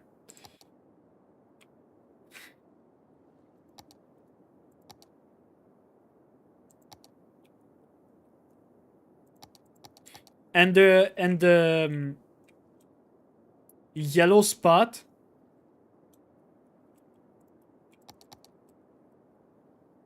it doesn't show right now. I think it bugged. Wait. The yellow spot is for the farms. So I can put another farm industries. But my farm industries is already really big. And produce so much that I think having another farm industry will be not really good. Because if you produce too much and you don't have any buyers, it's complicated. And I think you can understand why.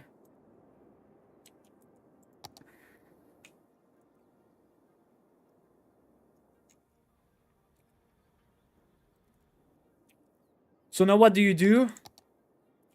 Well, you make the industry bigger.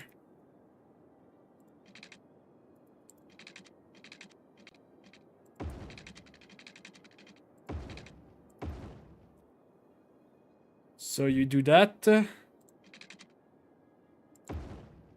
And you make the industry way bigger.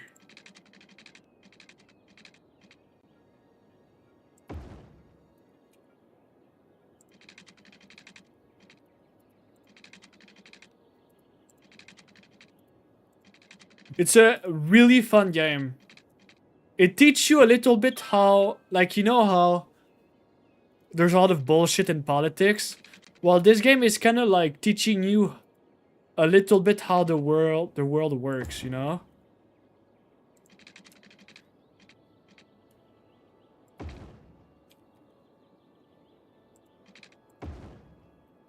So now what do? You put a bunch of yellow. Yellow, yellow, yellow, yellow, yellow, yellow. So that's a bunch of industries. And here, you put offices.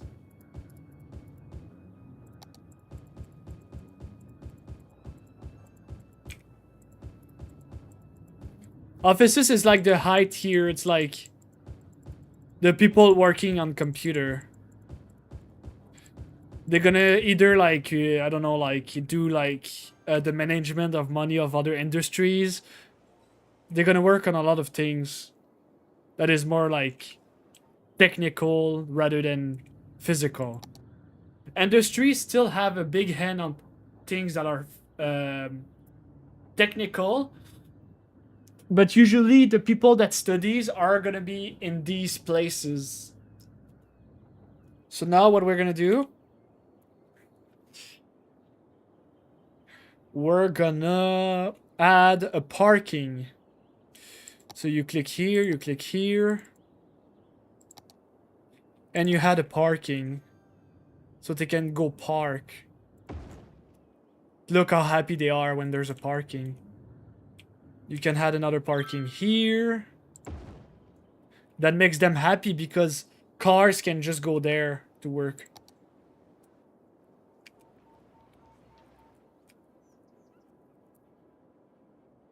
My goal, I have 2 goals right now. I have 3 goals right now. The first goal is to make my industries make the money. I want no taxes or little to no taxes. That's my goal. I want my people to not pay any taxes. And the workforce is the backbone of the economy. The second thing I want is 100,000 people in my city. Also, I know it comes with the cost of hospital, police force, and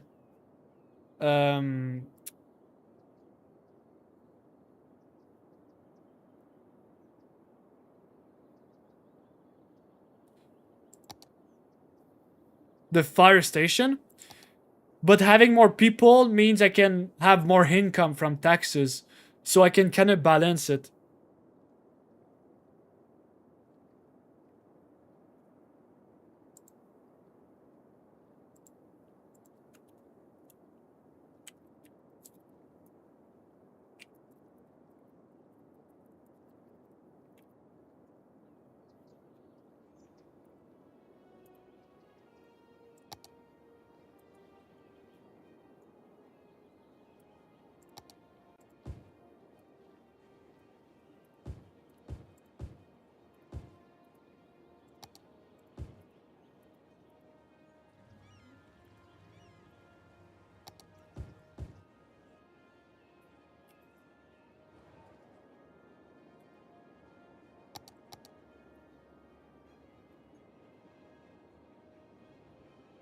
All right.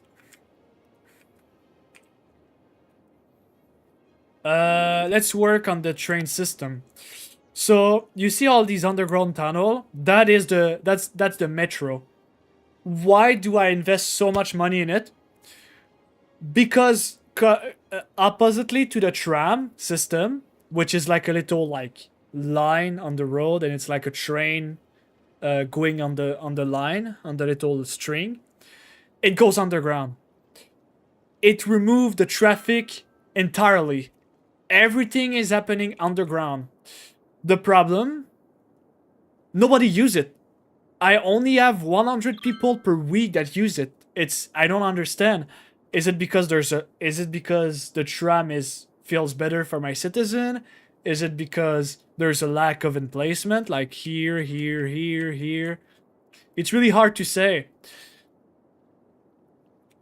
I'm not really sure why the tram is not is more used than the metro.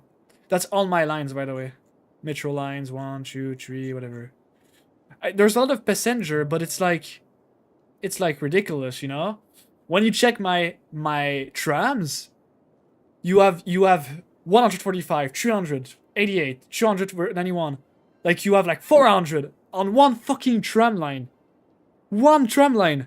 There's 400 people. Like, what the fuck? Like, it's crazy. Like, people love the fucking thing that goes on the string. Go explain me why. But, yeah, so I need to make the metro system more relevant for my people. And that's gonna cost me a lot. That's gonna be really expensive. So what you do, you go underground. And you start doing that.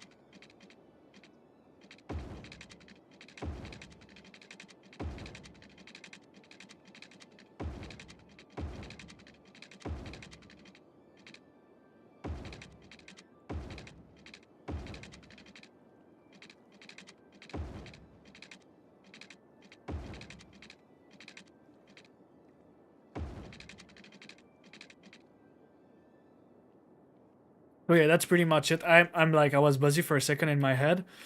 But I need to make the metro relevant.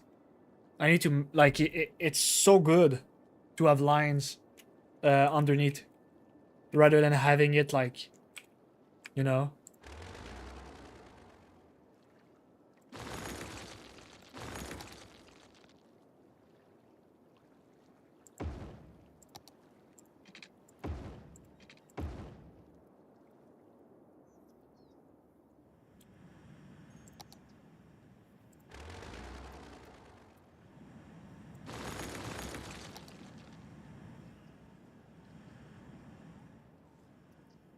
Uh-oh.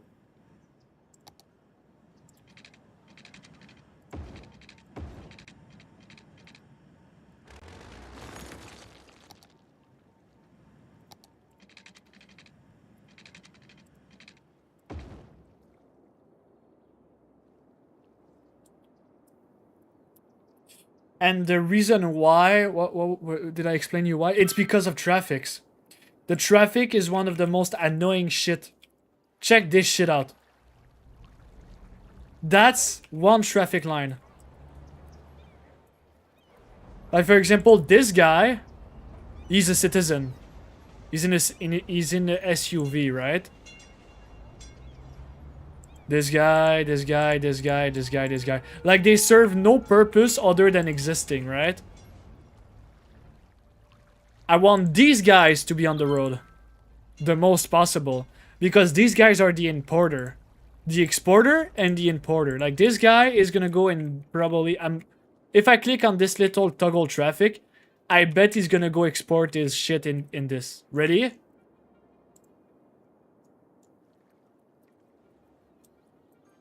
What the fuck is he going?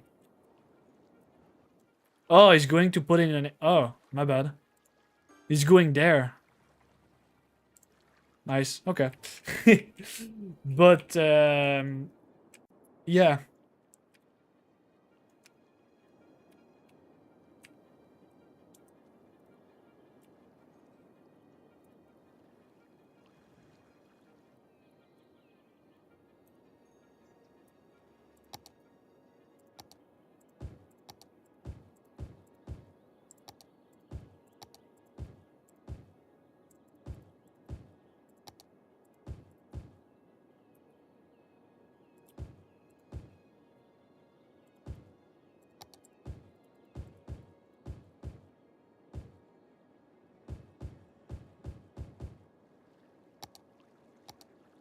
And now you're gonna see something interesting.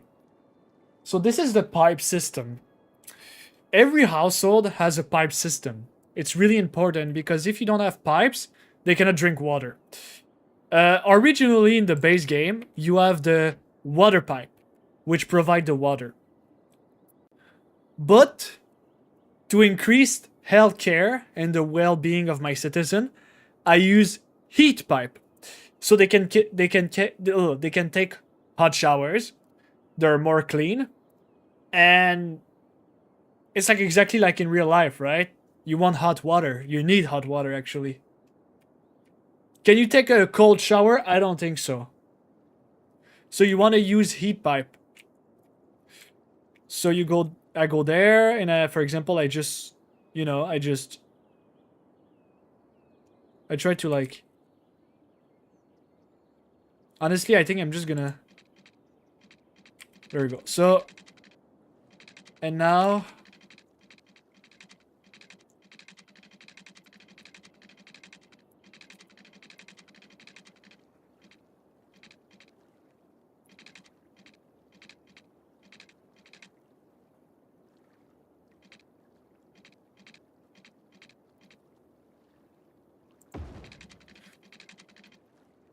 So you have one heat pipe.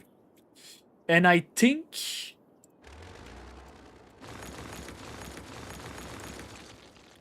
I'm gonna also take over this part of the city.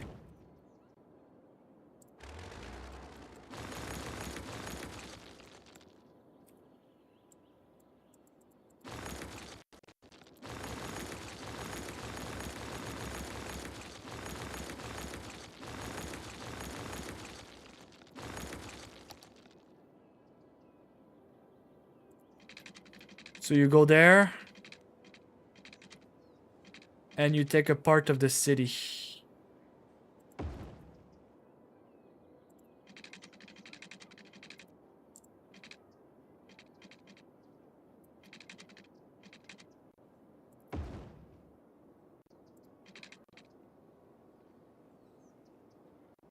Oh, it's not gonna work.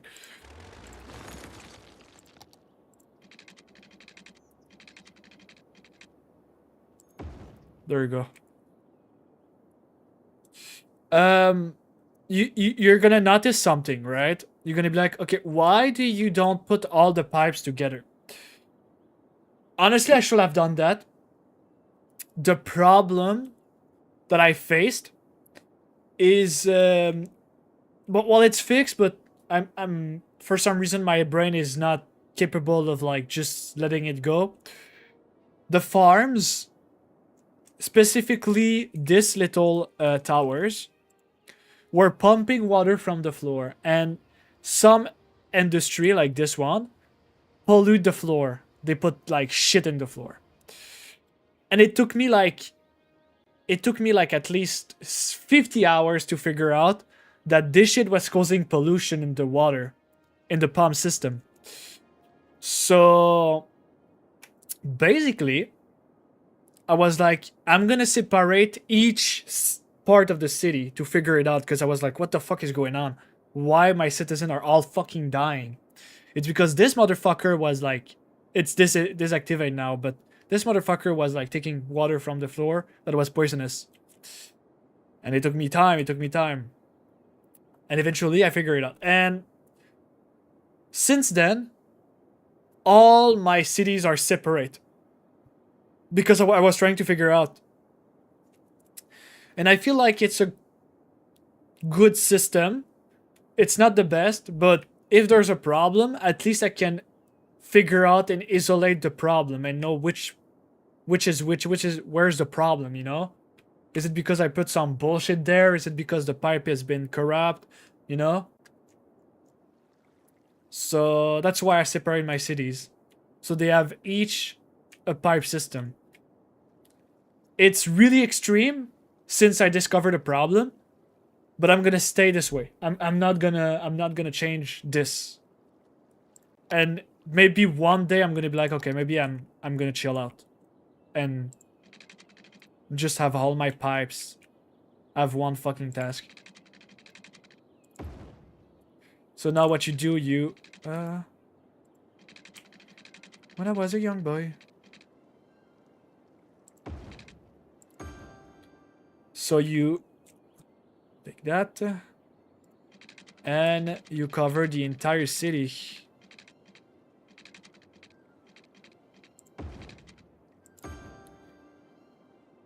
So they're gonna have pipes. People. Also, with the pipes, you absolutely need a heater. You have two choices. You have the boiler, which use oil, but I'd rather use my oil to sell it, alright? I feel like it's more a waste to use my oil on a boiler. But there's the other one, which is a little bit less expensive, and it's the geothermal heating plan. It produces less, but in exchange, it doesn't pollute. It doesn't create pollution, and it's you know, it's not using my oil. I need my oil to make money. I don't want to waste my oil on fucking bullshit like that. I let other countries waste their fucking oil on bullshit. My country doesn't do that. My little city doesn't do this bullshit. I'm a smart guy. I use the resources and the long-term investment. I use solar panels, windmill. I use hydro plant and nuclear. I use these four. I don't use coal and I don't use oil for my electricity. This is a dumb move. Oil should I know there's no winter in the game, but when you have a car, having an oil engine or a gas engine is way better than an electric one, because the gas is gonna ignite and it's gonna eat up the car more efficiently than an electric one, where the battery is gonna die quicker. Yes, the oil is gonna be consumed more, but it's gonna be more efficient during the winter. That's what I'm trying to say. So in Canada, if I were to be really rich, I will have two cars. I will have an electric one. Actually, I don't think I'm gonna even take a car. I'm gonna take, like, I don't know, like a smaller electric vehicle and a gas vehicle, because I don't go really far away. Honestly, if I could take smaller than my current, like, car, I will take smaller. One of my biggest criticism with the industry of the automobile is the size of the cars. And I understand the whole risk and how a smaller car can provoke more, like, it is more dangerous if you get hit. But in my vision, you shouldn't be driving at 100 or 60 miles per hour for the people from America. You shouldn't be even reaching 50. This is, and I checked like I do my own research. This is inefficient. The speed compared to, especially with the red lights and the stops and all the obstacle and the traffic being caused by this amount of speed, it's quite inefficient.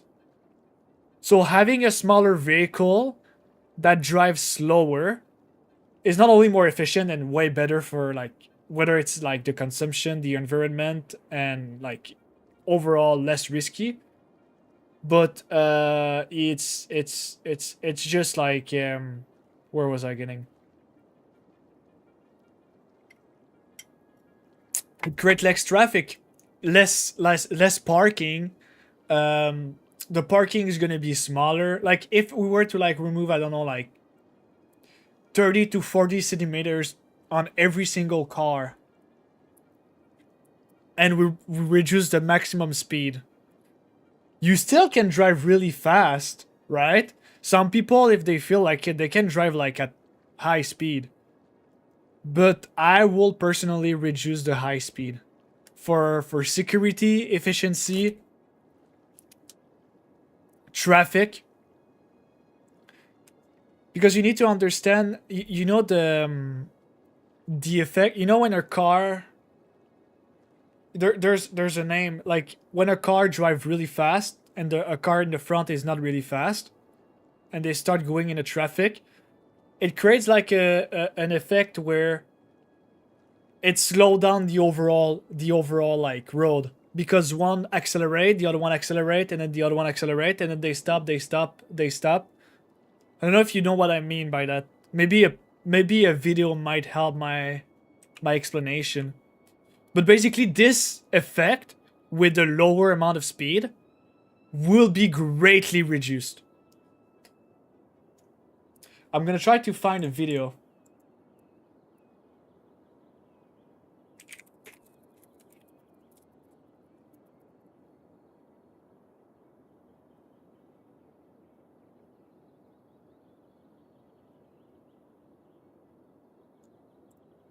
Stuck at an intersection, you always watch unfold the fundamental problem of traffic. On green, the first car accelerates, and then the next, and then the next, and then the next, and then you, only to catch the red. Had the cars accelerated simultaneously, you would have made it through. Coordination, not cars, is the problem, because we are monkey drivers with slow reaction times and short attention spans. Even if we tried, getting everyone to press the pedal on 3, 2, 1 now would be challenging. This discoordination limits how many cars can get through an intersection, and when one backs up to the next, that's when city-sized gridlock cascades happen, taking forever to clear. In general, more intersections equals more discoordination, which equals more traffic. This is the motive behind big highways. No intersections. Splits and merges, yes. Intersections, no. No stopping, no coordination problems, no traffic. Well, that's the theory anyway. Intersections outside of a highway will back up onto it, again, because human reaction times limit how many cars can escape the off-ramp when the light changes. But even without intersections, there would still— This is what I'm talking about. Look at that. There'll be traffic on the highway. Traffic can just appear. You see it? This is what I'm talking about. Reducing the speed by 10%, this will occur far less at the current speed we're going. If the guy behind were coming at 55 miles per hour instead of 60, he will have less chances, and the guy in front have more chances to accelerate before the guy reach his backhand.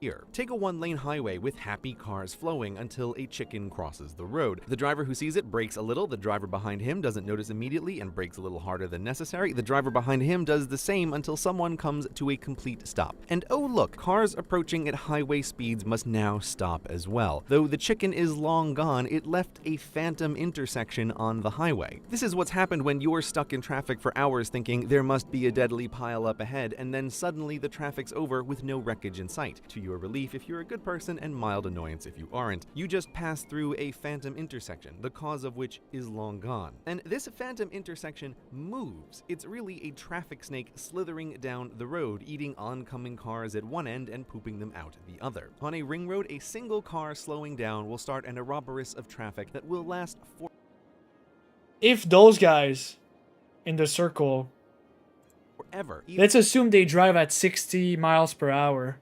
All right. Though there's no problem with the road. So it goes back at 60, right?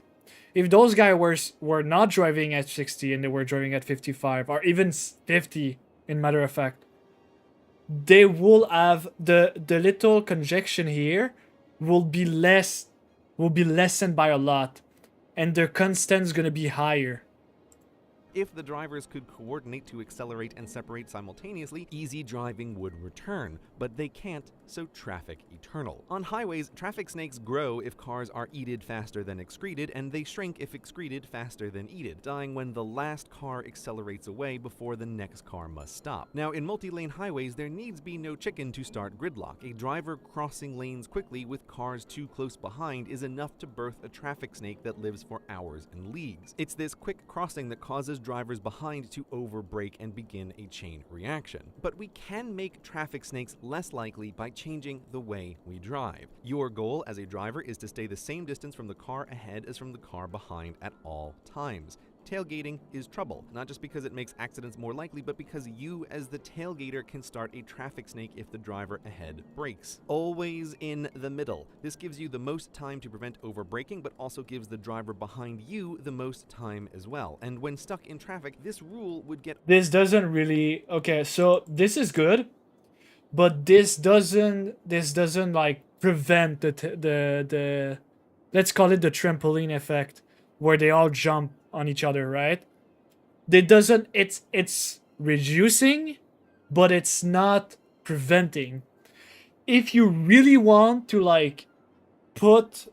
Like, if you really want to reduce it by a lot, you gotta limit the speed limit. And you know what? To even reduce it even more, cars should be a little bit smaller. Except for trucks. Because trucks are really important. Industrializing is really important for a country. But yeah. But also gives the driver behind you the most time as well. And when stuck in traffic, this rule would get all cars to pull apart the snake fast. Do you know how much, well, you call it the snake, but do you know how much snake I destroy?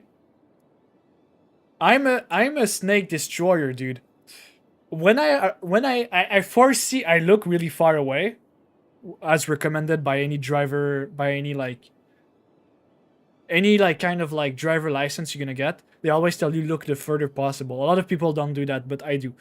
So you look really far away and you watch. People get mad and they like just fucking surpass me and they drive like at 100. They don't care. They're stupid, okay? I stop pressing on the gas and I'm looking and I'm adapting my speed to the snake. People that stays behind me, they don't even stop.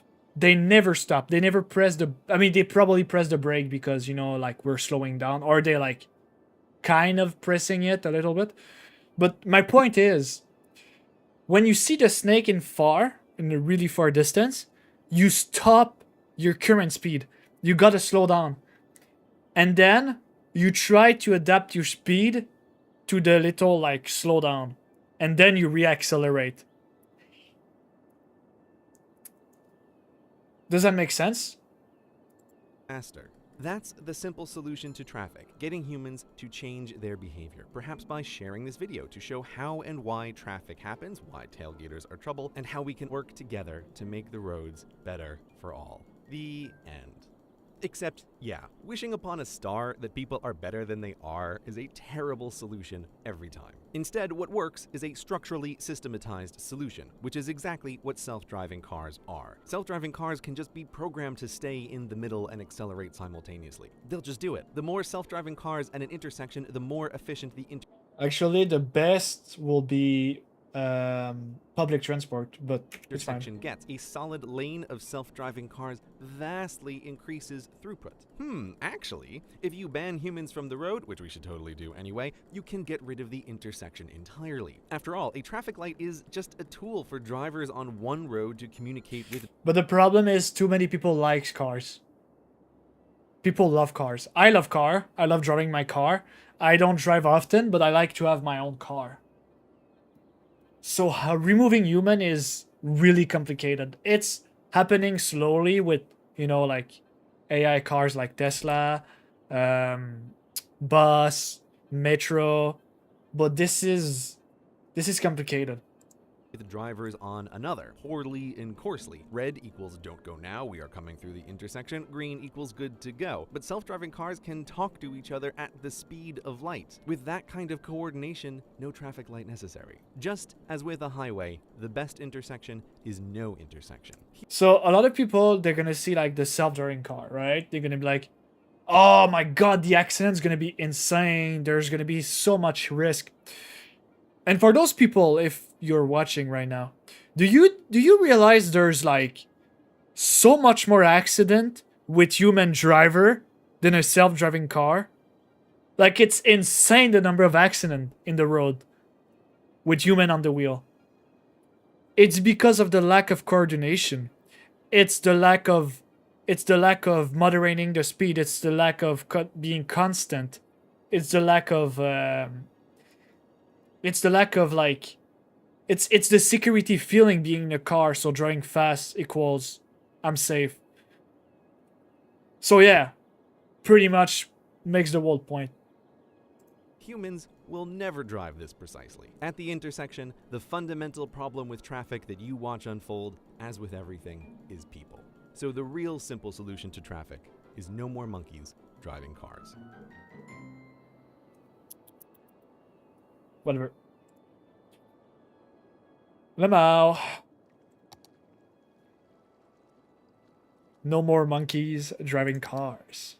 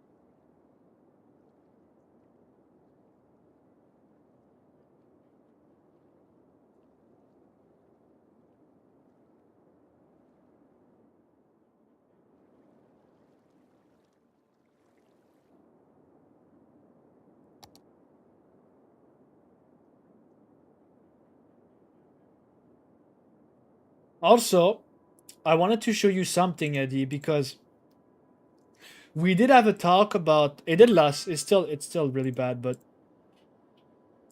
Canada has come back a little bit. So on February, by the end of December, the money got down, right? The index, like the Canadian got down. But then recently it got back by a few cents per US dollar. We're back to 28% in difference. When I was younger, I think it was 26. So we're like at so we're at 2% from the US. It's still bad, but it's at least it's slowly coming back. I hope it's gonna go back to 1-on-1.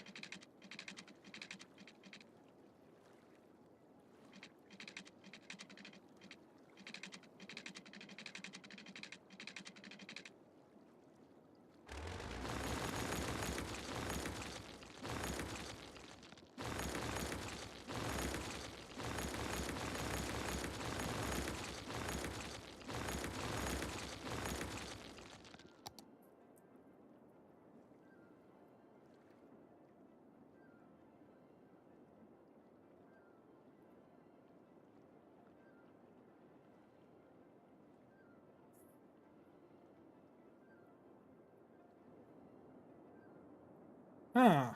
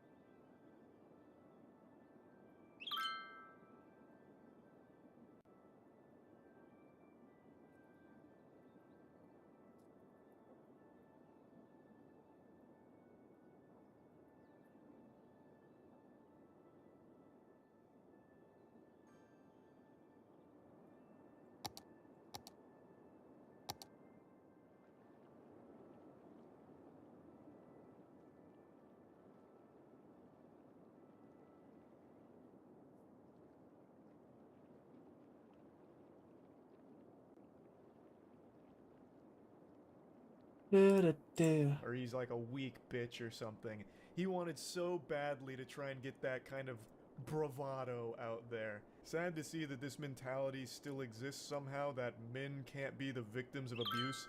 I thought we got rid of that stigma years ago. Jonathan's supposed to be a men's self-help guru? How? Actually, how? It's divorces that are initiated by women, Brian? 78. 80%. 78. 80%. 80%. And what percentage of those women have college degrees?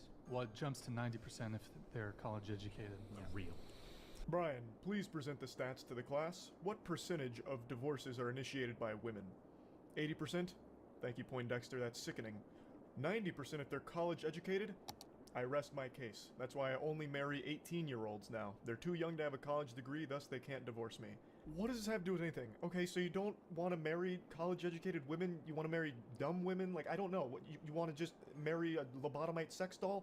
Cool, like, who cares? It doesn't matter. This has nothing to do with the core question anymore. It's gone fully off the rails and unhinged. They're so focused on picking apart divorce itself. So now they're spouting these stats and making each other mad. So one of the dudes is like, real. And then the other guy is taking a huge deep breath. Why, I oughta. Just hearing that number's making me mad enough to put hands on my spouse because she might have considered a divorce at some point. Like, it's ridiculous. This has nothing to do with what was asked. They Can are I ask- extreme. Oh, I agree with that. I want to ask but- one more scenario, okay? Please. What about if I was giggling so fucking hard because you can hear, I'm pretty sure it's Jonathan go, oh, Jesus. When she says she wants to ask another scenario. Why are you even here? The whole point is to communicate with the women, your guests, right? To ask them stupid questions and shit. Like, if you're so bothered with them talking, what the fuck are you even doing there? two people get married, they have a kid, and then the wife starts cheating? Do you think they should divorce? Absolutely. They should divorce then? Jesus himself You don't said. think it wasn't Jesus, illegal? hold on. Jesus And you himself could like said. work things through, right? Jesus himself said, in cases of adultery, divorce is So you think that permissible. divorce is worse than physical abuse? No. For the children? Or cheating, sorry. You think that cheating is worse than physical abuse? For the Sorry. children, yes. I actually let out a full belly laugh.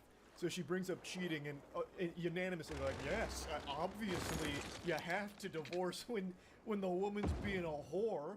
If you've got a slut for a wife, you gotta fucking divorce that harlot. That harpy. Duh. Are you stupid, lady? absolutely you have to divorce there. After they spent like 6 minutes about, well, actually divorce is one of the most evil things that can ever happen. Divorce is unacceptable. Physical abuse, okay, abuse, you have to endure, because you can't divorce. But then when it's cheating, it's like, yeah, you gotta divorce. Jonathan even says crucifixion is warranted. I'm sure he's just being exaggeratory, but he does point blank say that cheating is worse than abuse for the kids, which is a wild take. Both are awful. Your father beating your mother or your mother beating your father in front of your kid is just as damaging as one of them being unfaithful. These are both horrible things, both of which should end in divorce. But for some reason, they seem to only have a real visceral response when it comes to cheating. And then the guy in the middle even gets immediately religious, like, well, in the Bible it says, you know, when cheating's on the table, that's when divorce is absolutely necessary. Well, what the fuck? The Bible also doesn't preach for beating the fuck out of your spouse either. I'm sure you can also divorce in a case like that, so why didn't we get biblical when abuse was brought up? Why did we start trying to justify different levels of abuse and it might be a phase where it's gonna get better after and this and that? Dude even wove a whole fanfic about like, we're talking about a man who gets drunk and maybe occasionally hits his wife. Like, what the fuck? Like, why are you making excuses for abuse and not for cheating all of a sudden, right? Like, and Melina even calls that out. She's like, oh, well, what about, like, working through it, or, you know, maybe the cheating's a phase, and like, no, absolutely not. Cheating is the end-all, be-all. This is crazy. Like, I was absolutely howling with laughter when we got to this segment in the podcast. Absolutely I think I'm not going to say this is worse. Divorce is worse for the children. I already said that if she's getting abused, yeah, I think she should leave. Like, if it's a brief temporary thing, like. What if it's mental abuse? Okay, no. It's less cut and dry. If you are setting your child up. I think there's a small chance that Jonathan may have misunderstood the question. He may have thought he heard, is divorce worse than abuse? And that's what he was saying, that divorce is worse than abuse for the kids. Which is still a fucking stupid take, so I'm gonna tackle that one as well. What the fuck, man?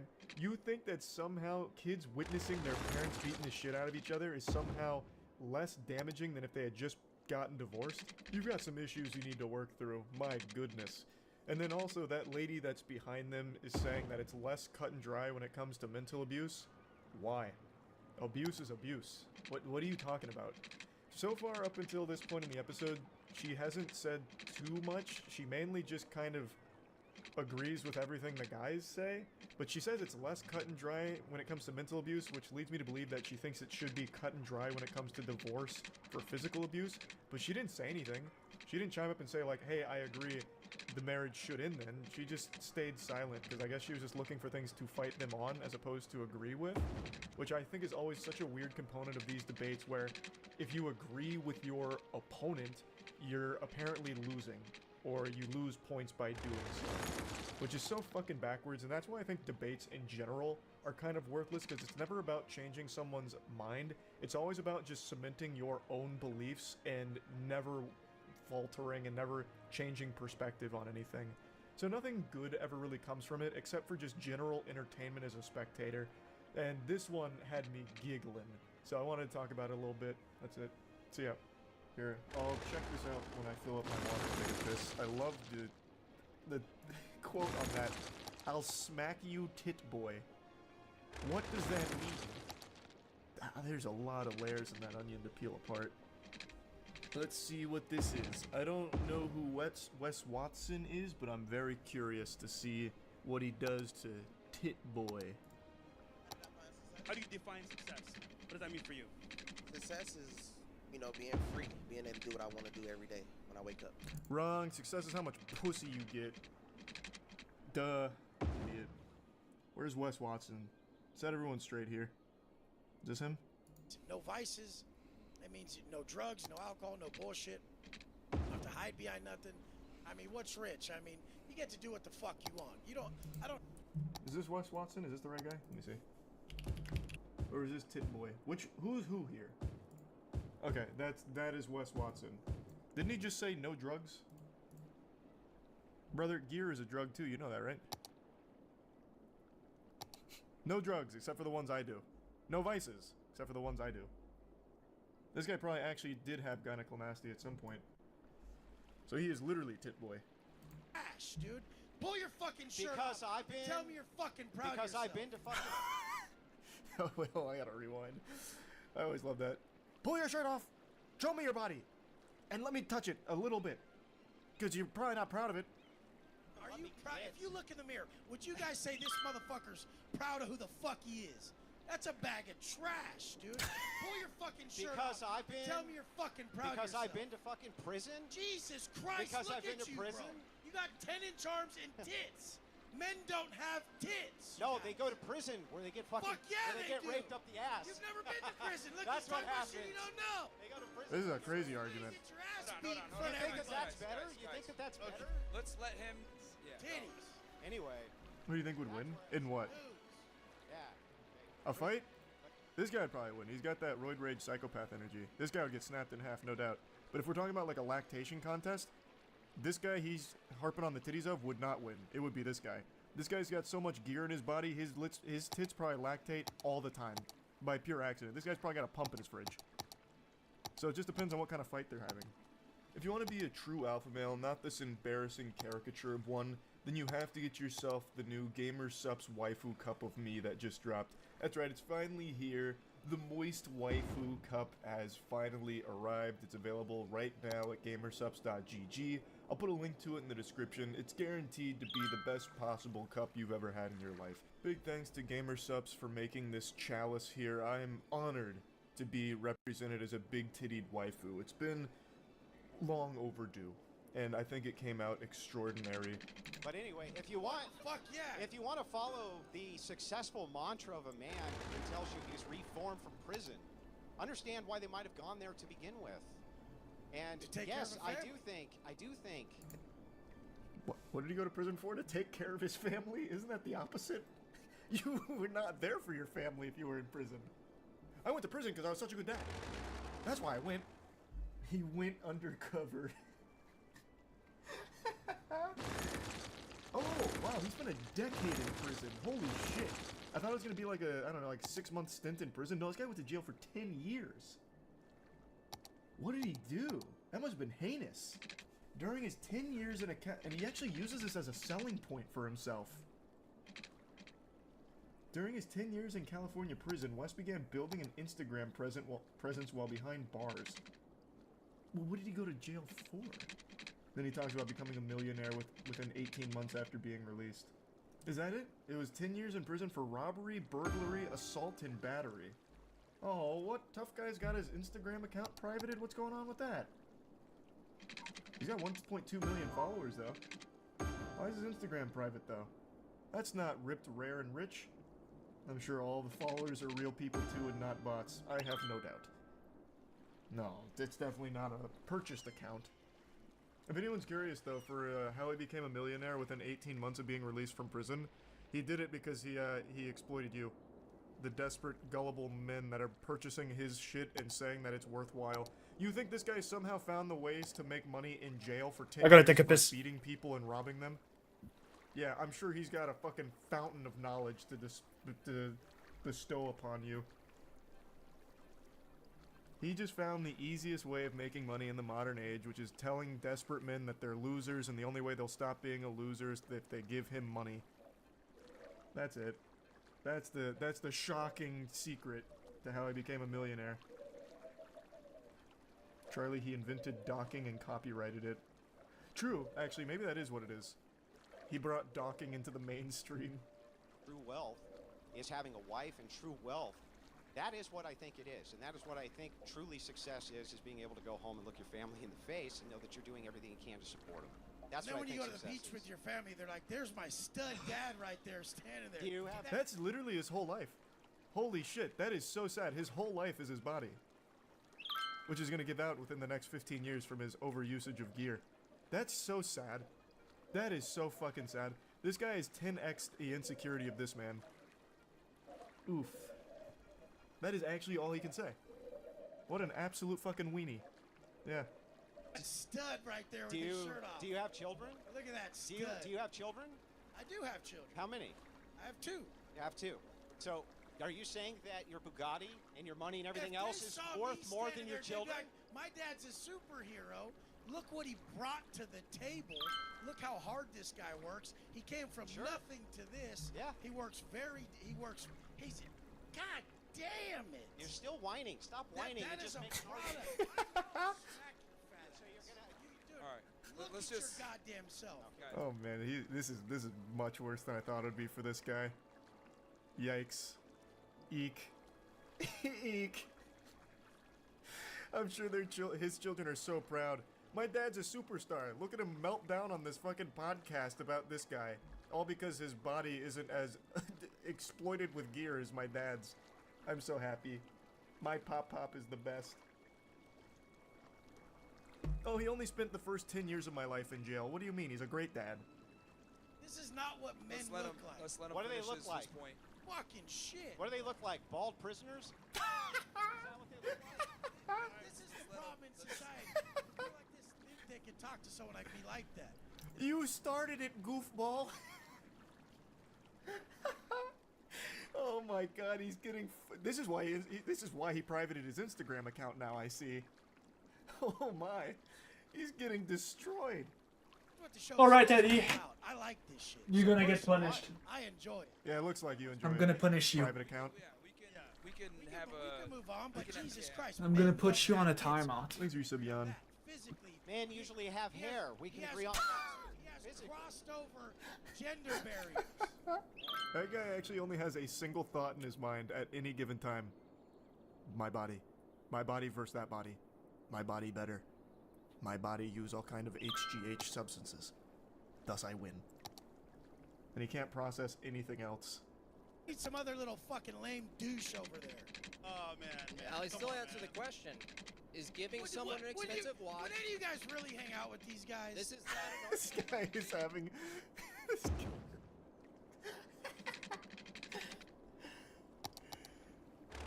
This guy's fucking awesome. What an effective clown. I've never heard of Wes Watson before. I need to look more into this. Master your mind and body. Meanwhile, this guy just throws a temper tantrum like a child who can only say one thing, like, your body's yucky. I went to jail for 10 years, so what? Would you hang out with these guys? Oh, this is cute. On his website, he had a little bit of hair.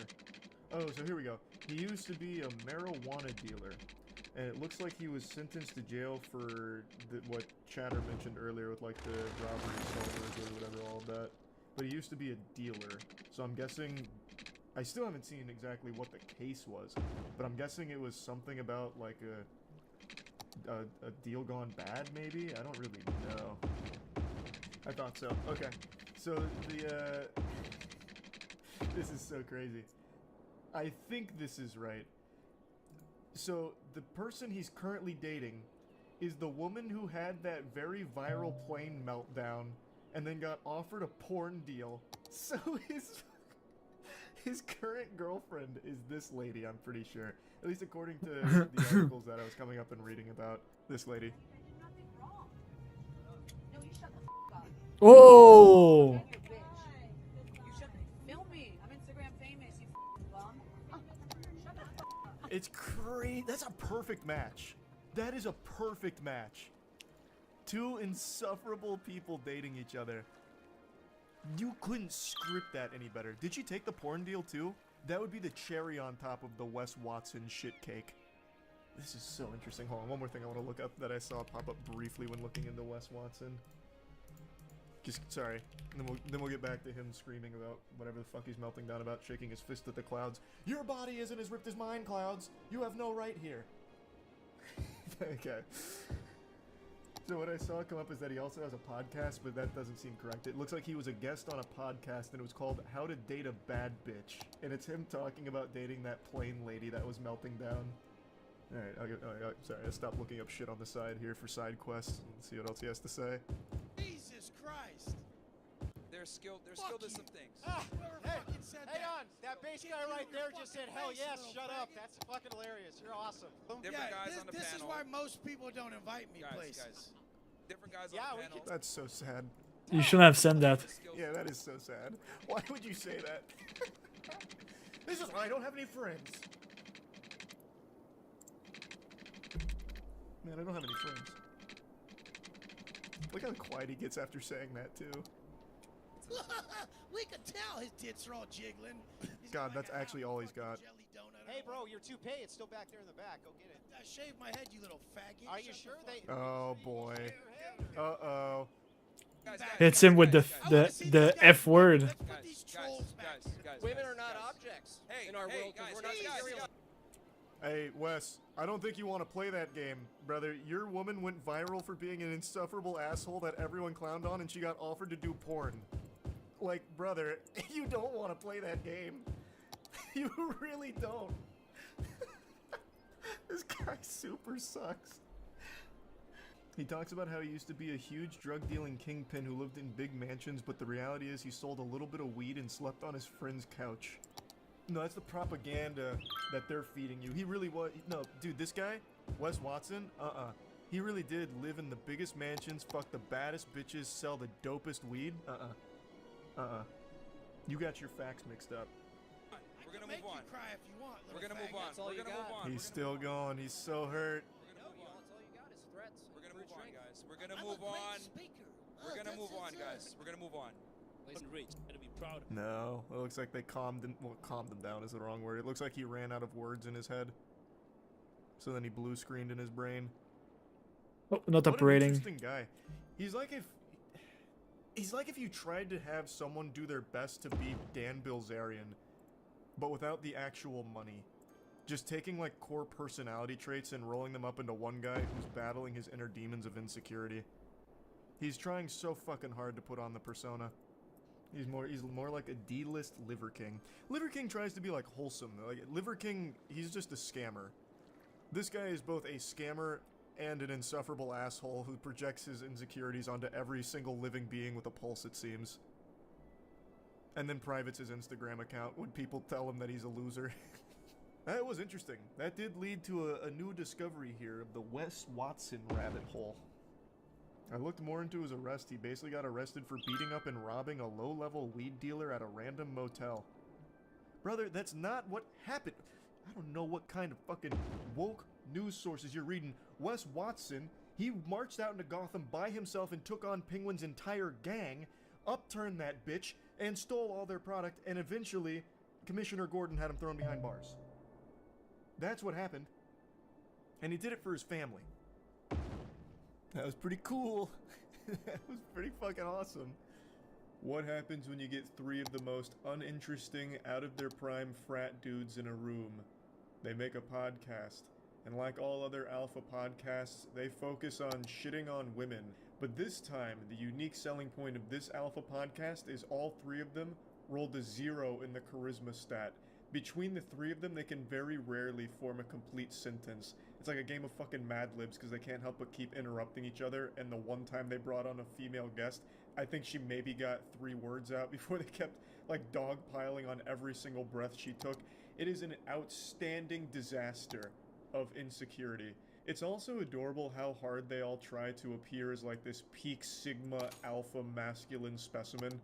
This is a podcast I'm sure none of you have heard of. I only found it because a YouTuber named Chad recently made a great video on it, and I knew I had to dive into it and watch more of their content. On TikTok, they're a bit of a laughingstock. They're just a fucking punching bag for most people to insult for good reason, obviously. So I wanted to watch more than just like their best moments montages where it's like, women cheat more than men, those bitches. Like I wanted to watch like the actual full context and full episodes. They have 3 right now. But it was so hard to watch them because every time they try and speak, it's like a kid who gets called on in middle school to stand up and read in front of the class and they're nervous. They just drone on and on, getting lost in their own sauce, forgetting what they were even talking about. They just keep fumbling over words and they just keep placing new filler words in there and it makes no fucking sense. It's like, I have no mouth and I must scream some dumb shit, but they just can't do it. Let me show you. Yeah, plus like too, when you're in that bracket of fucking really financial, I'm not, you know, but one day I will be, when I'm in that bracket of like being fucking rich as fuck. Right. I feel like, you know, especially like, I don't know, like a lot of dudes get played for their fucking money. So, And, yeah, a lot. And they look like fucking fools. Because after a while too, you know, money can only get you so far with getting pussy and shit. Well, it depends. At the end, and it's true, and like they'll be like, "Oh, fuck him, I'm tired of him." The fucking housewife. That bitch was plotting. He was plotting from the jump. You know, what's funny because I But was that's like, her personal need. yeah, which right. I don't That's what I'm saying. understand. So Yeah, like, fuck that. why why are you gonna use my money that I fucking made to do something? Yeah. If you want money, you ask for it, and I'll gladly give it to you. Yeah. 'Cause I Especially don't want if you we're, sneaking money we're out the door. financially fucking way better off than most. Yeah. Yeah. Just don't like Wh- fucking. wh- yeah, I what are feel they you. talking But, like, about? This was from the timeless classic Women Cheat More Than Men, their biggest episode and a real hit. I couldn't watch the whole thing because this is the whole thing. Stretch this kind of conversation across an hour and 15 minutes. It's impossible to sit through. It literally sounds like someone skipping through dialogue options in like a Fallout game. It sounds like you're just listening to William Shakespeare in Old English and none of it's making sense. I want to know what your boyfriend brings to the table, or what you expect him to bring to, or even any man. Not like we don't even have to like focus on your guy. But just Okay. any what does a guy have to do? Respectful. Okay. So looks don't play a role in the first part. There you go. Just let her go. Yeah, let it go. Relax, buddy. Let it go. This was a really big moment for the podcast. They really went out of their comfort zone and brought a girl into the boys club in order to get deeper insight into females. Unfortunately, she wasn't able to really speak that much because the crew didn't really like when she'd talk. So like right away they just ask, you know, what do you want in a guy? And she says respectful. The fucking room goes silent and one dude's like, so looks don't matter then, huh? Like he's just so deeply offended off rip. All three of their minds were blown. She said respectful, and one guy just, his whole soul is crushed like, what about looks, huh? What about looks? Are you lying to me? You crazy fucking harpy, huh? You come onto my podcast, you old battle axe, and you're spreading fibs? No, respectful doesn't exist. Not even a real word, not a thing. Looks, that's all that matters. That's what I've read on the forums. Don't fucking lie to me again on my own show. I say, if my wife lets herself go after I have kids with her, if I'm gonna tell her once, if you don't get your shit together, I still want to be sexually attracted to my wife, my spouse. But if you Even can't girlfriends. do that, girlfriend too. If you can't do that, I'm out. All three of them are pretty dumb, but this guy right here is like the superstar imbecile. Every time he says something, it's the dumbest shit. He was the guy that immediately got offended when the girl mentioned the word respectful. It was like a fucking vampire getting hit with sunlight when he heard that. He just started like melting and like in pain.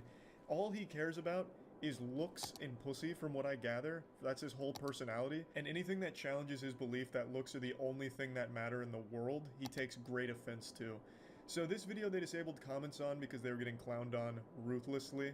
And, you know, very un-alpha-like to be a coward and disable your comments. They're keeping the video up, and apparently they had a response to it, which they took down because they also kept getting clowned on with that. Can't confirm because I can't find it. Yeah, his whole point is super goofy. So my wife has kids with me, and then she stops getting hotter, and I don't find her hot anymore, and that's her fault. I give her one chance. If she doesn't fix herself, I'm out. Aging is cringe. So when my wife hits 40, I'm leaving her ass, and I'm going back to dating 18 and 19-year-olds. I mentally checked out of my last relationship for so long. But I don't want to Before say you broke up? Yeah. But another point. Goes the fucking show. Another point. No, but another doesn't point. say anything. Hold No, up, it's hold not up. like anything bad. No, But no, it's not like after you. Hold everything up, I'm I've gonna been let you through. finish your point. I'm gonna let you finish your point. Guys at home watching, if you're fucking, once you'll know when your girl's mentally checked out, and when she's mentally checked out, she will entertain any dude. I'm not saying you. There's always exceptions to the rule. I'm saying they'll entertain dudes. They'll fucking even cheat on. They don't give a fuck because once when their mind's gone, the vagina still could be there. Oh Once my when the mind's god, gone, dude. The heart's gone. They are done. That's- There's no coming back from that. So like, you know. Oh my god. He's absolutely right! Oh! He just blew the case wide open. I fucking love that this dude immediately interrupts her for the millionth time just to make like an absolute nonsense point. The vagina might still be there, but the heart's gone. The soul went to hell. And now she's cheating on you there. Right? And the Avengers music, oh, it just sounds so good. It's like he's making the most profound speech of all time. Like, hey, shut the fuck up real quick, lady. I know I asked you this question, but now I'm talking. Cue the orchestra. Hey, cheating. And pussy. What's up with that? I genuinely just can't wrap my head around this whole crew here. I don't even know what he's thinking is going on right now. He thinks he's being so deep and profound and like this is somehow supposed to be inspirational, but it's not. It's not even close to anything at all. No, I got this right here. I got this right here. Women preserve their value. Men create it. Let me explain. Exactly. Women, guys care about a girl's past. A girl cares about a guy's future. Just like if your boyfriend. I care about your past. Hold up. I have no doubt the three of them are pretty close to illiterate, but what that guy's saying right there is verbatim what all of the other YouTubers who are alpha males try and parrot. They all vomit that exact same line into each other's mouths, and just like Ouroboros, just keep eating each other's asses for all eternity. That whole men create value, women preserve it, guys care about a girl's past, girls only care about a guy's future. They treat each other like anime protagonists. It's literally r/I'm 14 and this is deep. This is literally sad Facebook statuses from 2010. It's very clear that this guy in particular was very deep into the whole pickup artist community or whatever, because this shit is the exact verbatim shit that they all said in their seminars. I've watched a lot of those on YouTube nights on stream because they're really fun to laugh at.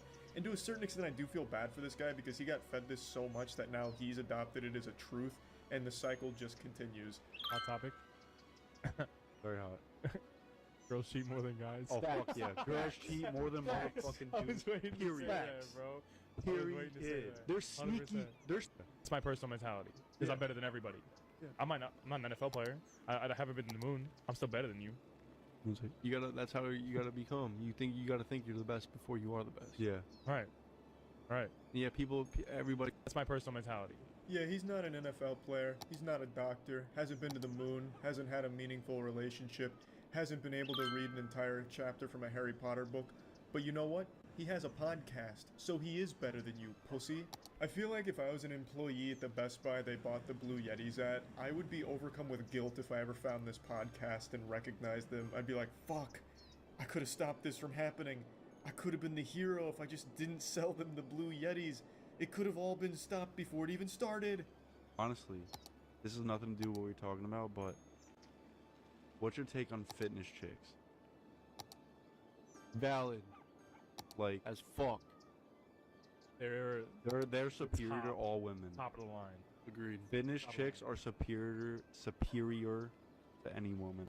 They posted this themselves as one of their highlights. Like, this is one of their finest moments they were proud of. Just fucking imagine that mentality, that this conversation is like a moment you're like, yep, pretty proud of that one. I mean, to be fair, in their defense, they didn't fumble through sentences because there were no sentences here. It was just like individual words back and forth. Man calls it together like it's a goddamn city council meeting. Boys, gather around. Titties.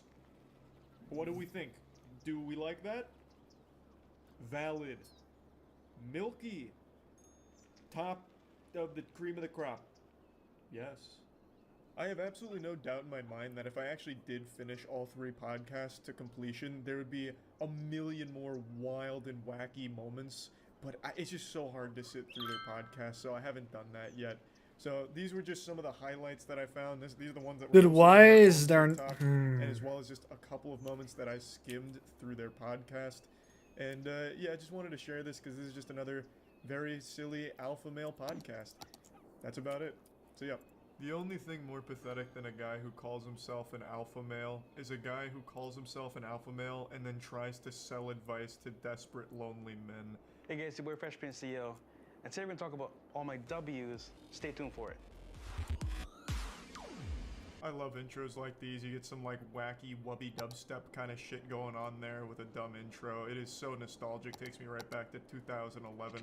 Anyway, this is the Fresh and Fit podcast. The entire purpose of this show is to bring women on to insult and belittle them to their face, while also preaching that men should have the right to cheat on their significant other as many times as they want, whereas their significant other isn't even allowed to look at other men. They have to go in public with like fucking horse blinders on, and if they even so much as glance at a dude, you need to kick them to the streets immediately because they're a fucking disgusting, worthless whore. It's a lot of horrible, abhorrent shit that they talk about, and I'm sure you've heard of them or seen them before because they've had so many viral clips over the last year of them getting dunked on by the guests they bring on. I'm pretty sure the two of them have a humiliation fetish, which is the reason they keep this show running. But they're also kind of like the Voldemort of YouTube, at least they were for a little bit. They used to copyright claim and copyright strike anyone that would make fun of them or joke about them, saying that it was damaging their brand or making them look silly, even though they themselves are the clowns in their own circus. They're making themselves look fucking stupid. They never actually won any of their strikes or claims or anything like that. They all got overturned. But still just absolutely cowardly pussy behavior from people that claim to be alpha males. But anyway, I'm not here to talk about Fresh and Fit as a whole or the entire production of it. I want to focus on one video they posted in particular, one that I still think back on with a little wet spot in my trousers. It's one of the most delusional things I've ever seen from a YouTube channel. It's one of the hosts that is telling a story that is completely made up, just obviously fiction. He is literally making up fanfic on par with My Immortal, in a way that makes him look like he constantly fucks. Even though I'm pretty convinced that the shorter guy here is a virgin, yet he still makes these crazy claims and stories like the one I'm about to show you. Alright guys, so you heard my L's, marrying a single mom, getting left out in the cold, basically in the car, never came downstairs. But today we're gonna talk about my W in terms of having 3 women in one day. Let me stop you right there. I already don't believe you. It's super hard to think that anything they say is real when they constantly make stupid fucking claims like this one. Not to mention they've both shown themselves to be frauds time and time again. You know, we're both triple-digit notch count. He's in the quadruples. There is no reality in the entirety of the fucking multiverse where this man has slept with one woman, let alone over 1,000 of them. Doctor Strange could peer into an endless multiverse and never find one where this guy slept with 1,000 women. They just say a whole bunch of made-up bullshit constantly. But I met this guy at a pool party. He's an NBA player. I won't say his name for some reasons, but you know, he's a pretty top-tier guy, head-value guy, right? I'm at the bar ordering drinks for my friends, and he says, "Yo, bro, what's a good spot to go party at tonight?" I told him, "Look, bro, you can go downtown, you can go to Brickell, Wynwood, doesn't really matter, but I'm going to downtown because it's a really good spot." And then he's like, "Yo, bro, are you on Instagram?" And then he added me on Instagram, we became best friends, he got me a tryout with his NBA team, which I absolutely crushed, and became a starter on the squad, setting NBA world records. He invited me to Thanksgiving at his parents' house, I fucked his mom, and then the whole family clapped. That would be more believable than the story he's about to tell from here. I was like, perfect, yeah, I am. So I gave him my Instagram, and lo and behold, he followed me, he said, "Wait, you know this chick?" So he pulls up this girl's profile, because you can see who's following someone that you just added from like the following list. I was like, "Yeah, I know her, bro. I used to like do her back in the day." He's like, "Damn, that's my shorty want to come in town." So basically, we were smashing the same chick. No, you weren't. The only thing you've been smashing is your meat into your hand, you liar. This story's already got more plot holes in it than Kingdom Hearts. Why would an NBA player go up to a random guy at a pool party to ask for a party later? He's clearly already connected, he found out about the pool party, so why would he go up to a complete stranger at a bar to ask for further advice on partying, and then going a step further to add him on Instagram? That just doesn't make any sense. Unless Fresh and Fit dropped to the floor and sucked his dick raw at the bar in front of everyone, why would this NBA player care to add him on Instagram? NBA players, celebrities, they don't follow like anybody at all, except for like actual close friends or business partners or something like that. So why would he add a complete stranger who he only asked one question to, "Where should I party?" And past that, why would he then check who this new guy was following? Hey, pardon me, I couldn't help but notice that this girl that I'm piping is being followed by you. Are you that creepy stalker she has a restraining order against, or like what's the deal there? Are you guys friends? Oh, you guys used to fuck too? Alright, fist bump. We just became best friends, let's go. So he's like, "Yo, dude, you know what? I'm having a mansion party, like, the next day. Come through, I got you." All this time, you know, we linked up the same night at the party spot I was going to, connected. And funny enough, we dated the same girls, like a bunch of them. It was crazy, you know. Like we always say, me and Myron, a lot of these girls share the same high-value men, and they're around in the same circles, right? You have the gall, the chutzpah, to sit here and insult not only the intelligence of your viewers, but insult God himself with the claim that you and the NBA player were having sex with the same women. Do you honestly expect anyone in the world to believe that? And then to have the audacity to make the claim that women go for the same high-value males? You are somehow putting yourself in the same ballpark as a fucking NBA player. You who runs one of the most laughed-at podcasts on the internet since the My Little Pony fan club radio show. You think that you are a same level of high-value male as an NBA player? Fucking mind-blowing. I'm at his management party, right? There's like 40 girls and like 5 guys. In my head, I'm like, yo, real talk, this is crazy. Like, I've never been at a party where there's been this much girls compared to guys. So I'm like, yo, how's this gonna work? He says to me, yo, come through, bro. So he's like, yo, pick 3 that you want, and I got you. I was like, 3 that I want? Is it like a buffet? Shoot, I'll take it. Bro, this does not sound like an NBA player. This sounds like human trafficking. Pick any 3 girls and I got you. That should be like setting off alarm bells in your head, I would think. What might have happened is some guy came up to him and lied like, yeah, I'm in the NBA, I'm also ex-Special Forces, over 500 confirmed kills, and I fuck on the daily. In fact, hourly. In fact, I'm gonna be late for a threesome right now. But yeah, anyway, just going back to fresh and fit lore here. So our boy is now at a mansion with 45 topless babes, big asses, sodden, dripping vaginas, and every single one of them has his name shaved into their pubic hair, I bet. So I was like, yo, I like her, and her. He goes, talks to them, calls them over, and I kid you not, I got a bedroom for you over here, do your thing. I'm like, what the heck? Is it that easy? So what happened was, like, I talked to them real quick, they were mad cool, and legit, guys, I could have a threesome with them, but I was like, yo, this is crazy. Like, I had no idea what was going on. I was like, yo, this is too much for me. But far be it for me to question the math here, but it would have been a foursome, not a threesome. Unless, of course, the 3 girls fucked each other and then told you to just go far away from them, like hide in the bathroom or something, which I imagine would have happened. Also, he speaks fondly of this event, but I imagine this was one of the worst days of all 3 of those women's lives. Assuming, of course, this story is real, which it's not, I'm just suspending disbelief for a moment. Obviously, he is literally making this shit up as he goes along. What happened was, I did my thing with one of them, came back outside, hopped in the shower real quick, talked to the other one, went back in the room later on.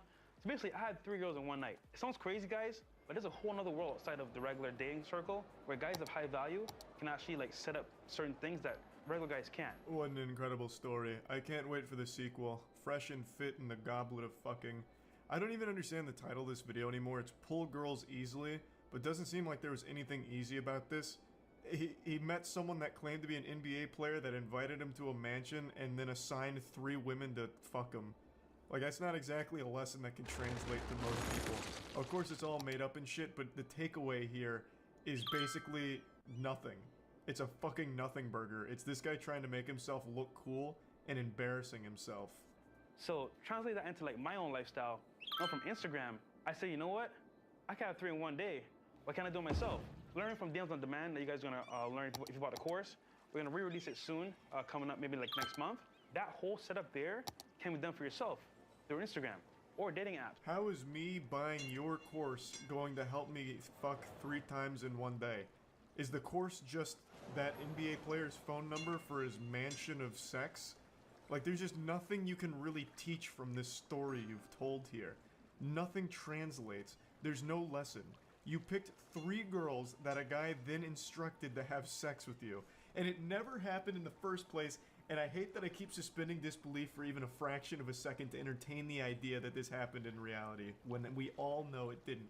But even still, what is the takeaway? There is nothing that happened in this whole video that could help some lonely guy at all. You can take L's all your life, you can take W's, but the point here is that like you can have whatever you want in this life.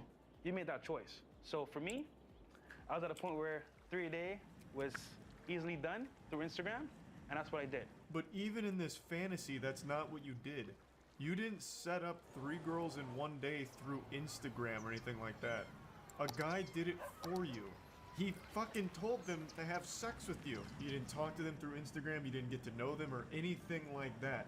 Even in their own stories, they can't help but just treat women like objects. Like, yeah, he gave me 3 women to fuck.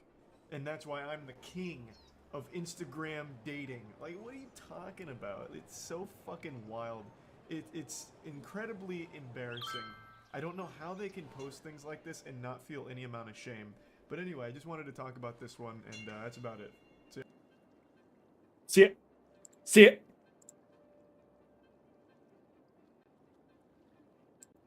Lord, forgive me because I'm about to sin again.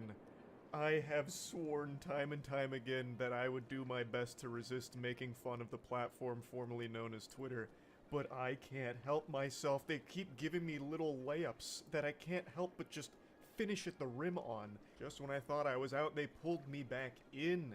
I just made a video making fun of the Twitter rebrand. It's now just called X, the letter X and nothing else, which, as I said, is very embarrassing because it sounds like something on Xbox Live in a Call of Duty lobby from 2009 where every 12-year-old thought having X's in their name was cool, and I thought I had finally got it all out of my system. There's no more jokes left to make about this low-hanging fruit. Until just now, with breaking news, they released their new official tagline, and I couldn't believe it. My jaw was literally on the floor. I was more stunned by this tagline than I was with the ending to Inception when I first watched it. I shit you not. The report said that their tagline was "Blaze Your Glory." And I didn't believe them at No first. way. I thought this was propaganda because surely no one is that uncool. What does this even mean? Blaze your glory. That sounds like a meaningless nothing burger that an anime protagonist It sounds like something sexual, I'm not gonna lie. anime. I just can't believe someone could be this lame. I don't think Oh, evolution would boy. allow for someone to be this uncool. We didn't evolve over the course of millions of years to reach a point where someone has made it to the apotheosis of cringe. I just don't believe we're there yet. No, honestly, that's Yet, kind of cool. all of the evidence points to the contrary. Elon Musk might legitimately be the lamest person to ever exist to think that this is cool. Blaze your glory. What does that even mean? It sounds like a sexual euphemism, like, oh, fuck. I'm up late, lotion on my hands, and I'm blazing my glory right now. I actually went to the App Store to check this for myself because I thought I was being lied to. I couldn't believe we existed in such a cursed dimension that would allow someone to think that this was cool.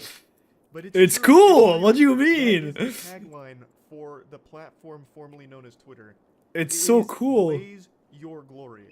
That is worse than those old Discord cringe messages that would pop up when you try and launch the program where it was like, calculating RAR meme threshold.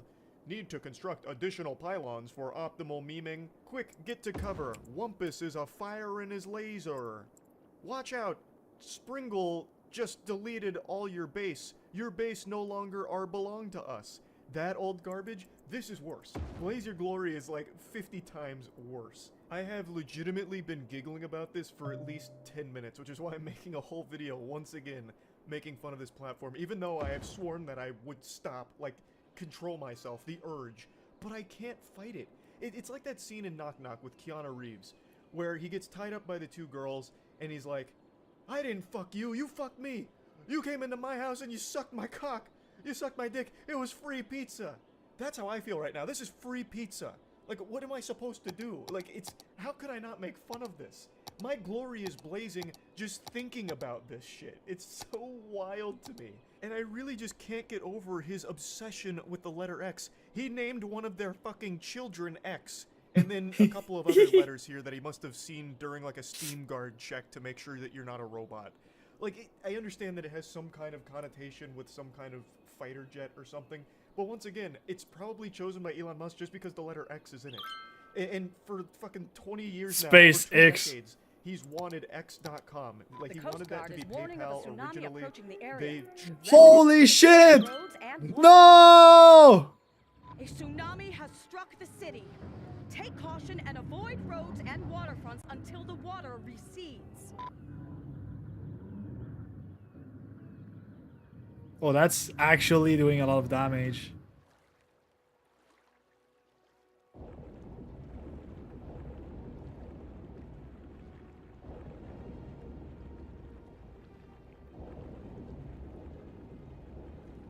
Holy fuck.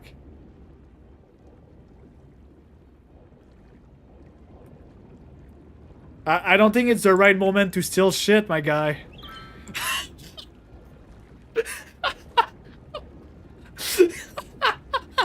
He's still stealing!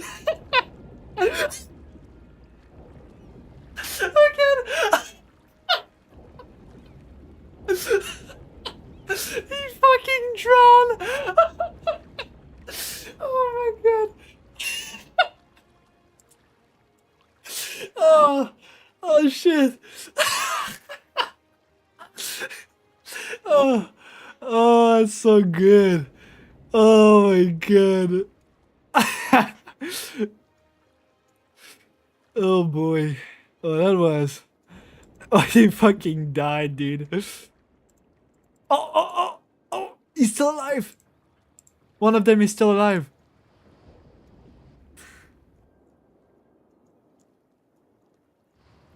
Damn. That's crazy.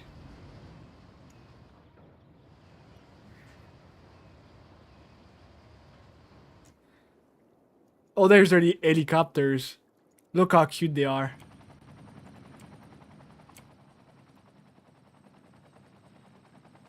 Okay, I pull up.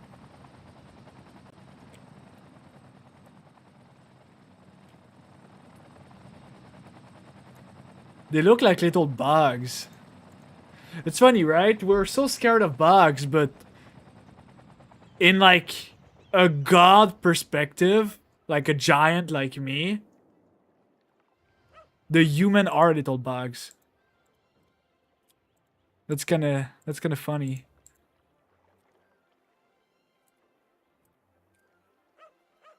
A tsunami has struck the city. Take caution Okay, and so avoid roads and waterfronts until the water recedes. the tsunami is around here, but it's so high that the tsunami doesn't do any damage. The only damage the tsunami do is in this area. Like you're gonna see, it's not gonna affect it. Because it's too high.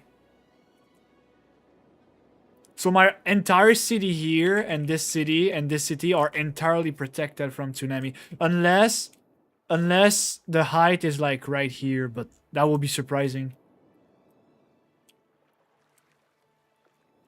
Even this one, like most of the water hit the fucking wall. So this is like pretty tamed if you ask me. Like it's not a lot of water. Shot that down for obvious reason because very clearly it seems like a porn site. But now he's got fucking full reign, unthrottled, uncircumcised, and unhinged. So he's got X and he's letting it all rip. There is no one but yes men surrounding Elon Musk just saying, go wild, brother. And he is. The glory will not stop being set ablaze right now at the X headquarters. Just a few nights ago, they set up some kind of X sign, like a light beaming off You know the what? sign to the building, like it was the goddamn bat signal, but for fucking cringe. It was just like the letter X on a building. It looked horrible. It was disruptive. It was awful. It is just a non-stop roller coaster of embarrassment. I really don't know how it's possible to be that uncool. Like, it's incomprehensible to me. I think he's grew up as cool. a fucking loser I think all he's years funny. ago, for sure. But even I would know that this is so embarrassing. My cheeks would never stop being red. I would never show my face out of shame. I would legitimately be in a paper bag for the rest of my life. I wouldn't let people see my face if I was the guy that kept doing this shit with X and Blaze Your Glory. The shame would just be far too much to even put into words. I just I can't help but make fun of it. I really can't. It's begging for it. I think there is a chance Elon Musk has some kind of humiliation fetish. Like, the more people say that it's lame, the more he wants to be insulted for it, it feels like. This seems deliberate. A tsunami This has can't struck be the city. Take caution and avoid roads and waterfronts until the water recedes. Where is it?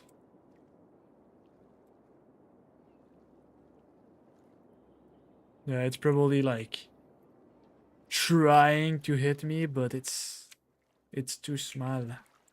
Accidental. No one is this accidentally uncool. It's a plague because it's infecting other people into being just as lame. There's a lot of people that will just defend anything Elon Musk does with the platform and then get mad when people make fun of it. So it's not just him, he is infecting and spreading the lame virus. He's like the Axe body spray for online losers, where a lot of people will flock to him as like this group feeling of being like successful and cool.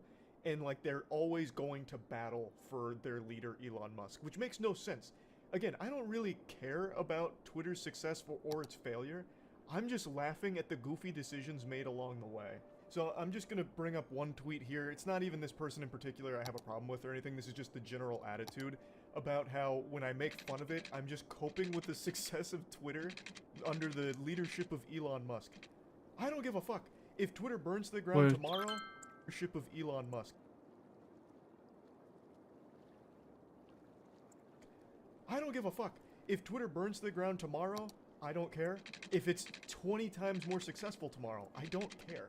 I think the platform sucks. I'd prefer if it was in the dirt, buried 6 feet under. I think it's been a net negative for the entire world, but overall, its presence isn't something that disturbs me or makes me upset. I'm not coping with its success. I'm making fun of it. So even if it's 20 times more successful tomorrow, I will still make fun of it. You know what else is extremely successful? Selling soiled, used panties online to degenerates. I'll make fun of that too, but it is successful. It's very successful. A lot of women make a ton of money doing that. But just like X, blaze your glory, it's something to laugh at because it's so fucking silly. It's so goofy. So no, this has nothing to do with jealousy over a platform's success or its failure or anything. It is just legitimately comical nonsense along the way that is something to point and laugh at as a spectacle and shoot some spitballs at. It's a circus, and the clowns are dancing, honking their nose, and making me giggle. It's just not that deep. There's really nothing to psychoanalyze here. You don't need to be holding up Rorschachs to me in order to get down to the bottom of it. It's just super simple. So just stop being so upset when people make fun of some goofy shit like this. Keep your glory blazing, take a step back, and share in the laughs. It's just that simple. You're not on the board of directors or anything. You don't have any, like, actual investment into the company. So whether it's successful or it's not, it shouldn't matter to you. Just have fun. Like, just enjoy the silly ride that we're all on here with watching all of these goofy things unfold in front of us. Maybe it'll end up making the platform 1,000 times more successful and becomes extremely profitable. And maybe, 10 years from now, Blaze Your Glory's on t-shirts.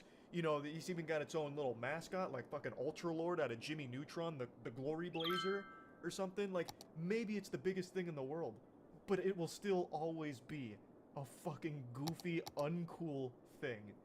Always worthy of being joked about. But anyway, I won't go on too much longer about it. That's really about it. May your glory be forever ablaze, my ex-friends. That's about it. See ya. Alright. I think that's enough for today. That's been 11 hours of stream. I will do something else. But it's been nice having you guys. We didn't have a lot of conversation. Tsunami has struck the city. Take caution and avoid roads and waterfronts until the water recedes. So it's been nice. I love playing this game. I'm gonna play it tomorrow again. And well, for those that are still gonna hang out, I will see you tomorrow. Good night.